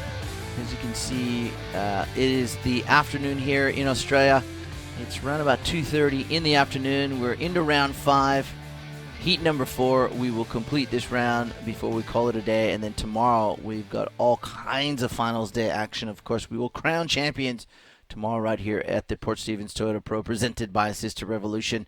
Will Nikki Van Dyke go back-to-back? Will Macy Callahan go one better and take out the final this year? I mean, there's all kinds of different scenarios that will play out tomorrow on finals day, so you're just going to have to join us and see what those look like. But right now, this is a great heat. We've got 3 amazing surfers, and they are going wave for wave. Mahina Maeda right now on the back end, banging this one off the top, and she looks like she's got a good board under her feet. She can pretty much do no wrong whenever she goes right to left. And as soon as I say that, I give her the commentator's curse, and she falls down. Thank you very much. Bit of commentator's curse, but Yeah. that second turn, I loved how she waited for that. And then, timing was just on point. Stomped a foot down, went vertical. Solidified the second turn there. Good looking wave again. Good wave selection. Love the bottom turn, strong off the bottom, off the top there. Drawing this out, holding, and then just banging that one straight up vertically off the whitewash there. There wasn't really too much left here on offer. She could have maybe just put a little bit more of a a stamp on that. But yeah, good surfing there from Mahina. Looks like she's riding a Sharp Eye board by way of the logo you can see on the rail there. And Sharp Eye is shaping some boards for some of the world's best these days. Of course, notably Felipe Toledo, who's probably the fastest surfer in the world at the moment. Yeah, he looks like he surfs on fast forward. Yeah, I know, right? And he goes above the lip pretty darn high. I'm a huge fan of Felipe. Plus, he's a great guy. Yeah, he's a great ambassador for the sport, and you know, I always enjoy watching him surf, and as do millions of other surf fans around the world. But I can tell you right now, we've got 8 minutes and 10 seconds on the clock. Brisa Hennessy out in front from Costa Rica. Mahina Maeda out of Japan in second, and Vahini Ferrero of France chasing down an 8.37. So they've made her job very difficult with 8 minutes to go. But having said that, we know she's placed quarterfinals here before, fifth. So Vahini definitely, as we see her up and riding, going to be looking for one of these right-handers now with the low tide that runs down the bank and allows for, she's probably going to, looking at past big scores, she's probably going to need a wave that will allow her 3 big turns or 4, you know, mid-sized to big turns. Yeah. I think she definitely needs just to wait for one of those waves that has the really steep first section. I think it's hard when you're rolling in because you're not really sure what's going to happen with some of these waves, but definitely Brisa and Mahina have had the peak of the waves at the moment. Yeah, Brisa with a really solid lead there, an 8 and a 6, so bit of a paddle as we see there. Coming down to the 7-minute mark. Interesting to watch these heats because they are 3-person heats. I know back in the day that round of 12 was 3-man heats, and yeah, often you could attempt to, as Shmoo says, blanket the third person and kind of fade them out of the heat. So at the moment, yeah, you'll see the surfer in white is just kind of shadowing. She does have priority over Vahine, so she's kind of staying with her and putting a bit of pressure on her and making sure she doesn't select any of those really good steep rights that come through. Bit of cat and mouse going on. There is a lot at stake here. This is the World Tour 2020 that's on offer for all 3 of these competitors in the heat. They are all inside the top 20 on the WQS, and potentially semis finals here is going to pop them straight into that qualifying position. So Mahina can't hear, I think, at the moment, so she's just trying to get a situation check there. But yeah, you'll see white and blue have a bit of a scuffle out the back, bit of blocking, bit of a duck dive too. So all is fair in love and war. Yeah, this is the inside tactics that do go on that some people potentially don't know about if they don't watch surfing a lot. I think when you're explaining it to certain people who don't surf, but Vahine has managed to get a wave from under priority. She goes to attack the lip there. It's a little bit of a fatter wave, and yeah, not really the wave she's looking for, but she has got away from the other competitors. She has indeed, but now Brisa uses her priority, hoping to better a 6.33. There's a nice first turn, but unfortunately that was an unforced error from Brisa. So she's given up her priority and left the door for Mahina to take top spot if she can post a 6.58 with 5 minutes on the clock. First 2 go through, third is out of the event. So right now that would be Vahine Ferrero of Europe by way of Tahiti. And she's got a 5.33, but you can see the score line on your screens there. Mahina's second highest scoring ride is better than Vahini's top scoring ride, so that means obviously she's going to need an excellent scoring ride to push on through. And you know, she can do it definitely. I'm sure Hida is on the beach and would have given her instructions to say, I would think, hey, you know, just stay relaxed, stay in the heat till the end. Yeah. Don't bow your head, because when you dip your head down, your opponents will know that we gotcha, and they're going to use tactics to, you know, surround you, blanket you, block you because they got priority. There's all sorts of different little nuances that, you know, some competitors will use, or some people just leave the other person alone and just say, hey, you know, I'm confident that he or she won't get that wave. But, you know, it may or may not work. We'll see in the next 4 minutes, though, what plays out here in this heat. Saturday afternoon, Port Stevens Toyota Pro, presented by Sister Revolution. I want to thank our sponsors, too, by the way. And tomorrow, speaking of sponsors, the Asia Air Show will be broadcast live. You know, there's cash up for grabs here It's an open air show that we're going to have in between the semis and finals to give the girls a little bit of a rest because it's long days here. Yeah. The sun's out. It's hot. We want to rehydrate them because we want to finish with all the fireworks we should. So Air Asia will be having their air show right here at Berube Beach as we see the Tahitian or the young French lady go down hard there on that second turn. Fahini trying her best to post up an 8.37. Also want to give a big shout out on behalf of the World Surf League and Surfing New South Wales to those who have been suffering through those fires as we look at the replay. You know, our thoughts and prayers are collectively with you guys. Yes, we're running an international event, but doesn't mean we don't watch the news and we're not passionate and caring about what's happening in those fire-stricken areas. We really do feel for those people.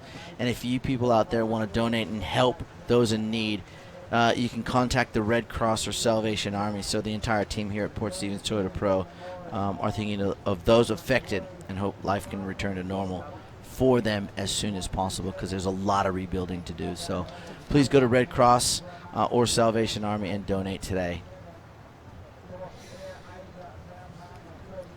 Yeah, so we see coming down to the 2.5 minute mark here with the competitors in the lineup. Really solid lead there for Brisa Hennessy. Under pressure too. She is sitting right on that qualification bubble, so she's really showing her experience now. She's stepped up. She's handling the pressure, which at times can be difficult to do at the end of the year, but she's young. She's got a lot of stamina. She grew up in Costa Rica for 9 years, moved to Hawaii. I think parents are now residing in Fiji, so she's spending a bit of time all around the world, and I think it's really allowed her to have a really solid base in all locations. I saw that when I think she was a wild card at Maui. She did not back down at all, and she possibly even made the final, I think. She just was stamping that wave. Giant killer. Yeah, it was solid, and sometimes it's intimidating. I think potentially, correct me if I'm wrong, Shmoo, but if you are Hawaiian, if you come to a beach break, there's really not, surfing's always dangerous, but there's not a lot of consequence on sand. So potentially it's a new environment for Hawaiians, but they seem to revel in it. Whereas in Hawaii, sometimes if you make mistakes, you can just get belted into the reef. I remember one time paddling it off the wall, and I got caught by a set that was 3 foot, and I was like, oh, I'll just duck dive it. It picked me up. I did a double backflip and pinned me down with my board on top of me. I got completely winded and lost my board and was like, that wave was 3 foot. I don't know what just happened. Well, the swells in Hawaii come from such, an open ocean. They're big open ocean swells. They hit the ledge and then they hit the reefs on the Hawaiian Islands, and they just unload with so much ferocity and power. I was once told as a grommet as we hit the 30-second mark here in this heat that a 20-foot wave at Waimea Bay, if it was put into electricity, could light up the city of Los Angeles for 2 hours. Oh, gosh. So it's, tons and tons and tons of water being thrown down on it. So it doesn't surprise me that a 3-foot wave would wind you. Imagine if it was, 10 or 12 feet. Yeah. I was terrified after that, and then I did the stupid thing of snorkeling at Pipe, and then I was like, I'm not sure. Saw those nice little caves down there. It's much time out here. I've been stuck in a few down there, and unfortunately I'm still here today. But these girls and guys, that's Hawaii makes or breaks you. Yeah. So you gotta go there regardless. You want to be a top pro surfer or on the tour, Hawaii has to factor in big time to your progress. So right now, with no time left on the clock, this young lady, she's moving into quarterfinals, I think it is.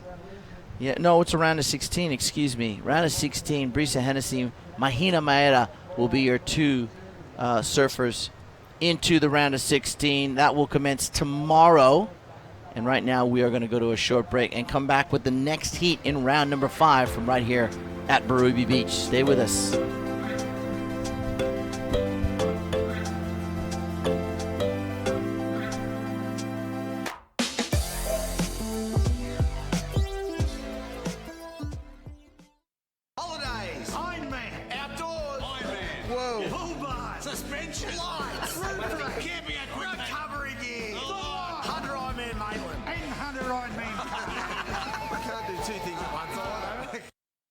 Welcome to beautiful Port Stephens. My name's Bruce Gare of PRD Port Stephens. We're proud to be associated with Surfing New South Wales and the Port Stephens Pro. PRD Nationwide Port Stephens are recognised as the leading real estate team in the Bay that can help you with all your real estate needs from selling, buying, leasing and of course holiday rentals. Our friendly team can help you find just the property you're looking for.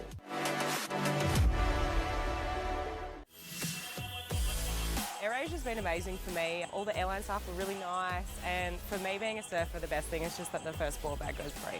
I was able to go on one of the first flights from Perth to Lombok. I could literally look at the surf forecast, see that there's going to be a swell, and then just jet on straight up with AirAsia and surf one of my favourite waves in the world. I discovered so much about Lombok, the culture and the waterfalls and just like the beautiful landscapes and scenery. You think those waves are out of reach? It's way closer than you think. Using plastic at our events has always been the norm. Recycling helps, but most plastic still ends up here, or worse, here. Plastic never goes away, because with plastic, there is no away. At the rate we're going, by 2050 there will be more plastic in the ocean than fish. It's a deep problem, but there are steps we can all take. By cutting out single-serve plastics at our events, we can start turning back the plastic tide.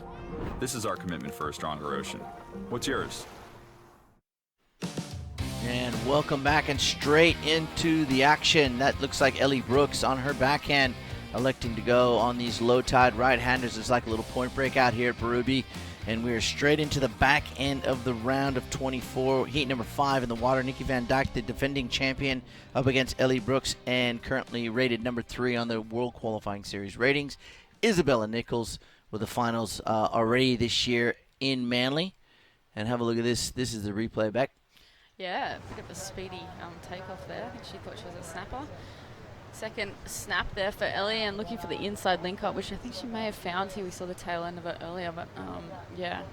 I think the wave a little bit flat for Ellie. I would like to see her back out the back. Really nice connection there, and then opting just to get vertical on the inside. So love to see her do that on a couple of big rights like this one, which I may have commentator cursed, but no, Nikki connecting the dots there really well. A little bit fat again there, so girls finding their feet in the wax. The bank does seem a little bit challenging out there, but we've just seen some really big scores from Brisa and Mahina, which is also a great result for Mahina. She's through to that round of 16. It's very competitive all the way through these draws. Those girls threading their way through and making hits. I think if you surf from the first round, how many times would you surf, Shmoo? Like 8 times or something. So yeah, somewhere thereabouts. And Mahina's, you know, if she can, let's see where Mahina is. If she can post up a third or better, she's in that qualification.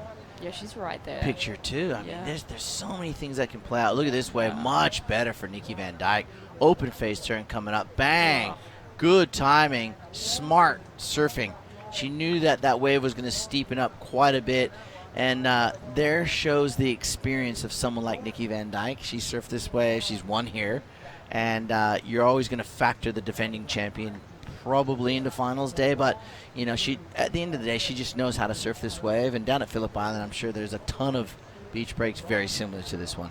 Yeah, she probably thinks she's at Woolamai. Look at that, looks identical, really solid off the bottom, off the top there.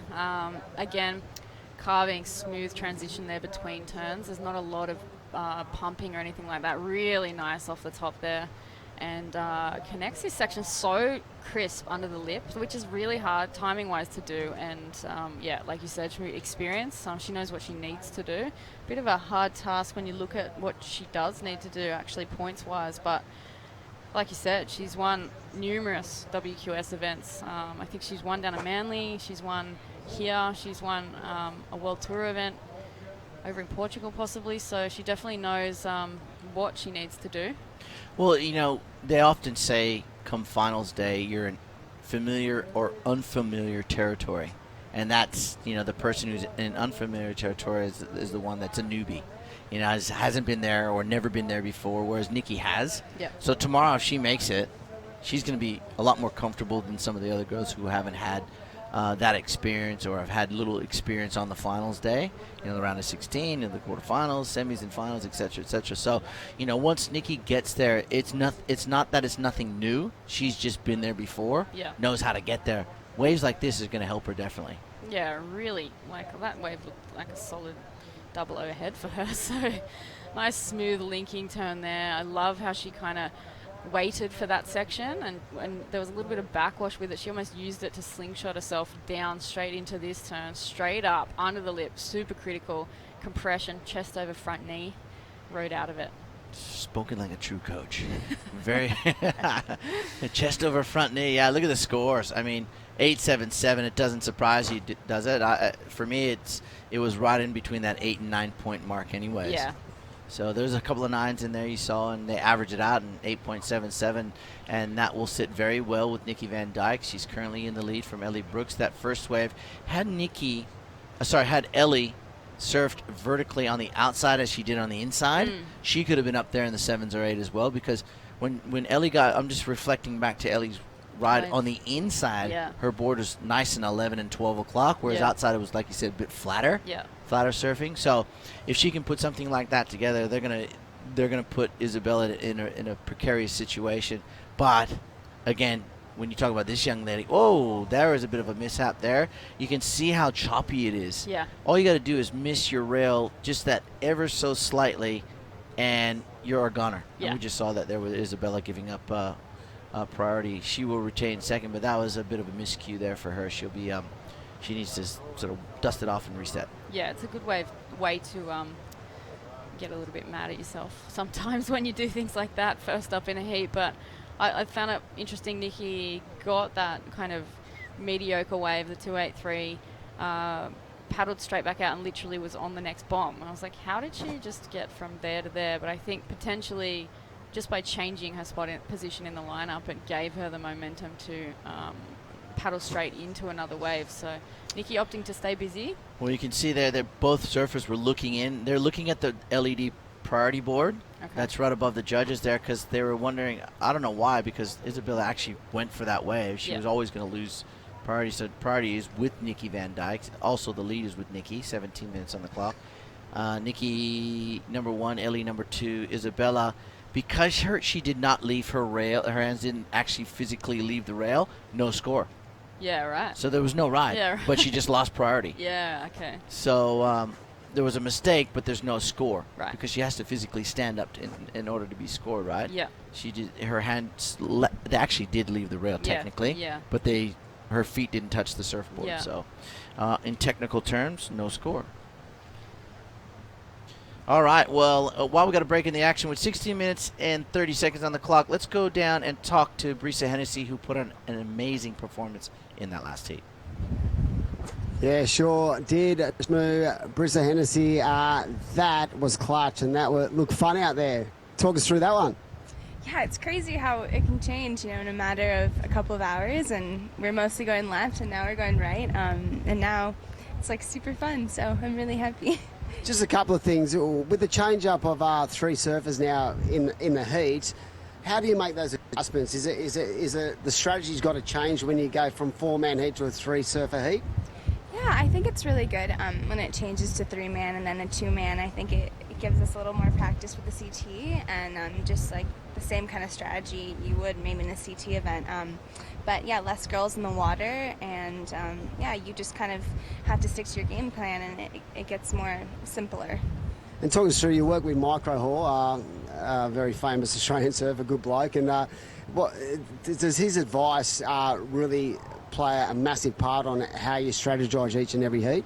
100%. Micro's a genius, and I've been really lucky to have the opportunity to work with him this year. It's been an incredible ride, and I think we've really gotten to grow together. And I'm really happy that he's backed me up this year, and I'm really grateful for all his support. And hopefully, we can keep learning and growing, and to a really good next year.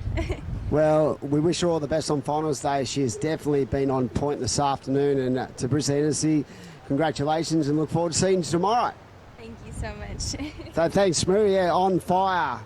And I'll throw it back to you guys in the booth. That was a great performance. Yeah, it certainly was, Dimmy. And that was a massive plug for the super coach, Glenn Micro Hall. I think his phone would be ringing hot when you see performances like what Brisa Hennessy showcase for us in that last heat, and then she comes in and says, hey, it's about the team that I have, and Micro is a massive part of that. Yep. That's a huge endorsement because Micro has already worked with some of the best surfers in the world champions, all the way through to the best juniors in the world. Yep. And now he's got another one in his stable like Brisa Hennessy, and she is performing out of her skin. And I don't think we've seen close to the best of Brisa Hennessy yet, so it's exciting. And this young lady, well, she's following off where Brisa left off, just absolutely tormenting this lineup with great surfing. This is Nikki Van Dyke putting on a great display. You love to watch her out here because she just looks so at home. Yeah, she's super relaxed. And yeah, I think back to the coach surfer and athlete relationship, I think, yeah, definitely. Someone like Brisa, new to the tour, guidance is really something that you need transitioning into that, because you don't want to just be making the numbers up. You want to go in and you just want to challenge everybody and anything and the waves that are thrown at you. And having someone who's been there, Micro did the QS for a long time. He qualified for the tour. He really knows his stuff. He's from the Sunny Coast, so Central Coast represent. A bit of bias in there, but no, it's validated. Yeah, his results speak for themselves. Yeah, and I mean, he seems to really bring the best out in these athletes when they are kind of transitioning from these young up-and-comers, and bring out the best in them, and allows for that transition through that kind of growth cycle. So it's great to watch that. And now he's got young Molly Picklum under his belt as well, which is great because they both live in the same area. So I think it used to be a challenge when you were surfing because you couldn't find a coach in your area, but now there's a lot of great coaches out there. He's that balance. Yeah. He's that balance. So that's what it sort of, in my opinion, boils down to is the balance between, strategizing, performing, executing. As we see Ellie Brooks executing some nice turns on her backhand, drives off the bottom, and a nice little mid-face turn, setting up for this inside. You can see her looking over that right shoulder there, being a goofy foot, and she kicks out. Not sure score-wise where that's going to go with 12 minutes in the heat. I can tell you Nikki Van Dyke in front of Isabella Nichols with that 5.40 opening ride. We're going to go to a short break, come back really quick for the back side of this heat. Stay with us.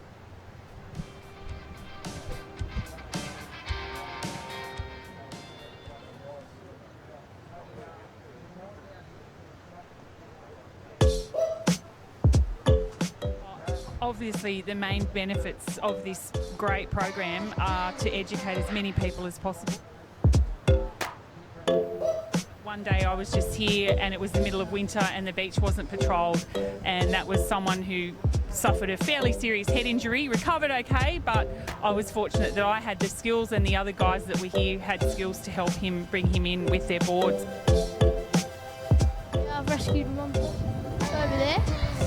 He was struggling in the rip. Got out there, got him on my board, and just pushed him in the shore.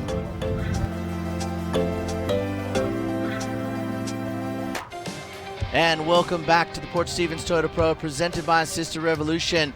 Of course, that last commercial showing the Wombat executing and hosting the Surfers Rescue 24/7 program. It's a must. Log on to surfersrescue247.com and get your skills set today to potentially, if you have to, save some or help save someone's life. Right now, Nikki Van Dyke out in front of Ellie Brooks after she posted an 8.27. Beck Woods in the break. Oh my goodness. Isabella Nichols in a spot of bother with 10 minutes and 20 seconds to go. She needs an 8.21. Yeah, we saw on the outside there was kind of a panning shot, and you saw Ellie take off on a really good, big, solid right, which is kind of what we hoped that she'd get on. After she got a 5.33, was it, on the inside, she kind of did most of the work on the inside, so it was really nice that she could slam a few of those big turns that we know that she's capable of on a steeple-faced wave. And I think she said this is the best result she's had so far, and she's down to around 24. She's said she's really struggled this year finding a feed on the WQS, and there's so many challenges, but right now she's looking very comfortable. That was the second or third turn potentially of Ellie's there, and we see just connecting the dots on the inside. She possibly did do a really big turn out the back. So nice completed ride there. For some reason, my mind goes to that wasn't the 8.27. We may have missed it during the break. We do apologize, but if we can bring it back up, we will. But somewhere in between, the break, going to the break and coming back from the break, a big score was thrown down by Ellie Brooks. Isabella Nichols, that 5.4 could have been something much higher. She just stumbled a bit on that takeoff. I don't know if you remember reflecting back. She just missed a few turns in the beginning. Yeah. I think her footing wasn't properly placed on her feet weren't properly placed on her surfboard. Yeah. Because when she did get up and ride, that one turn in particular where she drew out that big forehand carve was amazing. And here is a replay. There you go. This might be the 8 for Ellie Brooks here. No. Oh, it's a new wave actually. I do apologize. So Ellie smashes that oncoming section. And this is a tough one to judge because any one of these three ladies could finish first or last. Yeah. And if you ain't first, you're last. No one remembers second, right? That's right. Yeah, we see Nikki up and riding again. She's opting to pull off quick. Probably the smartest thing to do there. We'll see if she can paddle back out again. Just probably changing her position a little bit in the lineup. Isabella is holding priority out the back there. Isabella, she needs to kind of get one of those waves that the other two have managed to get in this 25-minute heat, and maybe she's waiting. A little bit more open face for Bella, and I think she is going to really open up. Yep. She kind of reminds me of Jo Parkinson. She makes it look so effortless. Yep. But it's just so graceful and beautiful to watch her on a wave that will allow her to sort of expand her surfing. She's a pretty tall young lady, so once she opens up in her surfing, it really looks strong and powerful, but also effortless. Yeah. And that's what gives her the big score. So if she can manage to find one of those waves in the next 7 minutes and 20 seconds thereabouts, I think we could see another 8 drop for Isabella, and then it's game on because it's going to come down to either bettering the top score or a second score battle for all three of these young ladies. So it's a great heat already. It's really, I think the backhand's going to be even better, so we'll see what plays out. I know we got another great heat coming up too. A very important heat for Zali Kelly, of course. Michaela Green, the wild card. Hasn't surfed much in 2019 competitively, but is already into the round of 24, so showcasing her talent. But then you look at Philippa Anderson. I saw her in the VIP area just before we come back into the commentary booth, and she looks so relaxed. And I said, "Man, your board looks great under feet." She goes, "Yeah, I changed up a couple things." And I said, well done. Because it looks great. Yeah. And she looks very solid and confident. And you know how it is, Beck. You get a good board on your magic stick, and, man, you can do no wrong. That's true. You definitely put it away in the shelf and don't let anybody touch it and wipe the dust off it. Polish it up all the time. I think I got 4. I used to ride Chile surfboards. I probably got about 4 of those. And one of them was so amazing, I just could not get off it. Ended up putting my foot through it and then tried to get a replica, but it just was never the same. I know. It's I've had a few of those too, those magic carpet rides, those magic sleds. Here we go. Speaking of magic, she's been creating some in this heat. It's Nikki Van Dyke from Phillip Island, defending champ here at the Port Stephens Toyota Pro. Watch this. Nice big open face snap off the bottom. Oh, and hits a chop, and that also happens too. You really got to be mindful of where the smoothness. Oh, well, did she paddle for that wave? That could be a little bit of an unforced error there for Isabella Nichols. I don't think she did. She was just using her hand to get back under the lip there. So she needs to retain priority. This wave, Beck, I don't think this would factor into Nikki's scoreline. No, she's carrying a high 6, I think. Really nice connection there, tail slide and kind of whip there for Nikki. Really like Nikki's bottom turn. Well, again, the most underrated turn in surfing, right? Yes. It's the basis of all good scores. So Isabella does retain priority. However, she needs an excellent scoring ride of a 8.21 with 4:45 on the clock. Nikki Van Dyke, defending champion, is your leader. Ellie Brooks from up on the Gold Coast is in second with an 8.27 and a 5.33. Isabella Nichols, 5.4, still looking for that 8+ ride. She's got priority. She's looking. I know that her support teams on the beach, sort of guiding her as to where to sit. But sometimes that can be a distraction. So as we look, she's working under priority. She's going to take it. She has every right to. Ellie has to back out. Oof. Yeah, she's really, wow. Second huge tail slide there. She's, I think she's a little bit cranky with herself. Well, she just made up for that first wave, which was a 5-4, where she didn't get to her feet and missed a couple turning opportunities. Yeah. She just made up for it. Let's have a look at this. Watch this. Drives into that beautiful section. Good arcing turn. Watch the second one. Bang. A little bit, not a little, a lot of aggression. Oh, yeah. The fluency of that was it was amazing. I haven't flow? seen. Yeah, the flow. Speed, Transition power, between turns. flow. Yeah. Risk, reward. Yeah. I think a big score is about to drop, and we have an exciting 3.5 minutes left in this heat. In fact, this is probably one of the heats of the event so far. They are replaying this potential. Yeah, Ellie had a paddle for that one to kind of force Isabella in, and it's hard with these situations because whether it did interfere with Isabella or not, we'll wait and see, but I don't think... No, there's no way that they can give Ellie Brooks an interference. She did not impede on the scoring potential. Yep. Right? Isabella had every right to take that wave. Ellie had every right to ride that wave behind, because there's the scoring. She has to be in front to impede the scoring potential, in my opinion. Yep. So I think they're just looking at this, how critical these turns were, and both of them were the two best turns of this heat. Yeah, that Look at that thing. connection, second little tail sliding. Effortless, too. Connection, yeah. Beautiful. Really, it's going to be exciting to watch Isabella on the 2020 World Tour. There it is.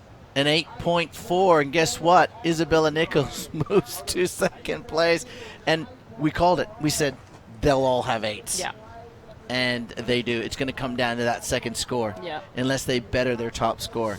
So the next 2.5 minutes, ladies and gentlemen, will be tense. Look at how close it is. It is so close. This is World Tour caliber heat. All of these women putting on really impressive performances. I think Ellie, really, possible for her to find that second wave. She does have priority at the moment, can't talk. We're replaying here Nikki Van Dijk's possibly a wave we didn't see, but nice solid surfing there again. That bottom turn setting up all of the top turn work on this wave, and she manages to link a third turn. Was this her first wave? Yeah, this is the 877. Watch this, bang. Yeah.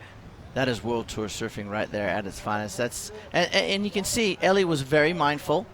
There was, because Isabella can't score anything behind Ellie. Yeah. But these two turns, probably two of the best turns of the event. Oh, yeah. And very well rewarded for Isabella Nichols. And she's tall. Yeah. So when she can open up like that in her surfing, how good does it look? Yeah, it looks really... the grace, the flow, the power in it, it's almost got a little bit of Steph and a little bit of Parko, in her an individual way. And she looks so confident. Yeah. She doesn't ever look like she's going to fall. Yeah. And that's what, I think when Joe Parkinson joined the tour, that's where the judges were struggling to give him the scores that he probably deserved in the beginning of his career. And it was probably frustrating for Joe going, man, I'm surfing like really good, and they're giving me 5s and 6s. And then the judges finally thought, well, this is just the way he surfs. It's so damn good. How do we judge it? It looks effortless. Yeah. How do you judge effortless? Yeah, it's true. But that way was a good comparison for Isabella Nichols at 8.40. 40 seconds to go. And she started slow but finished so strong, the lady in white. And the girls are all having a bit of a chin wag out there. And friendly fire. Yeah, I know. Isabella and Ellie live in the same area, potentially. They're on the Gold Coast now, so that's if Isabella is still there, but originally from the Sunshine Coast. Good that she's down in amongst all of the competitive surfers in and around the Gold Coast. It's hard to get waves up on that part of the coast now. Yeah, well, one step closer to possibly taking out the QS Series. She just has she has Sage and Bronte in front of her, but she's into that round of 16, Beck Woods, and what an amazing performance from all three ladies. Yeah. That's I think for me, that's the heat of the event so far. Yeah, that was a joy to watch. It was really performance through the roof. So I dare say they'd all be pretty happy with the way they surfed, and I think that's one of the most important things. It's disappointing when you can't surf to your ability, but all three of them just absolutely shredded. So that was awesome. Yeah, and we're going to come back from that awesome heat into another one right after this message. Stay with us as we go to the break and watch this amazing stuff from this young lady.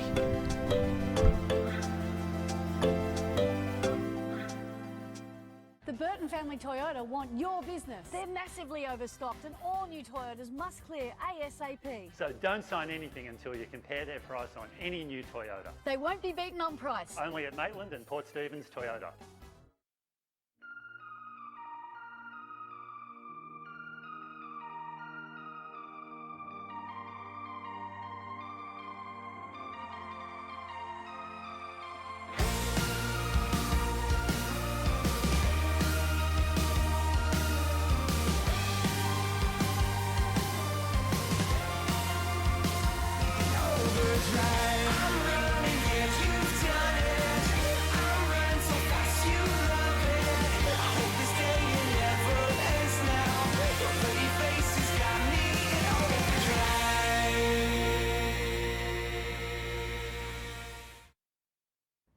Using plastic at our events has always been the norm. Recycling helps, but most plastic still ends up here, or worse, here. Plastic never goes away, because with plastic, there is no away. At the rate we're going, by 2050 there will be more plastic in the ocean than fish. It's a deep problem, but there are steps we can all take. By cutting out single-serve plastics at our events, we can start turning back the plastic tide. This is our commitment for a stronger ocean. What's yours?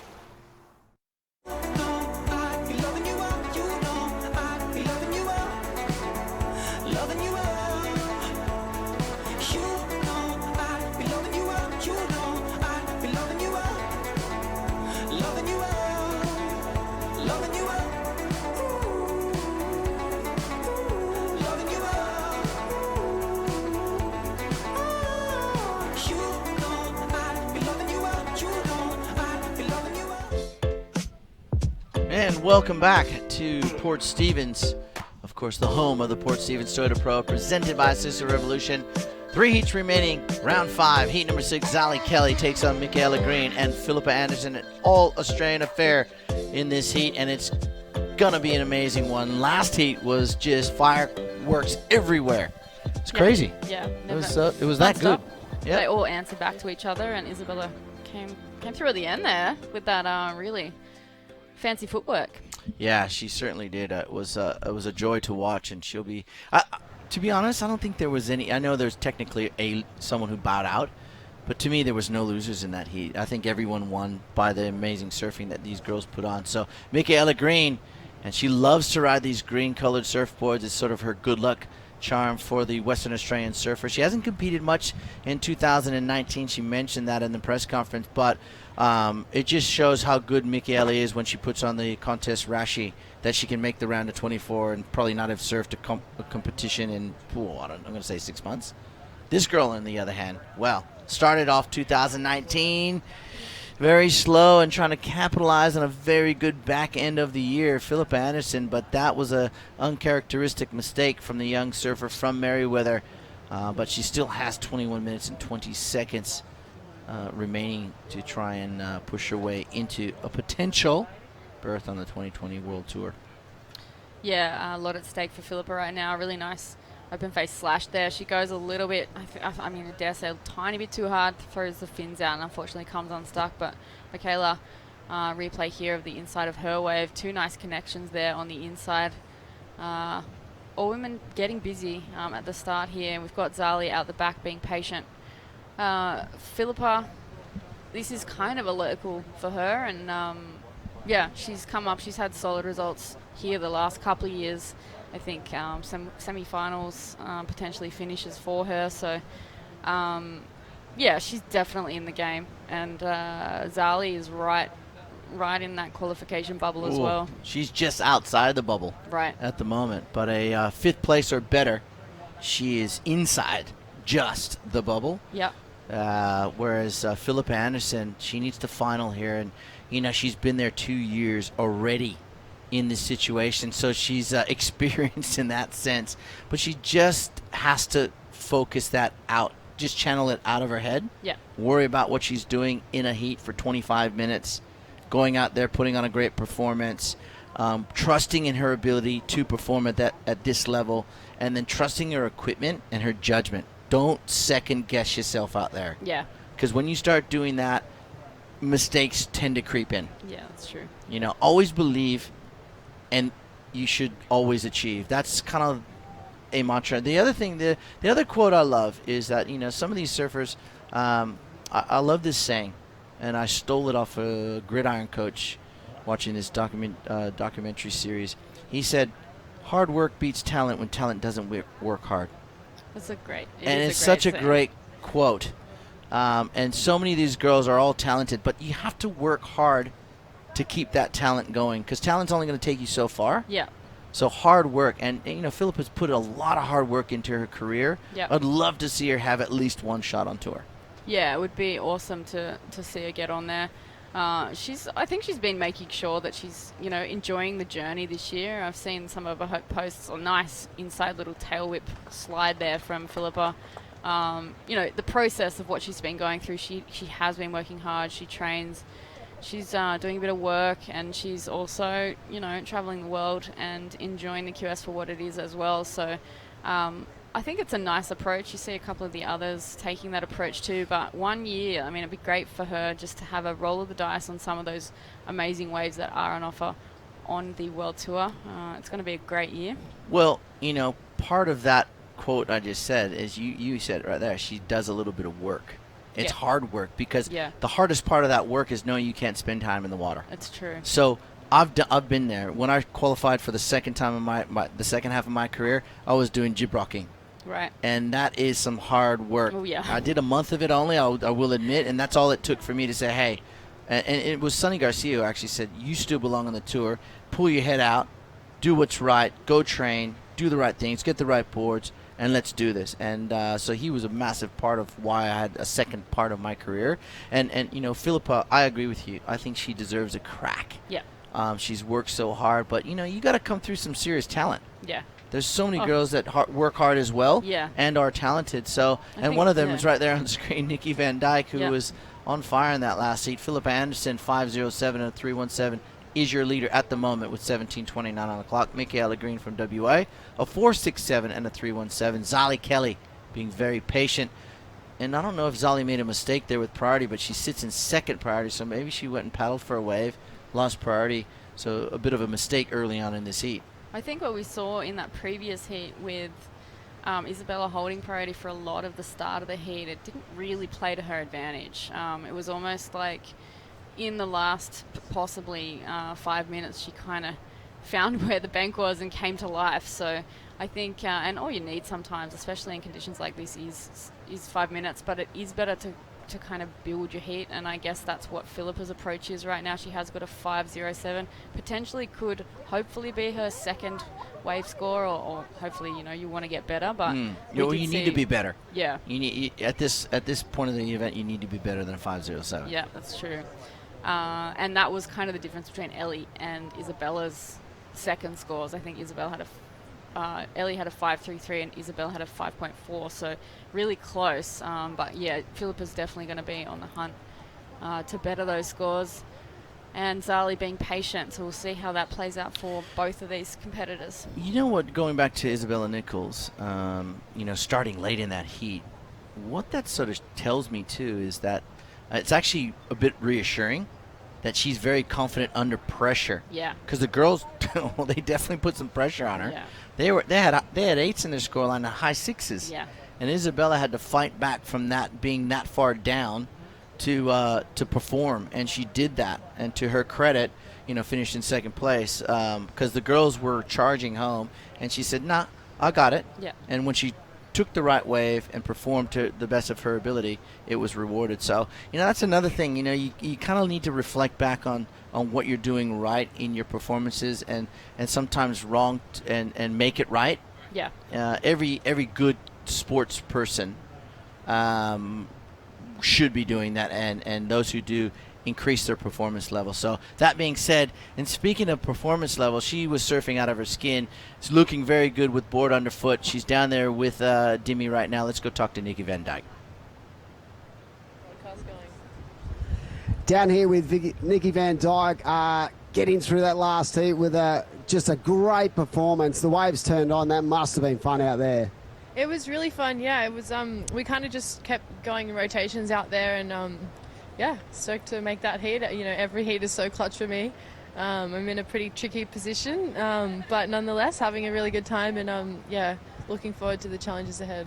When you're out there and you know you've locked in a couple of good scores, and all of a sudden Ellie and Bella were just starting to light these things up, do you have to change the way you're thinking, or were you just trying to get in your own groove? Yeah, I mean, I definitely felt like I was in a bit of a groove out there. I just, yeah, I knew that those girls, you know, obviously surf amazing, so I knew I kind of had to just keep backing up, you know, myself and bettering my scores, and I kind of flopped around a little bit at the end. But, you know, you never know out here. You can't hear anything. You can't really see too much either. So, yeah, it's a little victory at sea, but, yeah, happy to move forward through tomorrow. Now, you know that you're very experienced. You've been in the game a long time now, and those scenarios you were talking about, both on the bubble for the QS and the CT, does that affect you, or do you just try to, you know, block it out and just go heat to heat? Oh, wow. I mean, yeah, I mean, obviously it affects you.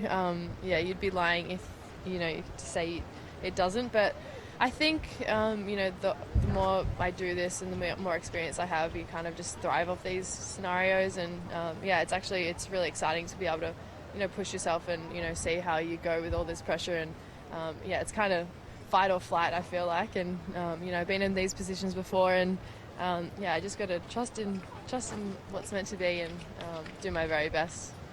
Well, she is definitely trusting the processes of what's going on out in the water now. And like I said, there's a lot of people who love the way Nikki serves, not only just in Australia, but around the world. And we wish her all the best moving forward to finals day. Thanks, legend. I'll throw it back to you, Shmoo. Yeah, thanks, Dimi. Well said, too, by Nikki, and she's thriving on these challenges. And you have to. I think if you can look at it with an optimistic approach, a positive approach, Beck, you know, we've all been there. Oh, well, not we've all, but you've been there, I've been there.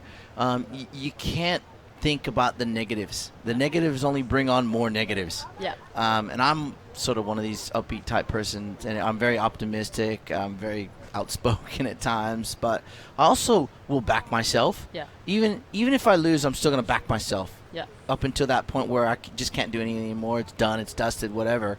And I think that's what all the great talents in sport do. And I'm not saying I'm one of the greatest, but I think that's the mentality you got to have. Yeah, I think to survive and thrive in this environment. Zali on an opening wave right now at the 12-minute mark.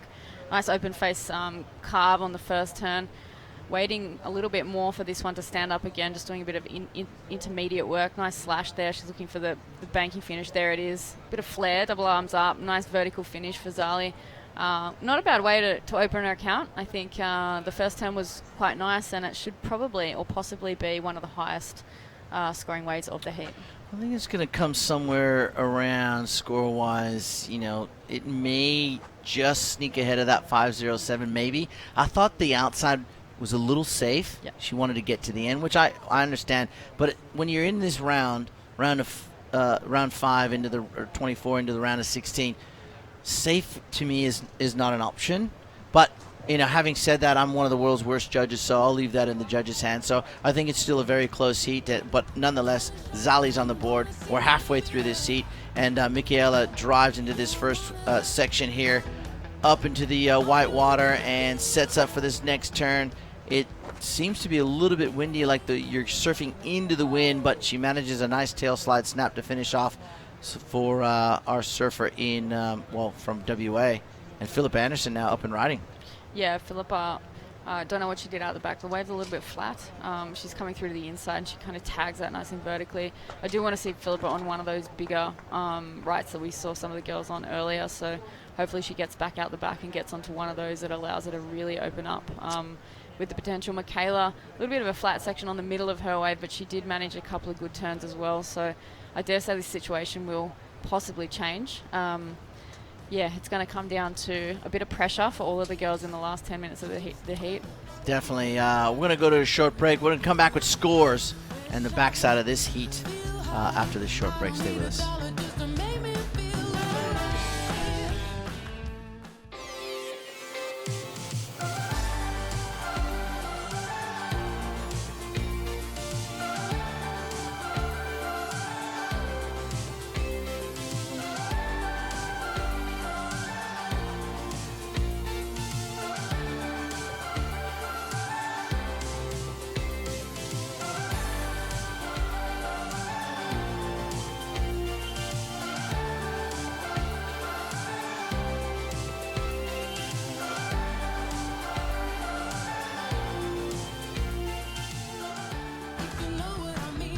And welcome back to the Port Stevens Toyota Pro presented by Sister Revolution. The early afternoon hours and the last part or the backside of this heat, round 5, heat number 6. Philippa Anderson, 317 for that last ride. Michaela Green sits in second. Zali Kelly, though, highest single wave score, Beck Woods, a 6.33. She is charging home.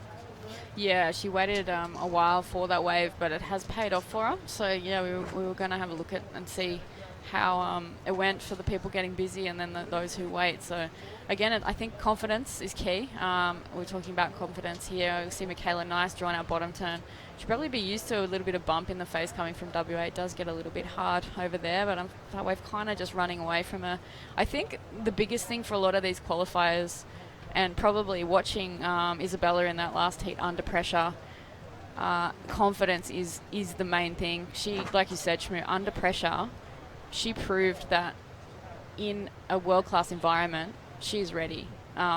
She's not making up the numbers on the QS. She's already qualified. She can perform under pressure. We'll see a replay here of Zali's wave. Nice big stomp of the foot on that first turn. Just a bit of downtime in between this wave, a few linking turns, just waiting for this one to stand up on the inside. Nice little slash there, and she manages to do double arms up, throw the fins a little bit, and get that 6.33 on that wave. I've got a replay here of Michaela's wave again. But, yeah, I think it's going to be exciting to watch someone like Isabella, who's already qualified. It's her first year on the World Tour. Her confidence, that was a nice slash there from Michaela. Have scores dropped for that one yet? I don't believe they have. And here was a replay of Philippa Anderson. I think this was in the 3-point region for Philippa. Nice second turn, drives out on the open face, cuts back into the white water, stays nice and close here. Doesn't go too far out on the open face because there's no power out there, and you're surfing back into the wind. So you got to really stay close to that power source of the wave. And, it wasn't the biggest of finishes for Philippa. And here's another replay of Michaela, and drives up over the white water and just going to get that one turn. Misses that section. She was just too far behind there, so I'm not sure those are going to be big scores. She still is out in front, Michaela Green, with a 5.23 and a 4.67. Philippa Anderson, well, now with a 5.57, Philippa moves to first. Michaela in second, but Zali Kelly with a 6.33 is in third, but needs a 3.57. Advantage Philippa right now because she also does have priority. So Yeah. she has a lead, she has priority. She's going to try and work off that 5.07. Zali Kelly, I think she's in a good position too. I think the one sort of in a precarious position would be Michaela because of that 6.33 from Zali. And you know what? Having said that, I wasn't too impressed with Zali's outside performance, but the inside was great. Still got a 6.33 though. I think that's another wave from Zali as well now, so probably It throw a might- spanner in the works Yeah. there. I think good to see the start of Philippa's wave too, the 5.57. I didn't see that earlier, and it did allow her to do a couple open face turns. She had variety in the wave as well, so Zali's probably going to drop another score here, and I dare say she may go into first. She might just go into first. But what I was referring to is that if she could post up a 6.33 with a mediocre performance on the Yeah. outside, imagine when she gets a wave that she can open up on the outside and finish strong on the inside. Yeah, that's You're looking true. at excellent scores. That's just the talent that Zali has. That's where I was going with that sort of, analogy of or discussion point on Zali's performance and her skill set. Yeah. She's that good. She can make a score. Yeah, and there she has a 5.63. She does take top spot. So well done to you, Beck Woods. You called it. Philippa Anderson with priority into second now. Needs a 6.39 to move back into first. Michaela Green, the danger person now is going to be Philippa for 5.42 for the Western Australian, and she's back into second place. 5 minutes on the clock, another nail-biting. Well, not the last heat was exciting finish. This one's nail-biting. Yeah, it's true. Because there's a lot of the wild card. The spoiler could be Michaela Green. Yeah, and Michaela was on a reality show, TV show in Australia. I think it was a renovation show. And did you get a free house? I'm Or not what's sure. the deal? Did you get a free house when they do that? Some of them do, yeah. Wow. I They can come renovate my house whenever they want. Yeah. I think I'm not sure, but she had a bit of a hiatus from competition, and she has come back, I think, in full flight, and she's excited to be here, and potentially sometimes that's what you need, a little bit of a break, and then to come back and take it on. So she's looking to get back into the top 60, I think. That's her main goal, and this wildcard has helped her immensely here at Port Stephens.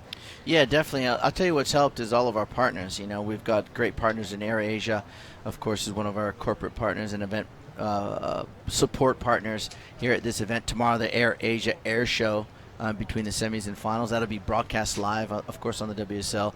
Port Stephens Toyota, Kim and Janine Burton, Sister Revolution, John and Jen Mossop, and the crew, all the crew over there at Stokehouse. Port Stephens Council up the ante for us. This event almost didn't happen. They made it happen. They contributed to making it happen. And right now, Zali Kelly's trying to keep it happening in first place. PRD Nationwide, Bruce Gare and his team. Chaos Surf, Tony and Leslie. Bondi Chai, Martin and Melissa. Crest Cafe, Sarah and her team, providing some amazing support and food and coffees. Middle Rock Holiday Resort, we just partnered up with them. Amazing place to stay. Yep. I think you're staying there, Beck. Yep. And Awesome little caravan park down there. Beautiful for a holiday up here in the Port Stephens area. Wanderers Retreat, Eco Resort, Barry and the team there do a wonderful job supporting us. So if you ever want to come up here and stay, make sure you contact Middle Rock Holiday Resort and Wanderers Retreat. And of course, in world famous Bondi Chai. I tell you what, I've had a few of those throughout the day. They're amazing. They're award-winning. They're just growing in popularity. So Melissa and Martin, they're always supporting our events. But without our teams, our support partners, we're not unable to give you these live webcasts and showcase these amazingly talented surfers. Zali Kelly, Philippa Anderson, and Michaela Green. 5.42, Beck. What's your gut tell you? What does your gut tell you? Don't tell me it tells you you're hungry. No, it's definitely been fed a lot today. Okay, but it's a hard one. I think, ideally, Philippa had more waves this year. Being in the contest jersey a lot more this year, potentially she would be the favourite out of these two. And if I was Philippa, I would be sitting right on top of Michaela at this point in the heat. So, they may not know what's going on out the back there. I know Zali's sitting nice and close, and the girls are sitting in the lineup with a minute 55 to go. But Michaela, she's a solid surfer from WA. She's got a good border under her feet. Philippa taking off right now. She's probably a little bit deeper and thinking, I'm going to better my score.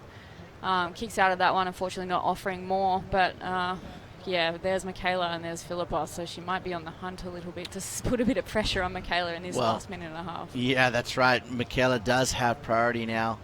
Needs a 5.42. I like the fact that you didn't sit on the fence there, because Britt Nichol would have sat on the fence. No, I'm just kidding. Britt's sitting in front of me going, you just... threw me under the bus. Yeah, no. And I know Jess, I'm not going to even start with Jess because she'll beat me up. But Britt, I'll talk to you off camera. I know you wouldn't sit on the fence anyways. But no, it's really good the way you broke it down. And you have to think because of the experience, Philippa Anderson would be the one to advance through. But Zali Kelly, the youngster, sits in top spot. Michaela could be that spoiler. 5.42. Under a minute, though. She's got priority. I'm going to say Philippa, and I know Dad and Mom are watching, and they're on the beach. They've got knots in their tummies. And here we go. This is it.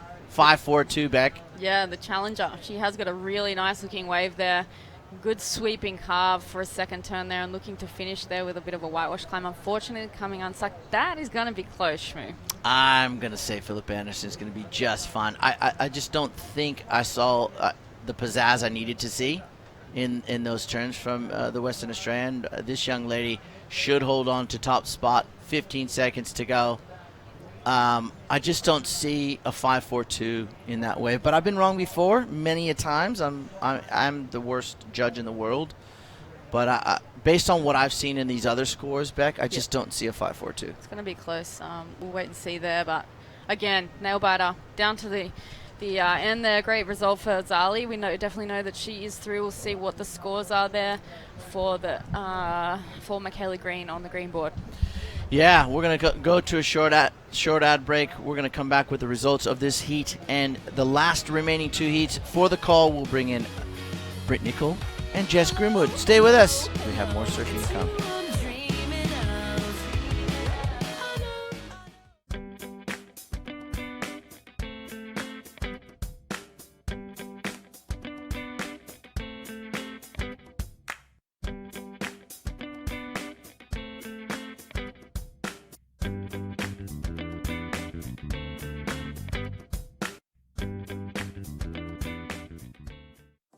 Imagine the perfect holiday destination, perched on the pristine beaches of Port Stephens. Middle Rock Holiday Resort is the complete family getaway location, with everything the kids love, so you can just sit back and relax while they play. Nestled in stunning Tomaree National Park means nature is right on your doorstep. So pull up in your caravan, pitch a tent, or relax in luxury cabins. Middle Rock Holiday Resort Port Stephens, where you can relax while the kids have fun. AirAsia pretty much go to every surf destination that you want to go to. We jumped on a plane with AirAsia to Sri Lanka and we actually surprisingly got some really good waves. Kind of got that Indonesia vibe with way less people, and the water was warm, it was sunny, and the waves were perfect. AirAsia's been really good in the sense of keeping the prices at a really low level that you're going to get there happily and jump on and hopefully get some good waves. That's what surfing's about.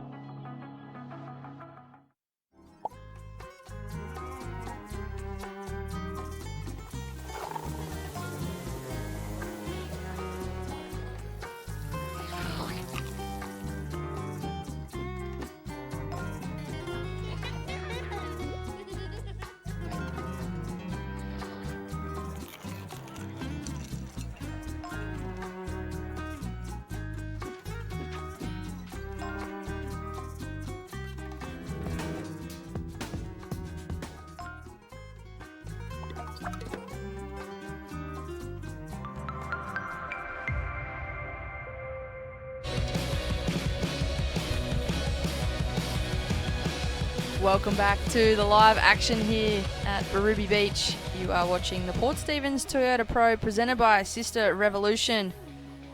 Britt Nicol and Jess Grimwood in the booth. We're just looking at the WSL World Surf League app on our phones, and it looks as though Michaela Green must have fallen short, so meaning Zali Kelly and Philippa Anderson both moved through. Unfortunately, Michaela getting knocked. I was very so close heat there. Very, very nail-biting finish to that heat. I was feeling really nervous for both Michaela and Philippa. I'm obviously in Philsy's corner always, but I know Michaela's very capable of getting that score, so commiserations, but congrats. Zali taking that one out, and Philsy on to finals day tomorrow. Huge day lined up for tomorrow, Britt. It's still got a couple of heats left this afternoon. Heat number 7 in the water right now. Leilani, Carol, and Holly. Couple powerhouses there. Another stacked heat. I mean, they're all stacked. This, especially this stage in the draw. I mean, round 1 was the same thing. You know, like the level of girls surfing now. You don't look at any of the heats and go, "Oh, that's going to be an easier heat. That person will get through," because it just doesn't work like that. They're all stacked draw. They're all so strong, and this being the very last major women's QS 6000 event of the year, this is a crucial event for these women that are here. It's so exciting. Literally coming down to the last seconds in almost all of the heats, and like you're saying, a massive finals day up ahead for us tomorrow. We also got the AirAsia Air Show. We've got a fair few of the competitors signing up for their chance at the $500 AirAsia voucher. As you can see on the screen, the girls for the next heat, that's Paulina Doe putting on her white Arash vest there. very, very important heats coming up to end off this second day here at Berube. All the girls chasing that qualification, chasing the points. Pauline, no stranger to being under the pressure. She has been on the CT before, really high-ranked French surfer. She wants to get back up there with the likes of Joanne Defay. I definitely know she has the talent too, but right now you're watching Leilani McGonigal, Carol Henrique representing Portugal, Holly Warren from the Northern Beaches here in Australia, and Leilani McGonigal is from, I believe, she representing Costa Rica. Yes, Costa Rica. I've seen Leilani surf a fair bit, actually, since she's been a junior, and she used to get around with a full back and neck brace on for some of the events as a much younger junior. I think she had some readjustment stuff. I'm not a chiro osteo or anything, but she had some ongoing injuries or issues she was working on.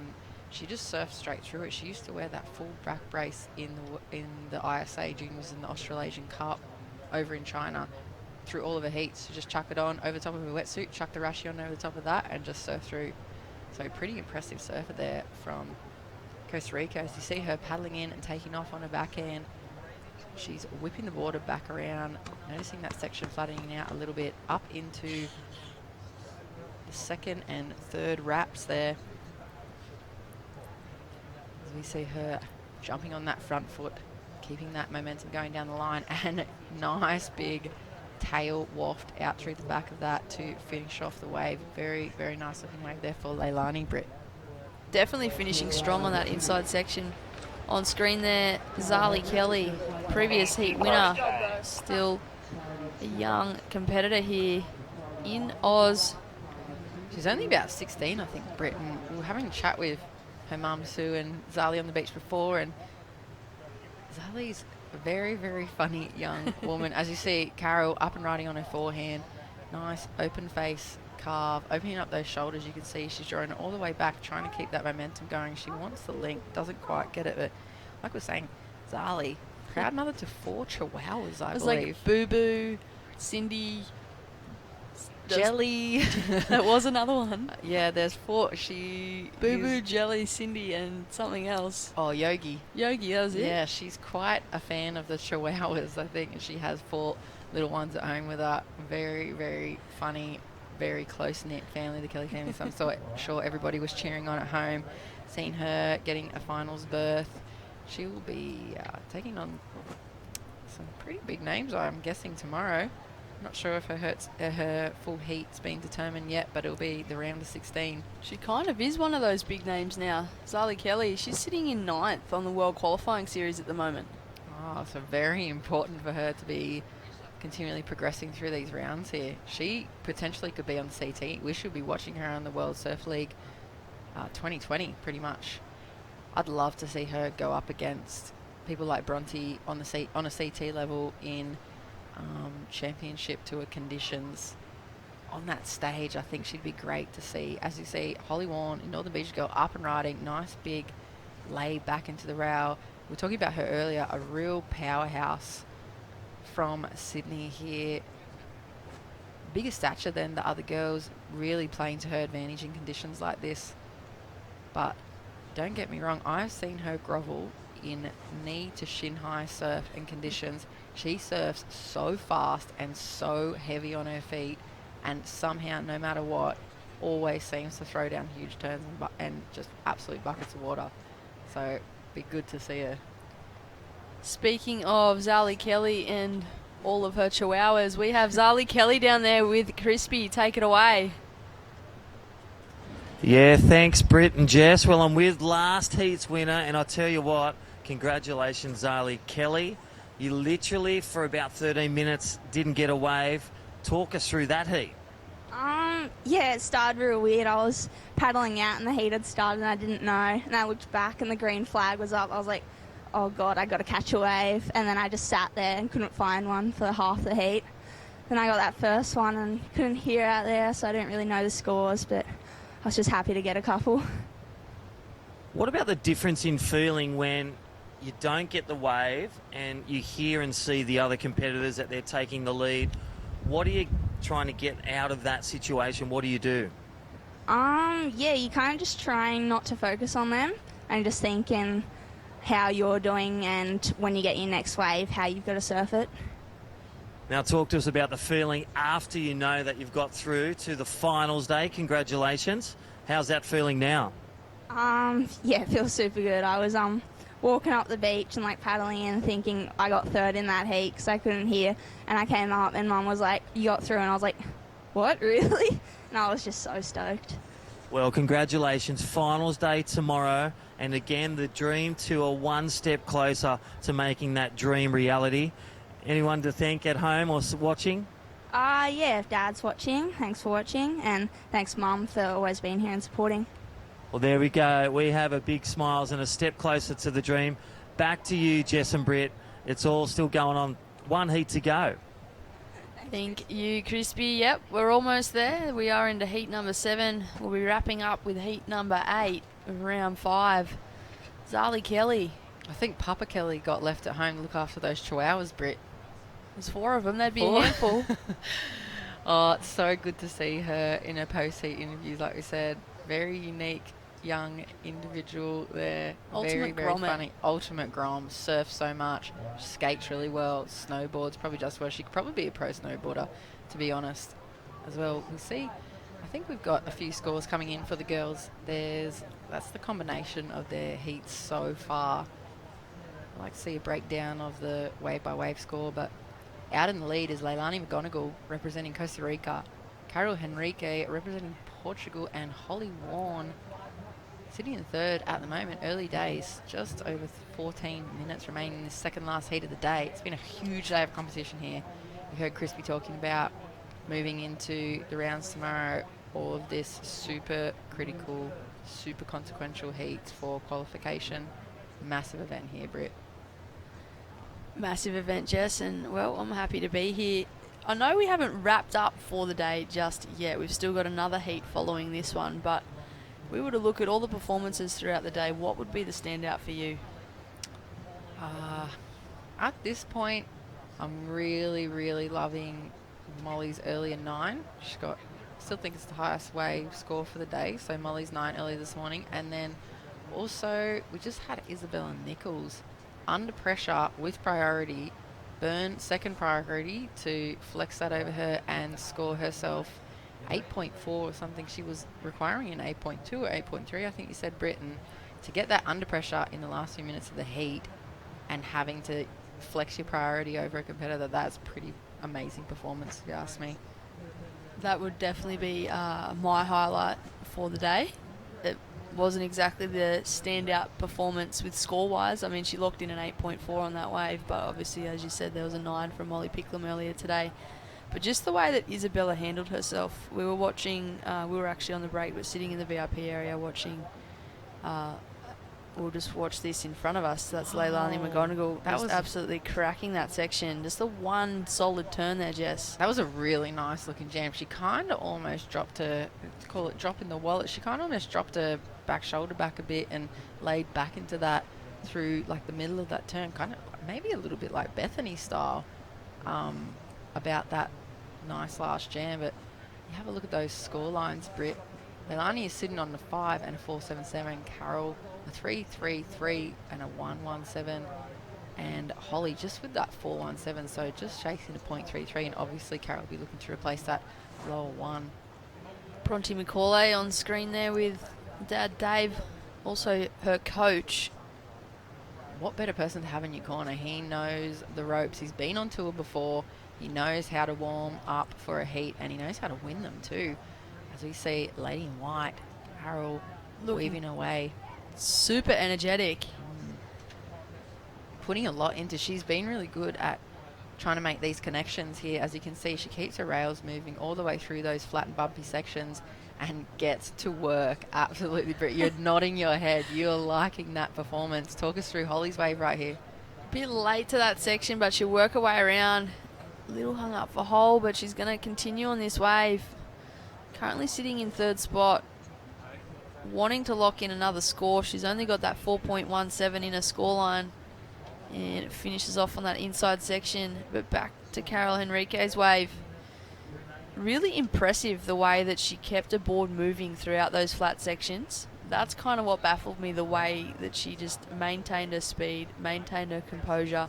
You could see that on takeoff, she already had that momentum and that energy, and she carried it all the way up until that very last turn. She's been doing it throughout the whole event so far, huh? She's been negotiating that tricky section on the bank. We've been talking about this whole event. It's that deeper bit of water and the part that they have to negotiate to make the connection from out the back section into this steeper inside to get that real consolidated wave score. But as you saw, she has no problem keeping her rails in flow. While we're waiting for something to happen in the water, we'll cut to a short commercial break and we'll be back in a moment.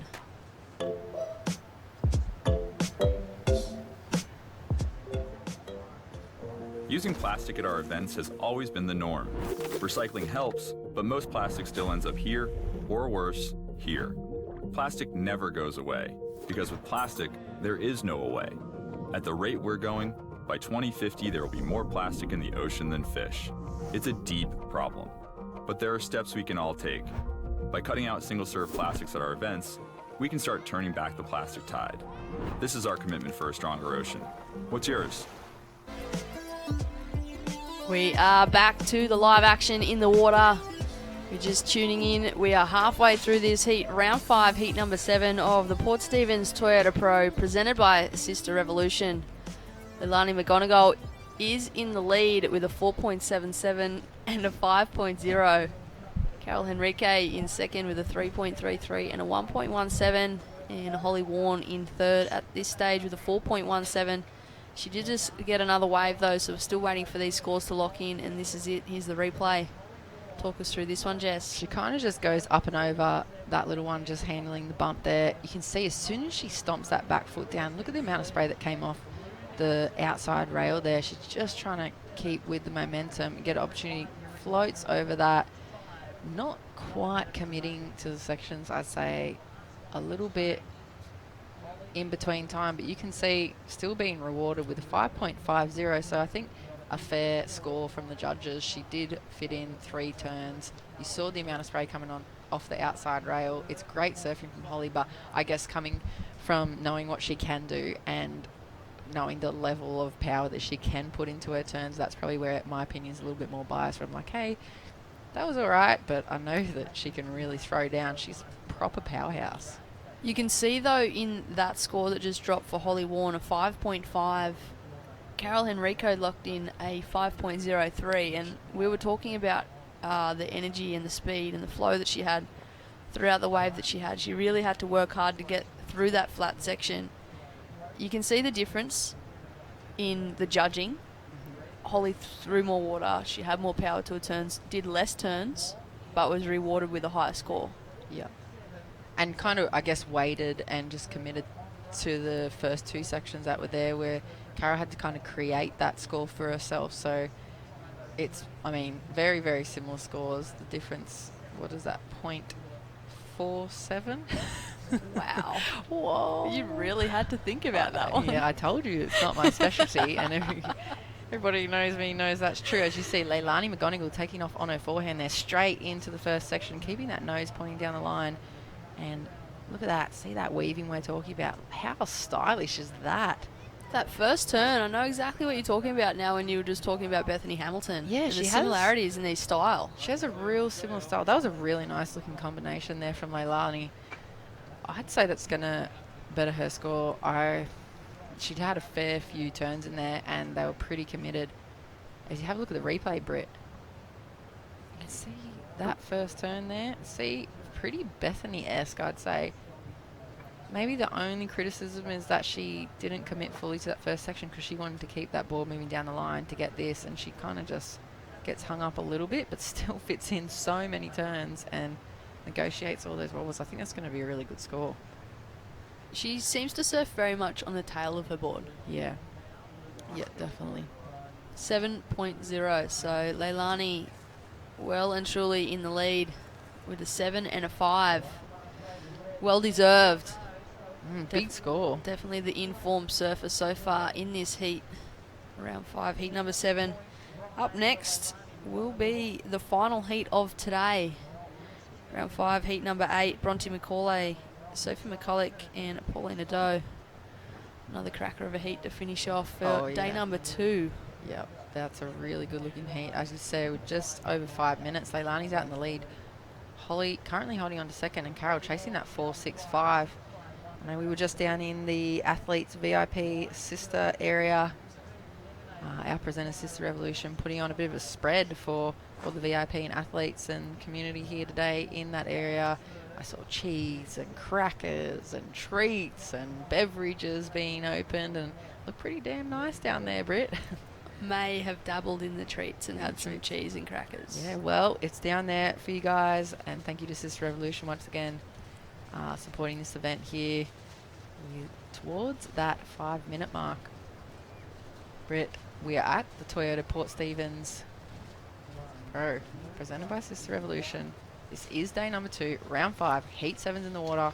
We've got one more heat coming up after this one for the day, and then tomorrow morning we'll be kicking off with finals action. Massive heats in round of 16. You can see Holly waving her arms. The beach commentator, I think it's Dimmy and Crispy, as you see in the post-heat interviews, they've got a lot of work on their hands all day, always being asked for the situation. The surfers really struggling to hear it over the wind a lot. I don't know. I seen Dimmy having a nap in the you VIP saw that? area earlier. Actually, I didn't see it. One of my colleagues sent me a video of it. Well, he's got a big job on his hands. He's consistently updating these surfers. They are really demanding in the water. There's a lot on the line at this 6,000 event. They want to know what's happening. They want to know what they need. They're professional athletes. They're out here doing their job. They're trying to qualify or get a good seating position for the 2020 tour. So exciting times here for women's surfing with 4 minutes on the clock. Carol's still chasing that 4.65. We see Holly Warren, nice looking right hand face. Look at that rail work in the pocket there, Britt. See the amount of spray flying off her outside rail. That first turn was absolutely huge, as we see Holly trying to make that connection on the inside. She's waiting patiently. She's eyeing off this little wall on the inside. Look at her. She's just bouncing, going, come on, give me one more. Ooh, just coming unstuck there, but I think she got most of that work done on the outside. Wait till you see this replay, Britt. That first turn. First turn was insane. She just makes it look so easy, though. Watch this. Straight down to the bottom, waits and jams all rail all the way back through that pocket and backs it straight up with a nice little wrap tapping that foam there and just works her way onto the inside. I'd say, I mean, Isabella's waves and Nikki's waves were very high scores. I know she fell off on this inside section, but really there was only a point or two left. We'll have another look at the replay. Britt, what do you reckon? This is definitely worth looking at again. Drives hard off the bottom. You can actually see her fins come out, which means she's got a board on rail. Driving straight into that turn. So much power there from Holly Warren. Perfectly timed with that first turn. Is that the score, Britt? That is the score. A 7.83. Holly Warren straight into first spot. I think that's a great score. That's some really, really on-point judging there, in my opinion. She did so much work in that first turn. That was literally pretty much 5 or 6 points in itself, I guess. It's textbook. If you break it down. And then that second wrap, giving her an extra point and just making that connection is probably not much more than a 0.5 or the 0.83 that's tacked on there. So a 7.83 and a 5.5 out in front. Holly Warren. Leilani now in second, and Carol now chasing at 6.98. We're down to under 2 minutes in this heat. Actually surprised that this late in the year, Holly is sitting back in 42nd spot on the qualifying series. Like, normally coming into this event, she's normally way higher and sitting on that bubble. Leilani just going absolutely haywire on that one. I did see that. That loose tail. You saw my facial expressions because she threw a lot of tails through that turn there. It's a shame that wave didn't really offer her much else. But, yeah, in regards to Holly, she's one person I would think that would be in that top 10 conversation all the time. And as we see Carol finding herself a similar looking wall, not as steep as Holly's wave it looks like, but still getting in that rail work and a real nice flowing surfing. she's been making these connections well all day. As you see her building her speed down the line. Nice jam. And look, fits in another one. I reckon that was about, look at that. That is the passion we've been talking about. You see both fists clenched going up. She's saying, yes, that was the score. She thinks she's got it. She needs a 6.98. Wait for a replay. We need a replay. We've got 40 seconds on the clock. I love seeing that kind of passion and commitment. How many turns can you fit on a wave? Talk us through, Britt. Nice first turn. She really committed to that first turn. The only thing with this wave, it's a lot smaller. Yep. It's a mid-size wave, pretty fat and flat, so she's constantly having to wrap around and do those cutbacks into the foam. Stands up a little bit on the inside here. Bit of a setup turn there, and it's not until here where she really cracks it with that second last turn and that last turn. Looking for a 6.98. Could be borderline. Yeah, I'd say it is pretty borderline. We're down to the last few seconds of this heat, so we're going to have to wait for those scores to come in for Carol. It looks like Holly Warren taking that one out, but the battle for second, we'll have to leave it up to the judges, Britt. We will leave that in the hands of the judges. We'll go to a short commercial break, and we'll meet you back here for heat number 8 of round 5.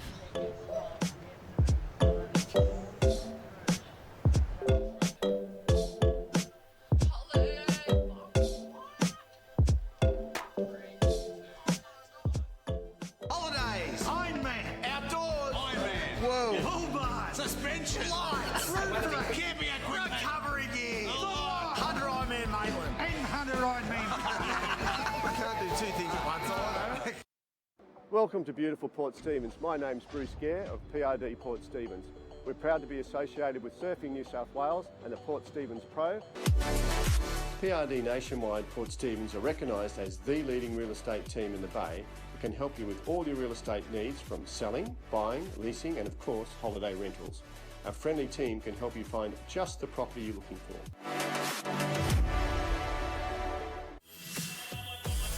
AirAsia's been amazing for me. All the airline staff were really nice, and for me being a surfer, the best thing is just that the first board bag goes free. I was able to go on one of the first flights from Perth to Lombok.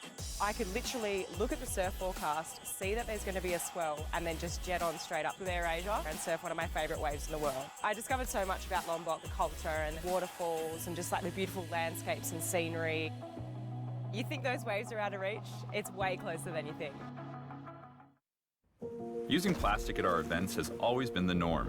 Recycling helps, but most plastic still ends up here, or worse, here.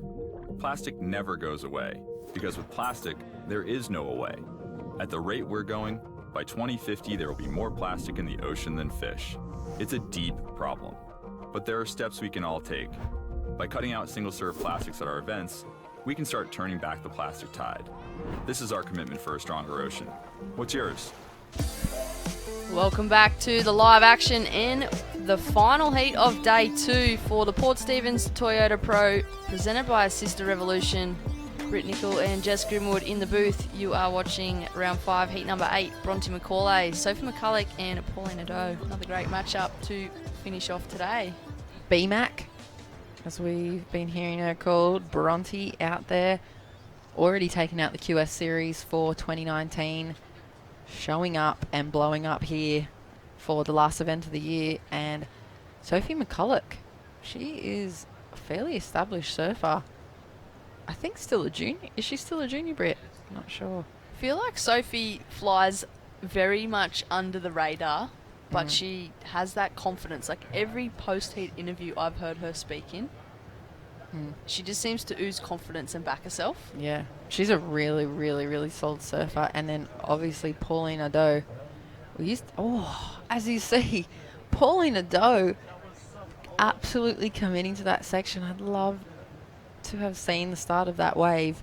That turn in itself, she must have been watching Holly Warren's last heat, because that was a very, very committed turn. She used to get called on the QS. Popo. Or the Phantom. She just rock up. She just be nowhere to be seen. And you see Holly Warren. I'm not sure if she knows what went on in that heat. She's very hard to read. Always got a very similar poker face and body language. Never too excited, but never too upset either. As you see, Sophie McCulloch getting the better of the inside section. Huge, big, tail-free waft over there. Like you were saying, silent assassin there in Sophie. Certainly the silent assassin. Pauline, the Frenchie's locked in a 5.67. So nice opening wave there for the surfer in white. Particularly 2 competitors in this heat. Pauline and Bronte, very seasoned competitors, but would not count this girl out here. Sophie McCulloch. Progression right there. How was the patience for that section too? She didn't try and fit in a half turn in between. She just dropped straight to the bottom, waited, and then banged it. As you see, Holly, she might be having an inkling. Look, she's like, did I get through? Couldn't hear anything. She's riding a nice looking rounded pin How nice did that board look? Yeah, it looks real nice. I'd be interested to see how many leaders she rides too, because it looks like it just carries her through, and just all she has to do is think about pressing that back foot and it just jams in. It looks a really nice shape. But first wave for Sophie McCulloch, a 5.5 on that single blowtail turn. Both girls that have locked in those 2 scores, 1 turn. Just goes to show that commitment to that 1 turn. If you've got that high risk, judges are going to reward it. Yeah, and not over surfing the in between sections, but showing that maturity and the patience in your surfing and waiting just to capitalise on what you are given. I mean, obviously there's situations that pop up that we've seen in the heats all day where you have to create a score, but right now with conditions out the front here at Barubie, there's plenty of sections for the girls to perform on. So you see Bronte McCauley, Britt. Here we go, BMAC up on a backhand, nice first turn. Looking for a second, drives hard off the bottom, cracks a lip. Good combo here, just straight 1 turn to another. Unfortunately just getting hung up on that last section.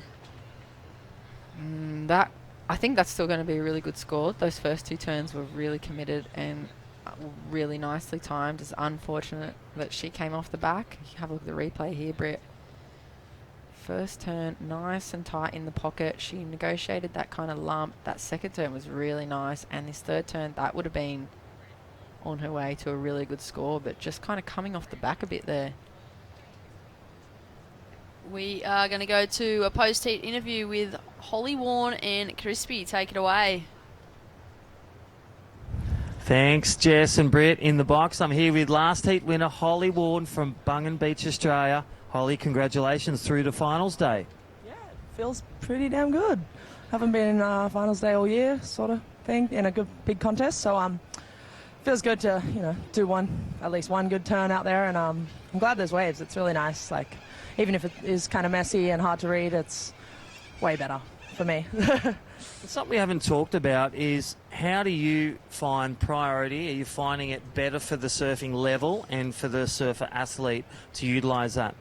Definitely, I find it better. It's much better when you have last minute situations where you need to sit on someone. It's nice to have priority over them. But personally, it's a bit of a curse for me, as proven to be. I just find it. I just end up sitting with first priority. So whenever I have priority, I just think, catch a wave, Holly. Catch a wave. Well, congratulations through to the top 16. Anyone to thank? Dad's at home and travelling up here tomorrow? Yeah, Bo, Dad, Mum, friends, Caroline maybe. Lots of friends watching probably. I don't know. Yeah, everyone. Cheers. Well, congratulations, and through to finals day. We'll see you tomorrow. Well, back to you for our last heat out there. And Jet and Bress, you're doing a great job. Thanks, Britt. Thank you, Crispy and Holly. Great little interview there from Holly. I love when she gets interviewed. We need more post-heat interviews with Holly, so please keep winning and please keep getting through. She's pretty nonchalant, She's like, yeah, I guess, whatever, but I can throw down a 7 or an 8 on 1 turn, but, whatever. What you see is what you get with Holly, and she's so cruisy and laid back, but it also shows in her surfing. Like, she's got that power, but she still looks like it's so effortless. Yeah, she does look effortless, and as we see, Sophie McCulloch up on her second wave of the heat, nice looking section. She has to kind of cut that turn short under the lip. You can see the lumps rolling up the face of that wave, making it very tricky. She was lining that section up, but saw that lip kind of went away with the lump. So winding her way back onto the inside, she's trying to get a critical turn in here. Very nice looking lip line. Finish that one off, Britt. That first wave for Bronte coming through a 6.83. So getting the better of the first exchanges. Didn't make that last turn either, remember, so that was off the back of those 2 solid turns. If Bronte had pulled off that last move, Mm. that would have probably gone into the excellent range. Yeah, definitely. And I guess it gives them a bit of space to move. We're looking at the replay of, this was Bronte's last wave. Might have just missed in that post-in interview. Nice kind of set up turn at the start. Bit of a tag under the lip there, but not much else on offer. If you compare it here to Sophie McCulloch's wave, you can see she's eyeing off that lip, and it kind of just disappeared on her as it hit that lump there. So she had to readjust, went into a couple of little check turns and a wrap back. She's waiting for a more critical section to open up, so she just stays in the pocket and perfectly times that end lip line. Really nice critical surfing on the end there. Low center of gravity. Interesting. Nice and composed. I still think it might be, it's definitely, well, obviously it's her second wave, so it's going to go into a top 2, but it was a pretty decent wave to have as your second wave, I'd say. As you see the score coming through, was it the 5.33? So Sophie's now sitting on 2.5, straight into the lead, a 5.5 and a 5.33. Paulina Du sitting on a 5.67 and a 4.60. But you see situation changing up under my feet here. Bronte McCauley back on top with a 4.77. So Paulina Du currently chasing the 5.16. Interesting, super close. All the scores are really close. The only real difference is that first wave from Bronte is that touch above. But the rest of the scores kind of sitting in the same pocket there, with maybe the 2-turn combo either having a really good first turn and a softer second turn, or a softer kind of first turn and a really critical end turn. That seems to have got them into that mid-range 5. I like to say, going back to Holly, I saw that she was riding, I think it's an epoxy board that she's got under her feet there, which is interesting because I guess a lot of the girls tend to transition off the epoxy back onto the PUs with the traditional wood stringers when the surf gets a little bit bigger, the swell's a little bit more powerful, and especially when there's wind. It's just another kind of clue into the power that she brings into surfing, because to be able to handle that board in situations like this where the swell is bigger and the wind's up, it just shows how much control she has in her legs and how much power she can surf with. So like she said, she likes it better when it's like this. So I'd love to see her at a CT level get the chance to really open up in good waves. As you see, Pauline hard off the bottom, straight off the top. Can she link it in again to another one? She does. Kind of under the lip that second turn, but she's going to get around this section. Nice open face carve. Good wave selection here for the French surfer in the white. Finishing off on that inside section, and can she ride out of it cleanly? Good combination. Good combination. Similar negotiating that moving lip. You can see that lump creating kind of like 2 lips with the wind going into it there. Very tricky. You're watching this replay, Britt. Only looking for a 5.17, I'm pretty sure. See all the lips up there? She's jammed that second section really well, and then you can see that those 2 lumps running up the face, forcing her to do kind of like an open wrap for the third turn, but good combo. Pretty much did everything that she could have. Yeah. Given the wave that she had in front of her. Sophie McCulloch. Nice open forehand wrap. Look at that second jam. She is real exciting surfer. Like you said, very low center of gravity. Real exciting. I'm not quite sure where she hails from, to be honest. Sunshine Coast, I think. Another one from the Sunny Coast. Could be wrong. I'm pretty certain Sunshine Coast, though. We've just under 13 minutes remaining. This is the last heat of the day. Heat number 8 of round number 5. Out in front, currently Bronte and Sophie in second, and Pauline chasing the score, but we do have a fair few waves to be locked in by the judges there. Great conditions on offer all day, Britt. There has been beautiful conditions all day, and while we wait for some action in the water, we will cut to a short commercial break. We'll be back in a moment.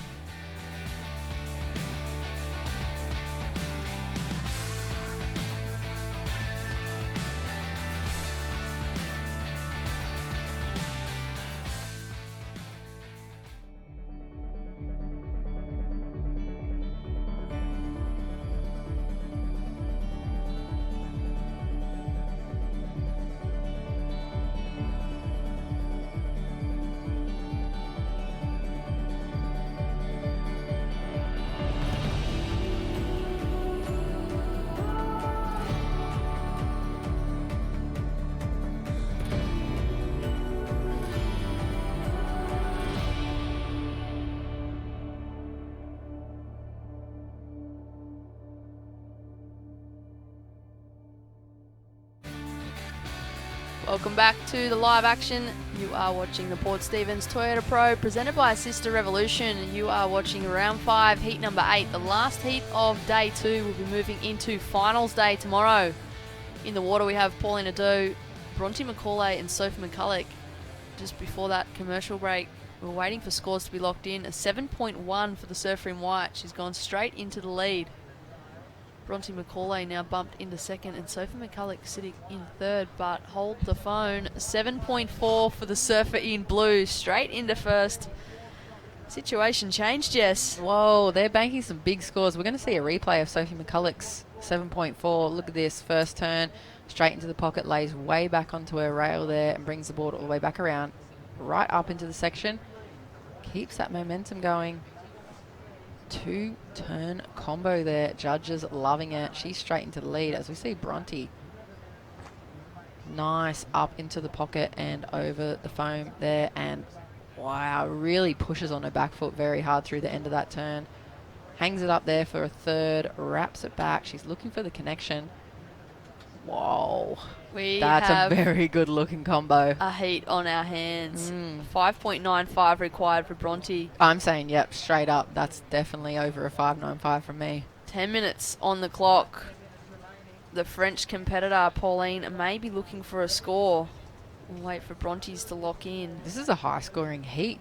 We're only halfway through at the moment and everyone's got really, really high scores. We're looking at double digit totals easily for everybody. So exciting surfing to finish off the day here. Let's have a look at this replay, Britt. Bronte up on her backhand. Nice first turn over that section.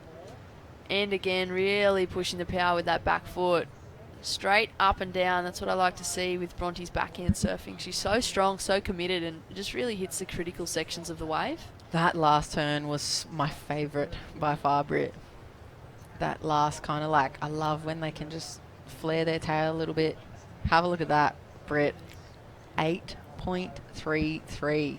An 8.33 straight back into the lead. What do you reckon of the scoring there? I think it was excellent scoring. It was an excellent wave. And she's pretty far out in the lead now. Sophie McCulloch looking for a 7.77.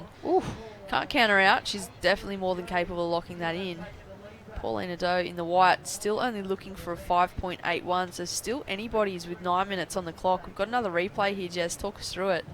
Look at her drawing out that first bottom turn all the way and not really adjusting in between the turns there. You can see her do about 2 hops, staying high, getting a third tag in under the lip and lining up this last section. Very nice end turn. You can see that prowess, WCT prowess she has. That's why she's leading the 2019 World Qualifying Series. She puts together heats. She's been building and building for the last 10 to 15 minutes. She started off with some mid 5s, a 6. She's got now an 8.33 under her belt. That's how you win heats. That's how you win a season. It's just heat by heat by heat like this, wave by wave. You know, the stepping, Crispy was talking about it earlier, the stepping blocks that get you, all of these competitors want to be obviously vying for a world title against the likes of Steph and Caroline Marks and Carissa Moore. And to get there, you have to go all the way back and look at all the steps that you take on the way. And they are, first you got to get the wave scores, and then if they're 5s, they need to be 7s or 8s. And then you got to get 2 of those waves, and then you got to get them every heat. And then you end up winning the QS, and then you end up on the CT, and that's how you get there. And there's a lot of hard work, sweat, and tears that goes on behind the scenes to get to even putting a contest rashie on. Yeah, this doesn't just happen. You don't just turn up at these events and go, oh, whoops, I just lucked into a couple of waves. This is like a lifetime of commitment and passion and sacrificing comforts of being at home and maybe the food that you like to eat and the people that you really want to be around. You're on the road all the time, putting in the work, always training, always looking at how to improve yourself. If you're not looking at your boards, you're looking at your food. If you're not looking at your food, you're looking at your fitness. If you're not doing that, you're looking at your flights. Like, it's always something for them. As you see, 7 minutes on the clock, Britt. And it is called the Dream Tour, Jess. Like, obviously, it's dream locations. Pauline Ado up and riding. We are in Berube Beach, which is a bit of a dream location. Beautiful area. Pauline looking for that 5.81. That was... Could have got the score, potentially. I really liked that first turn. It looked so nice. It gave us so much projection that second section, I feel like we'll have to have a look at a replay, but I feel like it didn't really stand up for her. It didn't give her the opportunity, so she just had to wrap back, hit the wash again, and wait for the closeout turn. But she is only chasing 5.8. Have a look at the replay, Britt. This is probably the steepest section of the entire wave, just there. Yeah. Look at it fatten out there, and then she waits, hits it probably a little bit too early. She doesn't have a lot of momentum going into it, so she has to really crouch down and ride out. But great surfing from Pauline, but I do feel like the turns were potentially more placed. She'll get the score, a 6.17, so she's moved into second. She does get the score. I think it's really, really well. She did the 3-turn combo. She got a 6.17. Sophie McCulloch now needing a 5.87, so a similar score to what Pauline just got, similar wave. She's going to need at least a 2-turn combo, and she's getting down toward the 5 minutes. Bronte looks like she's pressure is on. Got this thing pretty well out in the lead. She's got a heat total of 15.16, so pressure is on for Sophie McCulloch to perform out here.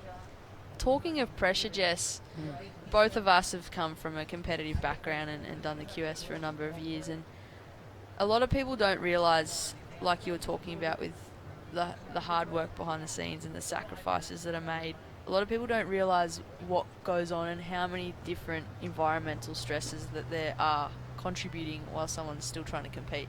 Ooh, well you know, put. You're booking flights, like you said, you're finding accommodation, you're doing all those things, but then once you get there, you've got to deal with the flight itself, jet lag, time zones, different foods. You may not speak the language. Then you've got the stresses of competing. You're putting a rashi on, Mother Nature with the waves, time factor. You're away from family, like you're away from all your creature comforts. Yeah, exactly. And that's what makes it so tricky and shows how amazing these women are. They're just the highest level of athleticism.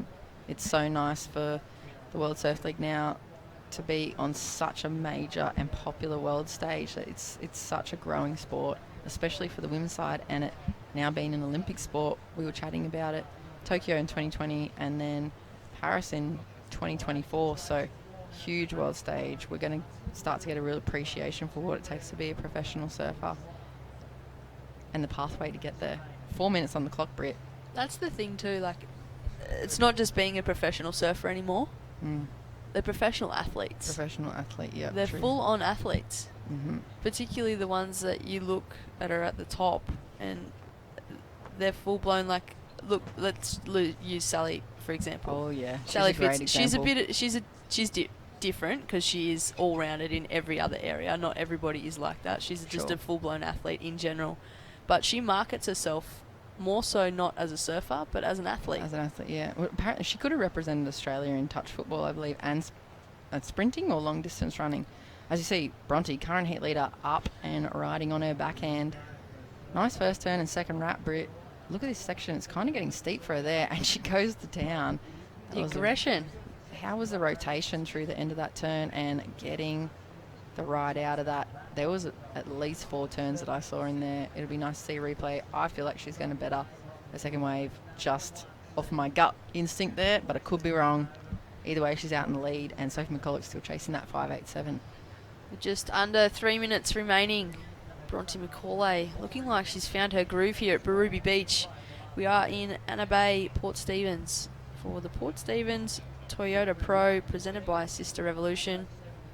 You are watching last heat of the day. This is, of course, the last heat of today, day number 2. This is a 3-day event. We'll be moving into finals day tomorrow. Massive day of surfing, massive consequences. A lot of passion's going to be happening here. If you're around the area, we're not too far from Newcastle Airport, 2 hours from Sydney CBD. Come on over to Barooby, hang out. Let's watch the world's best female surfers compete out here. As you see, Sophie McCulloch, look at her keeping on her front foot to get through. There wasn't even a wave breaking there, and somehow she was pumping through that. Interesting wave selection there from Sophie, is what I was thinking. 5.87.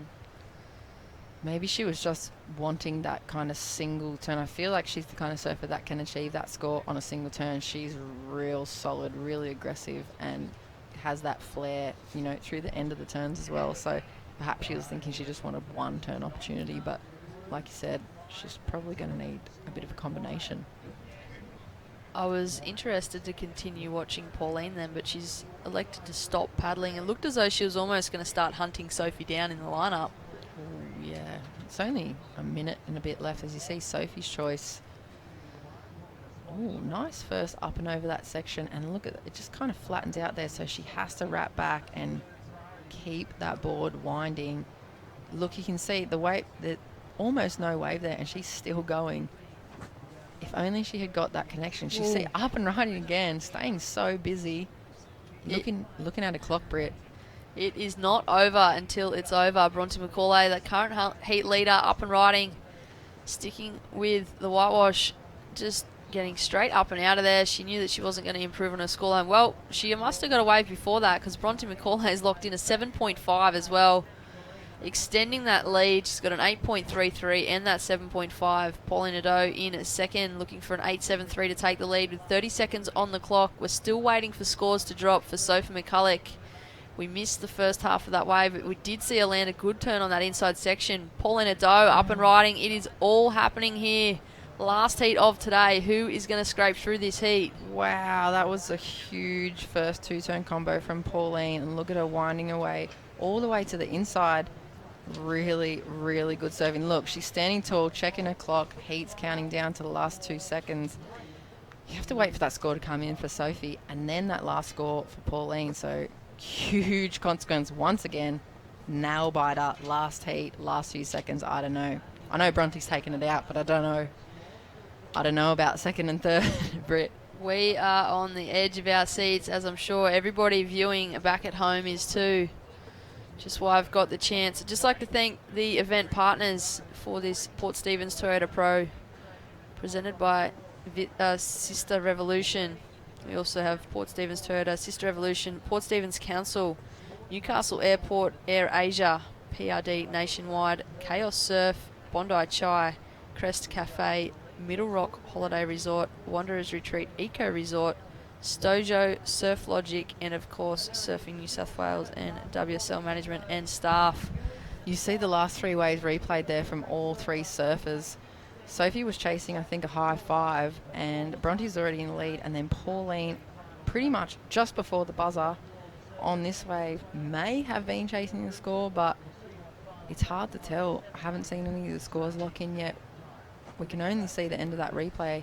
Will they be there? Not Still yet. waiting. 7.1 maybe for Pauline. I know there was 2 7s in her scoreline just then, so I feel as though she got, it looks like from here she's got the score she needed. So Pauline coming in second with a 7.77 and 7.10. It still says we're waiting for scores, but I'd say unofficially from us, you can see the girls asking the beach who took it out. Bronte's definitely taken it out, and Pauline Nadeau officially coming in second. Commiserations, Sophie McCulloch just falling short of the requirement. You can see absolute nail biter, Britt. What a massive day of surfing. I'm so excited for the finals day tomorrow. Finals day is going to be amazing, Jess. We've got some great matchups between all women, and as you said earlier, so many consequences for finals day tomorrow. It will determine those qualifying series points and who will be on the 2020 World Tour. We're going to throw down to a highlights package presented by Fresh Air Broadcast. Look at her. She's saying yeah.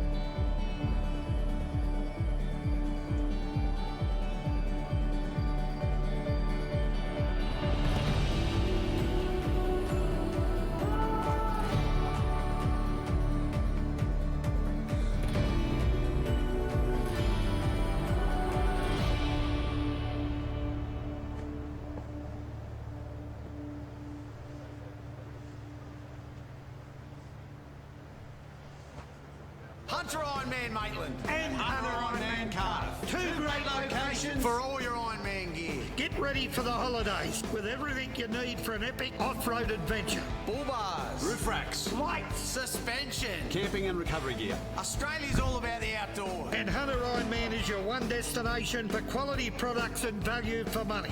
Get ready for the holiday At Hunter Ironman Maitland and Hunter Ironman Cardiff.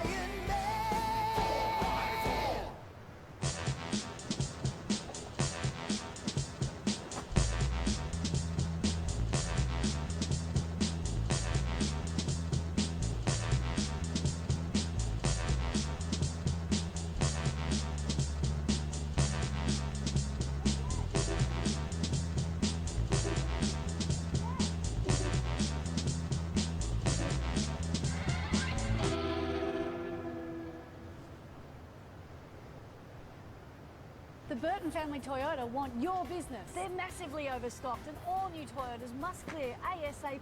So don't sign anything until you compare their price on any new Toyota. They won't be beaten on price. Only at Maitland and Port Stephens Toyota.